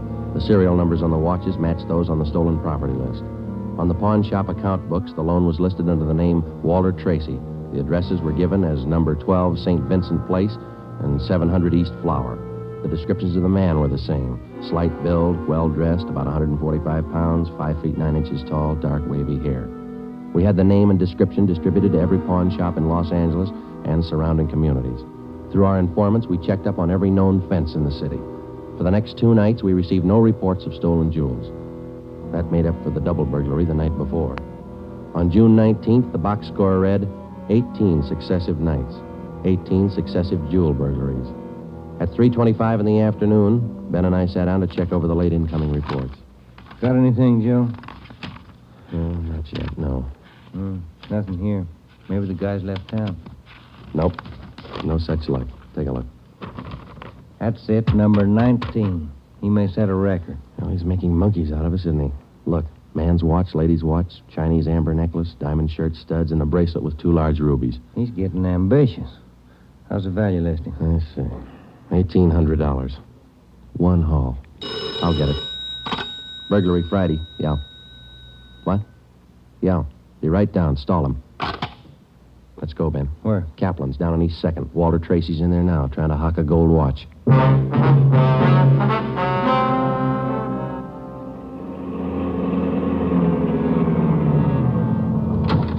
Ben, cover the door. I'll go and look like I'm shopping around. Right, but watch your step. We don't know this guy. Yeah, stay close to the door, huh? I'm sorry, that's the best we can do on the watch. Look, Mac, this is gold. 21 jewels. Well, that's the best I can do. Drop dead. What's the best I can do? Don't get sore. Yeah, sure. See you later. That's him, Sergeant. Walter Tracy. I stalled him as long as I could. All right, I'll check back with you later. Did you spot the guy that just came out? Yeah, I went up the street. Let's follow him. Hustle it. You spot him, Ben? Straight ahead, about 15 yards. He's crossing the street. Yeah, let's get up a little closer. We'll lose him, sure, if the light changes. Come on, run for it. Watch the traffic light. That was close. He might have spotted us. It's going faster. Come on, Joe, run. Yeah. Don't lose him. This crowd's not helping. Hey, wait a minute. I bet you're a cop. You're chasing somebody. All right, let go of my arm, mister. Let go. Well, you don't have to get tough. Lousy cops think they own the street. I'm going to write the mayor's office. Come on, Joe. He's running for it. Yeah, I see him. Watch the signal up ahead. Hurry, Joe. Almost up to him. Into the parking lot. Hey, you! Stop! Look out, Joe. A gun. Yeah, I see him. All right, get away. All right, smart guy. It's a nice job. Yeah. He's too fast for an honest man. Let's take him in. When we got back to headquarters, Walter Tracy was under technical arrest. We took him directly to the interrogation room. We searched him thoroughly. We had him take everything out of his pockets and put it on the table.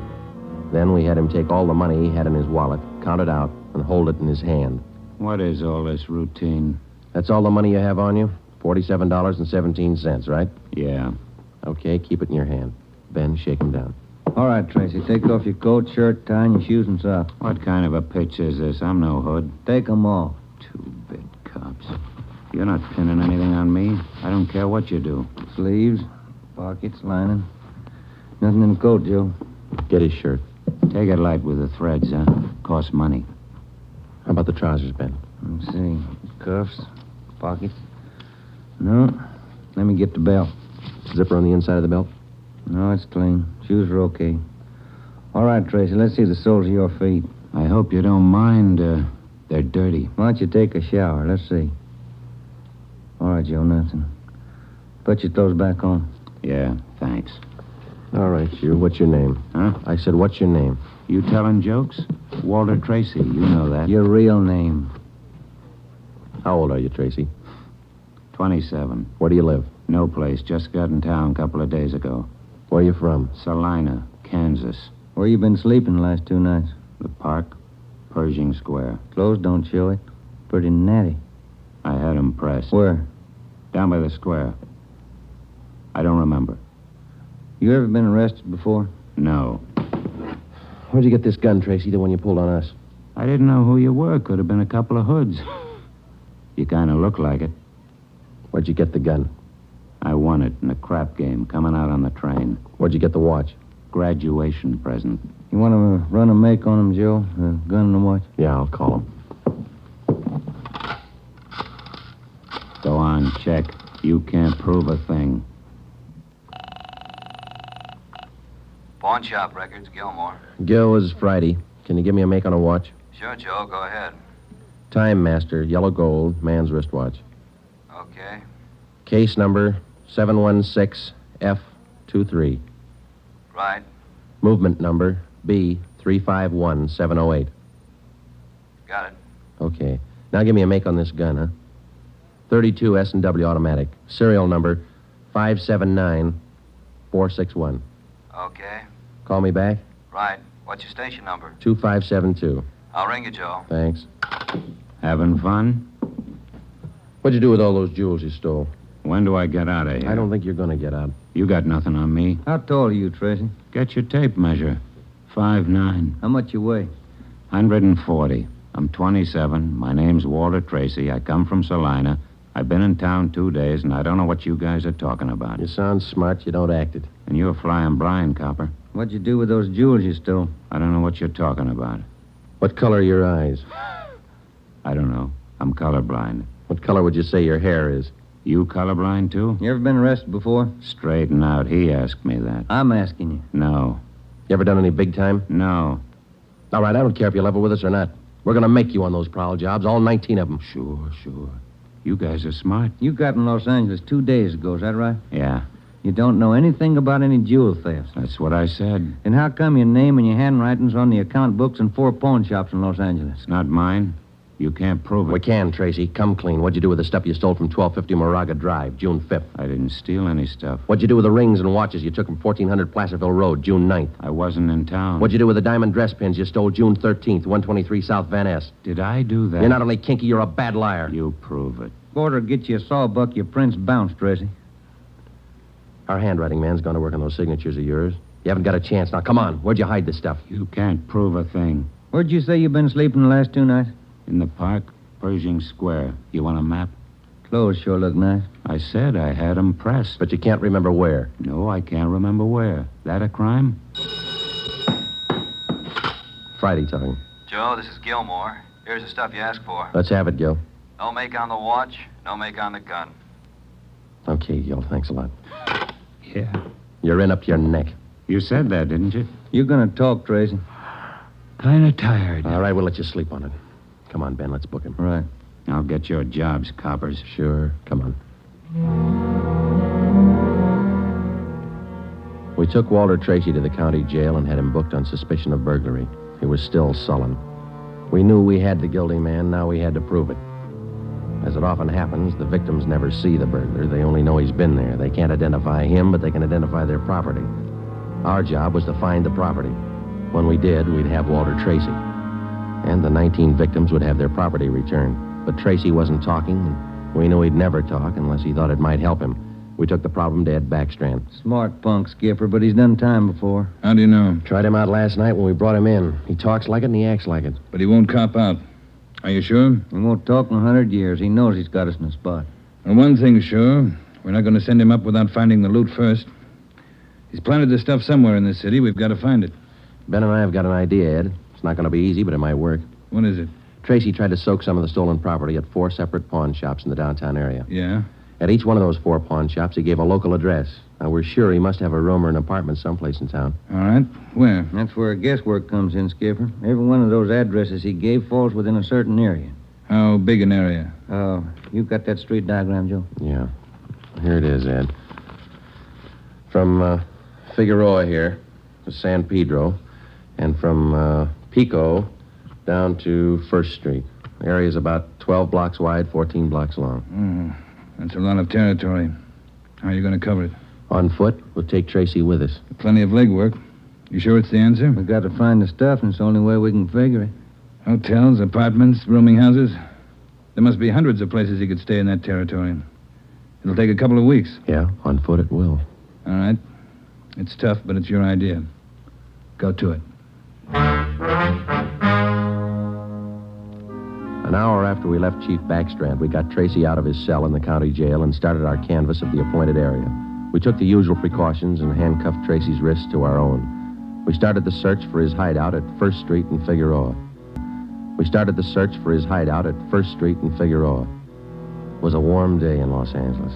The temperature was 91. After the first 3 hours, I could tell Ben's feet were ready to give out, and so were mine. We couldn't even have the comfort of complaining. That had encouraged Tracy, and he was cocky enough already. He cursed and threatened every step of the way. My legs off. All right, quit pulling, will you? Come on, Tracy, up the stairs. Another one to check. Warm day, Joe. Yeah, a little. What do you mean, a little?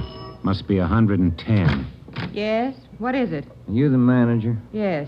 Could you tell me which apartment this man has in your house, ma'am? Who, him? Yes, ma'am, this one. Never saw him before. He don't live here. All right, ma'am, thank you. Yeah. Hot, ain't it? When are you gonna get wise? Come on, Tracy. Well, that finishes this side of the street. You want to cross over, Joe? Yeah, let's go. I'm hungry. I want to eat. After we cover the other side of the street. You can't do this to me. I'm gonna get a lawyer. I'll have your jobs, both of you. Yeah, come on.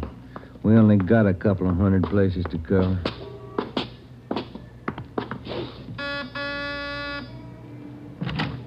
Hi, gents. What can I do for you? You the manager? I run the place, yeah. Which room does this man have in your place? Him? You made a mistake. He doesn't live here. All right, thanks. My feet are killing me. Wait till I get a lawyer. I'll burn both of you dumb cops. What do you think you're doing anyway? Making a guy... All that day and the day after that and the day after that, Ben and I, with Tracy handcuffed to our wrists, canvassed the designated areas, from hotel to hotel, from rooming house to rooming house, and the apartments, too. Every day our feet ached a little more, our pace slowed down, Tracy got more irritable, and the weather got hotter. The second day it reached a high of 92, the third day 94, the fourth day 94. Police regulations say plainclothes officers must wear a coat and necktie on the street at all times. We wore our coats and neckties. The search continued into the fifth day. Our pace got even slower. Ben and I started to lose heart. After a while, we forgot our object was to recover the stolen jewels. All we wanted was to find Tracy's hideout. We knew we were right. We knew Tracy was our man. It was a point of pride. Whether your feet hurt or not, you don't give in to a thief. Yes? What do you want? You the landlady here? I am. Which apartment does this man have in the building? Well, none of them. He's not one of my tenants. Thank you, ma'am. Come on, Tracy. By the sixth day, all three of us had special pads in our shoes. Our feet ached worse than ever. Tracy let us know about his every 3 minutes. By late afternoon of the sixth day, we'd covered more than half of the designated area. The temperature was 95. You guys gonna go on forever? I'm sweating like a horse. I'm getting tired of your moaning. That looks like the manager behind the desk. Yes, sir? You the manager? Yes, sir. What can I do for you? Can you tell us which room this man has in the hotel? Him? He doesn't live here.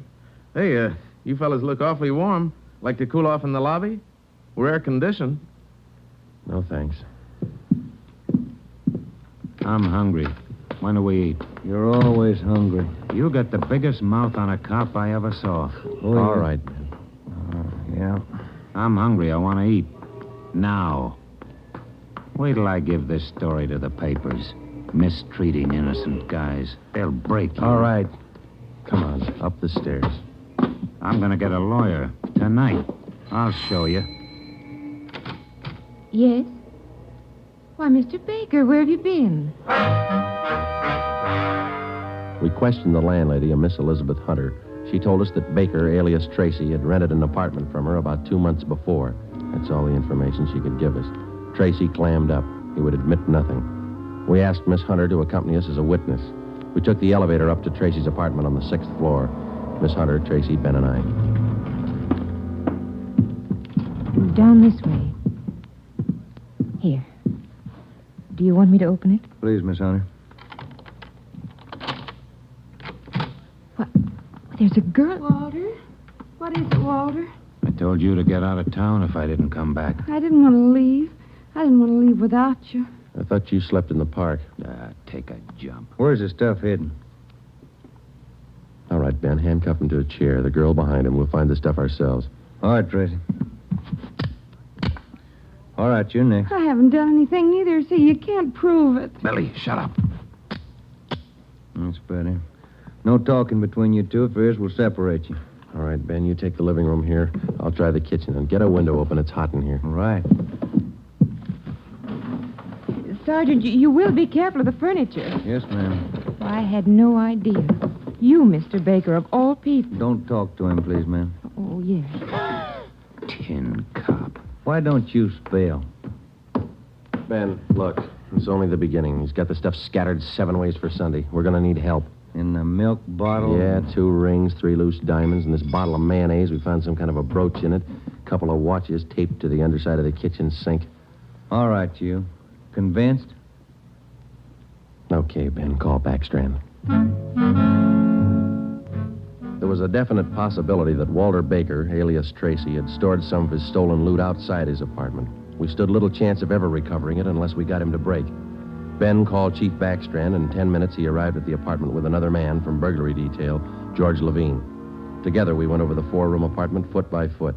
We found jewelry, watches, loose stones in every conceivable place. In cartons of cottage cheese, in jars of cold cream, in the garbage can, everywhere. Who's your girlfriend? All right, I'll ask her. What's your name? I said, what is your name? Billy. Billy Crawford. He didn't do anything. He didn't. All right, Billy. Maybe you can tell us. Where's the rest of the stuff he stole? He didn't steal. He didn't steal anything. Billy, shut up. Keep quiet, you. Ed, wait a minute. What? Just a minute. I want to look over here. Papers. Taped to the underside of that top drawer. What is it, Friday? No, you can't. You can't. Look at these. All right, you found him. I'll talk. No, Walter, don't. Parole papers. He's an ex-con. Yeah, I'll cop out. Don't do it, Walter. Billy, shut up. Dumb dame. The rest of the stuff, where is it? On the roof. Inside the ventilator, the one near the front, you'll find a couple of paper bags. That's it. Levine? Got it, Chief. I'll check it. Your papers say you did time in Oregon. What for? Fell for robbery. Did 5. I owe him 7. What about the girl? Walter, I'm going with you. Her? I don't know. You figure it. All right, Friday. Romero, take the girl to Lincoln Heights and book her. We'll take him. Right, Ed. Come on, Ben. No, Walter, I want to go with you. I'm sorry, ma'am. This way out.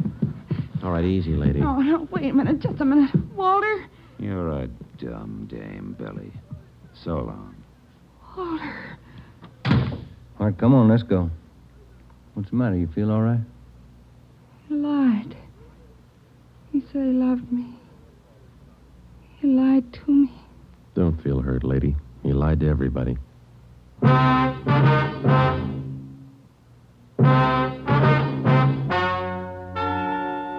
The story you have just heard is true. Only the names were changed to protect the innocent. Walter Baker, alias Walter Tracy, was tried and convicted on 3 counts of first-degree burglary and received the maximum sentence prescribed by law. He is now serving out his term in the state penitentiary. A hold has been placed on him by the state of Oregon, where he will serve out 7 years for violation of parole. Billy Crawford, Baker's accomplice, was tried and convicted of receiving stolen property and is now serving time in the state penitentiary for women. You have just heard the 11th in a new series of authentic cases transcribed from official police files. Technical advice for Dragnet is furnished by the Los Angeles Police Department. Tonight's program is dedicated to Warden Clarence A. Larkin of Folsom Prison, Sacramento, who, on the evening of September 24th, 1937, gave his life so that yours might be more secure.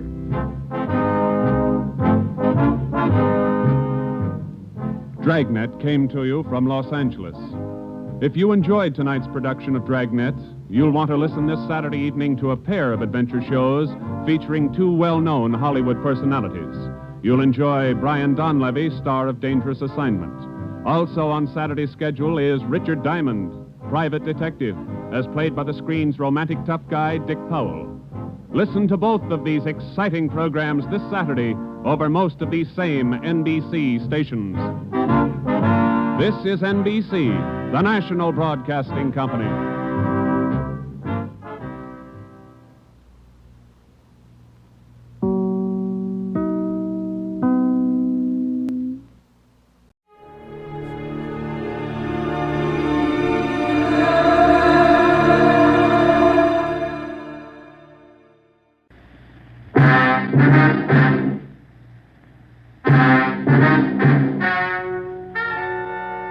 Ladies and gentlemen, the story you are about to hear is true. Only the names have been changed to protect the innocent. NBC brings you Dragnet.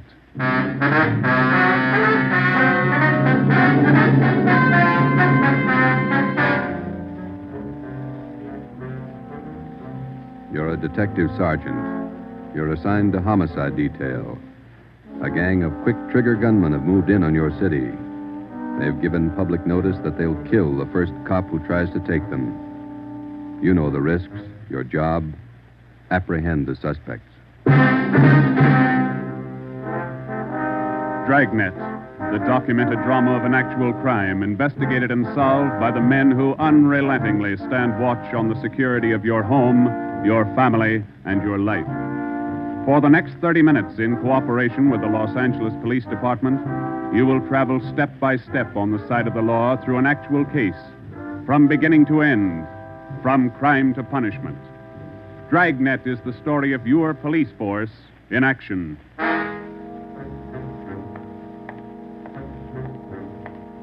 It was Wednesday, April 17th. It was warm in Los Angeles. We were working the night watch out of homicide detail. The boss is Ed Backstrand, chief of detectives. My partner's Ben Romero. My name's Friday. I was on the way back from the record bureau. It was 4 minutes to 6 when I got to room 42. Homicide.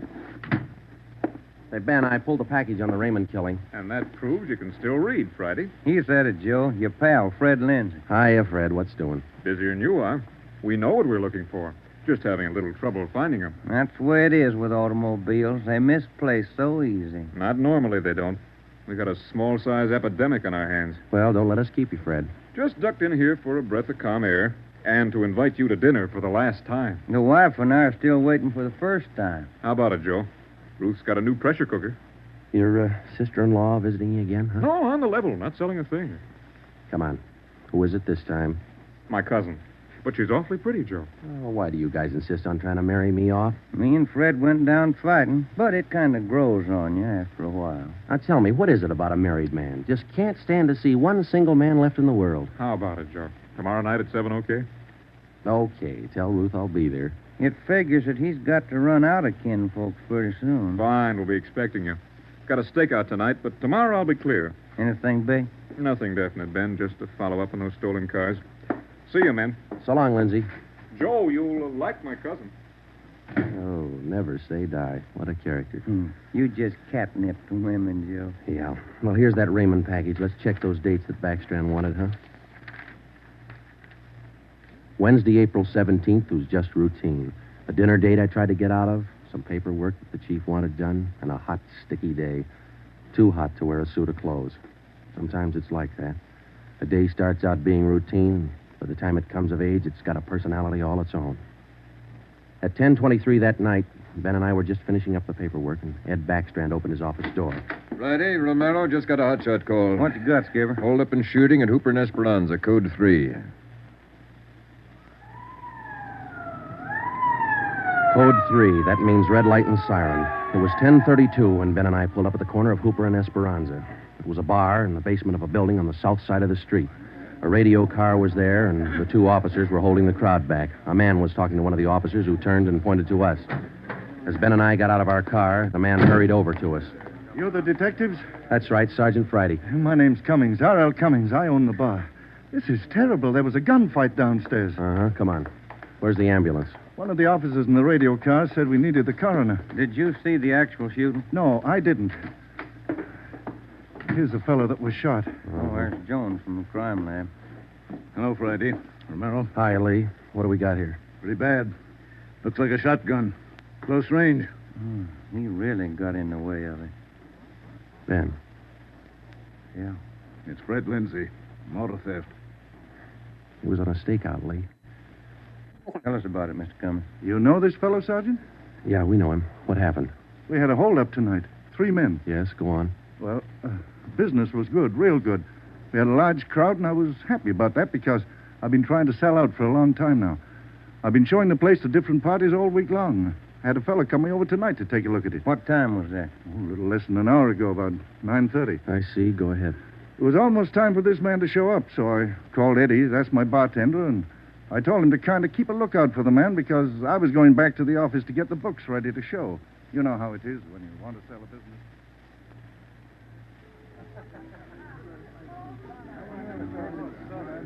You'll watch for him, Eddie? You bet I will. If you want me, I'll be back in the office. Keep your mouth shut and stand still. Huh? You own this bar, don't you? Well, yes. What is this? You're the boy we want to see. Which one of you? All 3 of us. What's going on? What's it look like, genius? It's a stick-up. I haven't any money. You go to the bank on Thursdays, don't you? Well, I made my deposit today instead. I've been watching you for a month now. Don't give us that. You go to the bank on Thursdays. Now, come on, hand it over. I'm telling you the truth. I usually go on Thursdays, but I went today instead. You're lying, Ace, and we ain't got much time. Look, you can have all the money I've got on me. I think it's about 200. But that's all I have. Here. Why argue with him? Take what he's got and we'll shake the customers down. No, please don't do that. You got my money. Isn't that enough? No, it ain't. Come on, let's go out front. That's about all I remember, Sergeant. When I come around, I was lying on the floor of my office. You better have somebody take a look at that cut on your face. Yeah, I'm going to right away. There's my bartender. He saw the fight. What's his name, Eddie? Yeah. Eddie. Yes, sir? These men are detectives, Eddie. Will you tell them what you saw? Oh, it was pretty rough. And tell us what happened when they started the shooting. That fellow the coroner just took out of here sure was long on nerve. Took on all 3 of them single-handed. Uh-huh. Tell us what you saw. You ought to get that fellow's name. Sure had a lot of nerve. Took over just like he was a cop. He was a cop. Now, what did you see? I pegged him for a cop. Well, he was sitting up at the bar. Been nursing a bottle of beer for about an hour. I was keeping an eye on the front door, watching for this fellow the boss wanted to see, so I didn't see the 3 hold-up men come through from the back, but I heard them. All right, let's knock it off. You can all see this shotgun. Anybody make a move, and I'll blow your head off. Demas, cover the front door. Got it. Sickle, shake him down. Okay, gents. You guys in the band, keep that music going. The rest of you people turn around and face the bar. Put your hands on top of the bar and leave them there till we tell you to move. Come on, hurry up. Knock it off. Okay, Sickle. We'll take your money, your watches, anything else you got. Now, don't try to be cute and hold out. All right, you, take off the watch. I'll get your billfold. You, lady, let's have the ring. This man they called Sickle went right down the line, took everything he could lay his hands on. This cop, your friend, was facing me at the far end of the bar. He was standing there just like the others. He kind of leaned toward me a little. Can you see the guy with the shotgun? Yeah, Where is he? center of the room. The other guy still at the door? Yeah, Got his gun out? holding it in his right hand. How far down the line is the other guy? About 10 people away. Hey, you two down at the end there. Knock it off. Hurry up, Sickle. Doing the best I can. Come on, let's have the purse, lady. You, next to the lady here, get the watch off. I'll take this wallet over. How far away now? He's getting closer. But we better set up like he says. I'm going to take the one with the shotgun Oh, first. he'll blow you to pieces. I got a gun. How far away is that guy now? I thought Jans told you two to shut up. All right, Sickle, try to move and I'll break your back. Let me go. Go ahead and shoot, Jans. Let me go. From him, Sickle. All you people at the bar, down on the floor. Okay, you with that shotgun, grab it. Demas, can you get a shot at him? Not without hitting Sickle. Come on, you, I'm waiting. You got us all wrong, boy. We like Sickle, but not that much. The cop was holding Sickle as a shield. When the big guy let go of the shotgun, both the cop and Sickle ducked. The cop didn't get hit. But this man Sickle fell over on his face, grabbed at his arm. The man with the shotgun went down on one knee, holding his stomach. The man at the door took a shot at the cop, but he missed.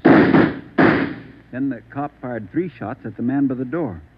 Looked like the first 2 missed, but the last one caught the man in the leg and he went down. Well, by this time, the big guy with the shotgun had recovered enough to hold his weapon again. I tried to warn the cop. Look out! The guy with the shotgun! I see him. The cop pointed his gun and pulled the trigger, but he was out of shells. Boy, Sergeant, my stomach knotted up when I heard that hammer fall against those empty chambers. The cop threw his gun at the guy with the shotgun and then ran right at him. You know, it was just as if that cop was trying to run right down the barrel of that shotgun. I glanced at the cop on the floor, then I tried to follow the 3 of them as they made their way out of the bar. They jumped into a car out front and drove off. As a kid, I used to watch Bill Hart take on a whole gang in the movies, but this way, right in front of my eyes, Sergeant, he was an awful brave guy. Did you get the license number to their car? No, I didn't. I couldn't see very well. You got a pretty good look at all 3 of the men, though, didn't you? I believe I'd recognize any of them. Thanks, Eddie. What's your last name? Bowers. Eddie Bowers. Got that, Ben? Yeah. You'll be hearing from us, Eddie. We may want you to look at some pictures for us. Glad to help any way I can, Sergeant. I hope you get the men that shot this cop. You're sure going to try, aren't you? Yeah, Eddie. We're sure going to try. The next step was for Ben and I to make a complete report to Chief Ed Backstrand. They got Lindsay, huh? That Fred Lindsay an auto theft? Yeah, that's right. Good cut. You say he wounded 2 out of the 3 in that holdup? Yeah. That means they'll have to have medical attention in a hurry. We'll check all the small hospitals, cover all the drugstores to get a line on anyone who's bought medical supplies in the last hour. Uh-huh. As soon as medical detail notifies Miss Lindsay, I'd like to go over and see her. Smith from the medical detail's out there now. By the time you get back, we may have a flash in the drugstores or hospitals. We'll be back in 30 minutes. Call them when you get out there. Right, Ed. You might carry this with you. Yeah? I'm sick. I'm sick to my stomach about this thing. I want you to get those 2-bit punks. I don't want them to see another sunrise. Got that, haven't you? Yeah, Ed. Let's go, Ben. Chandler? Yes, sir. Put out an APB. Have communications broadcast the descriptions of these suspects every 30 minutes until further notice. Get that to communications right away,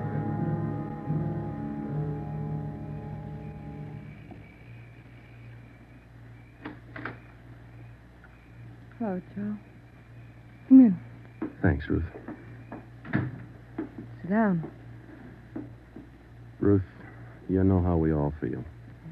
It's all right, Joe. You're married to a cop, I guess you're meant to expect things like this. He'll like that. Fred and I used to discuss the possibility of this. I used to worry about him. I used to worry a lot, Joe. And all those nights when he was away and the days, I used to worry. Now I know he's safe. Anything you want or you need? Thanks, no, Joe. Anything at all that I can do? Yes, Joe. I think there's something you can do. You and Ben are assigned to this case, aren't you? That's right. Then be careful. Just thinking that you and Ben will have to face those killers. Ben's wife. Be careful, Joe. Yeah, Ruth, we will. Oh, sure. I want to see you get the men that did this to Fred. More than anything, I want that. No more heartaches. Yeah. Thanks for coming by, Joe.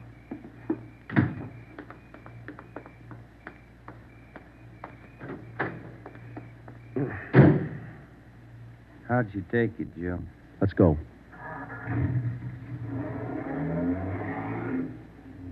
Joe, how'd she take it? You're married, Ben. You figure it.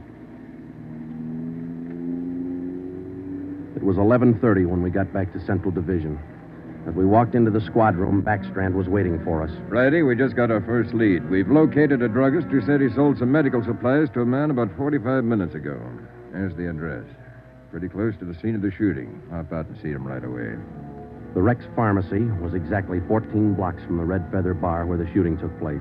Rex Pharmacy was like your corner drugstore, complete with apothecary jars and shower curtains. The druggist was the same little man who's been prescribing sulfur and molasses since you were a kid in school. I'm just about ready to close. What can I do for you, gentlemen? We're from the police department. I've been halfway expecting you fellows. We got a report that you sold some medical supplies to a man about an hour ago. Yes, sir, that's right. It's like I was telling those other officers that were here a while ago. There was something funny about that little fellow. How you mean? Well, for one thing, he came in here sweating quite a bit. Of course, it's a warm night, but he seemed terribly nervous. Anybody with him? No, he was all by himself. What did he buy? Well, it wasn't so much what he bought, but how much. What do you mean? Oh, you know how most people buy iodine, a little 10-cent bottle. He bought a couple of pints. Then there was all that gauze and adhesive tape. Bought enough to repair a small army. Cotton, box of swabs. Then he asked me something that made me wonder. What was that? Asked me if I had something to probe with. That's just the way he said it. Something to probe with. I asked him, oh, what do you want to probe for? What'd he say? Said a splinter. I told him a sewing needle would do the trick. He said, forget it, and then he paid me and walked out. Uh-huh. Could you describe the man? He was a small man, dark. Like I said, awful nervous. You think you could identify him? Oh, sure I could, if I ever saw him again. Well, did he leave on foot, or was there a car outside? Left in a cab, parked right out in front. Couldn't miss it. Did you happen to take down the license number? Well, no, I didn't. But I did jot down the taxicab number. Would that help? Taking down cab numbers isn't exactly in a druggist's line, but because he had the presence of mind to do that one small thing, we accomplished in 10 minutes what could have well taken as many weeks. Maybe with this small wedge, we could do what Backstrand wanted us to do. Get the killers before another sunrise. Well, it was close to midnight when we stepped into the drugstore phone booth. I called the cab company, got the night supervisor. I gave him the number of the cab, and he checked his location chart. Cab 375 was operating out of a stand at Wilshire and Greenhaven. He was the right driver, and he remembered the fare. Sure, I know who you mean. A little guy. Seemed in a big hurry. It was a long fare, though. I took him out to Inglewood. Wait till I check my log sheet. I'll give you the exact address.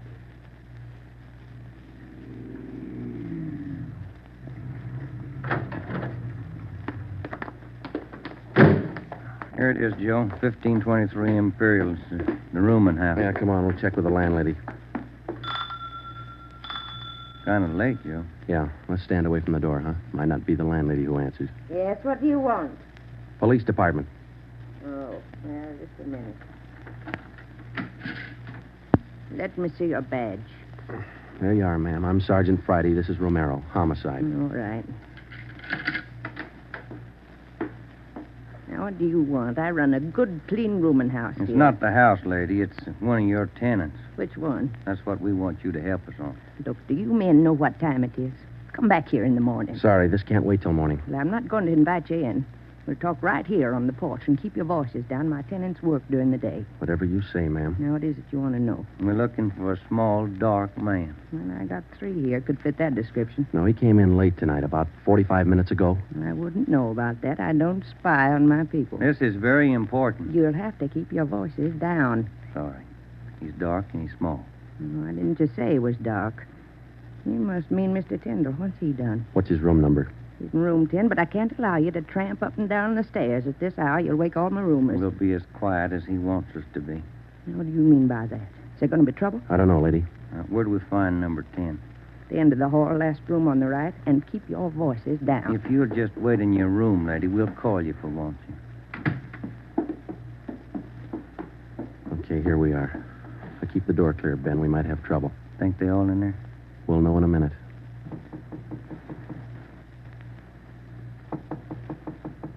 Who is it?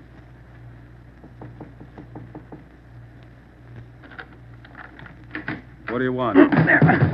Police department. I'll try this closet, Joe. What do you want with me? What are you looking for? Closet's empty. What'd you say your name was?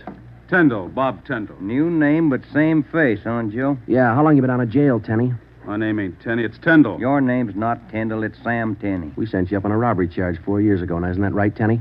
No, it's not right. You got the wrong man. I never been in jail. Yes, you have, because we sent you there. Now, come on. Who'd you buy the medical supplies for? I don't know what you're talking about. Look, Tenny, it's a hot night and it's late, so let's cut out the smart talk, huh? Who'd you buy those medical supplies for? Tenny, look, you're a two-time loser right now.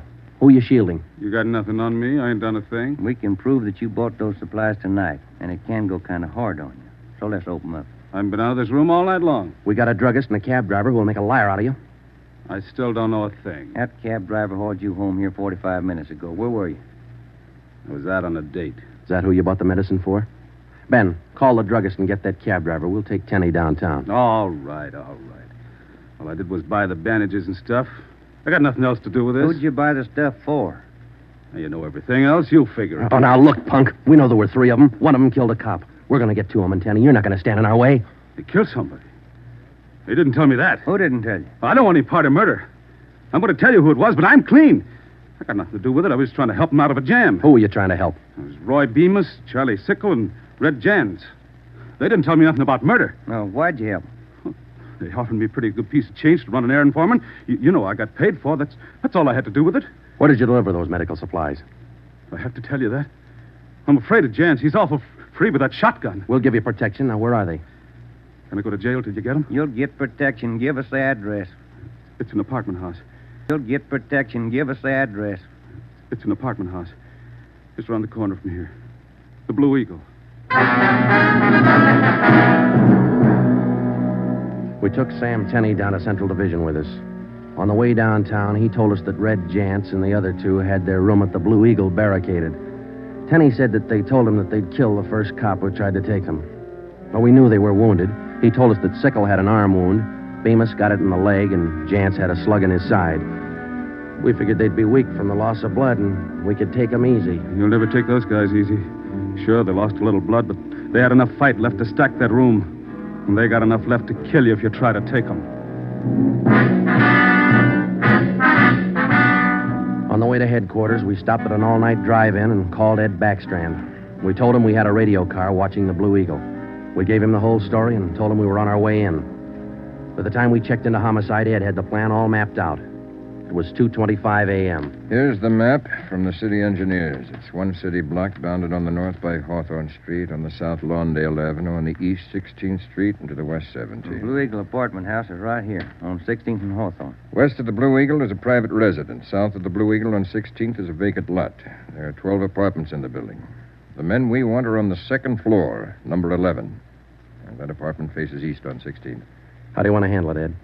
Now, Baker and Moorheim will evacuate the private residence. Friday and Romero clean out the apartment building. Right, Skip. All traffic is being diverted. The entire block is completely isolated. We'll throw up a cordon. As soon as we clear the residence, nobody goes in, nobody goes out. Will you brief us again when we get there, Ed? I'll give you all the briefing you need right now. Get this. These guys have already killed a cop. I don't want to lose any more. You know they're heavily armed and they're desperate. Have the men draw shotguns, tear gas, and Tommy guns. I'll take care of that, Skipper. All right. Now, we're not going in after these punks like tin horn heroes. We're going after them, and we're coming out alive. All of us. What time is it, Friday? 2:37. Not much time till sunup, is it? It was a code 2. That means red light and move fast. Backstrand figured we needed 6 squad cars, 4 men to a car, the police public address truck, ambulance, and floodlights. Ben checked out the weapons to the men, and by 2:46, we pulled out of the Central Division garage. We slid into the area at 3:20 a.m. The 6 squad cars and the public address truck took up their positions. The floodlights were rigged and ready to turn on at Backstrand's command. The machinery was set to roll as soon as we got the neighborhood cleared. Ben and I evacuated the Blue Eagle apartment house. How many does that make, Joe? Well, we've cleared 9. 2 to go. Here's apartment 10. The killers are right next door. Joe, I'd like to kick that door in right now. Take your time, Ben. We'll get to him. Quiet now.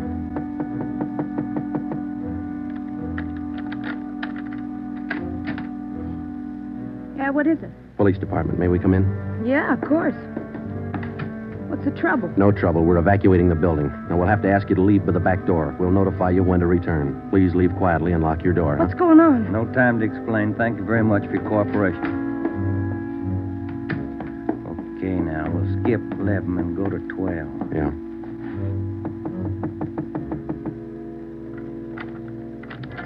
Yeah?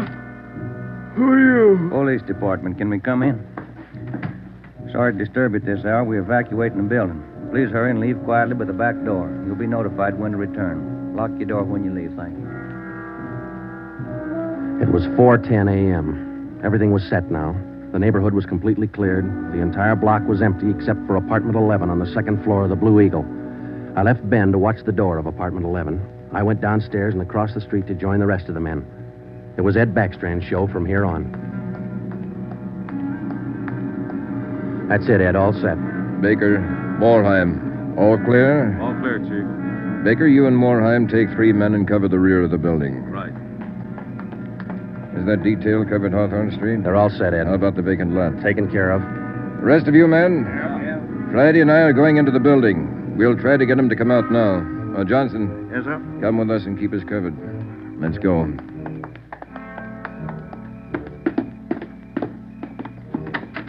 Apartment 11's up at the head of the stairs, Ed. Right.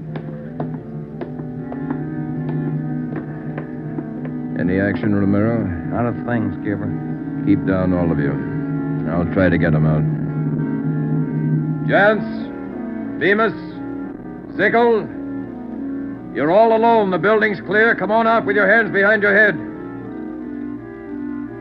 Come on out, gents, or we'll come in and get you. You hear me? I hear you, Ed. Come on, let's get out to the street. Johnson, cover that door and be careful. Keep down. Right, Chief. Friday, Romero, come with me. We left Sergeant Johnson to watch the door, and we ran out into 16th Street and ducked down behind the police sound truck. The floodlights hit the side of the building. Backstrand grabbed the microphone. Gents, Bemis, Sickle, you've got 30 seconds to come down out of that room. Walk out backwards with your hands behind your head. Stay together. Don't fan out. 30 seconds, gents. They're making it tough, Ed. Romero, lob some tear gas through that window. Right, Skipper. Come on out, Bemis. We're giving you a chance. That's more than you gave that cop in the bar. Come on out. That's Jance, Ed. He isn't coming out. They must have got Johnson because they're in another room. Shoot the gas in there. That's not going to get him out, Ed. Give it time, Friday. Burn those floodlights in up there. Friday, rake that second floor with the Tommy gun. Let's keep them in one room. Right. Hold your fire, Friday. George, give us a couple of masks. Ben and I are going in. The rest of you men concentrate your fire on those 2 rooms. Pin them down. Here's your mask, Joe. Let's go.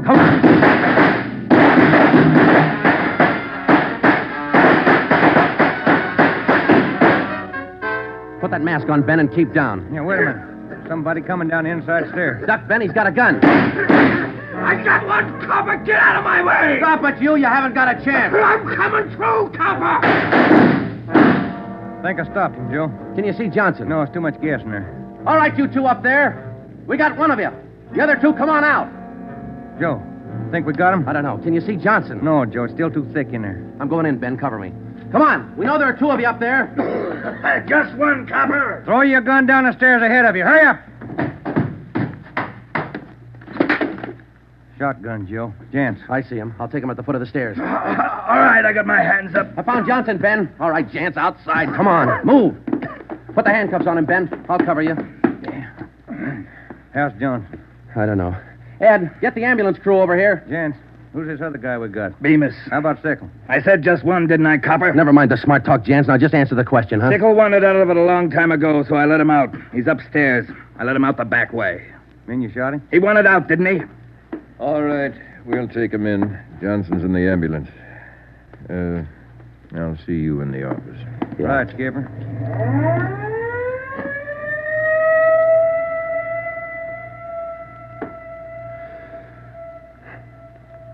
How about a smoke, huh? No. Yeah. Here you go.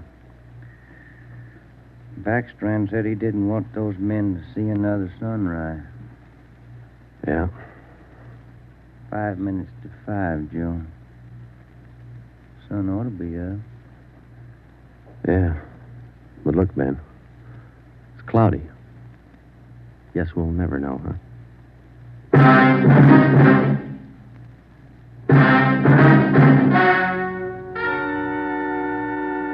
The story you have just heard was true. Only the names were changed to protect the innocent. Edgar Red Jans, the sole survivor, was tried and convicted and sentenced to be put to death in the state penitentiary in the manner prescribed by law.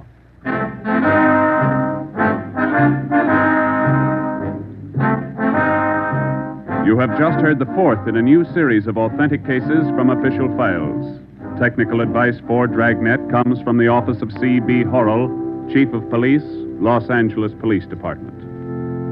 Tonight's program is dedicated to radio car patrolman Forrest E. Sawyer of the Denver, Colorado Police Department, who, on the evening of March 8, 1937, gave his life so that yours might be more secure.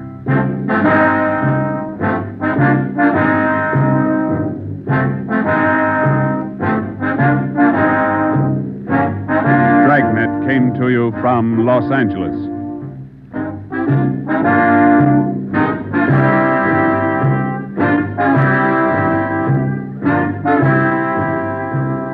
This is NBC, the national broadcasting company.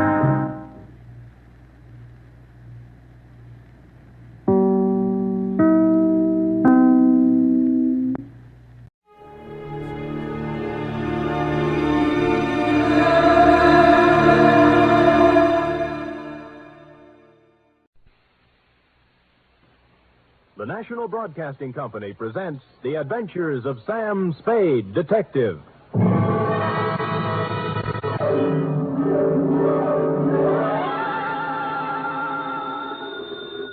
Sam Spade Detective Agency? Me, sweetheart. Sam, would you mind telling me where you are? Not at all, Effie, not at all. Let's see. I'm at the Ilrig Dana Rab Etile Seagrod. I don't understand it, Sam, but I think I caught the word grog. Oh, you're shrewd, Effie. You see, I'm on the inside, and the lettering is printed on the outside. Now, if you'll wait, I'll go outside and read it the right way, and then come inside and... Never mind, I've already guessed. You're at George's Elite Bar and Grill. Trapped. Sam, answer me. You promised me you wouldn't. I am? Me? I promised? Me? You did, Sam. You promised faithfully to stay away from bars. You know how hard television is on your eyes. Have you got your glasses? One in each hand. Fill them up, George. Oh, Sam, I heard that. What will people think? They'll never know, Effie. I always drink here under another name. Oh. Just a little of the hair of the dog that bit me, Effie. But don't worry about me. Although it's true I have been dogging it and have been hounded from tree to tree, I am frisky as ever and will be in to unleash my canine chronicle, namely the dog bed caper, or he who lies down with dogs gets up with murder, or, condensed for easy reading,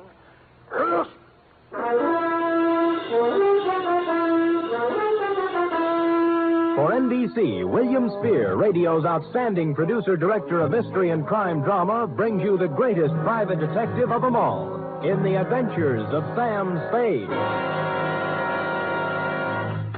Effie? Here I am, Sam. Here I am, Sam. Effie, did you ever write poetry in school? Well, I was known as Emily Dickinson of Central High. I thought you had a touch of internal rhyme scheme there. I doodled a little poem about you today. Really? Well, redoodle. There was a detective named Spade with oodles of brains in his head. Clever, clever. But when he took up drinking, he forgot about thinking. Now give me the punchline. And Effie has stayed quite unpaid. Well, a little rough, but cute. Did you get the idea, Sam? Never could make any sense out of poetry. Ready? It's getting close to Christmas, Sam, and Pencil point? I've used my last pencil, and I don't really have enough money to buy any. Please, Effie, I have no head for figures. All right, I give up. From Samuel Spade, license number 137596. Subject, the dog bed caper. Oh, Sam, I hope this is going to be all about dogs. I belong to the tail waggers, you know. Yeah. And I've read all the books by Jack London. Yeah. I just think... Down, Effie. Strangely enough, you will not meet a single dog in this story. Actually, this narrative has little indeed to do with our four-footed friends or their beds. And I'd change the title now, except that it's already gone out for publicity. Dear Dundee, it all started with a phone call to my secretary, Miss Effie Perrine, a doll, requesting my inimitable services at the investment counseling firm of Cameron Incorporated. Clearing everything off my desk, 2 shoes with feet in them, my own, I went over. The firm of Cameron Incorporated was obviously not for the pushcart set. It was plush, ankle-deep rugs, imported drapes, and the receptionist. She had a plushness all of her own. I said hello in my plushiest voice, and she liked it. She said so. Oh, I like the way you said that. Say it again. Life is too short to go back even for a moment. The past is a dead thing, the present dying, only the future alive and vibrant. However, hello. Is there something? There is. Could I ask a question? Why not? I will rephrase the question. What time do you stop working this evening? Around 6. Care to have... Why not? There's a little bar around the corner, okay? Why not? Why not, indeed? Bring your own money? Well, come anyway. Your name? Celeste. Mine's Sam Spade. Who's Mr. Briggs? He called me. Major Briggs? Why, he's our chief accountant. I just happened to have my door open. Did I hear someone inquiring about me? This is Mr. Spade, Major Briggs. How do you do, Major? It's a pleasure to meet you in person, Mr. Spade. I'm the man who called you, you know. I'm grateful, sir. Now, what is it I can do for you and Mr. Cameron? Oh, it's not for me that I called. I haven't a worry in the world, and it's Miss Cameron. Oh. Old Cameron's been dead for many years now. I see. Whatever she wants, Mr. Spade, do a good job. We are all counting on you. Will you please announce Mr. Spade, Miss Roberts? Certainly, Major. If you'd excuse me. Nice to have met you, Major. Miss Cameron? Yes? Miss Spade's here. Send him in, please. Go on, Sam. Have fun. Think I might? Why not? That girl had the most beautiful double entendre in town. Well, to get on, Adela Cameron was a career woman around 29, although the tailored suit made fine detective work difficult. No makeup, severe hairdo, and in spite of all this, chic. In fact, as we shook hands in a most businesslike manner, I had the feeling that something warm might well spring up between us. Something like a warm mutual dislike, maybe. But something. Most men simply cannot be told anything in confidence. They gossip. That's a switch. I don't appreciate your humor, Mr. Spade. I accept your apology. I will tolerate you because of your reputation. All right. I'm going to give you a very difficult job to do. Miss Cameron. What is it, Major? I'm sorry to interrupt you, but Courtney Pierce is on the phone. Mr. Spade, this is Major Briggs, our chief accountant. We've already met. Mr. Spade. Now, Adela, Pierce wants us to unload his short-term governments and buy American cattle. He's dividend crazy. AMCAT's declaring one in January, and he wants it. Well, let him do it. Well, I just want to protect your interests. You know what will happen to AMCAT after February. They'll drop 10 points, and he'll blame us. I went through this with your father when you and Greg were... That's right, Major. Well, tell him we advise against it. But if he persists, ask him for a release in writing. That's what I thought you'd do. That's the way your father would have handled it. I just want to protect your interests, my dear, that's all. Major, I know. Just want to protect your interests. Well, don't worry about us. You know, we're not children anymore. All right, my dear. Where were we? Oh, you were giving me a difficult job. Oh, yes. Here is the business address of Mr. I.J. Barco. He's a wealthy manufacturer, a client of ours. I want you to find out everything about him, especially anything unsavory.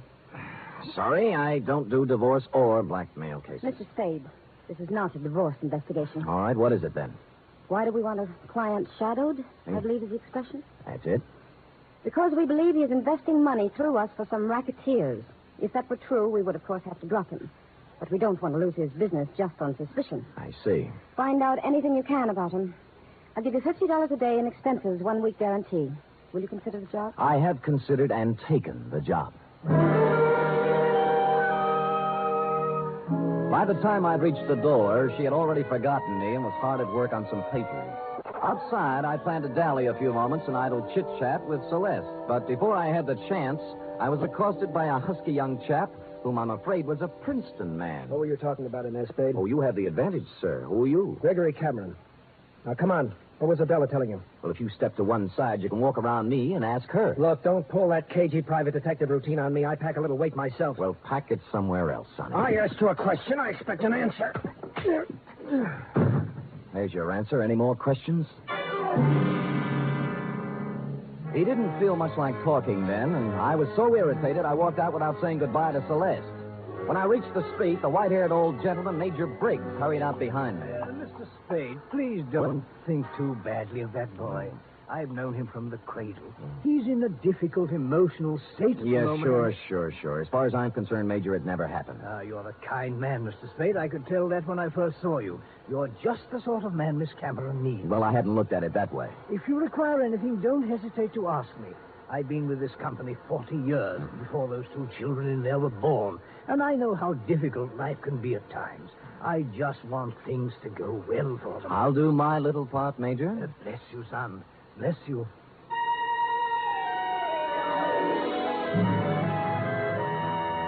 I started to work. The card Adela Cameron had given me revealed that my quarry, Mr. I.J. Barco, was of all things a manufacturer of dog beds. I sat down on a hydrant to think this over and then followed the scent of horse meat on over to his factory on South Dolores. It was built in the shape of a large doghouse, and outside stood a billboard with the message, "A survey of independent dog tracks, kennels, and canine corps proves that dogs choose Barco beds 2-1. I had to get a look at Barco himself, and so ruffling up the hair on the back of my neck, I trotted into the building, sniffing and wagging my tail in a very friendly manner. It was very easy to see Mr. Barco after I lied a little about my connection. What was that name again? Senor Don Jose Martinez Sada Morales, but you may call me Sam. And you represent a group of retail outlets in South America. Oh, I do indeed. We have our eye on your dog beds, Mr. Barco. Well, now, let's take a look at our catalog here. Now, say you had a Great Dane. You'd want something regal like this Louis XIV. Ever see a more beautiful bed? Well, not lately, but Mr. Barco... Down, boy, down. Now, here's a number that's very big this season with English Bulldogs, a Sheraton, natural wood finish. Lovely, huh? Arriba. And, of course, if it's an Irish Terrier, here's a purely gag present for his sense of humor. A Murphy bed. Get it, Sam? Irish Terrier? See. Well, of course, we wouldn't ask a dog to sleep in a Murphy bed. Mr. Barco, I'm afraid I don't see anything here I like. What's this? Do I understand you, sir? You are refusing this small speck of comfort to the one unselfish friend that man can have in this selfish world? Well, I'm not refusing anything. I just don't The happen to... unselfish friend who, if fortune drives you forth an outcast into the world, homeless, will ask no higher privilege than to be at your side to guard against danger. But Mr. Barco... Faithful unto death, there by your graveside will be found the noble dog, My his graveside? head between his paws, his eyes sad but watchful, faithful... We shook paws, and I felt his nose to be sure it was cold. It was, and I left. I rented a car and took up a station outside the Barco factory. About 4 o'clock, he hurried out, jumped into a long, low vehicle shaped like a dachshund, and mushed off. I followed. An hour later, I was phoning my first report to Adela Cameron's secretary, Celeste. You went to the city hall. What did you do there, Mr. Spade? License bureau, marriage, not dog. Really? Where'd he go then? Grocery store, where he bought 1 bottle of olives, 1 bottle of vermouth, and 1 bottle of gin. I wonder what he's going to make. What recipe is that? Well, now he's in an apartment house on Post Street, just across from the drugstore I'm in, and judging from the groceries, intends to stay a while. He has laid in provisions. Uh-huh. Well, I guess that's all we wanted to know. What? Miss Cameron just told me to call you off the case. You'll still get your guarantee, though. Major Briggs will send you a check. Well, that doesn't make sense. Sam orders his orders. All right. What about tonight? I'm afraid not. Some other time. You mean it's all over? The half-daring, half-shy kisses on the Oakland ferry? The warm, passionate spring nights at Fisherman's Wharf eating abalone? Hello? Well...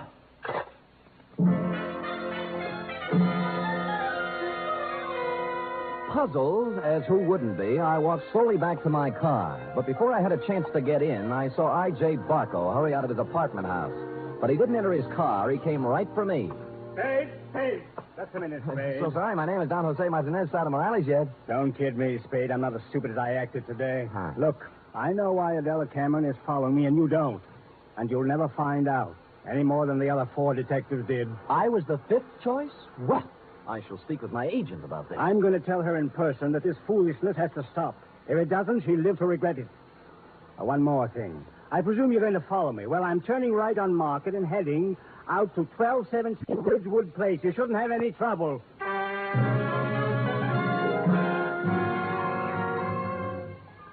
And with that, he spun on one heel and trotted to his car. He took off, but when I went to my car, it wouldn't turn over. And when I lifted the hood, I found out why. All my spark plugs were gone.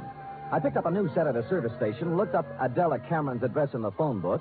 It was 1217 Ridgewood Place. And a good half hour later, I got there. Barco's car was out in front. No one answered the door, but it was open. Adela Cameron was a crumpled heap on the living room sofa. Oh, Sam. Sam, help me, please. All right, Miss Cameron. Let me look at you. You hurt? No, I'm all right. It's him. Where? The bar.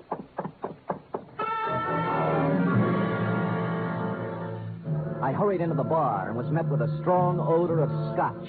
A bottle of it had been broken, and holding the neck of the bottle in one hand was I.J. Barco. He was on the floor, his hand slowly opened. The glass rolled out, and he died.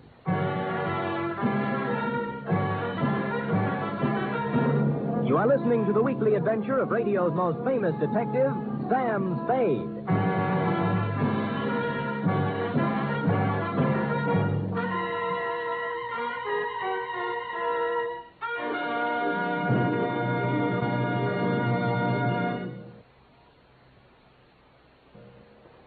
Act 2 of tonight's Sam Spade in just a moment. Meanwhile, here's news of other goings-on on NBC. There's no doubt about it, it's the big show. Not just any big show, but the big show. Brought to you every Sunday night over most of these NBC stations. An hour and a half of the very best in comedy, music, and drama. Your stars this Sunday on the big show include Fred Allen, Margaret Truman, Douglas Fairbanks, Danny Thomas, Mindy Carson, and many more. All presided over by the glamorous Tallulah. No wonder it's the big show. Saturday night on NBC means mystery with the man called X. A man without a name who travels the world over on missions of intrigue and peril. Herbert Marshall stars as the man called X tomorrow and every Saturday evening on NBC.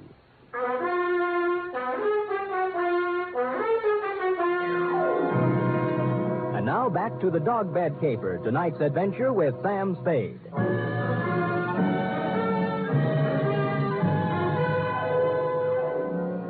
It took 3 bullets in the chest to finish off I.J. Barco. He'd apparently been standing there pouring a drink.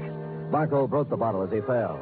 I couldn't find any other signs of violence or any gun, so I went back to Adela Cameron. She was beginning to calm down. I don't know who did it. I just don't know. Well, it couldn't have happened more than a minute ago, and you were in the house, weren't you? No.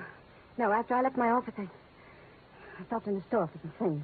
Then came home. When I was driving down Ridgewood, I heard some sound. And you thought they were a car backfiring. How did you know? I've heard this script before. Don't you dare accuse me of killing that man. It's not what I think that counts, but what the police accuse you of. Sam, I heard those sounds. I came in the house when I went into the bar. You didn't notice Barco's car out in front? Oh, I suppose I did. I don't know. I don't remember. Uh-huh. Who are you calling? Homicide. Sam, wait a minute. Just a minute, please. Wait for what? I want to tell you some things. All right. Go on. I kind of get the feeling I was hired to put the finger on the dog's best friend. That's not the way it was. The last thing in the world I wanted was for him to be killed. Oh, murdered, I mean. All right, what did you want? I'll tell you the truth. Why I really had you watching Barco. I'd be curious. We handled his investment account. My brother Gregory... We ran into each other. I heard. Well, Greg took $150,000 of Barco's money and invested it, without my knowledge, in a television company. I hear that medium's making money. But it turned out this company was just a front for some men who wanted to build a gambling syndicate up north. You mean your brother didn't know that? He knew, but there was supposed to be big money in it. He was going to give Barco a good profit and take the rest for himself. And Barco found out and threatened suit or something. He never would have known, but the deal fell through and the gambler said the money was gone. Then he asked about the investment. What could Gregory and I tell him? What did you? Unfortunately, the truth. We said we'd make up the money with interest, but he only gave us 90 days. We couldn't get it by then. So you didn't shoot him, your brother did, eh? No, Sam, no. He couldn't have. I know Greg. He'd have more sense. In my brief meeting with him, I didn't think he had any sense. Just one more thing before I call the police. Sam, don't call them. Help me get him out of here. Somewhere. No dice. Sam, don't let my whole life be Stop it. You set me on Barco to find some blackmailing material, yes? Yes. And then why did you suddenly call me off the job tonight? I didn't. Your secretary said you did. I didn't tell her anything of the sort. Can I have that phone now?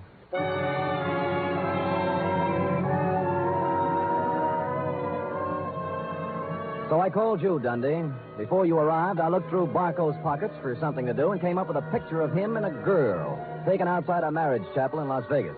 The girl was Celeste, Cameron Incorporated's plushy secretary, several years younger and 2 shades less voluptuous. Her address, 627 Finley, was supplied by a now hysterical Adela Cameron. No one answered Celeste's door, but I heard a shower going inside, so I took the liberty of entering. Persona non grata. Is there somebody out there? There is. Well, who is it? Come out and see. Oh. No false moves now. Keep that towel right where it is. Am I doing here detective work? And I must say I've already found out a great deal. Well, Sam, I'll admit I did express some interest in you, but if you recall, I told you not to know. It's my only night off. Sam, please, leave. I don't want any difficult scenes. All right, we knock off the cute touches and get down to business. You were married to I.J. Barco, right or wrong? Wrong. Wrong, it's right. You were married in Las Vegas at the chapel of the Flamingo Hotel, the Tower. I was only married one day. My parents had it annulled. I was underage. Well, you don't have to worry about him anymore. He's dead. No. Shot 3 times at close range. Oh, no. In Adela Cameron's house. What? Not by you, of course. Although, on the other hand, as you would say, why not? I didn't do it, Sam. Suppose you spill. He wanted me to marry him again. Why? Well, I know all about the money the Camerons misused. he found out Greg and I were in love. I should have known. He said he'd forget about the entire $150,000 if I'd marry him for 6 years. $25,000 a year. That's a good price. How can you talk like that? Practice, I guess. So, Gregory had another good reason for killing. He didn't, Sam. I know he didn't. Anything that would stand up in court? I don't think so. Suppose we say you called me off Barco's tail so Gregory could get at it. I didn't. I called you off because I was supposed to meet I.J.'s apartment tonight and give him his answer. I couldn't do it with you there. Flimsy, but it might hold. The truth. I was going to see him, but I changed my mind. Any particular reason? You saw him. Would he be the kind of man I'd marry? You did once. Well, it looks bad for Greg. Because someone at Cameron Incorporated knew Barco was going to be at Adela's house. Sam, will you do me a favor? Maybe. Give me an hour. Then I'll go wherever you want. I'll tell you anything you want to know. Why an hour? Because if I'm going to live with myself, there's something I have to do. Well? Please, Sam. If you do, I'll give you some information you might want. For example? There was someone at Cameron Incorporated who knew that Barco was going to Adela's house.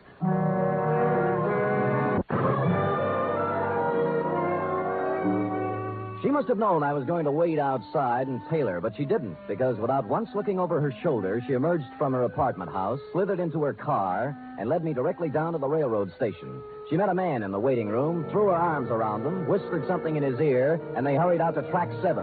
There was a transcontinental train getting up steam. She kissed him, and he climbed quickly up into a Pullman named Aurora Falls. And almost as quickly, I climbed in the other end. We met in the middle. What are you doing here? I came to take you off the train, Greg, before you made a big mistake and left town. Now, look here, Let's not Spade. go through the intercollegiate tough talk again. Are you coming off, or am I going to carry you off? You're going to carry me off?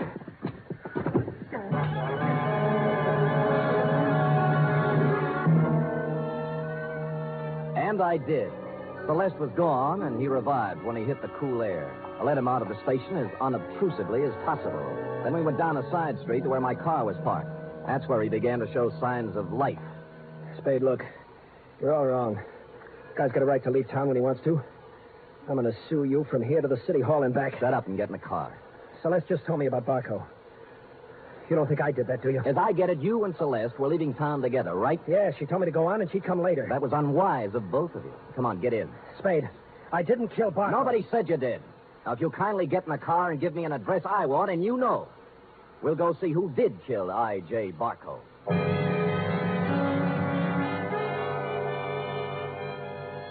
He gave me the address I wanted and said I was crazy. I told him why I wasn't, and he began to see the reason of it. Never have I gone to pick up a murderer with more distaste. When we knocked at the door, I had a gun in my hand, but it wasn't necessary. Oh, come in, Mr. Spade. I knew you'd be along sooner or later. I don't like what I have to do, Major. Major, it can't be true. It just can't be. Come in, Gregory, my boy. Come in. A little Madeira first before we start to talk. Madeira? How can you talk about wine when a man's accusing you of murder? Oh, I don't think it's so unreasonable, Greg. After all, I did kill the unfortunate Mr. Barco, and this might be the last Madeira I shall ever have. Mr. Spade. Thank you, sir. Greg, I don't want any wine. Spade, he's out of his mind, and so are you. I'm afraid not, Gregory. Oh, that was a vintage 1900 Madeira you wasted, Greg. Twice as old as you. Stop it. I'm sorry about what happened, Greg. I would have spared you and your sister this unhappiness if I could have. But destiny was against us all. You knew he was going to Miss Cameron's house, didn't you? Yes. Just before I left for the bank with the weekly deposit, he called for Miss Cameron, and I took the call. I told him she was gone, and he said he was going to her house. It was to be an ultimatum. The money in 24 hours or exposure. But you didn't have to... kill him? Certainly not. It was a crime of passion. I take the weekly deposit to the bank every Friday, and I always carry a gun. Silly me carrying a gun. Never had to use it, but the bonding company requires I carry it. Well, I went directly from the bank to Miss Cameron's house. I wanted to help her face Barco. Was she there? Oh, no, Mr. Spade. She'd apparently stopped downtown to do some shopping. So I faced Barco alone. I asked him point blank to give these young people more time, but he just laughed at me. He said the only time they'd get would be in jail, so... It happened. Well, I hadn't intended to, but I became angry. Suddenly found the gun in my hand, and the thought crossed my mind, my life is just about over, and yours, Greg, is just beginning. It was easier to pull the trigger than I would have realized. Oh, Lord. More Madeira, Mr. Spade? Thank you, Major, but no. Well, allow me to present the bottle to you as a gift. I'll get my hat and coat. Greg, my boy, I'm sorry. You're sorry. Major, I wish I'd never been born.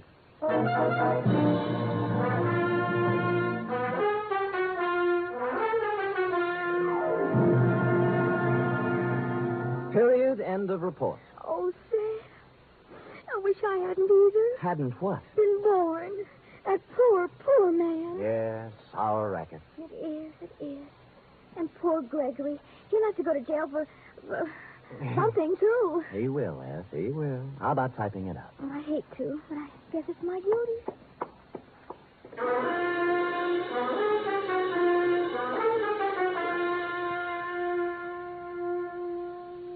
Three chimes mean good times on NBC.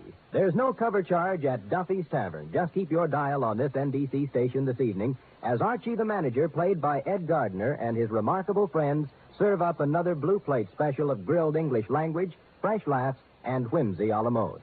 Another Friday fun favorite is The Delightful Life of Riley, starring William Bendix as the beleaguered Chester A. Riley.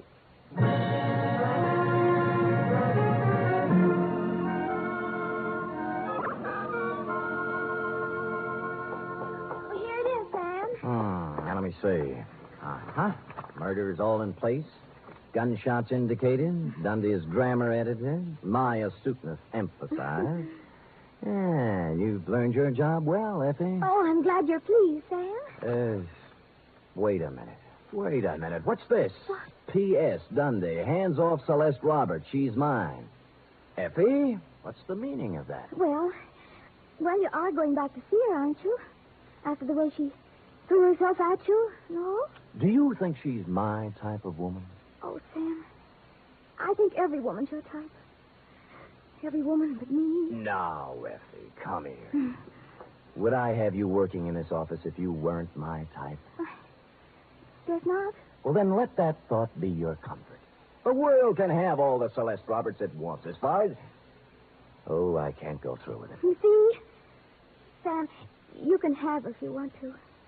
But in the end, I know you'll come back to me. I never doubted it once. Oh, Sam, you don't know how much you mean to me. Yes, I do, Effie. 3 weeks back salary. Oh, you. Good night. Good night, sweetheart.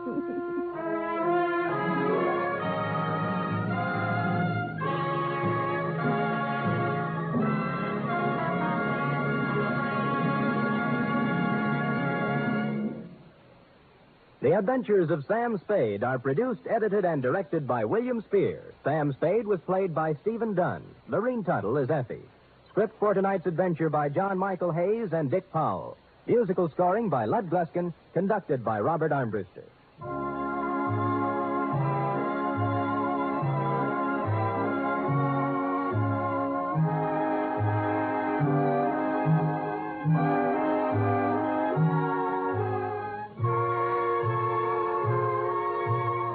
Join us again next week, same time, for another adventure with Sam Spade. Hear the magnificent Montague, then visit Duffy's Tavern on NBC.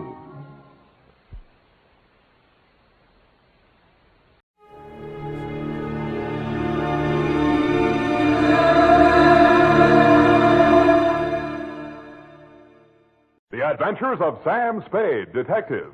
Brought to you by Wild Root Cream Oil Hair Tonic, the non-alcoholic hair tonic that contains lanolin. Wild Root Cream Oil. Again and again, the choice of men who put good grooming first.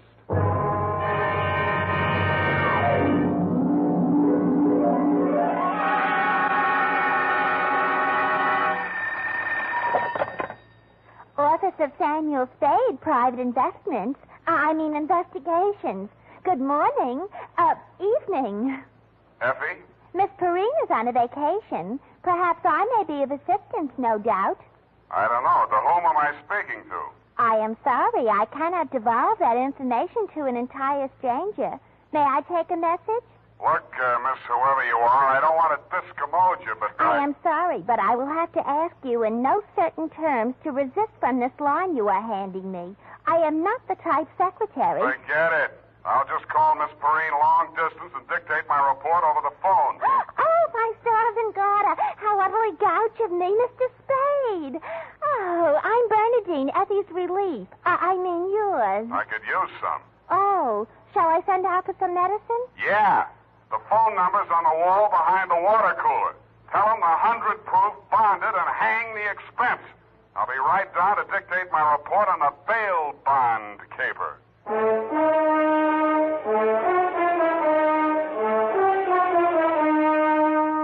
Dashiell Hammett, America's leading detective fiction writer and creator of Sam Spade, the hard-boiled private eye, and William Spear, radio's outstanding producer-director of mystery and crime drama, join their talents to make your hair stand on end with the adventures of Sam Spade.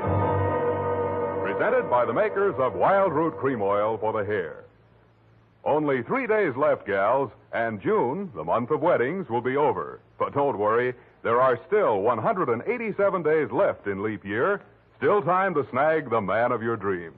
You know, the one who uses Wild Root Cream Oil on his hair. He and millions of other men use Wild Root Cream Oil daily because Wild Root Cream Oil grooms the hair so neatly and naturally, relieves dryness, and removes loose dandruff. Any smart man who wants to look smart always insists on Wild Root Cream Oil Hair Tonic. Again and again, the choice of men who put good grooming first. And now, with Howard Duff starring as Spade, Wild Root brings to the air the greatest private detective of them all in the adventures of Sam Spade.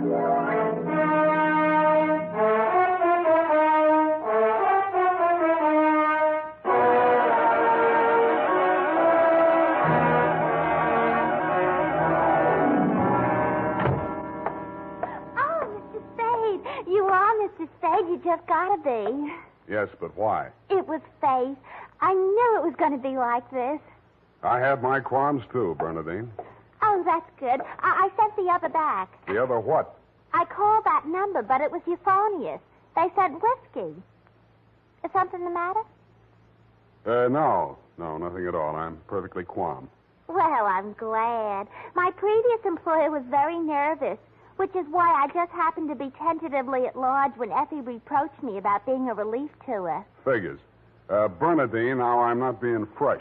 Honestly, I'm not. But do you take shorthand? Yeah, but I don't speak it. What is that you speak? Don't answer. Ready? Rodney. Roger. Date? I'll have to ask my mother. Down, Bernadine. Date, June 27, 1948, to Miss Effie Perrine, care of Perry's Lodge, Kanab, the Pearl of the West, Utah. What? Oh, wrong letter. I'll get to that later. Date, June 27, 1948, to Leo M. Scarlett, care of Leaf Branch, Root, Knox and Wood, attorneys at law, 333 Pine Street, San Francisco, from Samuel Spade, license number 127596. Subject, the bail bond caper. Dear Leo, I'm sorry things turned out the way they did, Leo, and I'd like you to know how I got into it. It wasn't for the reward. I don't take rewards. I'm not in love with your wife, no matter what she says, and I wasn't sore at you about anything. I was just sitting in my office, minding my own business, when the door opened, and Vivian walked in. She looked every bit as beautiful as she did when she lived under me in Ma Tuttle's boarding house in 41. In fact, I didn't recognize her until she slithered out of her mink.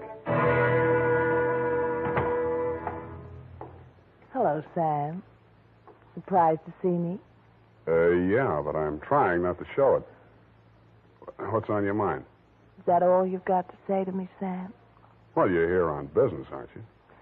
All right, I don't blame you. It all happened pretty sudden, Leo and me. I should have written or phoned you, I suppose, but somehow... Forget it, Vivian.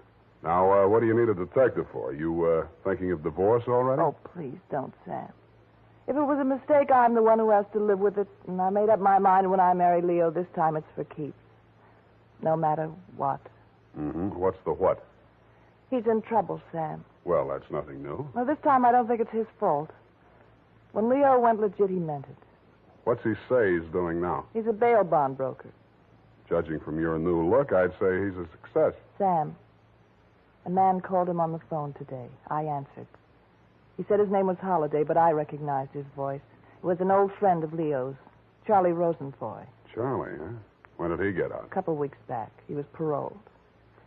I don't know what he said over the phone, but Leo looked scared and sick. I don't wonder. The word around town was that Charlie took the rap for Leo. Well, I don't know anything about that. All I know is Leo's on the level now, and Charlie never will be. He did plenty on his own during that time he served. Well, I won't argue that, but from where I sit, it looks like Leo better start wearing a gun again. He has. That's what I'm so frantic about, Sam. You hear any of the conversation from Leo's end? He didn't say much. But I did hear him say, "All right, 10 tonight. I'll meet you there." That wasn't very smart of him. I know, but that's the way he is. It might be only for a payoff. I thought of that, too. But Leo hasn't got that kind of money. He's been dropping a lot at the racetracks lately. And even if he had it, he's not the type to pay blackmail. I don't like it. Why should I stick my neck out? Why did you have to come to me anyway? Because I trust you, Sam. I know you were jealous of Leo. I was? Sam, if we ever meant anything... If you meant half the things you said to me when we... Stop it. That's blackmail. Oh, I feel so lost and alone. I don't know where to turn. Okay. I'll see what I can do. Oh, Sam. I'll make it up to you somehow. You see if I don't. Sure you will. And tell Leo to stop dropping his money at Tan Ferran. This is going to cost them plenty.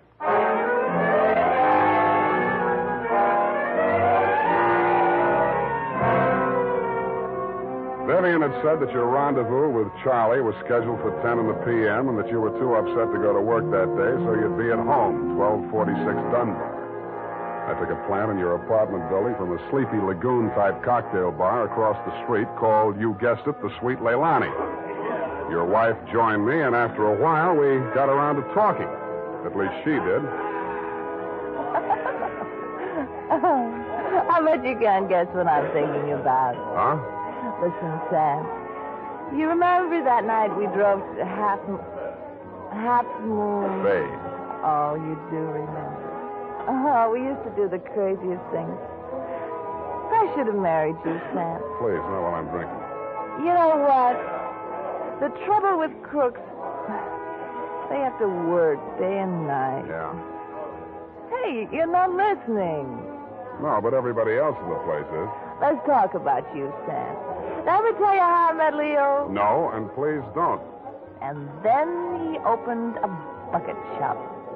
You know what a bucket shop is? Yeah. It's stockbrokerage. Yeah, that's right. Only it's crooked. That was the first business Leo started when he went legit. Mm-hmm. He had to shut it down on account of those securities somebody was always stealing out of the safe. Were they insured? Yeah, but they wouldn't renew his policy. So after the second nightclub burned down and he couldn't get any insurance at all, even on his own life. That's why I'm so frantic, Sam. Hey, give me a nickel. I want to play Sweet Leilani.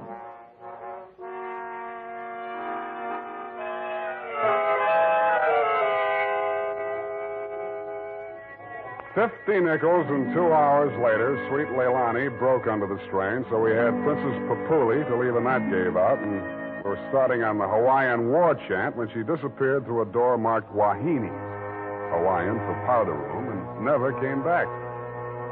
Around 9:45, I mumbled something to the bartender about the lady will pay, put on my smoke glasses, and strolled out and across the street. You came out of the building a couple of minutes later. You led me a zigzag course up Merchant Street to Salon, across Salon to Commercial, down Commercial to Drum, and made a lateral pass over Drum back to Dunbar. Your destination, I'd never have guessed it, was the Sweet Leilani. Happily, they were not playing Sweet Leilani. It was very, very quiet. The regular customers had taken a powder, and I didn't blame them. In the new crop at the bar, I counted 10 broken noses, at least 5 broken paroles, assorted knife scars, and 4 pairs of cauliflower ears, and 1 maverick. You slid into a booth at the end of the bar, took the gun out of your shoulder holster, and laid it down on the table in front of you. I walked over, turned it around so it was pointing at the jukebox instead of me, and sat down. Some other time, Spade. Some other time I drink with you. I'm waiting for a friend. Why the gun? You selling it to him? Maybe I give it to him. Go on, you drink at the bar. It's kind of crowded. Looks like Charlie Rosenfoy's old mob. Who are they gunning for? You or Charlie? Why don't you ask them? What are you drinking, Leo? I was with that bottle all day. Got a bad taste. Do me a favor, Spade. There's a bar 2 doors down the street. Go drink there. There's my friend coming in the door. Any friend of yours is a friend of mine, Leo. Look, Spade. Hello, Leo. What's the matter? You bring a bodyguard to meet your old friend Charlie? This shamus threw his weight in here. I didn't ask him. I don't need him. Huh. That sounds like the old Leo Scarlatti I used to... The name is Scarlet. Oh, pardon me. I've been on the rock for so long, it's hard to catch up on all the changes. There's been a war, Charlie. Anyone tipped you to it yet? You got a smart bodyguard, Leo. Let's talk. Let's go somewhere else and talk. I like it here. Okay, we start.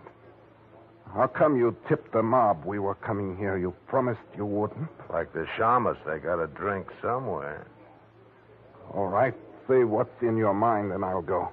Yeah, and if you don't mind, I think I'll do my drinking at the bar.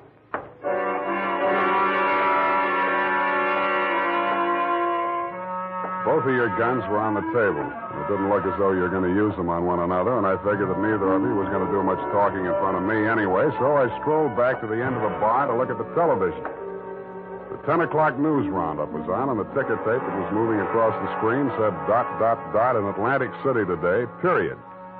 I ordered a highball, and then the ticker tape started again. This time it said San Francisco, $1 million bail bond robbery. $1 million in negotiable bonds is tonight in the hands of a group of daring hold-up men who commandeered an armored truck at the very portals of the police department and the Hall of Justice. And it said, this concludes the 10 o'clock edition of the television news roundup.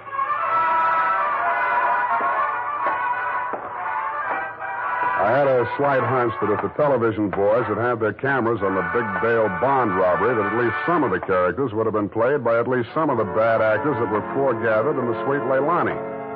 In fact, what you and Charlie were saying and doing when I walked back to your booth was almost too much to the point. You let me see the bulky portfolio Charlie shoved across the table at you. It looked like a carrying case for bonds, bank messenger type. But it was sealed with wax blobs bearing the imprint of the Great Seal of the state of California. I was impressed. Where'd you get this?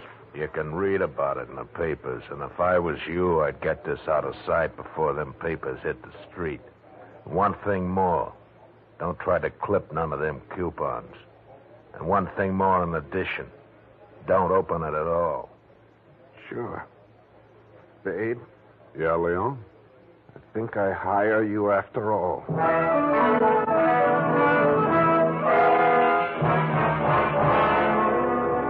I took the job, and you handed me the portfolio.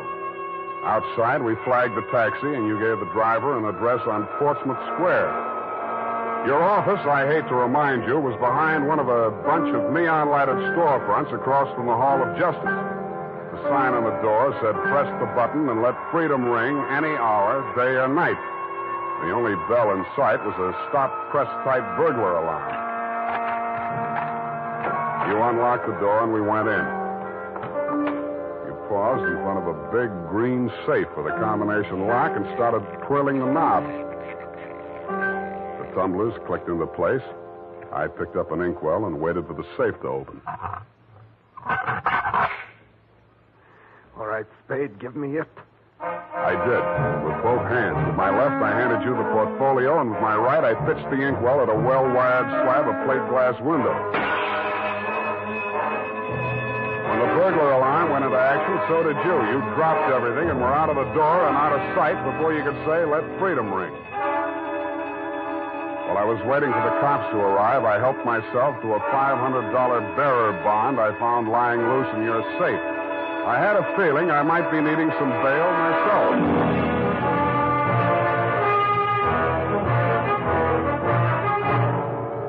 The makers of Wild Root Cream Oil are presenting the weekly Sunday adventure of Dashiell Hammett's famous private detective, Sam Spade.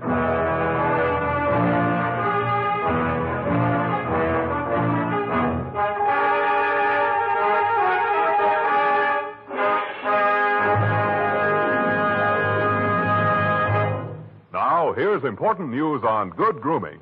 If you want the well-groomed look that helps you get ahead, socially and on the job, listen.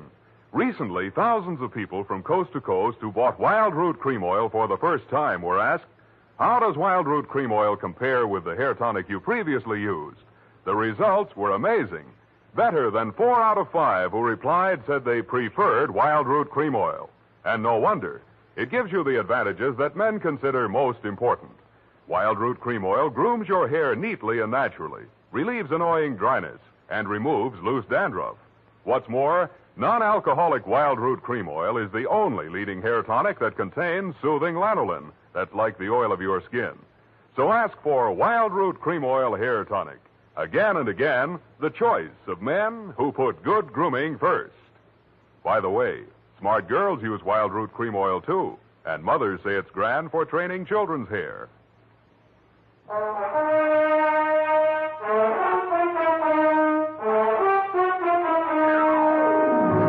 And now, back to the bail bond caper. Tonight's adventure with Sam Spade.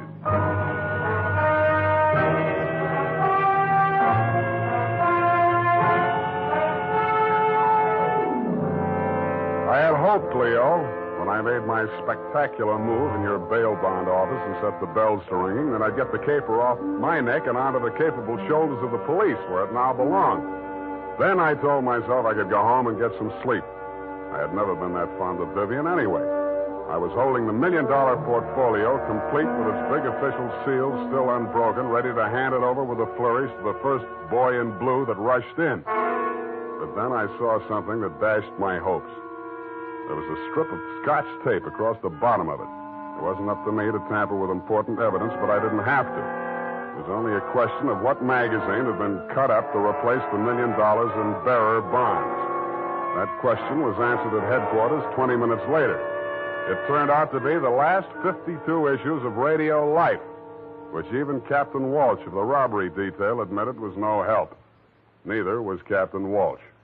Now, Spade, in your statement here, you state, so-and-so, Sweet Leilani, and that Rosenfoy did hand portfolio exhibit in question to Leo M. Scarlett, alias Scarlatti, at approximately 10:20 p.m. this date. That's it, Captain.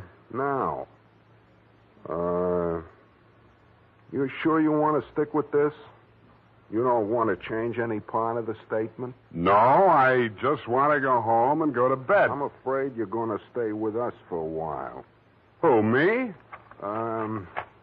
Statement of Jordan Joyce, M.D. Statements of Hilda Sackwriter, R.N. and Mildred DeVille, Bis, R.N. Day and night nurses, respectfully. Who's sick? Rosenfoy. He's been quarantined in his home in Daly City since his release from Alcatraz 4 days ago. Chicken pox. Sorry, Sam, I'll have to book you. You sure you don't want to add anything to that statement? Only this. Kelsey Walsh, if you continue to do such brilliant police work, you will be waving a stop sign at a school crossing in time for the fall semester. You are a hangnail on the finger of justice.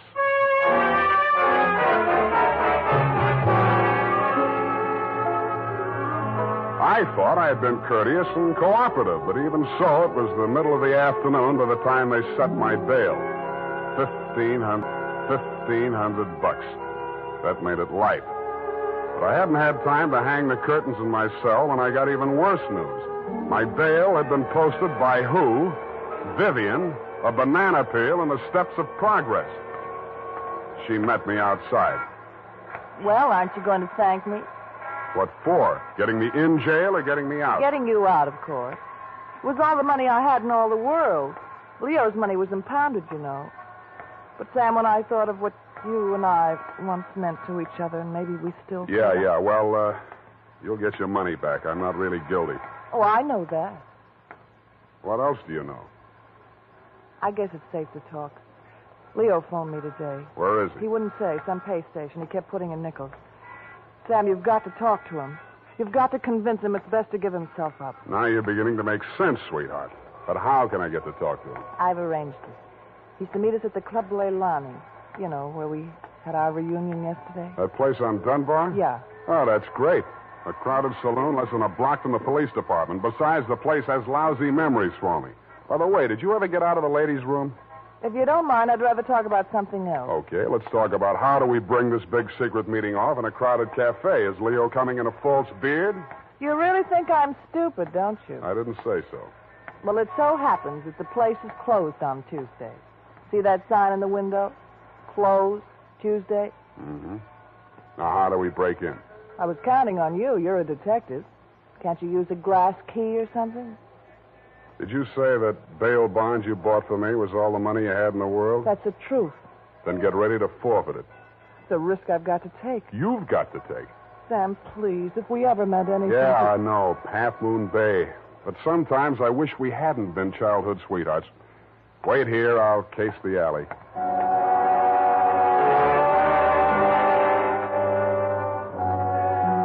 The alley wasn't much better.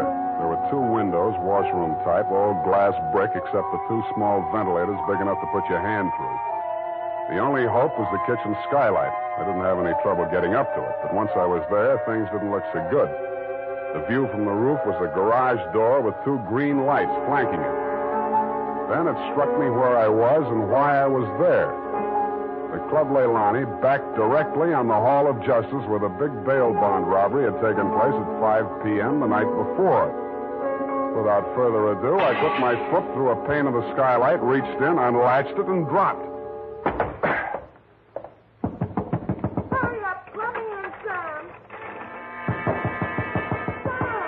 Up at the front of the building, I could hear Vivian clamoring for admittance. I decided to let her clamor for another minute or two. It isn't a thing I often do, but I walked resolutely into the ladies' powder room. It was very well equipped. It had furniture, a telephone, and more clues than I needed. The magazines were there, the razor blades were there, the Scotch tape was there. There was even a scraping of red sealing wax on the steel frame of the window slot. But best of all was what I found in the paper towel dispenser. I lifted it out and moved it next door to the men's washroom. Then I let her in. What kept you so long? You'll spoil everything. I was afraid you'd... Here comes your husband. Oh. Come on, let me in. What happened, Leo? You're early. Any objections? I just got itchy, that's all. How are you, baby? Don't, Leo. I'm so nervous. Straining. What are we going to do, baby? What's Spade going to do for us? Tell him, Sam. I'll leave you two alone to talk it out. I'll freshen up a little. Haven't had my face on all day. Poor kid. Well, Spade, let's have it. Yeah, she's right, Leo. I can do a lot for you. But you've got to do something for me. Spade, this is level. I never saw those bonds. I know that. Then what are you after? The truth. It's the only thing that can save you, and if you take this rap, I take it too. I'm in clear up to my neck. Okay. Charlie Rosenfoy came around to Vivian and made her this proposition. He was going to pull this bail bond job and plant the goods on me to get even for the rap he thought he'd taken for me. Vivian pretended to play along with him, only she got hold of the package long enough to take the bonds out and put the old magazines in instead. Yeah. The idea was the mob would think Charlie had double-crossed them, taken the goods for himself, and delivered a phony packet to their banker, which was supposed to be me. Sure. Only you had to get smart and set off that burglar alarm. Now I'm getting the squeeze on all sides. The mob, the law, Charlie are all gunning for me at once. Don't worry about the mob and the law, and don't worry too much about Charlie. What are you driving at? That'll be him now. Who tipped him I was here? Get back in the corner. It's dark in here. He'll never see you. I'll take care of him. All right. Hello, Charlie. Oh. Come on in. Oh! boy, Spade. Get his gun. You're my friend. Sure, I'm your friend. Come here. Yeah, sure, Spade. Pleasant dreams, fellas. Now I act. Hey, Charlie! No, Leo!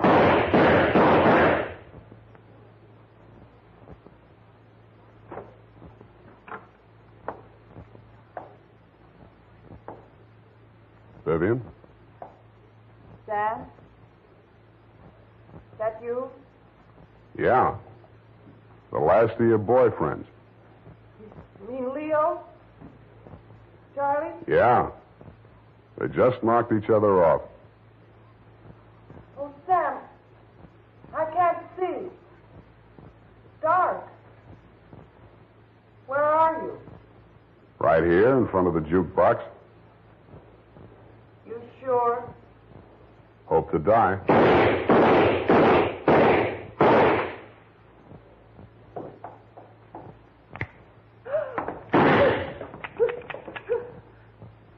Drop it, Vivian. It's empty. Sam,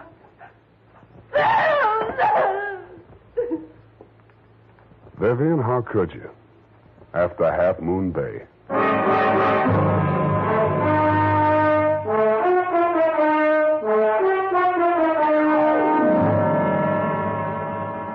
I'm sorry I had to knock you boys out, Leo, but better lumps than bullet holes, eh? After she started wrapping up the caper, it wasn't too hard to figure what she was up to, providing you could keep her smoke out of your eyes.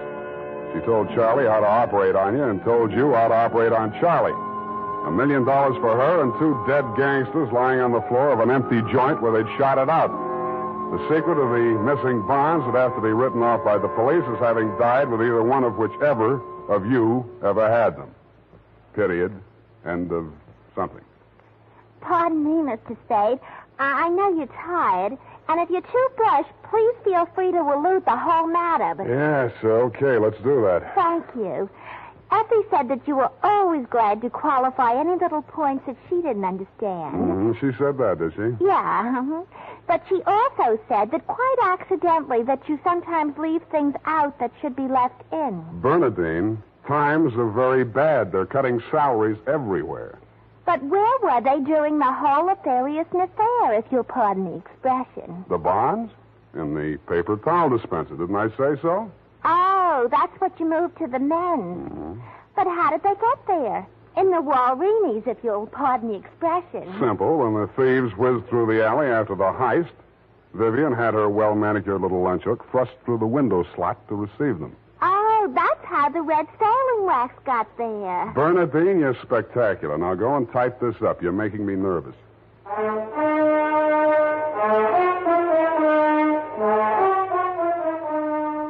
You know what they say about people who like mysteries? Once a mystery fan, always a mystery fan. And that goes for hair tonics, too. Once a Wild Root Cream Oil fan, always a Wild Root Cream Oil fan. Just try it and you'll see what I mean. Wild Root Cream Oil grooms the hair neatly and naturally, relieves annoying dryness, and removes loose, ugly dandruff. So tonight, or first thing tomorrow, step up to your drug or toilet goods counter and ask for Wild Root Cream Oil. Get the big economy bottle and the handy new tube that's easy to pack when you travel. Also, ask your barber for a professional application of Wild Root Cream Oil Hair Tonic. Again and again, the choice of men who put good grooming first. Well, here it is, Mr. Spade. I hope it's not too erroneous. Oh, I'm sure it's quite offensive. Don't you mean inoffensive, Mr. Spade? Have it your way.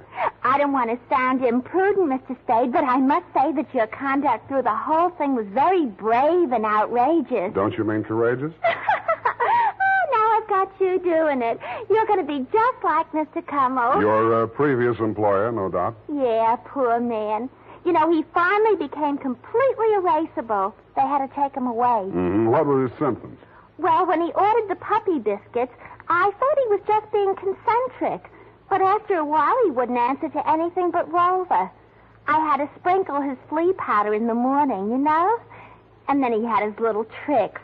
He always wanted to show off, you know, sitting up and rolling over. He could shake hands, too. What's so great about that? Any dog can shake hands. Yeah, but can you scratch your ear with your foot? If I set my mind to it. Now go home, Bernadine, or I'll report you to the SPCA. You can't frighten me. Effie told me that you bark is worse than you bite. Good night, Mr. Spade. Effie, in far-off Kanab, come home, sweetheart.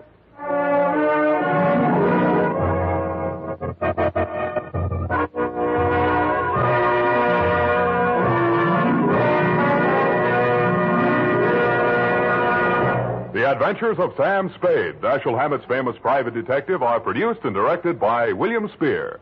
Sam Spade is played by Howard Duff. The Adventures of Sam Spade are written for radio by Bob Tolman and Gil Dowd, with musical direction by Lud Gluskin. Gil Dowd directed tonight's broadcast in William Spear's absence. Join us again next Sunday for another adventure with Sam Spade, brought to you by Wild Root Cream Oil.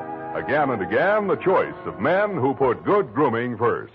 This is Dick Joy reminding you to get Wild Root Cream Oil, Charlie. It keeps your hair in trim.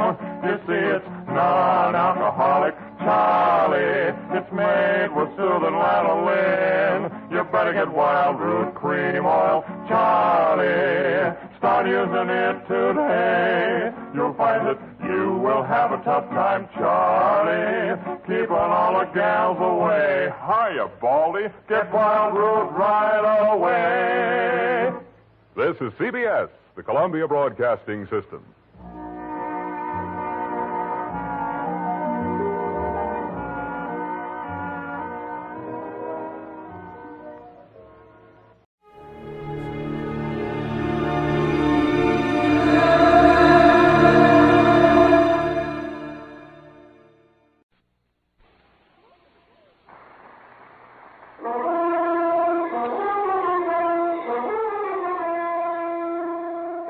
To requests representing millions of listening friends, the National Broadcasting Company is pleased indeed to bring you again The Adventures of Sam Spade, Detective.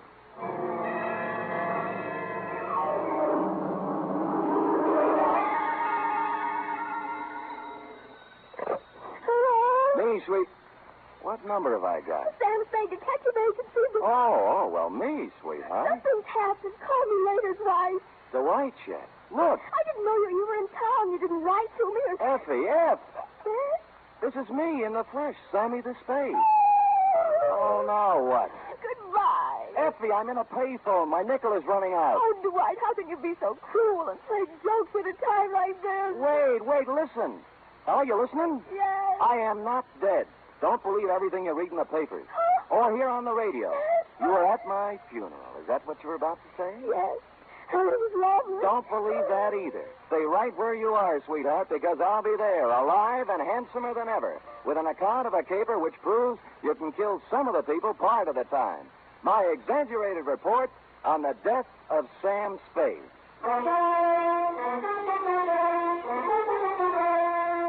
NBC welcomes back to the air a character who has captured the public imagination more completely than any other since the birth of Sherlock Holmes. William Spear, radio's outstanding producer-director of mystery and crime drama, brings you the greatest private detective of them all in The Adventures of Sam Spade. Ain't it grand to be bloomin' well dead? Candles at my feet, candles at my head. We're not open for business today. I mean, Mr. Spade's office is closed right now because... I'll wait. Oh, you look just like Mr. Spade. What's your name? Spade. S-P-A-D-E. Spade. Sam never told me he had a twin brother. He doesn't. But then you... I'm me, Sam. Oh, wait, come here. Now do you believe me?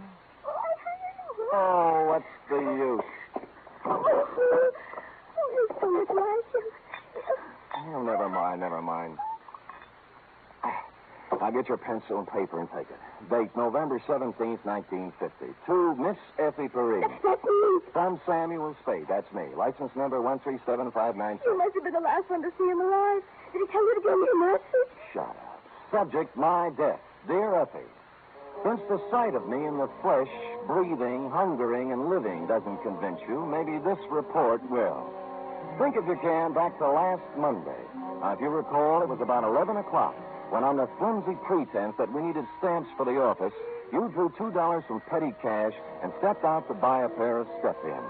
And that's when my client materialized. He was small and thin and carried with him the unmistakable odor of stale flour. His black alpaca suit, string bow tie, elevator shoes, and white gloves had no bearing on his conversation. Oh, dear. My name is Chester Swan. Are you sure? Yes. Well, my name is Spade. What can I do for How you? tall are you, Mr. Spade?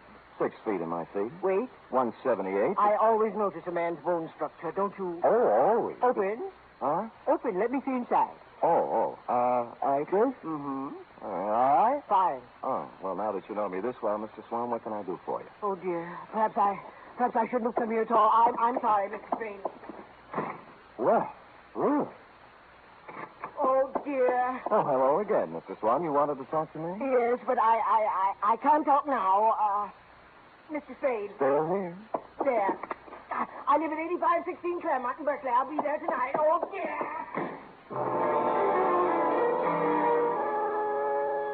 This time, as he made his exit, he left $50 on the edge of my desk. And so, stupid me, I was at 8516 Claremont at the close of the day. It was a small white cottage with green shutters and a white picket fence. There was a hill in back and a brook in front. The sun was beginning to set on it, and it was all very picturesque. In fact, so much so that a girl with red hair, blue jeans, purple smock, oils, and canvas was making it immortal. She liked me immediately. Here, hold this. Certainly. Marshal? Oh, yeah. This is my first landscape. I'm a sprouting artist. Obvious.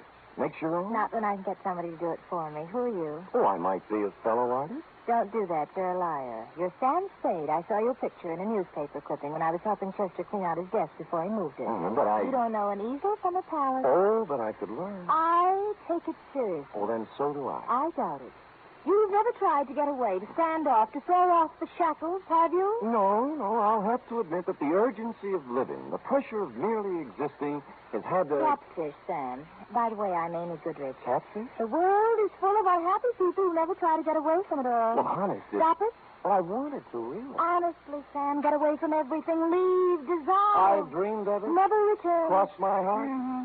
What are you doing here? To see Mr. Swan. He isn't home yet. This house is a wonderful subject. Look, Sam, colorful, moderate, pleasant. Mm-hmm. That is until the sun stops shining. But picture it at night in the fog, crushed with barrenness, full of death, brooding. I'm trying to capture that, too. It's what we've got to get away from, isn't it? Absolutely. You and I... Sam, as you start up the hill on Claremont, there's a green apartment house on the right. I'm in 420. Well, maybe we'll find a way out together. Maybe. I waved her a fond farewell and sat on the steps of my client's house until he showed up at 6:15.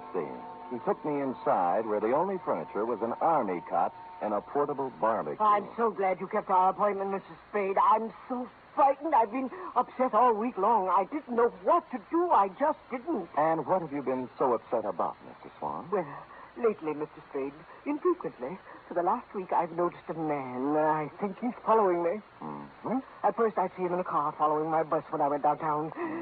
Then he'd be waiting around at the bus stop in the evening when I came back. Oh. I've sold my house, and I'm ready to move. It's unnerved me so much, but... Did he follow you home tonight? No, but well, would anyone be following you, Mr. Swan? Well, I don't know, Mr. Spade. I don't know. I really don't. All right, I'll try another tack. What does this man look like? He always wears dark clothes and a hat. I'd say he was about your height. 6 feet.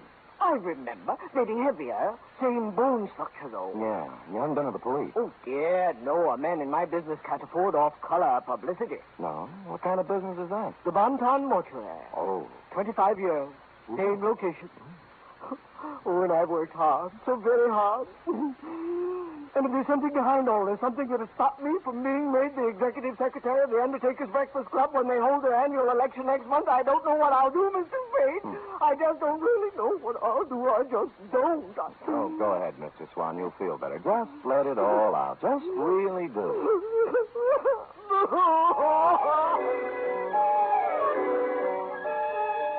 And he did. When he stopped crying, I instructed him to go about his daily habits as always and left, assuring him I'd get to the bottom of it all. I walked down to the corner ostentatiously, which is a neat trick well calculated to throw nefarious observers off the track and lull them into false security.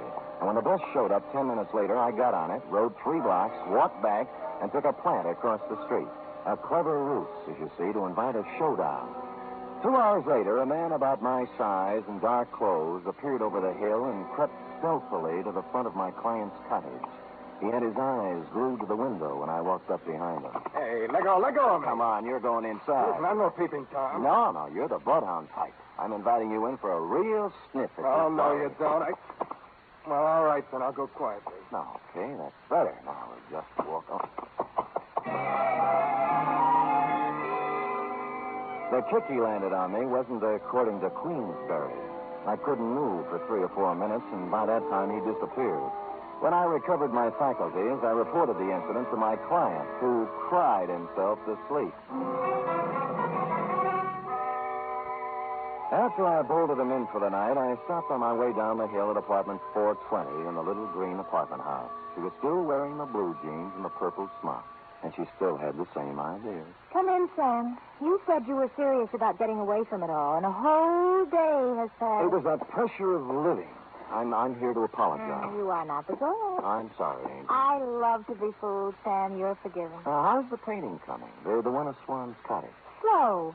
Fog is always tough. Looks nice, though. How long have you been on it? 3 weeks, all told. Well, then you've had a pretty good plan on the house, haven't you? Ever notice a tall, broad-shouldered guy in a dark suit casing the place? Tall, broad-shouldered. Pretty much like me. Could anybody be pretty much like you, Sam? No, you're right. Sam, is there something wrong? No. Well, then don't stand there doing nothing.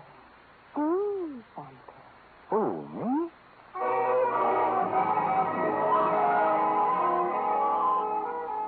Amy fixed me a small dinner which had a strong turpentine taste to it, and then we mixed oils and painted and made fun. Next afternoon at the Hall of Records, I did a little spade work on Chester Swan. His application and permit to practice undertaking in the city of San Francisco were dated 1938. Details: unmarried, 52 years of age, graduated from mortician school in Ohio, listed one living relative, nephew, Theodore J. Swan, Toledo, Ohio. I was gathering the above information when I smelled whiskey over my shoulder, which is always good luck. It was Al Torrington, who was also in the private investigation racket in this city, and he was leaning, peering from my face to the card that I held in my hand. He got over to you, too, sir? Who got over to me, Al? Him? That Finney with the tears. What's his name? My eyes ain't so good. Swan, Al. Chester Swan. Mortician. Yeah, that's him, Sam. The same one exactly. Came to my office 2 weeks complaining about somebody following him. And he did nothing about it. Said I was too fat. Oh, well, you are, Al. Are you sure? Sure, I'm sure. And some other the boys said he was around there, too. Wanted a private eye, but he wanted a man who looked just right. How right? Obviously as right as you are, Sam, because it looks like he picked you. Yeah.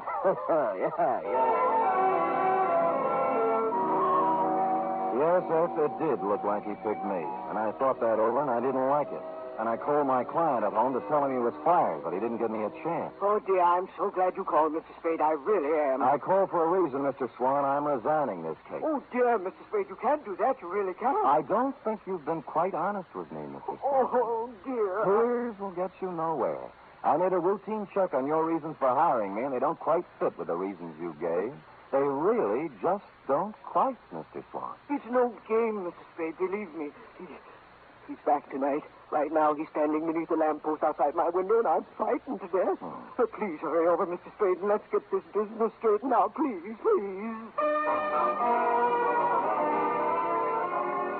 And stupid me, I went over.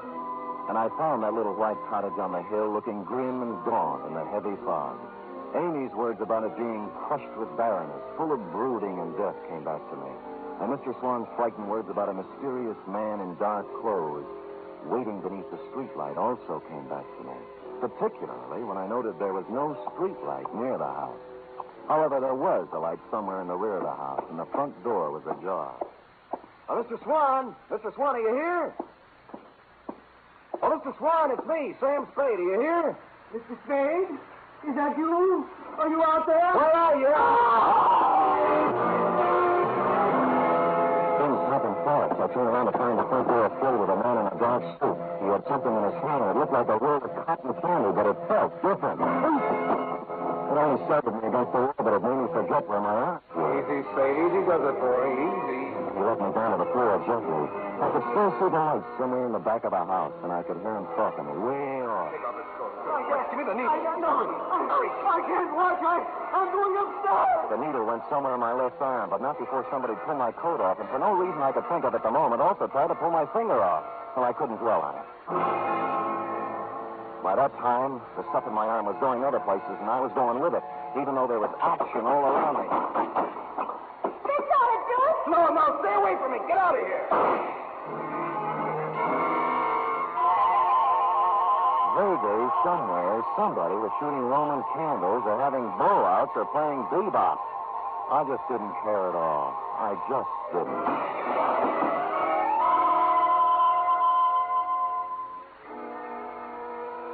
The first thing I saw was sunlight. It was the kind you see in a picture. It was a picture of a little white cottage with green shutters. You guessed it. I was in Amy's apartment where we made fudge together. I got to my feet somehow. I knew the best thing to do with me. There was a fire escape in a window. I got out there and I weaved against the wall. He's gone. He's gone. What do you mean he's gone? He couldn't have gotten away with that load he was carrying. I don't know. He was unconscious when I left. Well, don't get started. We've got to do something. There might be trouble. Now, let's get going. I didn't wait to find out what they were going to do. I made my way down the fire escape and started walking for the street, and that's when I noticed my shoes didn't fit me anymore. They weren't mine. Neither was the gray flannel suit with the label marked Kid Cheese. Neither was the blue shirt. And while I was at it, the ring on my finger engraved Emerson High 1936 wasn't mine either. My new belt buckle had a big letter T on it, which is not my initial. It really isn't. And I didn't have any use for the eyeglasses in my coat pocket either.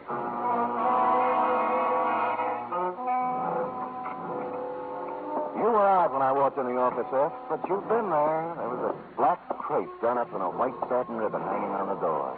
The desk blotter was drenched with salt tears.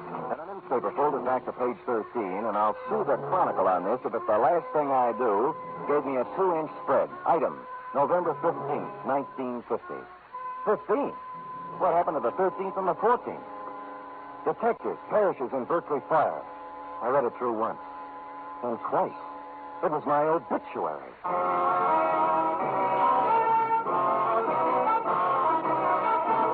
You are listening to the first in a new series of adventures involving radio's most famous detective, Sam Spade.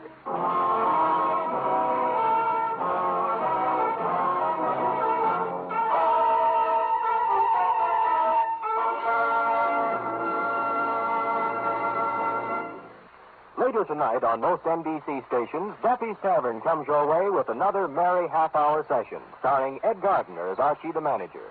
There's a full serving of laughs garnished with chuckles and whipped up by Archie and his unpredictable friends, Miss Buffy, Clifton Finnegan, and Eddie the waiter. It's just one of the many great Friday evening entertainment features on NBC. It's Duffy's Tavern, your cue for better listening where the 3 chimes always mean good times. Make it a Friday evening habit to tune early and stay late at your favorite NBC station.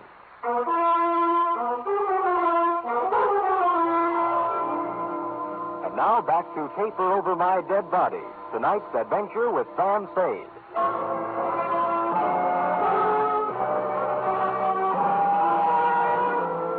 I left the crepe on the door and went out to buy a new desk blotter and some more newspapers.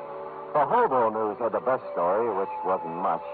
Samuel Spade, licensed private investigator, perished Wednesday night in a fire in a vacant house in Berkeley.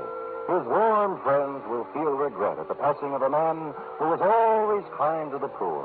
None of us ever asked Sam Spade for a handout without receiving a kind word and bon mot as he turned us down.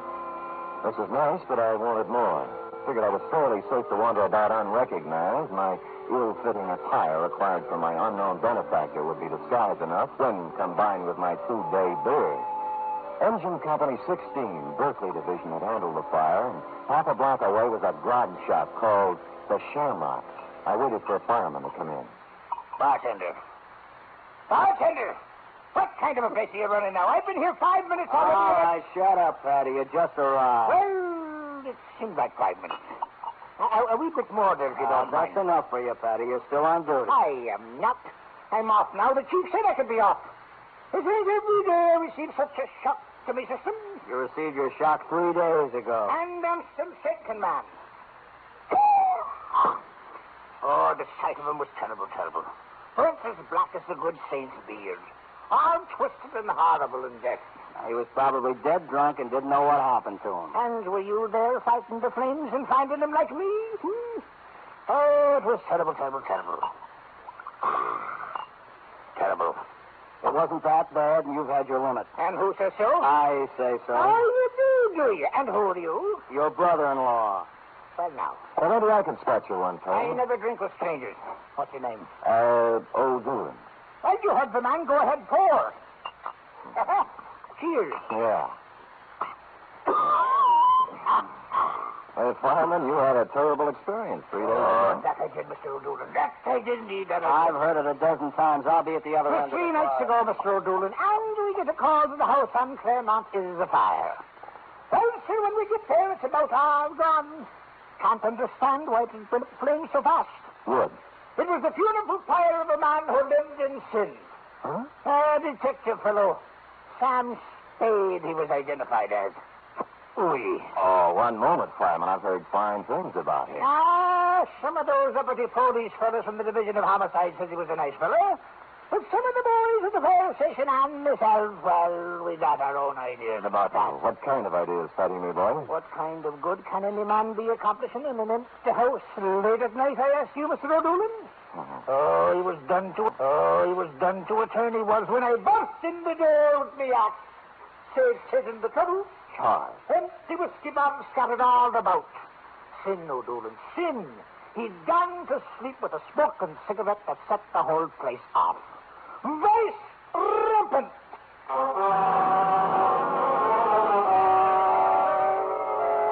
From there, I went downtown to a telegraph office where I sent a wire to Toledo on a long chance. When I was waiting for an answer on a not-so-long chance, I slunk into the Bon Pond funeral parlor to pay my respects to the departed.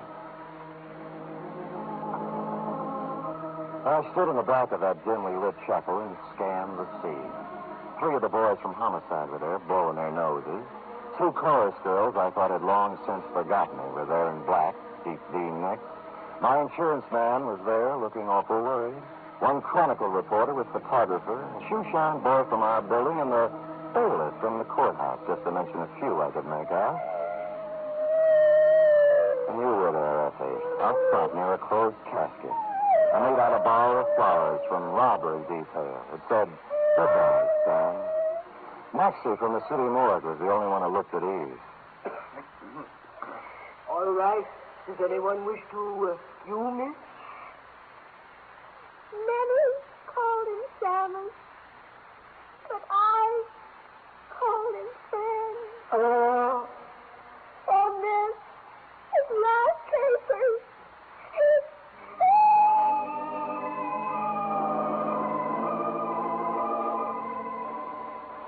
I was touched, Effie, and I would have stopped the whole thing then and there, but I had to find out who was in that casket. I reeled out the front door with tears in my eyes and slid around to the back door and into Chester Swan's private office.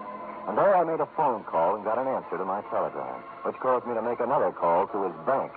By that time, most of it was right in place.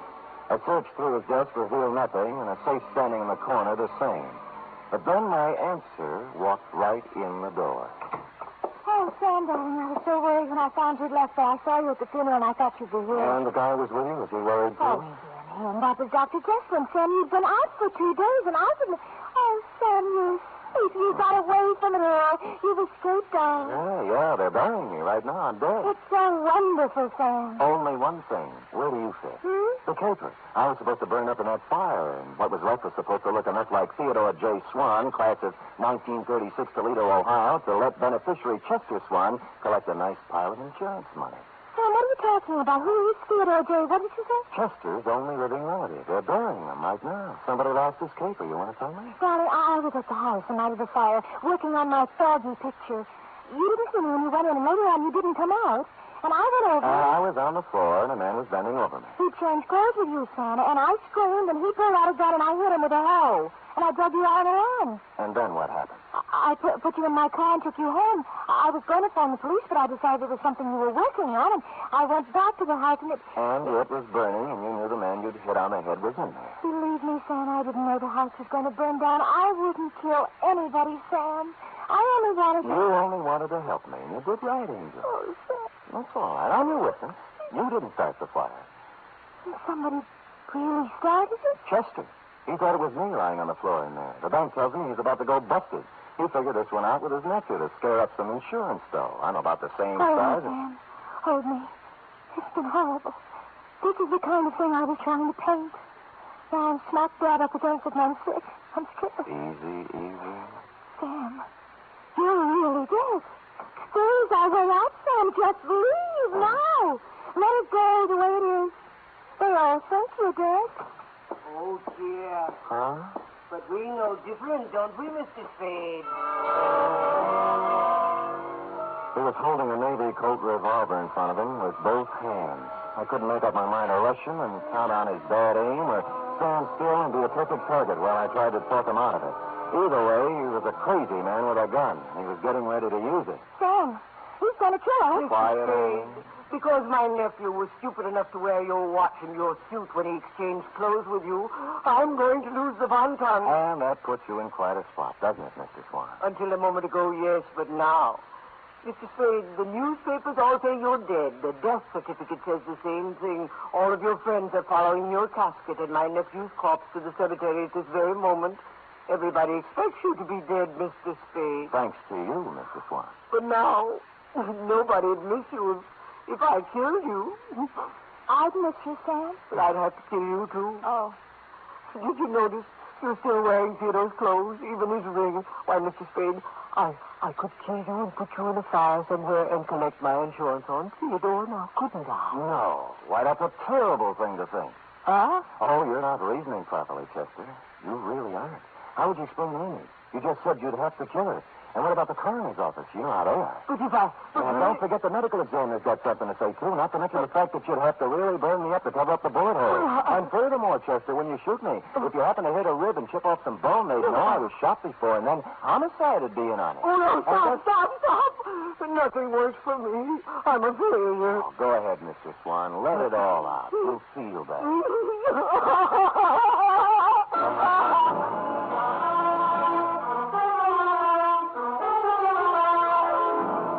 And he did.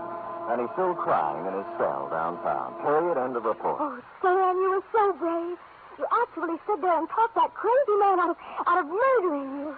You were wonderful. True, Effie? Amy thinks so, too. She's going to do me in oils when they let her out of the pokey. Amy's in jail? What's that? Oh, technical charge of an involuntary manslaughter. Spring her as soon as the coroner's inquest is completed. Dear Amy. Did she make good fight, Sam? Fudge? Oh, that was the least of it. Oh? What do you mean? After the fight. What the... Panucci. Oh, boy. Say, go type that up, sweetheart, while I see if there's any mention of my miraculous resuscitation on the radio page. Go. Go.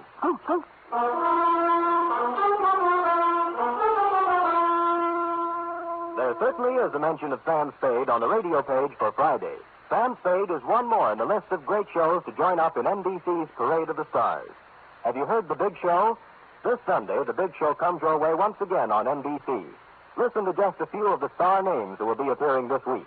Bob Hope, Jimmy Durante, Perry Como, Jose Ferrer, Mindy Carson, Eddie Cantor, Meredith Wilson and his orchestra, and many, many more. And, of course, your MC once again will be the lady who invented the snappy retort, Tallulah Bankhead. Yes, it's The Big Show. It's big in music, big in drama, and big in comedy. Be sure to hear The Big Show Sunday.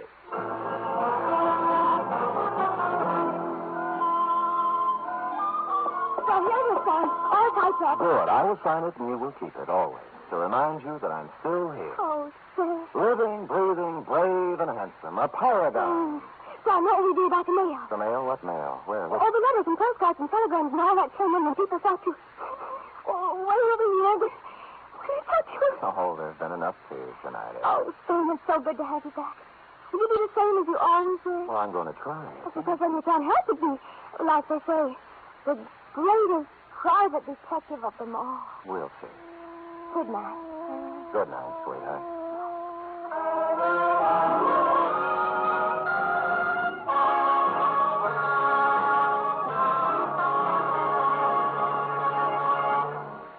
The Adventures of Sam Spade are produced, edited, and directed by William Spear. Sam Spade was played by Stephen Dunn. Lorene Tuttle is Effie.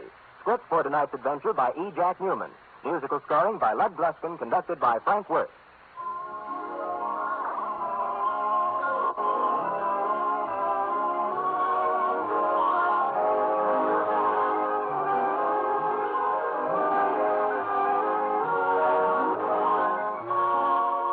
Join us again next week, same time, for another adventure with Sam Spade. Hear the magnificent Montague, then visit Duffy's Tavern on NBC.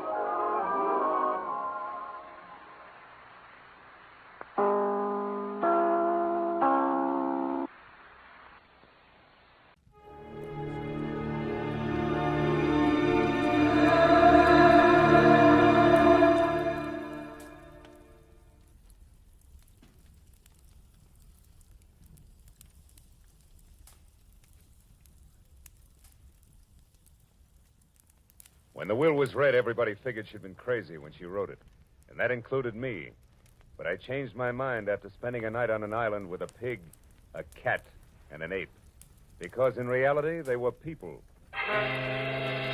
From the pen of Raymond Chandler, outstanding author of crime fiction, comes his most famous character as CBS presents The Adventures of Philip Marlowe.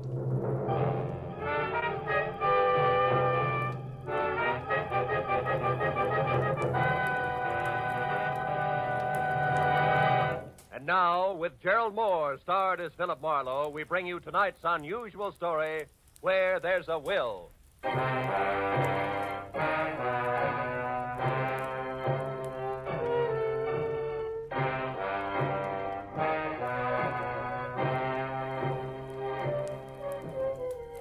had spent the whole day on a noisy job which had concerned itself with a lot of people who talked a lot and said nothing. When I finally locked up my office for the night, I was worn out. As I drove slowly along the street, I was glad to be heading for home and a little peace and quiet. At least that's what I thought. But when I pulled up for a full stop sign, only a half a block from my apartment, something happened which brought my little dream of peace and quiet to an end. The car door opposite me flew open, and something mighty excited jumped in. I'm being followed. Drive on, please. The law? No, please drive on. Okay, lady, get a good grip on the upholstery.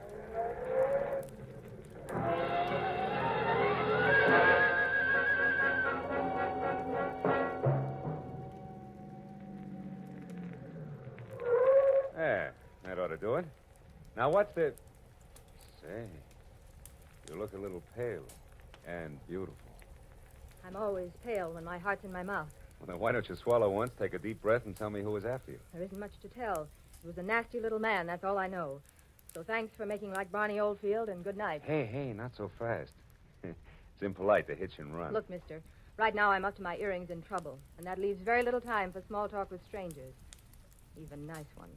Well, in that case, the name is Philip Marlowe, which takes care of the stranger part, and I'm a private detective, which makes trouble my business. Where do we go from there? No place. $300,000 worth of hidden bonds, a screwy old lady, and a sculptor with a red beard are too much for any one-man police force, Mr. Marlowe. So again, good night. Before I could say anything, she was out and gone.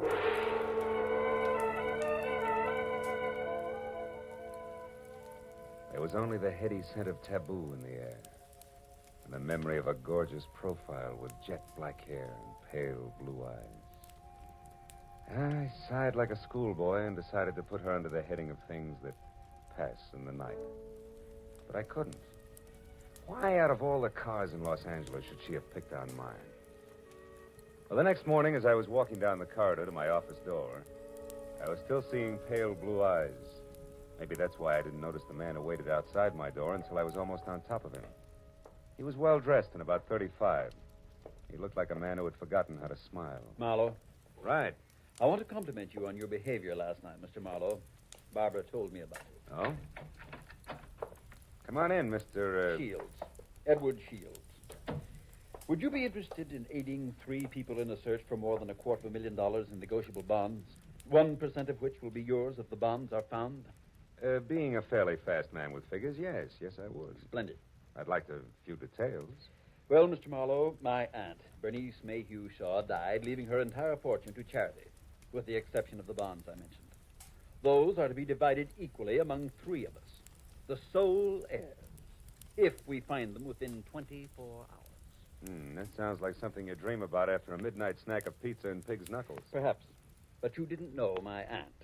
Beside myself, the beneficiaries are Barbara Haynes, the girl you met last night. She was Aunt Bernice's personal secretary. And another nephew, Harlan Crane, who, at the moment, happens to be a sculptor. Happens to be? 6 months ago, he was a sailor. Before that, a writer, without even a rejection slip to his name. My cousin is irresponsible, impetuous, and completely self-indulgent. The will itself, Mr. Shields, what are the exact conditions? At precisely noon today, the 3 of us are to meet with Luther Willard, my beloved aunt's lawyer, who will give us each a large sheet of tissue paper covered with specific markings. Individually, the sheets mean absolutely nothing. But combined, one over the other, the transparent sheets form a coherent map to the location of the bond. But why all the intrigue? My dear departed aunt had a peculiar sense of humor. In addition to this, she was never particularly fond of any of us. She was sure that our individual shortcomings would make cooperation among us impossible, even for so short a period as 24 hours. And the fact that a man followed Miss Haynes last night convinced you that there was something to that, huh? Convinced me? No. He may have been nothing but a purse snatcher. Nevertheless, I do feel that to play safe, a 4th party, a custodian of the map, so to speak, would be advisable. That's fine. When do I go to work, Mr. Shields? At noon, at the lawyer's office. However, I regret that first you must be approved by the 3rd heir. I don't like to ask this, Mr. Marlowe, but would you mind very much calling on my cousin Harlan personally? Not at all. As a matter of fact, I think he might prove very interesting. Yes. I'm sure he will. As interesting as an ape in the zoo. I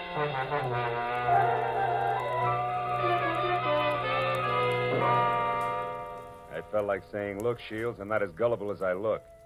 But then I thought a client's a client, and I decided to play along.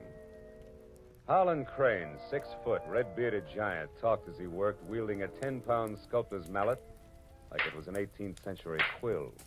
I'll be frank with you, Marlowe. Money isn't everything to me and never has been. Over $100,000 will buy a lot of marble. Half the state of Vermont, I'd say. But come to the point, Mr. Crane. Do I get your seal of approval? Oh, I imagine you'll be all right. Anyone who can get by Shields, the all-American Scrooge, ought to do. Thanks, a million. I'm not being personal where you're concerned. It's just a matter of facing a fact bluntly. Edward Shields is conniving, avaricious, and dull. I heartily recommend him to nobody. And the girl, Barbara, you feel the same way about her? No, I don't. And the truth of the matter, Marlowe, is that I know very little about Barbara Haynes. But what I do know, I like very much. Yeah, that I can understand.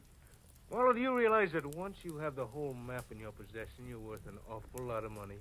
Of course I do. The whole map, I have a market value of exactly $300,000. That's right, fellow.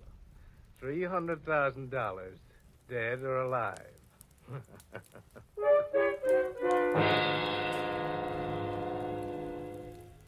I know it was small of me, but I didn't exactly see the joke. And things got less funny as time went on. Later, as me and my trio got off the elevator at the lawyer's office, old Luther Willard, Aunt Bernice's attorney, was waiting for us, so excited he could hardly talk. I've been held up. What? Yes. A little man. He wanted the map. Little man, dark complexion? Yes. Had a scar on the side of his neck. Are the maps all right? The maps? Oh, yes, they're all right. Now, wait a minute, everybody. Give him a chance. Mr. Willard, tell us exactly what happened. This is Mr. Marlowe. We told you about him, Mr. Willard. Of course, yes. Come into my office. You see, I was putting some papers into my safe when this little man stepped up behind me and demanded the maps. Were they in the safe? No, thank heavens. Make yourselves comfortable. The maps, Mr. Willard, where are they now? Well, right here, where they were all the time. Here under the blotter on my desk. Clever of me, wasn't it? Wax seals, still intact. I'll take all 3 of them right now, Mr. Willard. That is, if there are no objections. All right, then I guess we can be on our way. Hold on, Mr. Marlowe. There are still two things you people must know. First, in the event the bonds are not recovered within the 24 hours, I am instructed to open another sealed envelope, which I'm happy to report is kept in my bank vault. That envelope contains a complete and simplified map and is to be turned over to a designated charity. And second, if any of you die before the allotted time is up, the bonds are to be divided among the surviving persons. And if none of us survives, Mr. Willard? Why, in that case, the bonds again go to charity. You see, Harlan, your aunt was a very generous woman.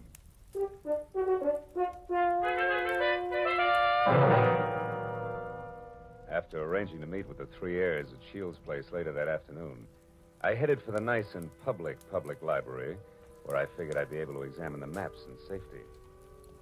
By placing the three maps exactly one over the other, I saw that the bonds were hidden on the larger of two squares of land called Twin Islands, which were the personal property of the late Bernice Mayhew Shaw, and located in Indian Lake in the San Bernardino Mountains.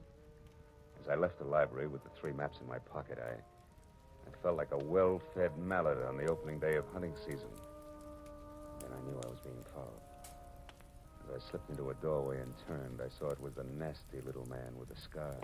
All right, you, we're through playing tag. Oh, let me go. Ooh. Not yet, Shorty, not until you talk loud and clear. No, don't hit me, please. Please hit me down. I'll tell you everything. All right. If you're sure you can get it all straight the first time, there. Now, the whole story, beginning, middle, and end. Yeah. Yeah, like you say, whole story. Okay. Starts like this. Oh!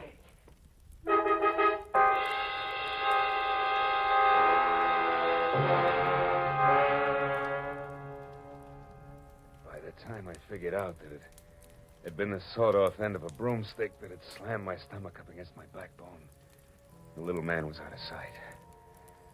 Another 5 minutes went by before I quit calling myself sucker and I started to think straight. The nearest public locker was in the Santa Fe Trailways bus depot on Cahuenga. I went up there and deposited 2/3 of the map for safekeeping until we were ready to leave for Indian Lake. And I found a telephone, and a half a dozen calls later, I knew that a caretaker named Jumbo was the sole inhabitant of Twin Islands. And my last call was to him. I wanted some kind of a welcoming committee ready for us.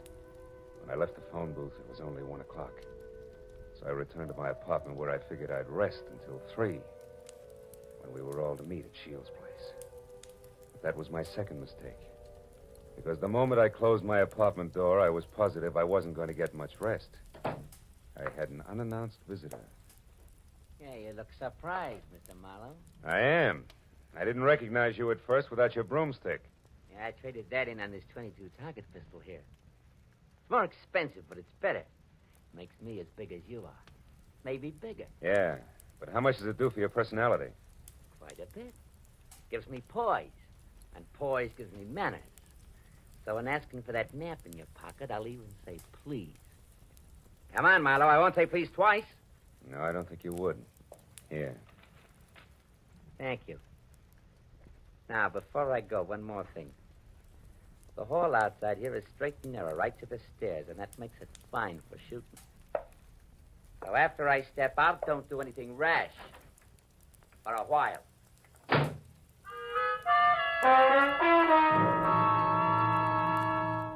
So, loving life as I do, I didn't do anything rash for a while. In fact, I could have whipped up a nice 7-minute frosting before I moved at all. Then I phoned the three heirs to get together at my apartment. When I finally had them all seated in front of me, I related the saga of the little man, including my premonition that one of the three present was signing his paychecks. Of course, I got nothing but Cupid-doll innocence out of any of them. So after adding that we'd get underway just as soon as the missing 1/3 of the map was returned to me, I threw my trench coat over my arm and told them I was going for a walk. But before leaving them, I reminded them that whoever was behind the little man could fire him, because I would never have kept all three maps in one place anyway, unless all of the heirs were on hand to watch one another. And then I left. I hadn't walked more than a half a block up Franklin when I stopped at the sound of Barbara running after me. Phil, I'm scared. Harlan and Shields are acting like a couple of wild men, calling each other every name under the sun. What'd you expect? Chit-chat about the weather? Now quit acting like a bobby soxer within squealing distance of Sinatra and try a cigarette. It'll calm your... What is it, Phil? Why are you smiling like that? What's wrong? Nothing's wrong, Barbara, nothing.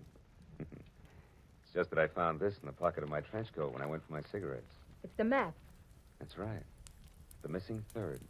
It's back already.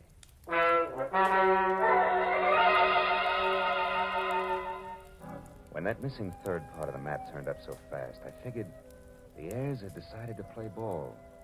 But I made a mental note to keep my eyes on them anyway. At 3 o'clock, I went to Edward Shields' hillside house in Laurel Canyon for the scheduled meeting. Shields wasn't home yet, but Cousin Harlan was there, admiring the view. Barbara showed up a few minutes later in a convertible, and Shields arrived last by cab. It finally began to look as though we might actually start out all together. Well, I see we all arrived, safe and sound. Yeah. Disappointed? Only by your clumsy attempts at humor, Harlan. Stop it, boys. Let's get started. Phil, have you looked at the map? Where are we going? To Indian Lake. It's a 4-hour drive, so if you're all ready, I suggest we get started. Very well. I'll go up to the garage and get the car. So Aunt Bernice hid the bonds in a roost at Twin Islands, eh? Well, well, well. Nobody seemed surprised at the location Aunt Bernice had chosen to hide her bonds. And Harlan, Barbara, and I stood on the front porch watching Shields as he climbed the very steep driveway to his garage in the car. But Barbara got more of my attention than Shields. She made a mighty dreamy picture. And she leaned casually back against the rail of the porch. She wasn't aware that I was watching her. And I suddenly saw her go tense, her eyes filled with fear, and I quickly turned to follow her stare. Shields' car was going at a rapid clip down the steep driveway. I still couldn't figure out Barbara's concern, and then she started screaming. The car's out of control. The car was headed for the edge of a cliff. His brakes are out. You go over. The tree stopped him. Shields, are you hurt? No, I'm all right. The brakes, I tried to stop You them. hadn't hit that tree. Should have gone over the edge. Let's have a look at those brakes, Shields. Well, no wonder. What is it? Brake line's broken. Every drop of fluid drained out. I might have been killed. No might about it, Shields. We stood there for a while, all looking at one another, but nothing was said. Brake lines rarely snap accidentally. And I remembered that Harlan had been at Shields' house early, and the car had been in the garage, and Barbara... Well, I had to admit that she actually had anticipated the car going out of control. Well, the 24 hours for finding the bonds was slipping by, and I knew we had to get to Indian Lake. We held a short powwow without passing the peace pipe, and we decided to take Barbara's car. We picked up the rest of the map, which I'd checked at the bus station, and we shoved off. After a 4-hour drive that was about as relaxing as the thought of an overdue time bomb in a day nursery, we finally pulled up to the shores of Indian Lake. Jumbo, the caretaker, was waiting at the dock. He knew how to handle a boat, and a few minutes later we could see Twin Islands. We headed for the smaller of the two, where I could make out a rambling lodge. The other island, a quarter of a mile away, seemed deserted. Shields was the first one ashore. Here, Barbara, let me help you. Run along, boy. I'll help Barbara. Thanks, Harlan. Well, Marlowe, what now? Well, first we go up to the house. Oh, Jumbo, you got everything ready for us? Hey, Jumbo. Huh? Oh, sure. Everything's ready, Mr. Marlowe. Just like you said, I opened 4 of the upstairs rooms. Open the rooms? We're not going to sleep out here, are we? I'm going to try. But this isn't a vacation. We're here to find the bonds and get out. You realize it's almost 9 already? That leaves us just 15 hours, Marlowe. Yeah, I know. I got a good watch, and I count to 24, and I'm also giving orders to you Don't three. get high-handed, Marlowe. You're an employee of ours, and that's all. Let's get the map together and start looking for those bonds right now. Take it easy, big man. The bonds are hidden on the other island. The map is as tangled as a second-hand spider web. We wouldn't get anything at all down in the dark. That's your opinion. Look, you people hired me to help you find those bonds. If I have to get nasty to make you take orders, I can do that, too. Now, let's play like we're smart and go up to the lodge and relax. All right, Marlowe. But remember, we'd better have those bonds by tomorrow, or someone else will be nasty. Very nasty. And I mean me. What? You too?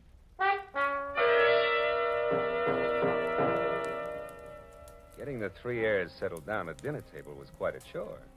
And when I was sure they'd keep an eye on each other, I slipped outside.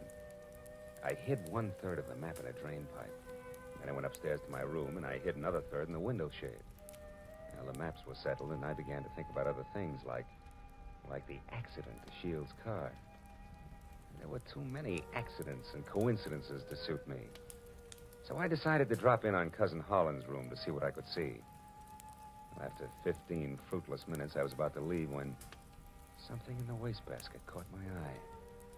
The corner of a half-hidden handkerchief monogrammed H.C. I had just picked it up when I saw Jumbo standing in the open door. A handkerchief there in your hand. That blood on it? No. No, it looks more like brake fluid. And in this case, it's practically the same thing, huh?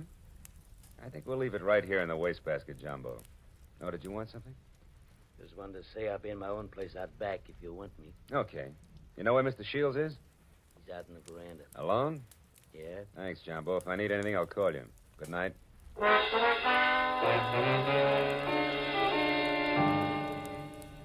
Shields. Oh, it's you, Marlowe. What's wrong? You sound like a man expecting trouble. I was nearly killed in my car this afternoon, and I don't think that was the end of it. Yeah, and don't stand too close. The end of it. Yeah, and don't stand too close to high windows. Thank you. It's comforting to know that I am not alone in my suspicions. Maybe, how are you betting? On the beauty or the beast? Don't be absurd. I hope someday to marry Barbara. Yeah? Well, a guy might be beating your time right now with a sculptor's mallet. You may be naive, Mr. Marlowe, but Barbara isn't. I saw them just a moment ago walking down to the boathouse. Harlan's galloping after her like a half-baked idiot, as usual. But if Miss Haynes prefers me, what can he do about it? There was an answer for that, but it seemed a little obvious under the circumstances.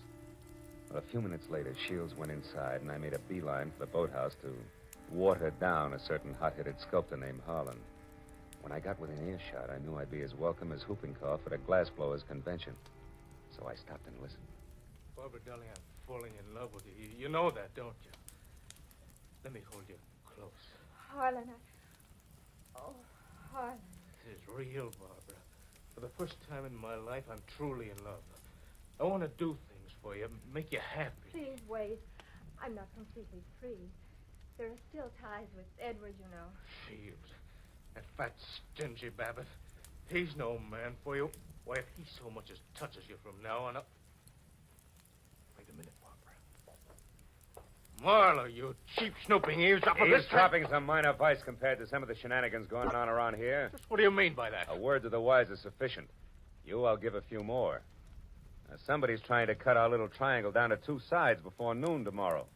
What I've seen so far I don't like, so I'm warning everybody. Just what are you accusing me of? Why, Harlan, stop it. Don't be a fool. Will you cavemen control yourselves until those bonds are found? Come on, Harlan, let's go in. Good night, Marlowe. Don't get your head caught in any transoms.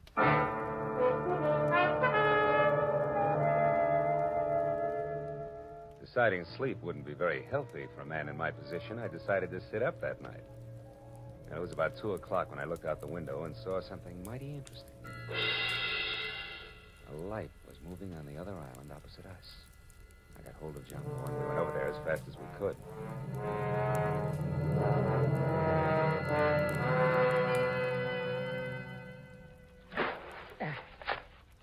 There we're beach. That light's dead ahead, Mr. Marlowe. Looks to me like it's up in the picnic shelter. Yeah, I'll see you later, Jumbo.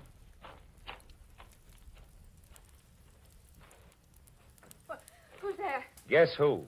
Oh, Marlowe. I didn't hear you come up. The wind's too strong, I guess. I'm glad to see you. Spooky here all alone. Oh, sure. What's the idea? Decide to do a little freelance prospecting? Yeah, that's right. Bernice Mayhew loved this spot. And I had a hunch she hid the bonds here in the base of this table. Oh, I guess I was wrong. Oh, come on, Marlowe. Limber up. You can't blame me for trying. Listen, beautiful, don't flap your eyelashes at me. I can't see anything but double crosses right now. All right, if you've had your fun, let's go back to the lodge, Don't be that way, Phil. Phil, the sun will be coming up in 2 or 3 hours. Why not wait for it here with me? Barbara, baby, don't burn up too many calories with that routine. Because I only keep 1/3 of the map on me. You think you're so smart. Bright ideas hatch in that cute little brain of yours, too. Now let's... Oh, comes the gun with a pearl handle, no less. Stay away from me, Marlowe. Over there. Hey, what's going on here, Eddie? Jumbo! Look out, Jumbo! Jumbo stepped into the light and Barbara turned. I made a swipe at her gun hand that knocked pistol, purse, and lamp all over the picnic shelter. I found the gun and gave it to Jumbo. Then I started to pick up an assortment of knickknacks that had spilled out of her purse. But I never finished, because one of the items made my eyes pop. It was the monogrammed handkerchief covered with brake fluid that I'd found in Holland's room. It all made sense now. It tied up everything that I'd suspected right along. Only two of my trio had planned to split up the $300,000 worth of bonds from the first. As I ran for the motor launch, I yelled at Jumbo to bring Barbara over in the rowboat. All the way back, I had the panicky feeling that I was probably too late. But when I sneaked in the front door of the lodge, there were still two voices, and they came from the open kitchen door.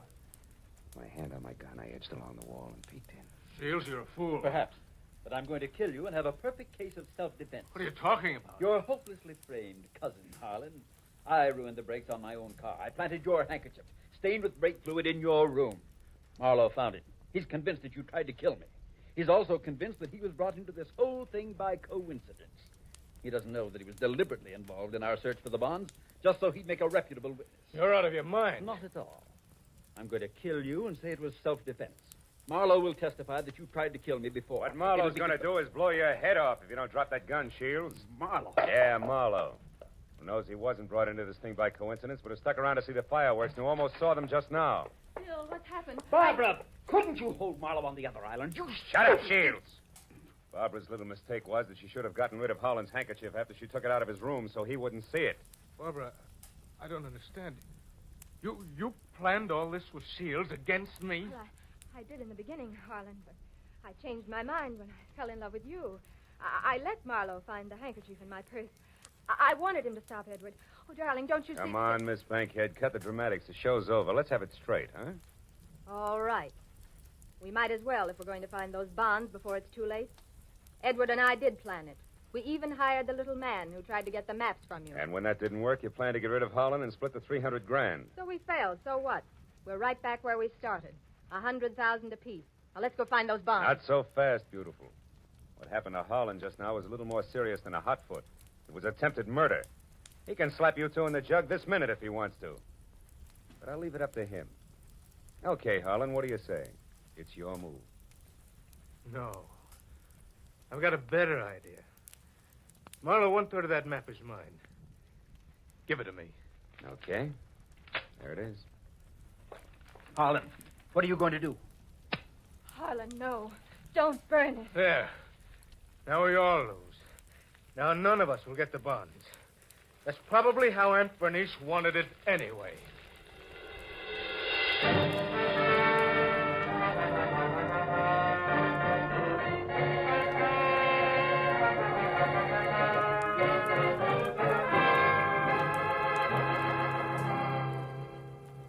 It was almost noon.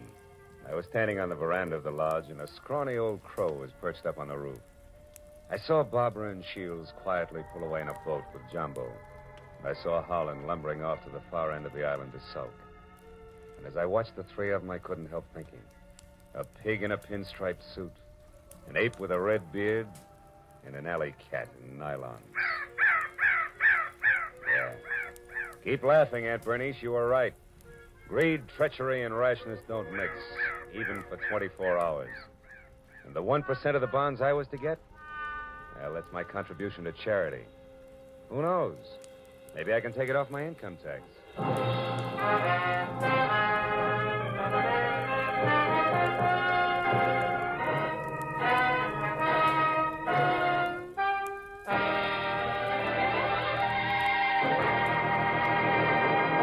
The Adventures of Philip Marlowe, created by Raymond Chandler, stars Gerald Moore and is produced and directed by Norman MacDonald.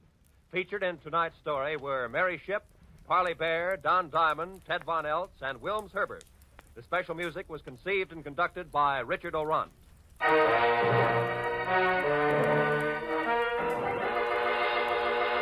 Be sure to be with us again next week when Philip Marlowe says...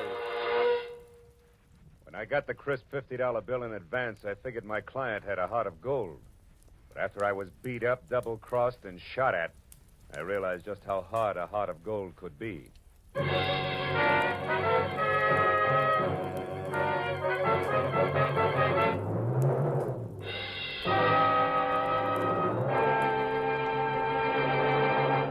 Raymond Chandler, Dashiell Hammett, John Dixon Carr. 3 great names in the world of mystery and thrills. 1 down, 2 to go today on CBS.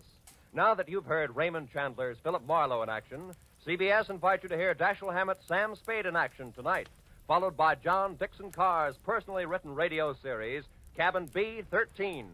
Chandler, Hammett, Carr, today and every Sunday, over most of these CBS stations. It's a mystery if you miss them.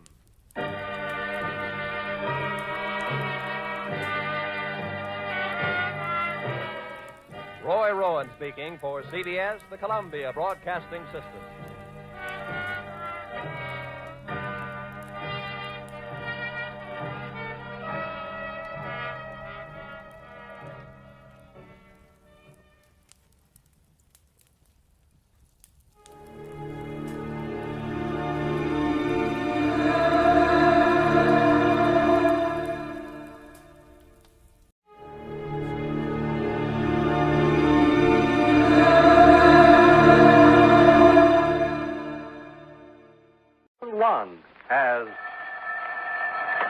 Johnny Dollar.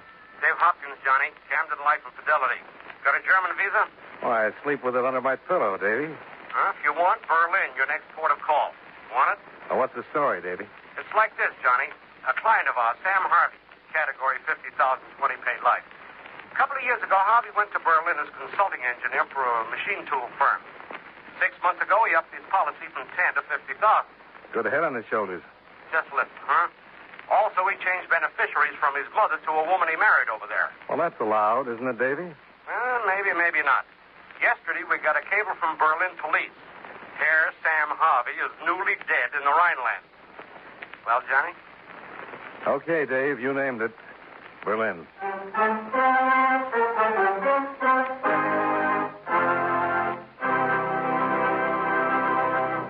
How about taking a minute or so to talk about seals and fish that have some connection with the government of the United States? Now, that isn't as strange as it sounds. You take the matter of seals, for example. There are 2 types of seals that are the responsibility of the Secretary of State. First, there's the Great Seal of the United States, which is stamped on all official documents. The Secretary of State makes sure it's always on hand when it's needed. The other kind of seals he takes care of are the ones that swim in the ocean, since it's up to the Secretary to work out agreements with representatives of other countries and let them know how many seals can be caught in what is called international waters and when. The Secretary of State works out similar deals for the catching of fish and lobsters because these agreements are actually treaties. Before they can be put into effect, they have to be approved by 2/3 of the Senate. As a matter of fact, any time our government wants to work out a deal with a foreign country on trade, mutual assistance, fish, seals, or lobsters, it's done by treaty. And all treaties are signed by the President, though some of them aren't drawn up until after the Secretary of State has worked over the rough spots in order to pave the way for prompt ratification. So, just remember, the Secretary of State is a mighty important wheel in the machinery of your United States government.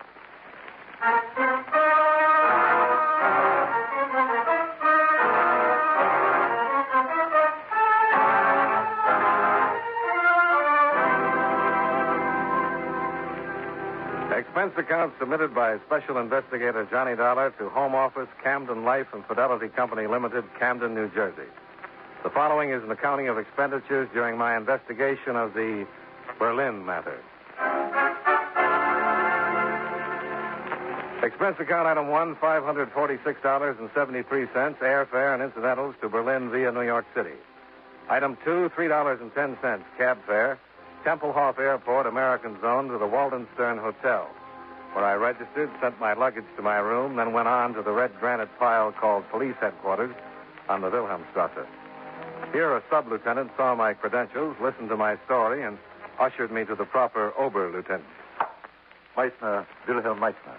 I'm Johnny Dollar. And you wish to know of the death of Sam Harvey, no? Everything you can tell me. So, last Tuesday, the body of Herr Harvey was found in the harbor there. papers he carried made possible his identification, and his being an American national, therefore proper authorities were notified, as well as proper information on proper forms, as well as... Can I see these forms, Lieutenant? Of course.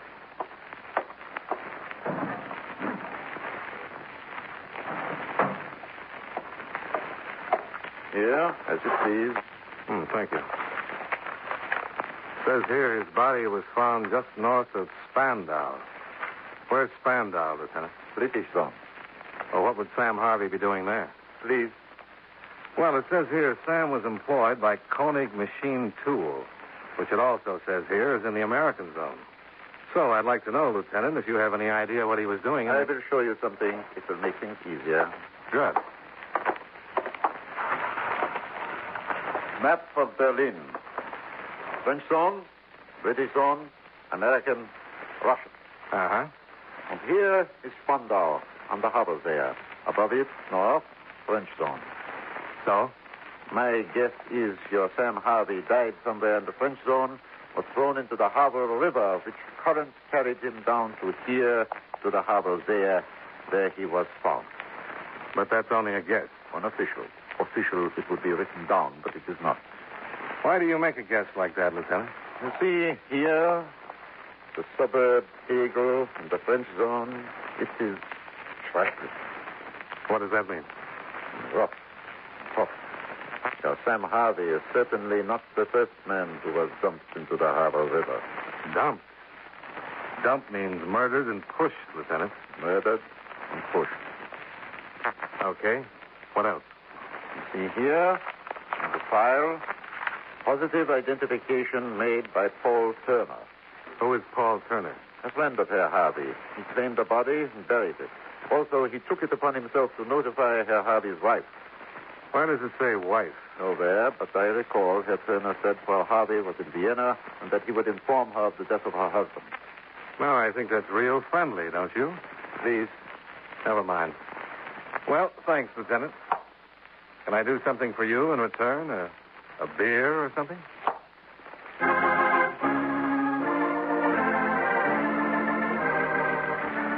Expense account item 3. 90 cents for 2 rounds of brown beer with my newly found friend, Lieutenant Willie Meissner, at the beer stube across the street, where I told him all I knew about Milwaukee and got in return a promise of continued cooperation. Expense account item 4, $1.20 to number 15 Kendenstrasse in the American zone. The address of Paul Turner. That's right, Dollar. I identified him. Who killed him, Mr. Turner? No, now listen. Yeah? Don't get cagey with me and say who killed him and lean closer to me to see if I'm going to go to pieces. I didn't even know he was killed. He was pushed into a river. Listen, there was a beer festival up in the French zone last week. Tegel, a suburb. So you can figure it. Sam got drunk and fell in the river? Not pushed? That's the way I read it. Did he ever say anything to you about all that insurance he carried? No. Tied a lot, huh? First it was 10, then a while back he upped it to 50,000? That's right. Well, she's worth it. Who? Paul's wife? Worth every nickel of it. Which comes to a question. Oh, you mean, where is she? I mean, where is she? She'll be here. Her husband's been dead for 4 days. Well, she's in Vienna. Well, it must take all of, 3 hours flying time to get here from Vienna. Listen, Dollar, I'm going to tell you something. Don't ask questions with raised eyebrows, like everybody's lying or covering up. A guy named Sam Harvey died, and there's been a lot of tears on account of it, so gentle your way around. Huh? Make the questions come out polite. You know, I'm going to try that. Good. What are you doing here in Berlin? I have a civilian job with the Army. I interpret. Oh? How do you like it? Nice. See how we can get along if we try? How come Paul's wife hasn't showed up for 4 days? I have a wire here. Wait a minute. I'll read it to you.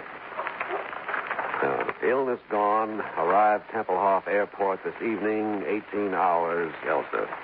Let me see it. You read German, Johnny? No. Are you going to meet her? Right. Sure be glad to have you along, Johnny. Be nice. Fine.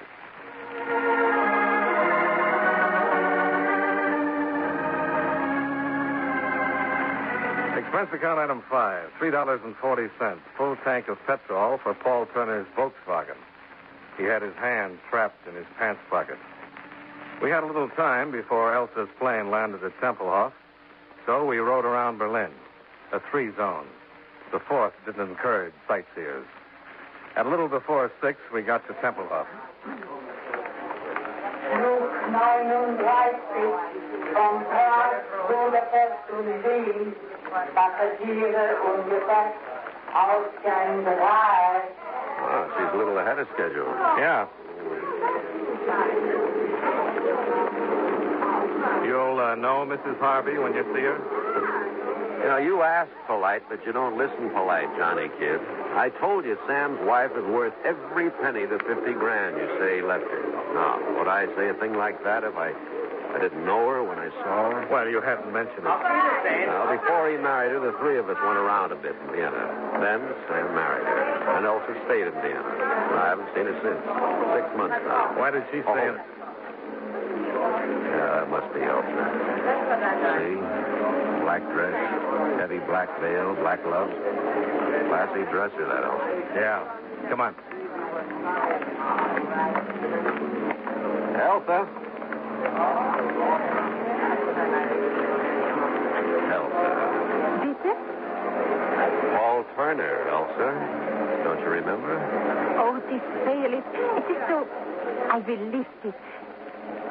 Oh, hello, Paul. It's been a long time since we were together, Elsa. A long time. I'm sorry about... Oh, you, my husband's close friend, his dear friend, Paul. Mrs. Harvey? Bitte? I'd like to introduce myself. I'm Johnny Dollar, insurance investigator. Bitte? Insurance investigator means that I was sent here to investigate your husband's death for my company. Well, it means he's got $50,000 for you, Elsa, but first he's got to ask... Please, Paul, let the gentleman speak. I'll have to ask you where you were when your husband died. In Vienna. Why did you live in Vienna, Mrs. Harvey, and your husband in Berlin? I have work in Vienna. Work I cannot leave. With the Refugee Commission. Sam had his work here. We lived there as we wanted and as we needed. You are finished, Mr. Dollar? Well, no, I'm not quite finished. Paul, please. You finish, Dollar, for now. Come on, Elsa. I'll get you through customs.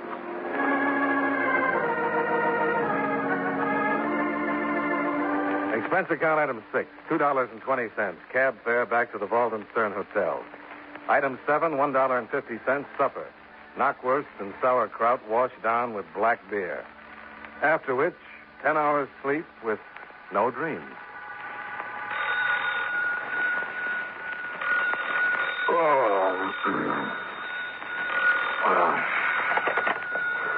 Dollar? Johnny Dollar? Sir? Oh, yeah, this is Johnny Dollar. Good morning. Here is William Meissner. Oh, good morning, Willie. Goodbye, Willie. Oh, do not wish me farewell, Herr Dollar. Well, all right, Willie. You want to chat? Yeah, I would like it. However, this is official, or else I would apologize for awakening you. I have just received word from the police in the British zone. About what? About a barge. A barge? Yes, a barge. The river barge Liebfrau on the harbor there. The touches pier 12 of Spandau. You will come. Wait a minute, Willie. I'd An like to... official car will be outside your hotel. You will awake, dress, and come.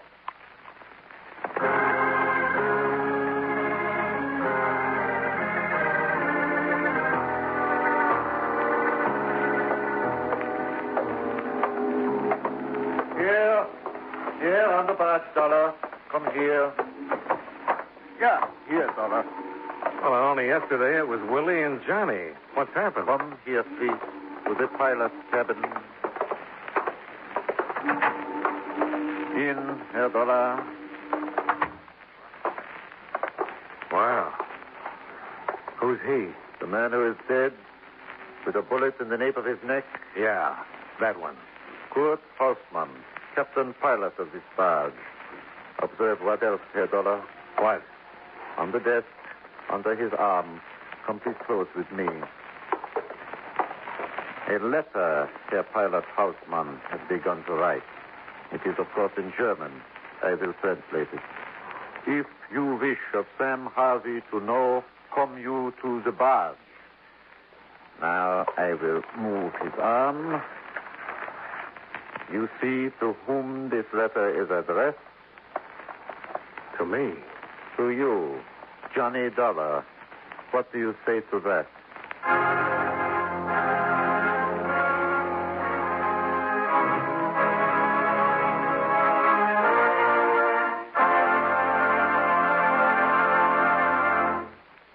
You know, many great men have attained the highest office in our land, the presidency of the United States. Can you guess the name of this man? He was the second vice president to become president. The son of a poor family, he was indentured to a clothmaker as apprentice at 15. And when he was 19, he bought his freedom for $30. As a congressman from New York in 1837, he opposed the entrance of Texas as a slave territory. During his administration, the country was strongly pro-slavery. And as a protest, Harriet Beecher Stowe wrote Uncle Tom's Cabin. The anti-slavery group in his party strongly resented his signing a bill which penalized anyone who refused to return runaway slaves to their rightful owners. If you don't have his name by now, here's one more clue. His administration saw California's entrance into the Union. Who was he? Millard Fillmore, 13th President of the United States. His life is part of your American heritage.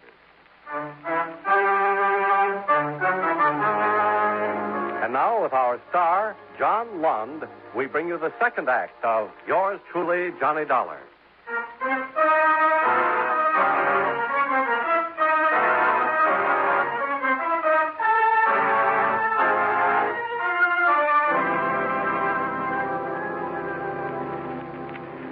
Herr Dollar, since you have arrived, you have talked with people. With me, with Paul Turner, and at Templehof Airdrome, with a widow.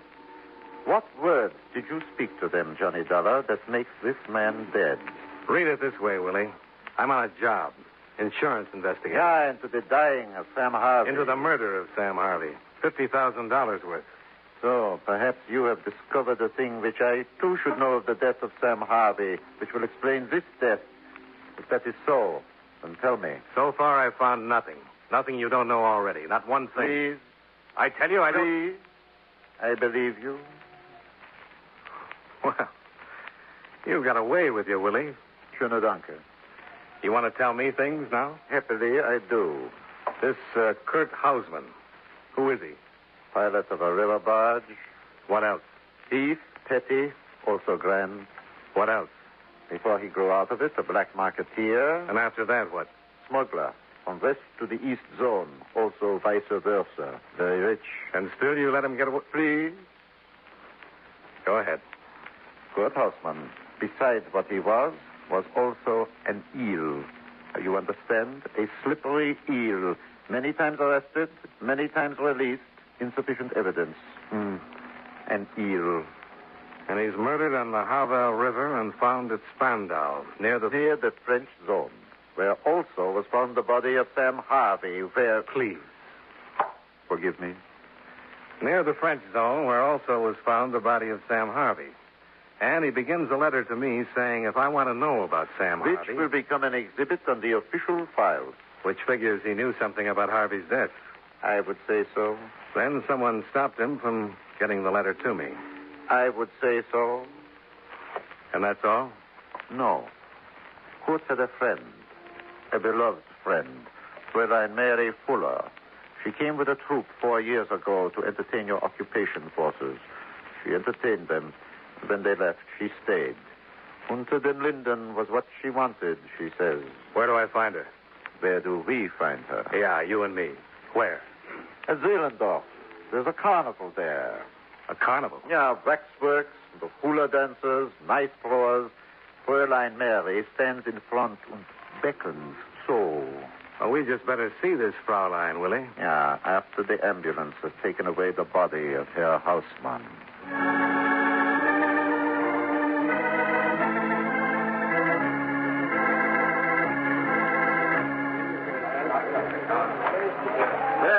There she is. Your culture's right inside. We got a snake charmer and we got a a Yankee Doodle if I ever saw one. And dandy. Hiya. And look who you've got to be with. Fräulein. Go away, Willie. I'm earning a living. It is necessary to talk to you, Fräulein. You too? It'll be my pleasure. Doll. Something has happened, Fräulein. Kurt. What about him? He is dead. Fräulein, I'm sorry, but sometimes it becomes necessary for me. There's a bench over there. He was a bum. You know that, don't you? Sure you know that. Fräulein, please sit down. Thank you, Willie. How did Kurt die, Willie? By a bullet in the back of the neck. How else would he die? He was writing a letter to me when he was shot. Oh? Why would he be doing a thing like that, Mary? Who are you? Johnny Dollar. I'm an insurance investigator. Why? I mean, why? Why are you here now talking to me in front of a tourist trap? And with Willie here, what's happening? Just take it easy. That's the latest word. Just take it easy. All right, okay. Brave smile. Brave smile. How is it? Fine. Great. Questions, Fräulein? Whenever you're ready. Do you know who killed Kurt, Fräulein? No. Fräulein, 5 days ago, an American by the name of Sam Harvey was found in the harbor there, drowned. Did you know him? Old Sam? Old Sam Harvey? What about him? He was a thief. How? The barge on the river. Kurt's barge? Sam owned it with Kurt. Anything illegal that could be done on the river. Smuggling, black market, name it. Anything from Potsdam and up the canals all the way to Hamburg. If it was illegal and could be carried by barge, my Kurt and good old Sam Harvey. I thought Sam was a machine tool engineer. Only when the barge business was slow. Did you know his wife? Practically. What does that mean? I was a shopper. Sam would give me money and say, buy for Elsa. Presents. Silk stuff they make over in the French zone. Leather from the British zone. Lots of these ceramic earrings, see, like I'm wearing? Yeah, real nice. Just make them for pierced ears. Sam showed a pair of them to Kurt, and Kurt made me pierce my ears so I could wear them, too. Yeah? Sam would get me to buy sweaters and woolens for her. Buy them and send them to her. To Vienna? Sure. One more thing. You know a lad named Paul Turner? No. You want me anymore, Willie? Thanks. Hey, mein Herr, Fraulein, now come on in. Now come on in. We got a big timer. We got a nice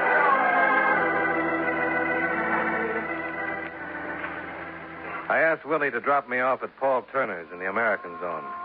There, I asked Turner the address of Sam's widow, Elsa Harvey. He sent me to the Tyrol Hotel, where on the third floor rear, Elsa opened a door to me. What do you wish here? To make an apology, Mrs. Harvey. Consider you have done so. Good day, Herr Dollar. And to do another thing.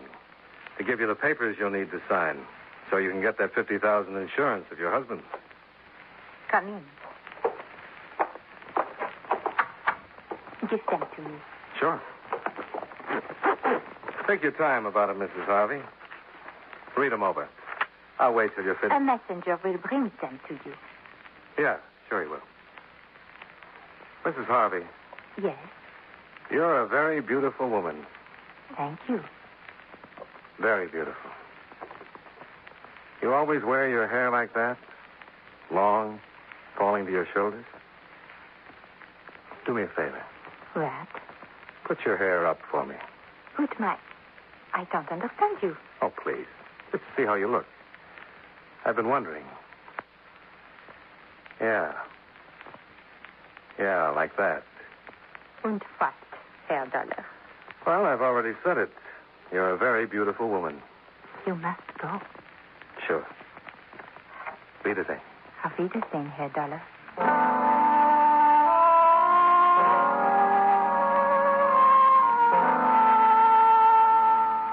Expense account item 8, $1.30. Cab fare to the small carnival in Zehlendorf. And a girl who stood there and dared people to come in. To ask her for an address, I guess she must know. She'd sent so many presents to it.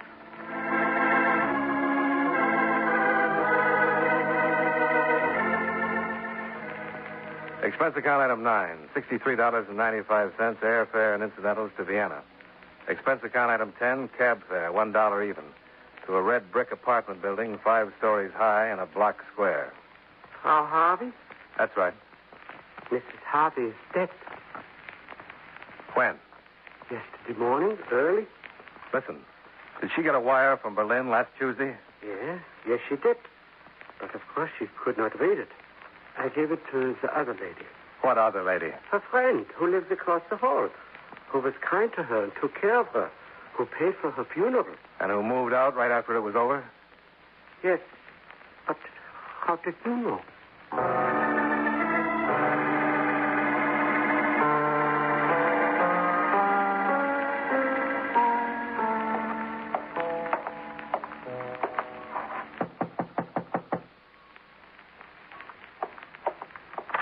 Yeah. Oh. The widow Harvey inside, Paul? Uh-huh. You answer her door for her now? Mm-hmm. So I have to get past you to speak to her, huh? Elsa, Yes, Paul. it's Johnny Dollar. Good. Come on in. Hello, Frau Harvey. Here are the papers, Herr Dollar. I have signed them. Oh, fine. Thank you. What are you doing? Tearing paper. Are you going crazy, Dollar? No. I always tear up policies this way, Paul. What is the meaning of this? What's your real name? My name? Cut it out, honey. This Dollar's no slob. How much do you know, Dollar? All of it. For instance. Well, I just got in from Vienna. A girl died there. Sam Harvey's wife. Mm-hmm. See, I told you he wasn't any slob, honey. She was sick. Then she died. Her husband died. Why shouldn't I have the money in the policy? I took care of her Just and not legal. That's all, honey. How could he know, Paul? How could he possibly know? By a stupid little slip. Earrings. For pierced ears. Like Sam's wife had and like you don't. Which made me go to Vienna to make sure. And I did, and I'm sure. Okay, Dollar. Okay, what? You tore up the policy. Blow. Paul, you knew this girl was a phony right away at the airport. But you went along with her. I asked myself why. You got an answer? You're trying to hide something, too. Murder? Yes, something's got to give, Dollar. Sam's murder? Carl's? You know what you know, and I know what I know. One of us has got to go. Killed Sam because you wanted in on the barge business. The smuggling, the black market. But Carl. Why Carl, Paul? Why did you kill him? He didn't want me in. So bad he didn't want me in, he threatened to get to you. He almost did. You almost got out of Germany, Dollar. But now I don't...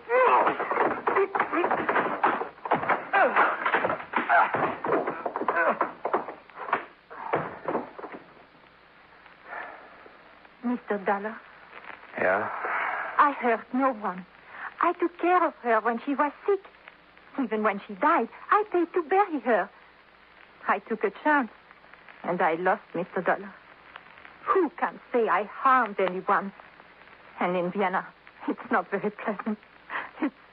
Oh, please. It's not for me to say. It's for another fellow. Name of Willie. Nice man. Very nice.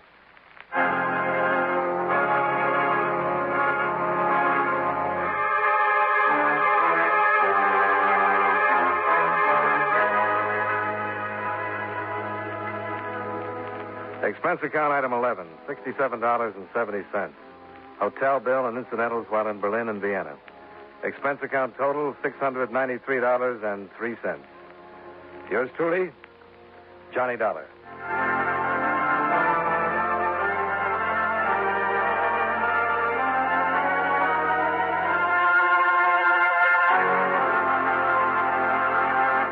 Yours truly, Johnny Dollar, stars John Lund in the title role and was written by Morton Fine and David Friedkin with music by Eddie Dunstetter. Featured in tonight's cast were Benny Rubin, Edgar Barrier, Jerry Gaylor, Hal March, and Virginia Gray. Yours truly, Johnny Dollar, is produced and directed by Jaime Del Valle. This is Charles Lyon inviting you to join us again next week at the same time when, from Hollywood, John Lund returns as Yours truly, Johnny Dollar.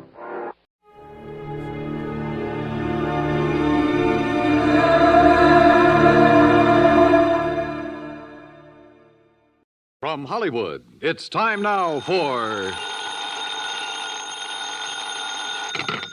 Johnny Dollar. Joe McNabb, Northeast Indemnity, Johnny. Oh, hi, Joe. What's up? At the moment, my blood pressure. Too much work? No. Prospect of having to pay off on a $100,000 life insurance policy. Uh-oh. Fella I think you know, Johnny. Art Wesley. Oh, sure. Been a pal of mine for years. Reporter. Yeah. Apparently he's working on a story right now that somebody doesn't want him to report. What do you mean? Night before last, he got beat up in an alley. Yesterday, a car made a pass at him at high speed. What about today? It's early yet, Johnny. Oh, yeah, sure. But let's hope it's not too late.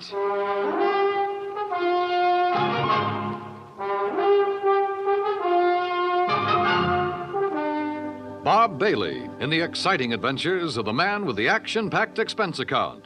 America's fabulous freelance insurance investigator. Yours truly, Johnny Dollar.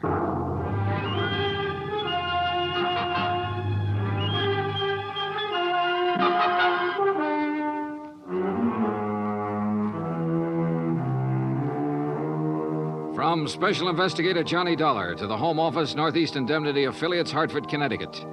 The following is an accounting of expenditures during my investigation of the Big Scoop matter. Expense account item 1, $18.40, transportation and incidentals to New York City. I called Art Wesley's paper. He wasn't in, and nobody seemed to know where he was. Then I remembered a small bar called Tony's over on 3rd Avenue. I took a cab, that's item 2, $1.25, and found him in a corner booth. Sorry, Johnny, no bodyguard. The informants I'm working with will take off fast till they spotted one. No informants, no story. That insurance policy your paper took out on you, who's the beneficiary? A dear departed wife, Joan. Departed? I thought... We split up a couple of months ago. Oh, I'm sorry to hear that, Art. We were living in 2 different worlds. I wanted a home and family. She wanted a trip to the moon every night. Where is she now? Who knows? On her way to the moon, I guess. Hey, look, this story you're working on, Art. It's hot, Johnny. And big, real big. A national gambling syndicate, and run by a guy right here in New York. Who? I'm getting close, but I'm not sure yet. When I am, then out come my articles. What's this guy gonna do when you push him into a corner? Look, I'm worried about you. You look, Johnny, I'm not as foolish as you think. I've got his name written down and put in a safe deposit box with what evidence I got. That's my real insurance. Oh, Art, look, we've been friends a long time. I'm not gonna let you do this alone. Sorry, Johnny. I gotta go it alone.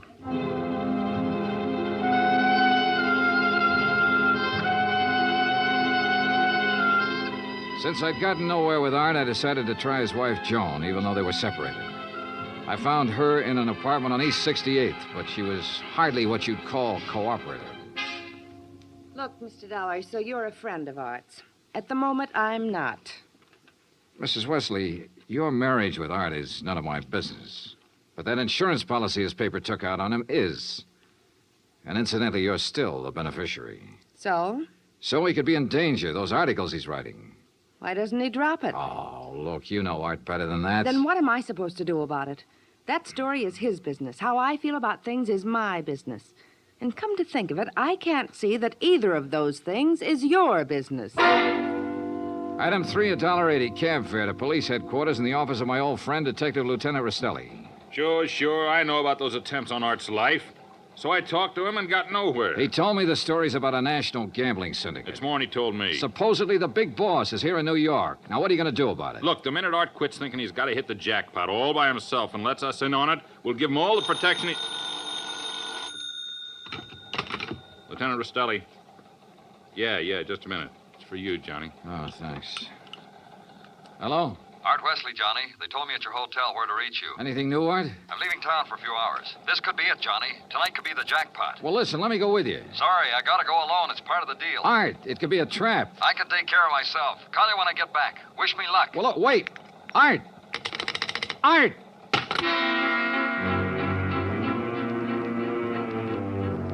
Item 4, $1.80 cab to Art's apartment, where I persuaded the manager to let me in.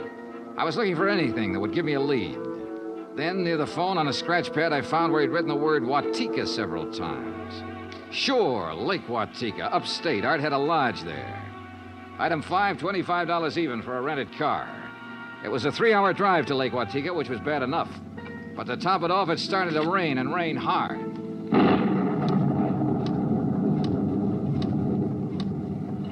When I finally got to the highway turnoff, the side road to the lake was a mass of mud. Then I got 2 quick breaks. It stopped raining, and I spotted the 6-mile road into Art's place. Half an hour further on, I saw a light.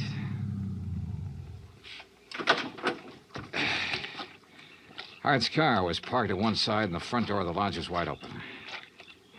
When I got to it, I saw why. Art was lying in the doorway. Yeah. He was the one who wanted to hit the jackpot. But you can't hit the jackpot with a slug, particularly when that slug is right between your eyes.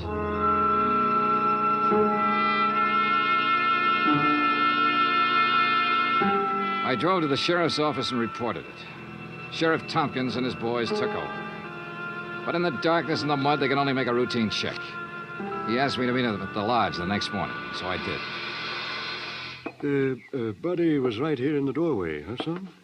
Yeah, Sheriff, I didn't move it. And Wesley probably got shot when he answered the door by somebody standing out there on the ground. Because of that bullet hole in the roof? Yeah.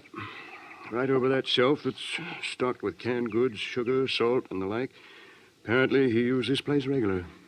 Yeah, he used to do some of his writing here. Were you able to determine time of death? Coroner says between 10:30 and 11 last night. What time did you arrive? About half an hour after the rain stopped. I'd say 11:45. Means it was still raining a good half hour after the killing. No wonder we found no tracks. Hey, look, Sheriff. Art was working on a hot story about a national gambling syndicate. Could be that he found out who the boss was last night, the hard way. Oh? Then you think the killer was from out of town, maybe New York? Yeah. Now, where would he stay? Is there a hotel around here? Lake Watika Inn, just outside the village, about 6 miles from here. Sheriff, I'll check it out. Guests here at the inn, Mr. Dollar? Well, we have only 2 who checked in yesterday. It's the off-season, of course. Yeah, clerk, who are they? Well, Mr. Cooper yesterday afternoon and Mr. Buckley around dark. Uh-huh. They still here? Mr. Cooper is sitting right out there on the terrace, but Mr. Buckley paid in advance and left quite early this morning. I see. Did Buckley give any reason for stopping here? He said he was a traveling man and didn't like to drive in the rain. Okay. I'd like you to write down a description of him. I'll pick it up on the way out. Oh, I'll be glad to, sir.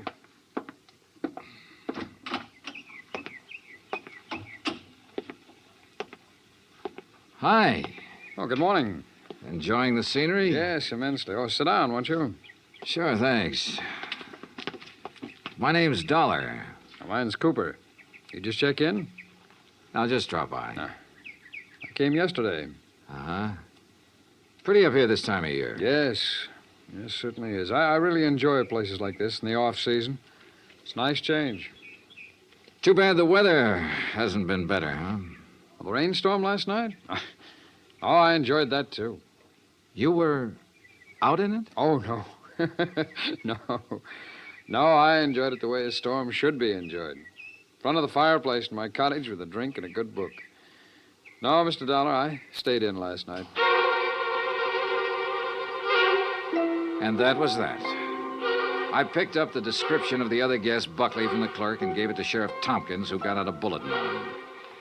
Then I drove back to New York City, turned in my rented car, and took a cab. That's item 6, $1.70, to Joan Wesley's apartment. Yes. They notified me this morning about Art's death. I don't know what to say. What is there to say? Good question, Mrs. Wesley. If only he hadn't been so stubborn. If only he'd given up that story about the gambling syndicate or whatever it was. Yeah.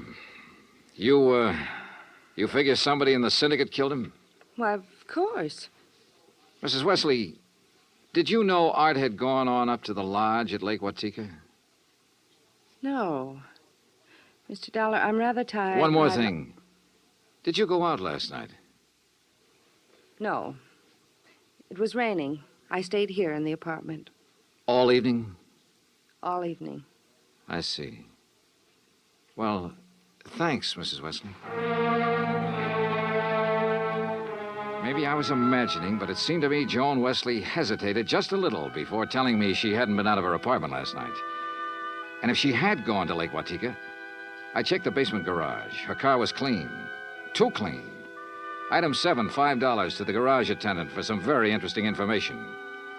Joan Wesley had ordered her car washed first thing this morning. Why? Because the wheels were covered with mud from last night.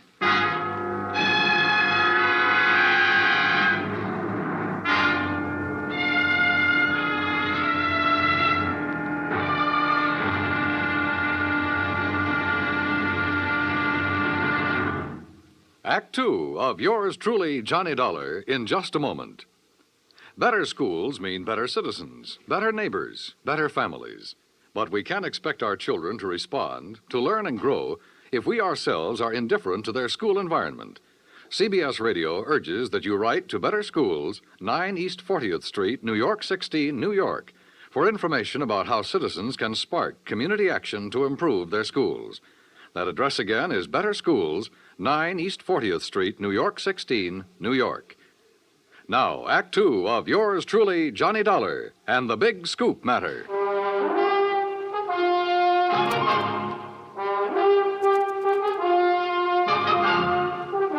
I tell you, I didn't leave this apartment last night. Your car says differently, Joan. Car? You had it washed today because it was all muddy. And the reason it was muddy was because you had it out in the rain last night. Look, Another thing. You told me you didn't know Art had gone to the lodge. You hadn't heard from him. But the switchboard operator told me you had a call from him yesterday. Now, why else would he call you except to tell you where he was going? Well, how about it, Joan? All right. Art did call me yesterday and told me he was going to Lake Watika. And how about last night? Yes. I went out, but not to Lake Watika. Art wouldn't give you a divorce. By killing him, you get your freedom and $100,000. I didn't kill Art. I didn't go up there last night. Then where did you go? Might as well know. The reason I wanted a divorce from Art was because I'd found someone else. Oh? That's where I went for a few minutes last evening. Why did you lie about the phone call from Art yesterday? I don't know. I was confused. I was afraid it would look bad for me if it came out that I knew Art had gone up there. It doesn't look good for you this way, believe me. Oh, Johnny, I'm telling the truth. Who is this fella you're interested in? I don't see why he Who has is he? His name is Ted Nash. Will you have to talk to him? I sure will. And right now. But I was wrong about talking to Ted Nash right now. I called his apartment and got no answer. Item 9, $1.60 cab fare to police headquarters in the office of Detective Lieutenant Rastelli. You figure this guy Nash and Joan Wesley could have killed Art and used the gambling syndicate threat as a cover, huh? It's a possibility, Lieutenant. Well, I'll see what I can find out about Nash. How'd you do at Lake Watika? 2 guests checked in the day of the killing. One, a man named Buckley. He left early this morning. Sheriff Tompkins has a bulletin out on him. Who else? A fellow named Cooper, who apparently likes to go places in the off-season. Nothing to tie him in particularly. Cooper, huh? We had a rumble some time ago that a guy named Cooper was involved in that gambling syndicate. What? Trouble is, we got no proof. Hey, wait a minute. What's the matter? Art told me he'd put the name of the man he was after in a safe deposit box. If we could find the key to that box. How about Art's apartment? Let's take a look. So we looked, and we found the key tucked away in a desk, but only a number on it. Nothing to tell where it was located. I gave it to Lieutenant Rastelli, and he promised to check every bank in town if necessary. While I went on back to Lake Watika to see if the man named Cooper at the inn was the same one Rastelli told me about. When I got there, after a frantic 3-hour drive, I found him comfortably sitting by the fireplace. Well, Mr. Dollar, isn't it? Yeah, that's right. Cooper, I'm going to get right to the point. You told me you came up here to enjoy the scenery. Yes, that's right. Why?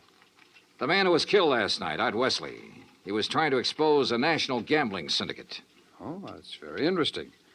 So? So, I know a police detective in New York who thinks you're a member of that syndicate.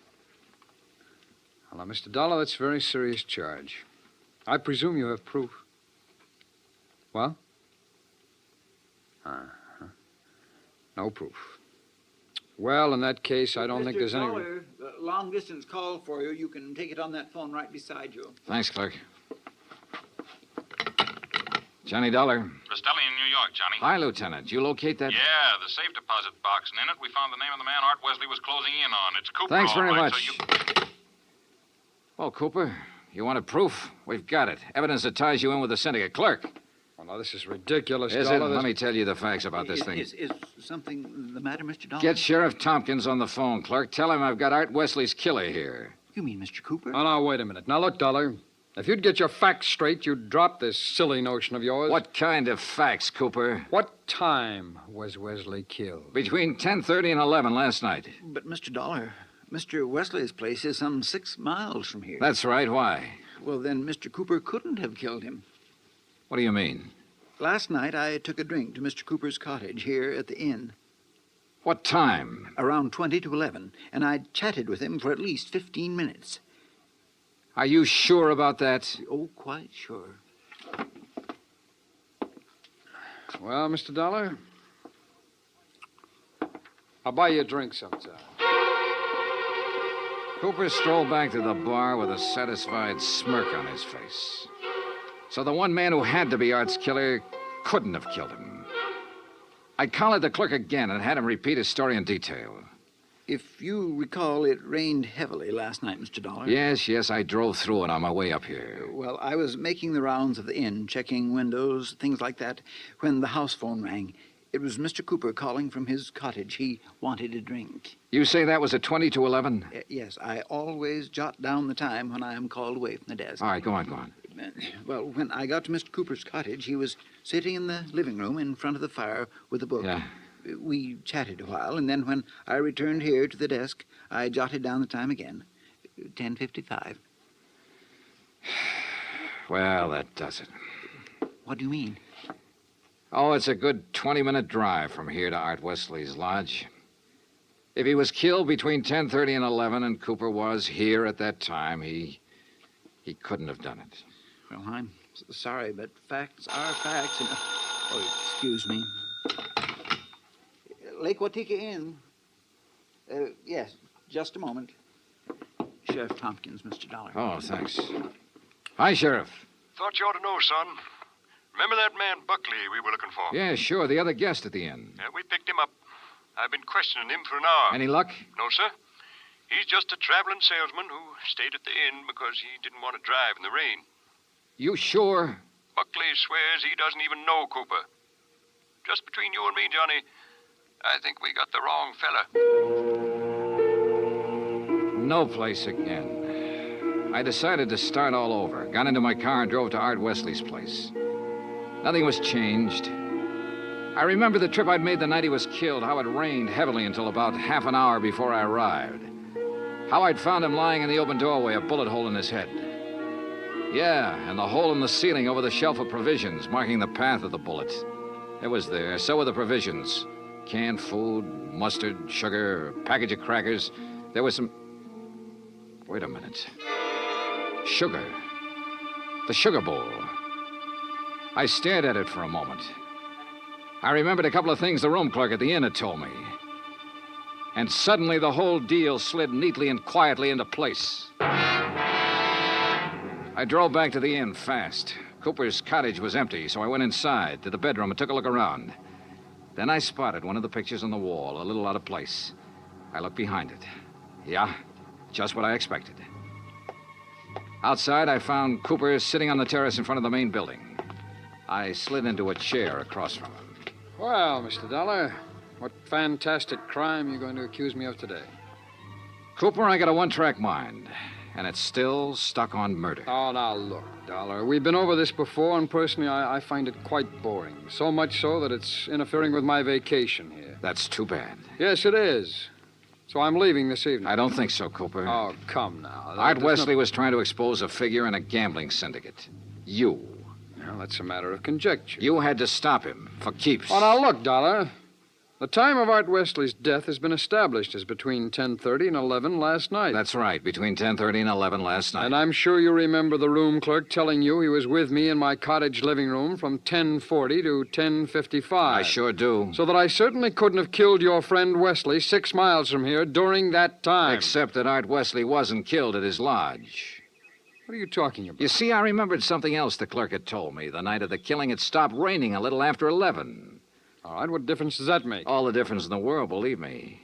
That make? All the difference in the world, believe me. Here's what really happened, Cooper. You killed Art Wesley in the bedroom of your cottage here at the inn. Oh, don't be ridiculous. You immediately called the room clerk over and chatted with him in your living room for about 15 minutes. He didn't know there was a corpse in the next room. Oh, really? After he left, you took Wesley's body the 6 miles to his place and planted it in the doorway. Oh, now look, Dollar... Your problem was to make it look like he'd been killed there. Then you remembered. The slug that had killed him hit the wall in your bedroom. That gave you an idea. You figured out the right angle at the lodge and fired a shot upwards from the outside the door. It went through the ceiling at the back. All right, Dollar, I've had enough of your half-baked theories with no proof whatsoever to back them up. Correction, Cooper. This time I've got proof. There was a shelf of food under the bullet hole and a bowl of sugar directly under it. A bowl of... So what? When sugar gets wet, it gets crusty, and it stays that way. But the sugar in that bowl was dry. Now, if the killing was between 10:30 and 11, and it rained heavily until after 11, then some rain would have dropped through the bullet hole into the sugar. I see. But, Cooper, the sugar was dry. So the bullet hole was made after the time of the murder, when you planted Wesley's body there. Just a little detail, Cooper, but it nails you. That, and of course, the fact I found the slug that really killed Wesley just a couple of minutes ago. Oh? Buried in the wall of your bedroom behind a picture you'd moved slightly to cover it. Well, Dollar, I may as well tell you that I saw you come out of my cottage a few minutes ago. I figured you knew. So ever since you sat down here, I've been holding a gun on you under the table. You know, Cooper, I may as well tell you. Ever since I sat down here, I've been holding a gun on you, too. Well, you... Let's have it. Well, you didn't have any gun. A big-time gambler, bluffed right out of the game. Cooper, you're slipping.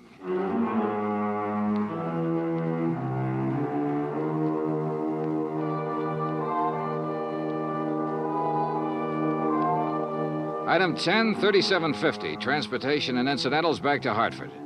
Expense account total $187.40. Remarks? Cooper's awaiting trial. About Art Wesley?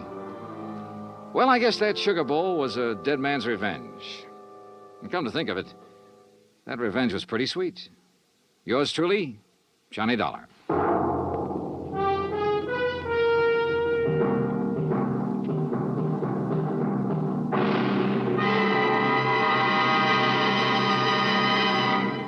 Our star will return in just a moment. In days long since gone by, one had to go out in search of daring do. But in a fast-moving world, exciting things are happening right around the clock. Things you can be in on no matter what else you're doing, as long as your radio is nearby.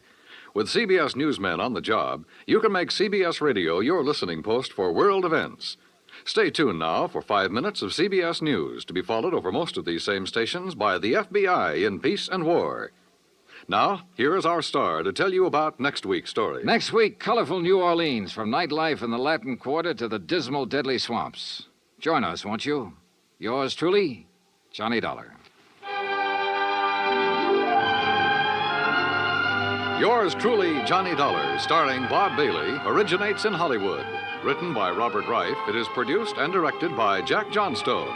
Heard in tonight's cast were Virginia Gregg, Russell Thorson, Barney Phillips, Stacey Harris, Larry Thor, Parley Bear, and Les Tremaine. Musical supervision is by Amerigo Marino. Be sure to join us next week, same time and station, for another exciting story of yours truly, Johnny Dollar. Dan Cumberly speaking.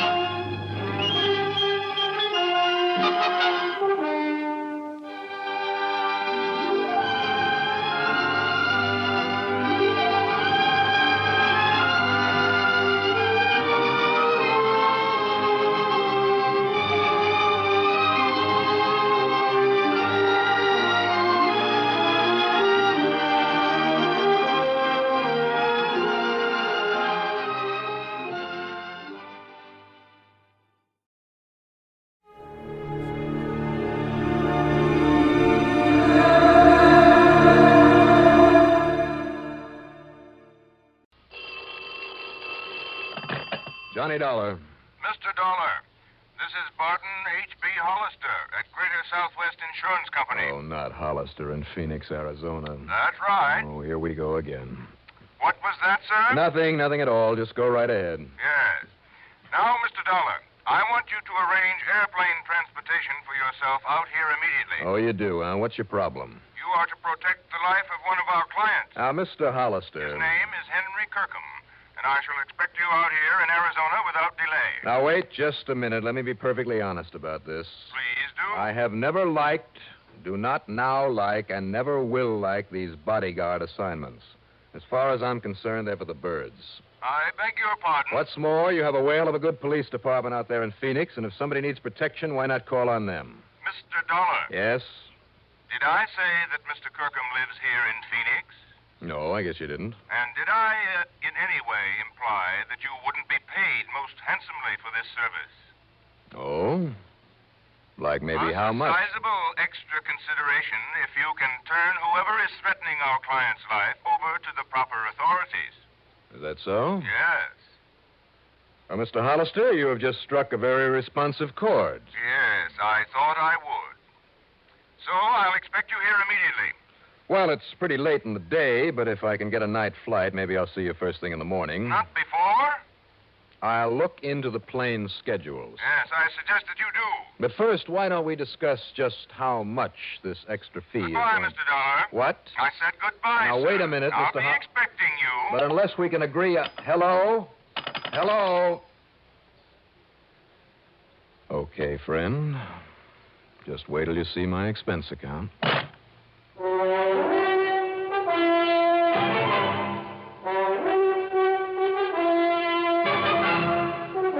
CBS Radio brings you Bob Reddick in the exciting adventures of the man with the action-packed expense account, America's fabulous freelance insurance investigator. Yours truly, Johnny Dollar.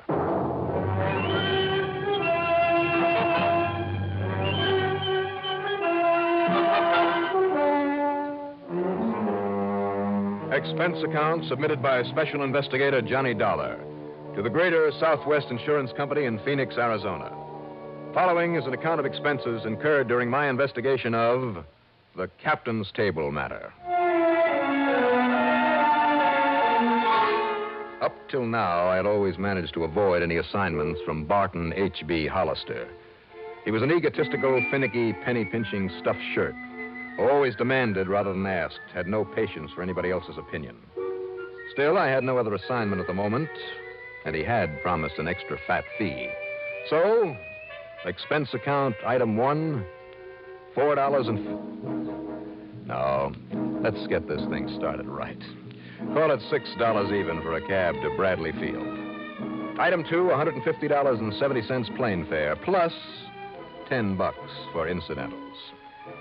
As promised, it was early next morning by the time we circled for a landing at the Phoenix Sky Harbor Airport. Item 3, well, let's say $5 for a cab into the office on Adams Street. The day was young, the weather clear, people along the way were bright and cheerful, and I felt pretty good myself. But Mr. Barton H.B. Hollister, wow.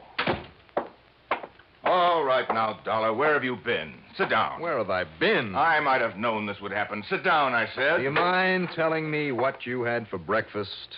What I had for breakfast? Well, it's obvious that something has got you all upset. Quite true, you have.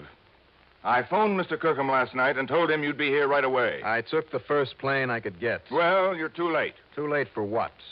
A few hours after I told him you were on your way, Henry Kirkham was found dead. No kidding. Didn't need your protection, eh? I didn't say that, Mr. Hollister. You certainly implied as much. All I said But was... that's neither here nor there now. The simple fact is that Henry Kirkham, insured by our company for over $70,000, has been murdered. Or has committed suicide.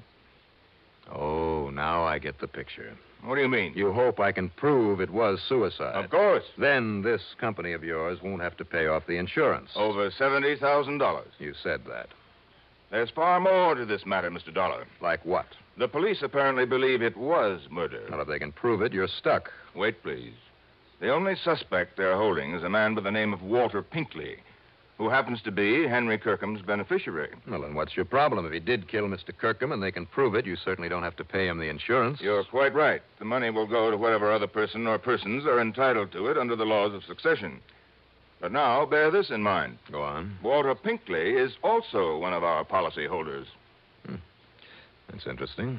So if he did commit this murder, as the police suspect, and he goes to the gas chamber... You're stuck with the payment on his policy, too. Exactly. If it was suicide, you pay nobody. Right. But if it was murder, you stand to pay off on both of them. Correct. Well, the police must have some reason for thinking it was murder. Oh, yes, they have. Well, then, if you don't mind, I'll pack up and head on back to Hartford. No, Mr. Dollar, you won't. Well, give me one good reason why I should get into a hassle with the police. I have assigned you to this investigation, and I have agreed to pay your expenses out here. Plus a nice fat bonus, remember? I remember. But that doesn't mean I have to accept the job. You'd rather absorb the cost of your trip out here yourself and the return fare? Oh, now, just a minute. Very well. Now, rent yourself a car at our company's expense and get over to Tuttle immediately. Okay. All right. You win. Who is Tuttle? Tuttle is not a who, it's a where. It's a small town, 30 or 35 miles north and east of here, where this murder, or this suicide, occurred. I suggest you contact the police first. His name is Alfred Appleby. His name? Then see the people at the Yucca Flower Rest Home. That's where both Kirkham and Pinkley lived. Rest home? Yes, it's a small, exclusive place on the outskirts of that little town, mostly for people with lung trouble. Okay. Good. Now, Mr. Hollister. Yes, my boy. Now that you've roped me into this thing... Well, hardly roped. That extra fee that we were talking about. If you can show that Kirkham was a suicide, thus saving us from having to pay out all that insurance, and I understand you're very good at this sort of thing. When it's justified. Well, of course. And I'm sure we understand each other. How much, Mr. Hollister? Prove it was suicide. $1,000. Only $2,000 for saving you all that money. All right. $1,500. And what if I find that Pinkley did it? And we have to pay on both policies? Well, there'll be no extra fee then, of course not. But as I say, if it was suicide, and you can convince the police of it... $2,000. Now, dollar. Or shall I hitchhike my way on back to Hartford? Very well, $2,000. In either case. Yes, in either case. Now get to work. You know, Hollister, a little urging, and you're not such a tight-fisted old coot at that. I beg your pardon. Granted. Item 4, $50 deposit on a rental car. I drove north through Glendale and Cave Creek, and then east and a bit south of the town of Tuttle. There were a couple of general stores, one of them closed, a gas station, and a rickety old one-story building marked City Hall. That's where I stopped. And believe it or not, its only occupant in a small corner room with bars on the door. That's right, young man. My name is Walter Pinkley. The police chief, who is also the mayor, has gone out to the rest home again. Well, I'm Johnny Dollar, Mr. Pinkley. I represent the company that insured the life of Mr. Henry Kirkham. Oh, poor Henry. Oh, it's a terrible thing. Terrible thing. Pretty terrible for you, sir, if you killed him. Now, isn't that the most absurd idea, Mr. Dollar, putting me in jail this way? Is it? But I suppose that policeman, that Chief Appleby, feels he has to point to someone as a suspect. Why did he pick on you, sir? Well, after all, Mr. Dollar, I was the only one to have visited with him there at his cottage at the rest home last night. And I'd told everybody I was going to spend the evening with him. I mean, everybody at the captain's table. Why did you call on Mr. Kirkham? Because he was my friend. Henry was the only one who appreciated my ability as a composer. A composer of what, Mr. Pinkley? Why, here. Let me show you. Here now. Do you see? This is the new concerto I'm working on. This will be my finest musical composition. Concerto. You understand music, Mr. Dollar? Well, not enough to appreciate this, I'm afraid. Oh, that's too bad. So few people do, and now that Henry is gone. By the way, did you know that he left all of his insurance to me? So I understand. That was wonderfully sweet of him. And now I'll be able to buy a piano for my little cottage and compose and compose and compose. I wonder. Oh, there's no need to wonder about it at all, Mr. Dollar. I shall.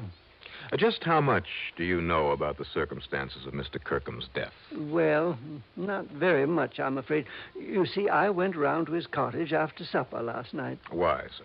Well, Henry'd been worried about something of late. I don't know exactly what. He never told me, in spite of our friendship. Had he any other good friends there at the rest home? With all the petty jealousies and the people just sitting round getting annoyed at each other over nothing at all. No, Henry and I were the only real friends. I see. All the rest of them, well, I don't want to use the word hate, but, well, if it weren't for the almost magical curative properties of the air and the climate. Touch of lung trouble, you know. Now, Mr. Pinkley. As long as I stay here, I feel just fine. And so do the others. Yeah, well, now... It's added at least 10 years to my life. I'm sure it has. But, as I started to say, it was about 8 o'clock when I dropped in to visit Henry, and we looked over some of my music and talked and had a gay old time. Sounds like a ball. Now, tell me, at what time did you... But even so, he was, well, depressed and worried. Mr. Pinkley. Yes. What time did you leave Mr. Kirkham? Well, I guess about 10 o'clock. He said he had to write a very important letter in case... In case of what, Mr. Pinkley? Well, I'm not quite sure, but during supper he had mentioned that someone was coming to see him. He'd had a phone call that someone was coming to see him to help him, I think. And in case that someone didn't arrive in time... Well, I'm not quite sure just what he meant. I think I have a pretty good idea. Then this morning, when they found him lying there in his cottage with that horrible pistol beside him, Mr. Dollar, I never dreamed that Henry would commit suicide. Suicide? Surely you don't think that anyone would have killed him? Not even you? Good heavens, no. When he was always so nice to me and changing his insurance to me and all. Well, apparently somebody thinks you did it. Oh, they'll find out. They'll find out, don't you worry. And meantime, it's so nice and peaceful here in this jail, and I can work all undisturbed on my concerto. I've been working 4 years on it, Mr. Dollar. And in another 4 or 5 years, Mr. Pinkley, I sincerely hope you'll be around long enough to finish it. What? What did you say? Nothing. I'll see you later.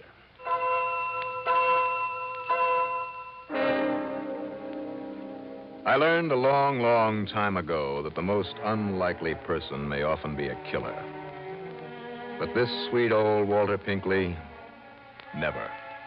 At least not in my book. I got back into my car and I drove on out to the Yucca Flower Rest Home. In addition to a small office building, there were 8 or 10 neat little cottages on the side of a tree-covered hill.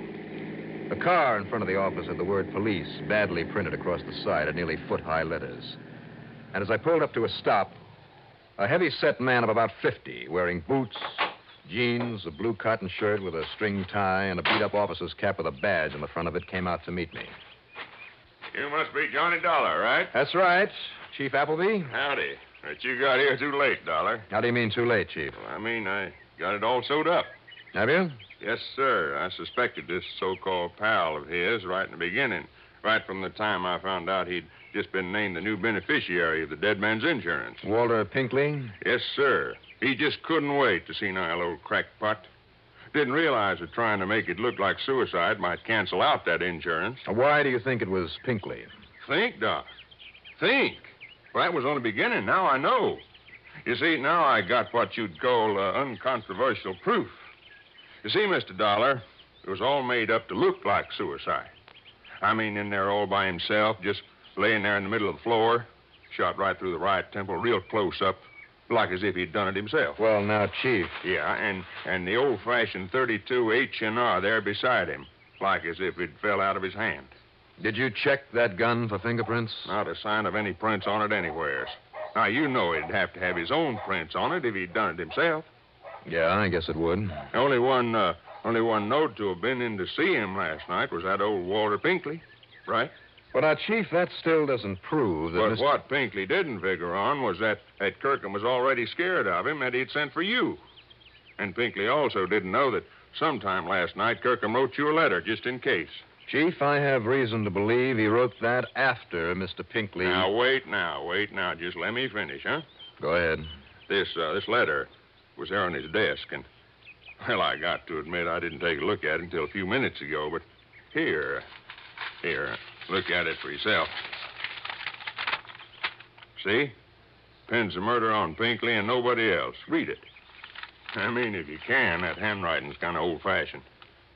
Mr. Johnny Dollar, honored sir. So is the salutation, Chief. Huh? A bit old-fashioned. Honored sir. Yeah, real formal. There is within this place one who would avenge himself upon my life. How do you like that language? Sounds like an old Shakespearean actor. Well, that's exactly what he was, an old ham actor. Now, let's see now. Nor have I been remiss in my endeavor to assuage the passion that manifestly has provoked his wish for my demise. It means he tried to talk this other one out of trying to kill him. Yeah, fine. Thanks, Chief. But, alas, I had made it only too clear I could no longer abide his ridiculous Concertos? Concertos, that's what he meant. Well, maybe so, but it's spelled Concetettos. Concertos. Well, it's that handwriting. He meant concerto. He couldn't stand that concerto anymore. That's all that old Pinkley ever talked about. But go on. And so, because of my resentment over his stupid concertos... concerto. All right, concerto, whatever it is. He seeks revenge. Yeah. Unless he seek to destroy me ere you come to afford me protection, I tell you now that his name... turn it over. But hark, there sounds a knock upon my door. I shall finish this anon. That's all, huh? Well, it's all I need. He thought the knock on the door was you. He let the other guy in, got himself killed. I wish he'd had a chance to finish this, to actually name the man he suspected. Oh, now, wait a minute, Dollar. You want anything more clear than that? Nobody else had a concerto. Pinkley's guilty, and that's that. Maybe. Well, sure he is. The others at the captain's table, Pinkley said. What's that? They all knew I was coming here, so if one of them wanted to kill him, he knew he'd have to do it right away. Sure, and one of them was Pinkley. Same group of 5 at that same table. 3 meals a day, week after week, year after year. 5, huh? Who are the others? Did you check on that? Oh, I sure did. They were the only ones that would know the most about not only Kirkham, but Walter Pinkley, too. Well, who are they, those 5, the other 3 besides Kirkham and Pinkley? An old lady named Miss Sarah Sanderson, man who calls himself Captain Howard, another old fella named David Hesher. Well, get them together, Chief. I want to talk to them. What for? As long as we know who did it. Just as a favor. All right. Anything you say. Something had suddenly rung a bell. I picked up a dictionary in the office. I looked up a word in it. And then took it along to meet the group, one at a time, in one of the little cottages. Mrs. Sanderson, in her late 70s, was a sweet little soul who was so unnerved that all she did was cry during the interview. Old David Hesher, his mind failing, well, he was no help at all. But Captain Eustace Howard... Well, I certainly don't find anything mysterious about this case, Mr. Dollar. If you want my opinion... Which I didn't. After all, I speak from years of using this excellent mind of mine to solve far more complex problems than this. What a blowhard. But, of course, my extreme modesty forbids me to laud my own accomplishments. Unconscionable bore. Nevertheless, I am convinced. Like that insurance man, Hollister. I, out of my vast experience, am confident. I can assure you that Chief Appleby is entirely right in holding Walter Pinkley. Captain Howard. Walter Pinkley. Captain Howard. Pinkley and his ridiculous concerto. Now, Captain... I could have composed that for him in a month, in a week. I told him as much. I'm sure you did. But would he avail himself of my superlative musical knowledge? Now, wait a minute, will you? Will you wait just a minute? You don't want my opinion. I don't think I need it anymore. Really? Chief? Yeah, Dollar? You and Pinkley both told me that Kirkham changed his beneficiary recently. Sure, to name Pinkley. Which I maintain explains why Walter Pinkley killed him. Just hold it, Captain, please. Very well, very well. Chief, who was the beneficiary before? It was this very group of people, Dollar. Mrs. Sanderson, David Hesher, and the captain here. And, of course, Pinkley, too. It was to be split up equal. Well, then that's it.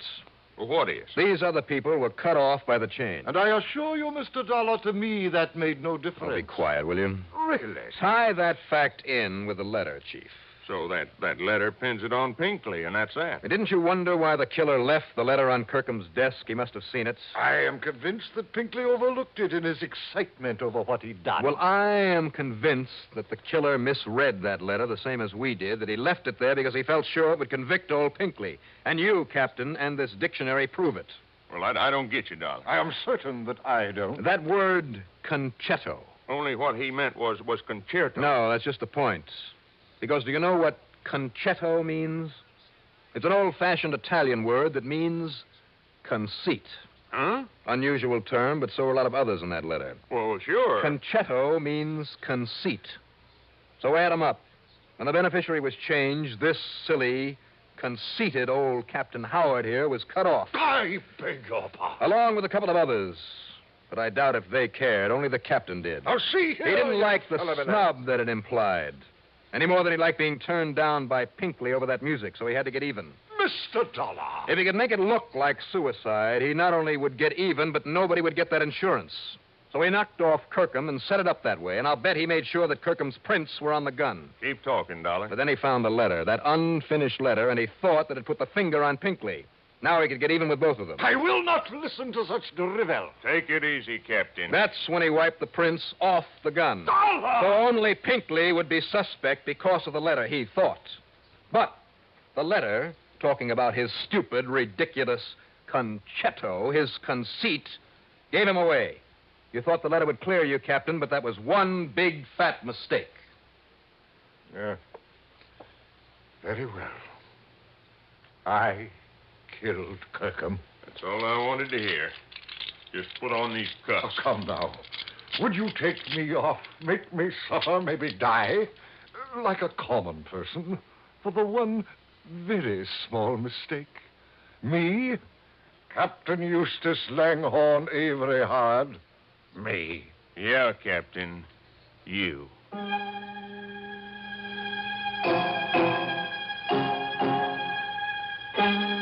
Mr. Barton H.B. Hollister, you'd better shed a bit of your conceit and pay me not only that fee you promised, but an expense account total, including the trip back to Hartford, and believe me, all the incidentals I could possibly cook up, a total of $438 even. Yours truly, Johnny Dollar.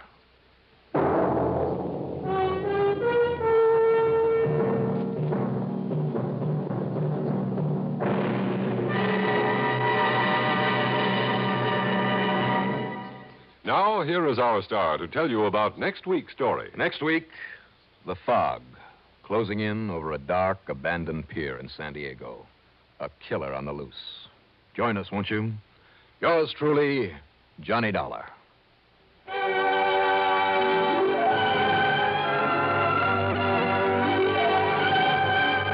Yours truly, Johnny Dollar, starring Bob Reddick, is written by Jack Johnstone, produced and directed by Bruno Zerato, Jr., musical supervision by Ethel Huber.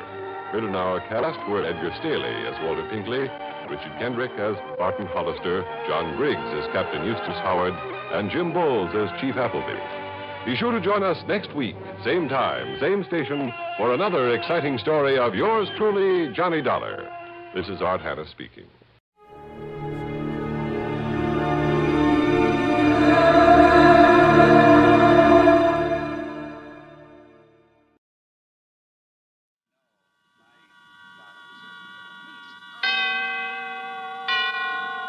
And now, tonight's presentation of radio's outstanding theater of thrills, Suspense.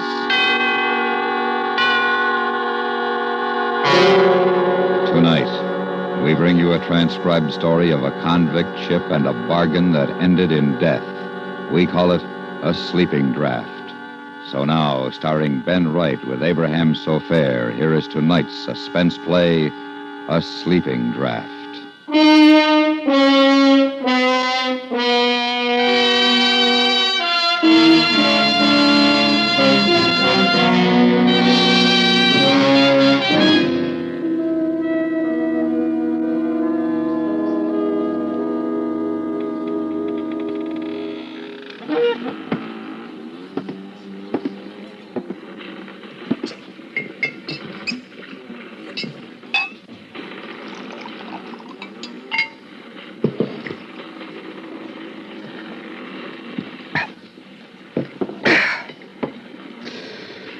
That helps.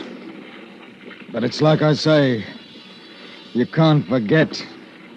You can never forget.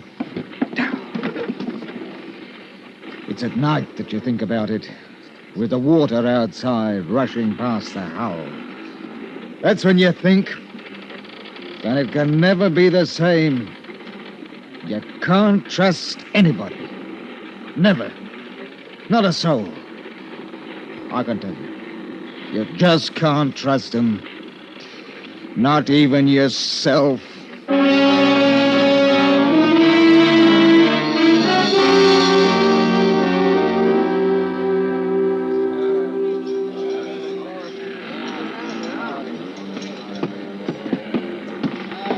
What is it, mister? Mr. Finch says he's ready to board, sir. Oh, he is, eh? All right, I'm not stopping him. Sir, he insists on bringing them aboard one at a time. What? Does he think I'm going to miss the tide? There's over 400 of them. It'll take hours. That's what I said, sir. Mr. Finch, come aboard if you please. I'm sorry, sir. I should have resigned. Stinking, filthy, poor devil cargo. Everything high cockalorum, Captain? No, everything is not high cockalorum. What in blazes do you mean ordering my mate about? Oh, no offense intended, none taken, I hope. I want those scurvy wretches aboard now. All of them. Put them below and we'll weigh anchor. One at a time, sir. One at a time. We got to search them, you know. Why didn't you do that before you took them out of jail? Oh, you'll be surprised what those swine can pick up between jail and the docks. We got to search them one at a time. Oh, they're murdering devils, every last one of them, and that's a fact. The convicts came aboard one by one. I watched them. They were going from London to a land they'd never seen. A colony had bought them. Australia. 400. The sweepings and scrapings sorted out from the muck of the jails, with Finch in charge of them. I've carried dirty cargoes. Dyewood, for instance, crawling with scorpions and spiders, not to mention snakes. And there's cattle. But this, weeks and months at sea with a human cargo who'd as soon cut your throat as spit. What made it worse was I felt sorry for the poor beggars. I watched them come aboard until there were two left. Name? Wilkes. Search him. Hey, now, take your bleeding hands off me. I ain't got nothing. Ain't just stole me last farm. Now, shut your jaw. That's enough, Finch. I won't have the cat used on my ship. I got enough of it where they're going. Oh, you are a trusting soul, you are, Captain. Ah! How'd you like that between your ribs, Captain? Touch of the cat's a lot better than letting this swine bring a knife aboard, eh? Take him below. I don't know how they do it. So help me, I don't know. You've got to watch him for them, right? Next! Right. Oh, here's a terror. Look at the size of him, eh? Dangerous swine. 3 murders in Australia. Escaped. He's in for it when he gets back. Name? Abbey. Jonathan Abbey. Abbey. Well, a gentleman in chains. I am sorry, your worship. Forgive us for daring to lay hands on your highness. I'm sure as how you've been wrongly accused. That's enough, Finch. Search him, take him below. I want Mr. Jonathan Abbey shackled. He's a prize, he is. We mustn't let anything happen to him.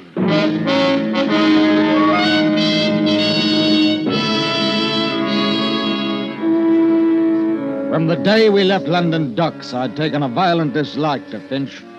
He seemed to be happiest when he was laying about him with his cat on the convicts herded like sheep below decks.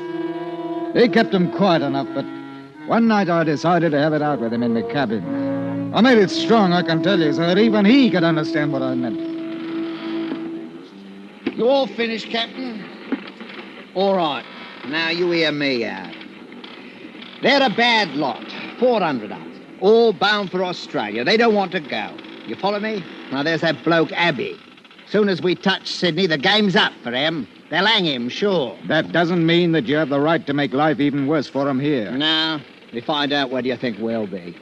What would you do if you was down there? I'll tell you. You'd get hold of this ship, that's what you'd do, and it'd be easy. They're locked in. We've got a guard.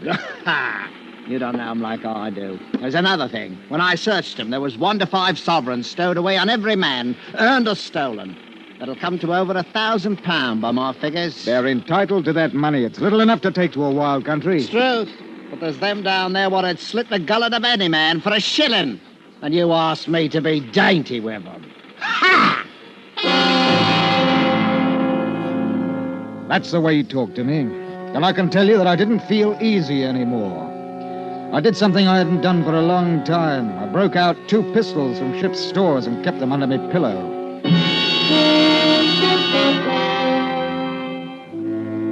It was when we got round the Horn that the first convict died from scurvy. We had to put him over the side, of course, and there was a lot of grousing. I went down to the hold with Finch. It was hot and stinking. Now, you let me talk to him, Captain. I'll put it to rights. You tell him it couldn't be helped. Don't you mind. I'll tell him. Oi! Here comes old bloody pot. Hey, Finch! Did you steal the clothes off the poor beggar's back before you threw him in? Them! We ain't men, dearie. We're dogs, or haven't you heard? Why didn't you wait to bury poor old Smithy in the ground instead of chucking him in the sea? All right! All right. We got another 2 or 3 weeks before we reach land, and I'll make a bargain with you. The next one what dies, now that it's getting nice and hot, I'll just leave him down here. You can take care of him and mourn him till we get to Australia. How's that? £1/4 you don't keep him for 3 days. That's old bloody pot. Always a nose for business. And if you ain't satisfied with that, I'll see that the hatch is closed down tight for the rest of the voyage. And you can boil for all of me.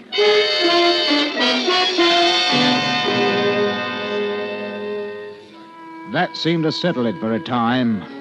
I began to see that in spite of Finch's hardness with him, the prisoners knew he was master and behaved themselves. That is, most of them did. But there were others. And that's what began the trouble. We were 2 days out of the Cook Islands when it happened. Yes? Captain, there's a man on deck. We brought him up from below. It's horrible. What happened? One of the convicts, sir. Oh? Fight? Yes, sir.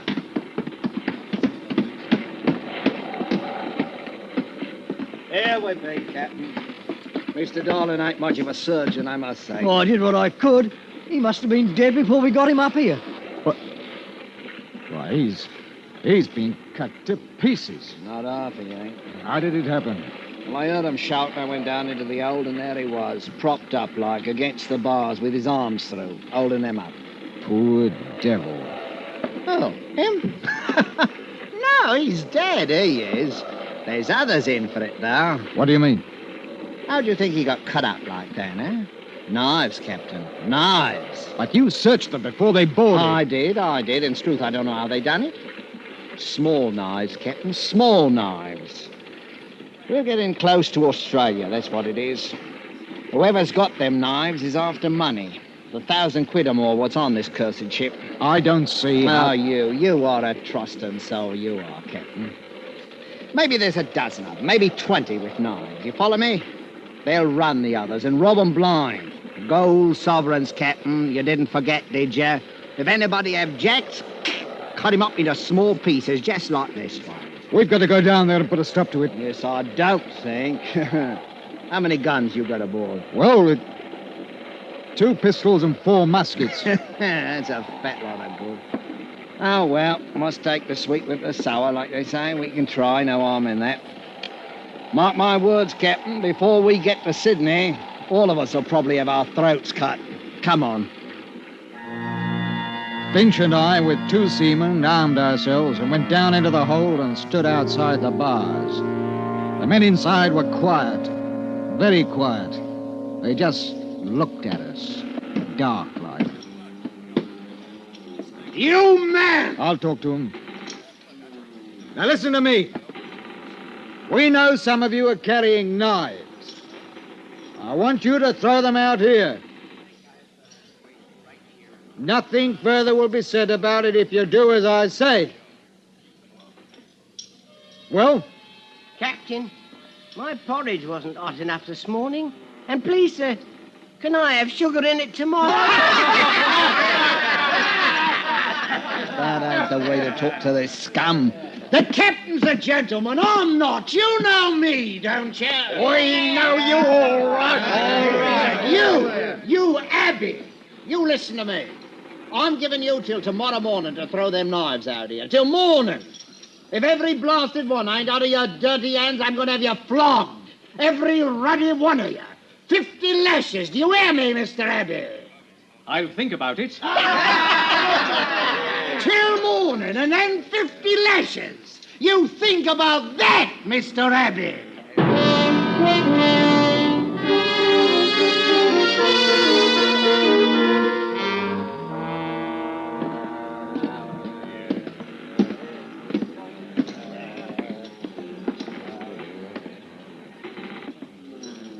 Good morning, Captain dear, and Mr. Finch.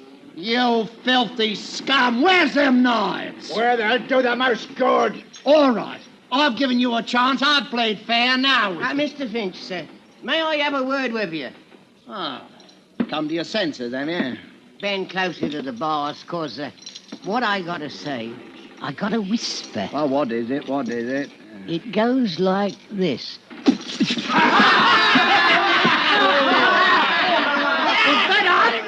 100 lashes, Wilkes. I'll take you first and handle the cat myself. Oh, no, sir. Why not take him first? He won't feel it like I will. The crowd of men parted suddenly, and from out of them was pushed what had once been a man. It fell against the bars, and then, no longer with the support of living arms, slid to the deck. We looked at him, Finch and me. His life had been worth a sovereign, maybe 2. He hadn't either now. And the knives were still in the hold with them that had killed him.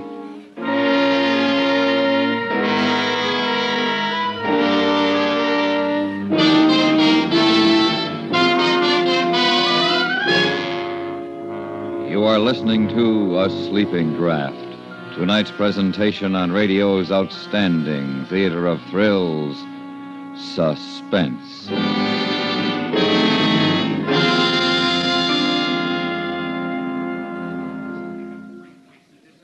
With omniscience as rare a faculty as it is, most listeners like to be sure that their sources of information are reliably accurate. And that, in a nutshell, explains why so many listeners make it a point to learn what is happening in the world from members of the CBS News staff. Keep tuned to CBS Radio throughout the day and evening, and you'll keep in the know on local, domestic, and international affairs. And now we bring back to our Hollywood soundstage Mr. Ben Wright and Mr. Abraham Sofair, starring in tonight's production, A Sleeping Draught, a tale well calculated to keep you in suspense.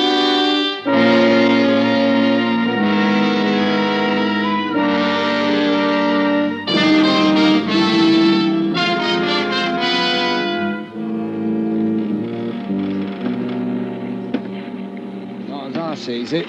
We got to have a council of war, in a manner of speaking, Captain. I'll tell you one thing, Mr. Finch.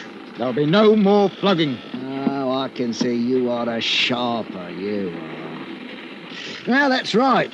That's right. It's too dangerous. We ain't armed for it, and they're in a nasty mood. We got to be artful, same as they. I wish we could spill the old lot of them overboard. Want to lose your contract for carrying? Not bloody likely. Listen here. I'll get them knives. How? It's Abby. Abby is behind this. He tells them what's what. You get him out, and the others will come round. You mark my words. Are you going into the hole to get him? Well, not yet. Not yet. Wouldn't be safe now. Not for nobody to go in there. But in 4 or 5 days, Captain, after we cut off their water and food, seal the hatch, you see what happens. They die. Well, they'll die from the knives, then. Which do you want? They'll be begging you to take the ruddy knives in 3 days. And if they don't? We tell them to hand over Abby to us, that he's the one to blame for their misfortune. That'll do it. All right. If that's the only way, I'll give the order. Yeah, but not just yet, Captain. Not just yet. We'll let them sit down there and wonder, huh? Wonder what we're going to do about it. Some of them may get nervous. We'll let them wonder a bit.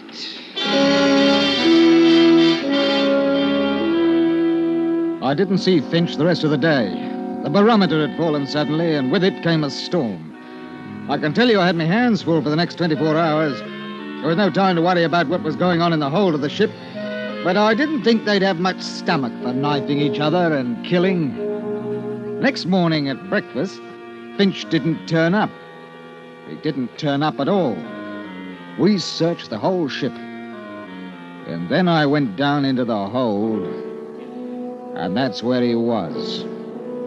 And he hadn't died quickly. Someone had held him against the bars, and the others had... He hadn't died quickly. Present for you, Captain. Who did this? Who did it? I wouldn't waste sleep mourning him, Captain. He was a bully. No better than us, except that he was outside. Abby, I thought you were shackled. I was, but Mr. Finch kindly supplied the key to unfasten me. Oh, you're going to pay for this. All of you! Where are those knives? In here, Captain. Want to come in and get them? You pay for this! You're repeating yourself, Captain. Good morning. The blasted convict had dismissed me, like I was a clerk in an office. And there wasn't anything I could do about it. With Finch out of the way, they knew I was an easy mark. It was the nights that got on my nerves. I could hear things happening, lots of things, and it was awful. Those devils with the knives, and then each morning we'd have to pull out 6 or a dozen, all cut about and bleeding. Most of them died. And those with the knives were getting money. Money they stole from the victims. I began to be afraid of my crewmen, that one would take a bribe, let that murdering crowd out. I walked around with 2 pistols in my jacket all the time. And then late one afternoon, something very bad happened. I was standing by the wheel. Captain! Captain! Here, bosun. He got out, sir. Got out who? Who? The big one, Abby. 2 of us were standing guard. We heard a scream. It was Abby. Said he'd been stabbed. Benson opened the grill to get him, and Abby bashed him on the head and bolted. What about the others? I got the grill closed in time. They're safe enough. He must be somewhere on the ship, sir.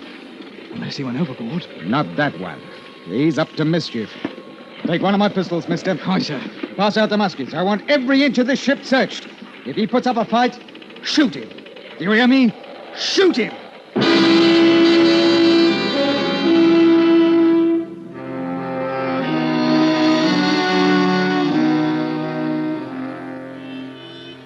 The night comes quickly in southern parts. Did you ever try to search a ship at night with lanterns? It's not easy. Too many shadows, too many sounds, which could be rats or a murderer who's bigger than what you are and could choke your life out in half a minute.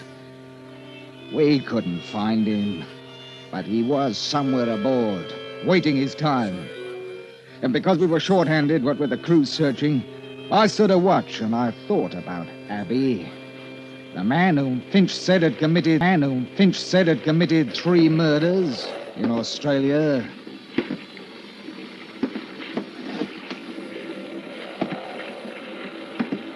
Don't turn around, Captain. It's only a little knife, but don't move. What do you want?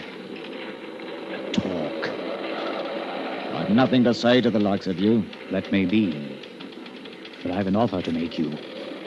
You know what I'm in for when we reach Sydney. Finch told me. I've no pity for you. I'm not asking for pity. I've an offer to make. Huh? The men below are planning to take the ship. I don't think they've got a chance, but they'll be killing. Those that have got the knives have got the money, too. It's £1,200. I'm aware of that, mister. I can get the knives for you. Ah? All I want is a chance to get away before the ship docks. How do I know it isn't a trick? Turn around, Captain. Here, my knife. Will that convince you? You must have a pistol. You can shoot me if you want. What makes you think that you can get the knives away from me? I can. That's all you need to know. I couldn't help you openly, you know that. You were put aboard as a murderer. You're in my charge, and it's my job to turn you over to the police as soon as we arrive. Then? If you could get the knives, though, I might be able to give you a chance to clear out. That's all I want. A chance. All right. I must have a pistol. What? A pistol. You take me for a fool? No, it's the only way to get the knives. Yes, I'll give you this pistol and you shoot me down. Not likely. If I'd wanted to do that, Captain, I'd have cut your throat 2 minutes ago. Yes. But you're a murderer. I know. No, you can't have it. It's either them or your ship, and probably your life. Well? You talk like a gentleman, but suppose you want my pistol so that you can free them. You just have to trust me, as I trust you, to give me a chance to get away. Take it. Here. What about the guards below? They'll shoot. I'll take you down. I'll say I caught you. How do I get out again when I've got the knives? Send word that you want to see me. All right. Captain, I'm trusting you now. I want that chance to get away. We'll talk about that if you get the knives. I'll take you below now and come back tomorrow.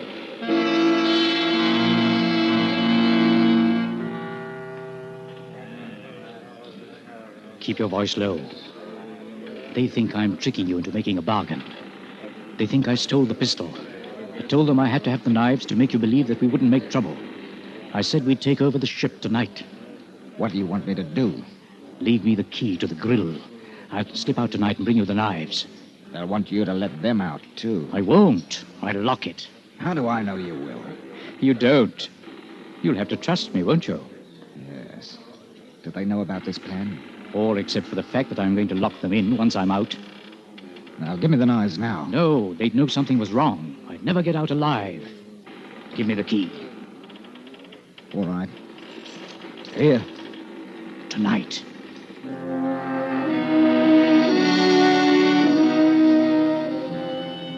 I waited. And I can tell you I didn't like it. The wind came up a bit, and I knew that before sunrise we'd be in Sydney. That is, if I could trust a murderer. At 10 o'clock that night, there was a tap on my cabin door. One of your crew nearly caught me coming down here. I've kept my side of the bargain. Oh, you needn't worry. The knives are all there. Here's your pistol. No. You may need it. Oh, thanks. Now, how do I get away? We'll be in port in about 6 hours if the wind holds. You stay aft in the longboat. Mm-hmm. When you hear the anchor go, drop over the side and swim for it. Very well. I'll try to anchor as close to land as possible before I take her in. If I can land without being seen, I've got some friends who'll hide me. Yes, well, I don't want to know about it. Just remember, when the anchor's let go, that's your signal. Thank you, Captain. I trust you. I'd like to shake hands with you. I took the hand of the murderer, and we shook hands like old friends. And then he was gone.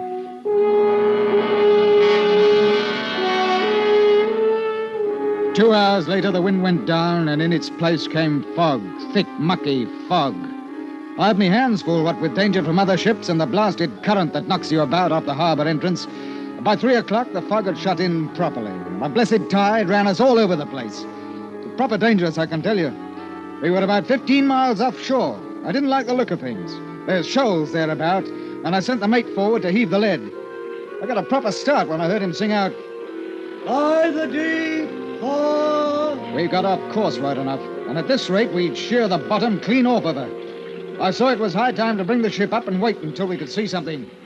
Let go the anchor! Let go the anchor! Give her 35 fathoms to the water's edge, bosun! Eyes up! None too soon, sir. She was shoaling fast. That blasted current must be making 5 knots out to sea. Listen to her. She's holding, sir! The anchor. The anchor! Abby! I ran to the longboat. It was empty. He'd heard the signal as the anchor paid out. Couldn't see in the fog and had gone overboard into a 5-knot tide running straight out to sea, 15 miles from shore. He trusted me. That's why I tell you, you shouldn't trust anybody.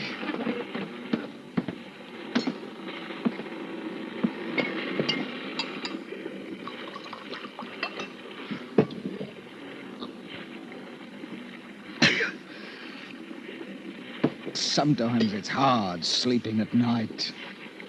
When you hear the water outside, you think. That's when it's hard to sleep.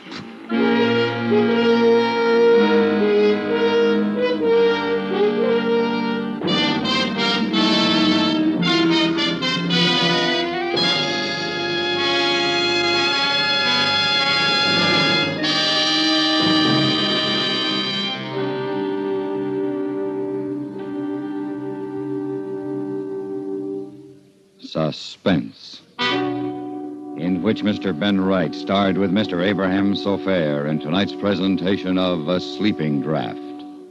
Be sure to listen again next week when we bring you another presentation of radio's outstanding theater of thrills, Suspense.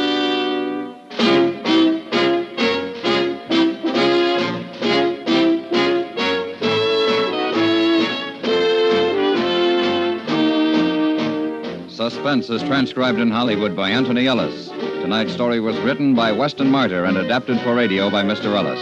The music was composed by Rene Garrigank and conducted by Wilbur Hatch. Featured in the cast were Abraham Sofair, Eric Snowden, Hans Conried, Charlie Lung, Stan Jones, and Raymond Lawrence. Got money to burn? Well, neither has Uncle Sam. The nation cannot afford to let precious timber go up in smoke. As an American, you cannot afford to let a carelessly tossed cigarette start a forest fire that may cost millions of dollars and may even cost human life. Help keep our forest lands green and growing. Stay tuned now for 5 minutes of CBS News, to be followed on most of these same stations by My Son Jeep.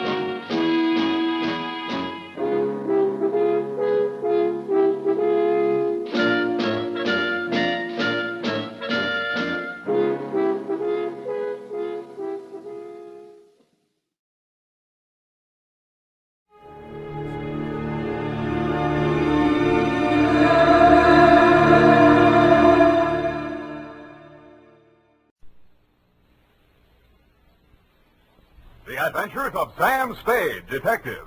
Brought to you by Wild Root Cream Oil Hair Tonic. the non-alcoholic hair tonic that contains lanolin. Wild Root Cream Oil. Again and again, the choice of men who put good grooming first.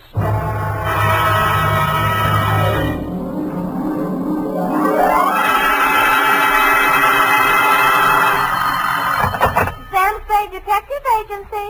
It's me, sweetheart. Risen from not one, but 2 deathbeds. Oh, Sam, I bet not. You wouldn't take that lying down. Oh, Effie, you made a joke. Oh, you did first, Sam. I did not. Oh, you mean you actually Oh, don't pin me down. Anyway, I was present at 2 dying declarations.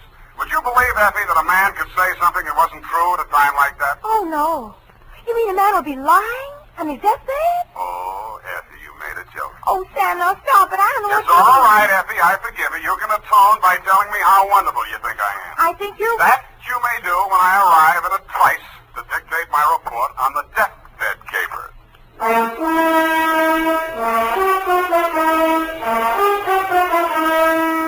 Dashiell Hammett, America's leading detective fiction writer and creator of Sam Spade, the hard-boiled private eye, and William Spear, radio's outstanding producer-director of mystery and crime drama, join their talents to make your hair stand on end with the adventures of Sam Spade.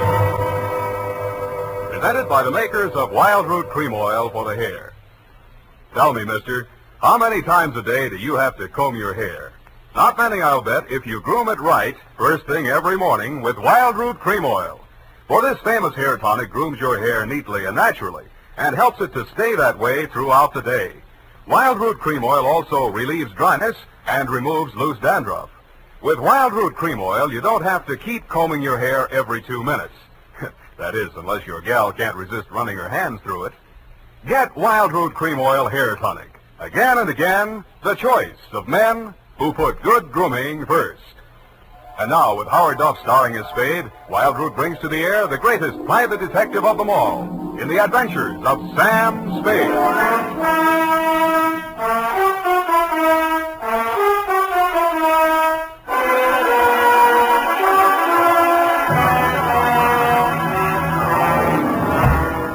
Many brave hearts are asleep in the deep. Sam, you're a sailor. Captain Sam, there's the brig for you. You got your logbook handy, gal? Oh, yes, Captain.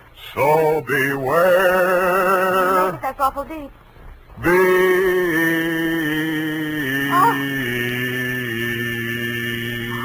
Date June 20th, 1948. Where? Oh, I have no shame. To Marin County Sheriff's Office, San Rafael, California. Attention, Deputy Woodington from Samuel Spade, license number 127-596. Subject, the deathbed caper. Dear Bill, the dawn came up like thunder out of Chinatown across the bay. In San Francisco, all we could see was fog. But on your side, it must have lifted briefly because somebody named Dan Starbuck managed to find his way to a phone booth, call me, and ask me to meet him at the 3rd Street Pier in Sausalito.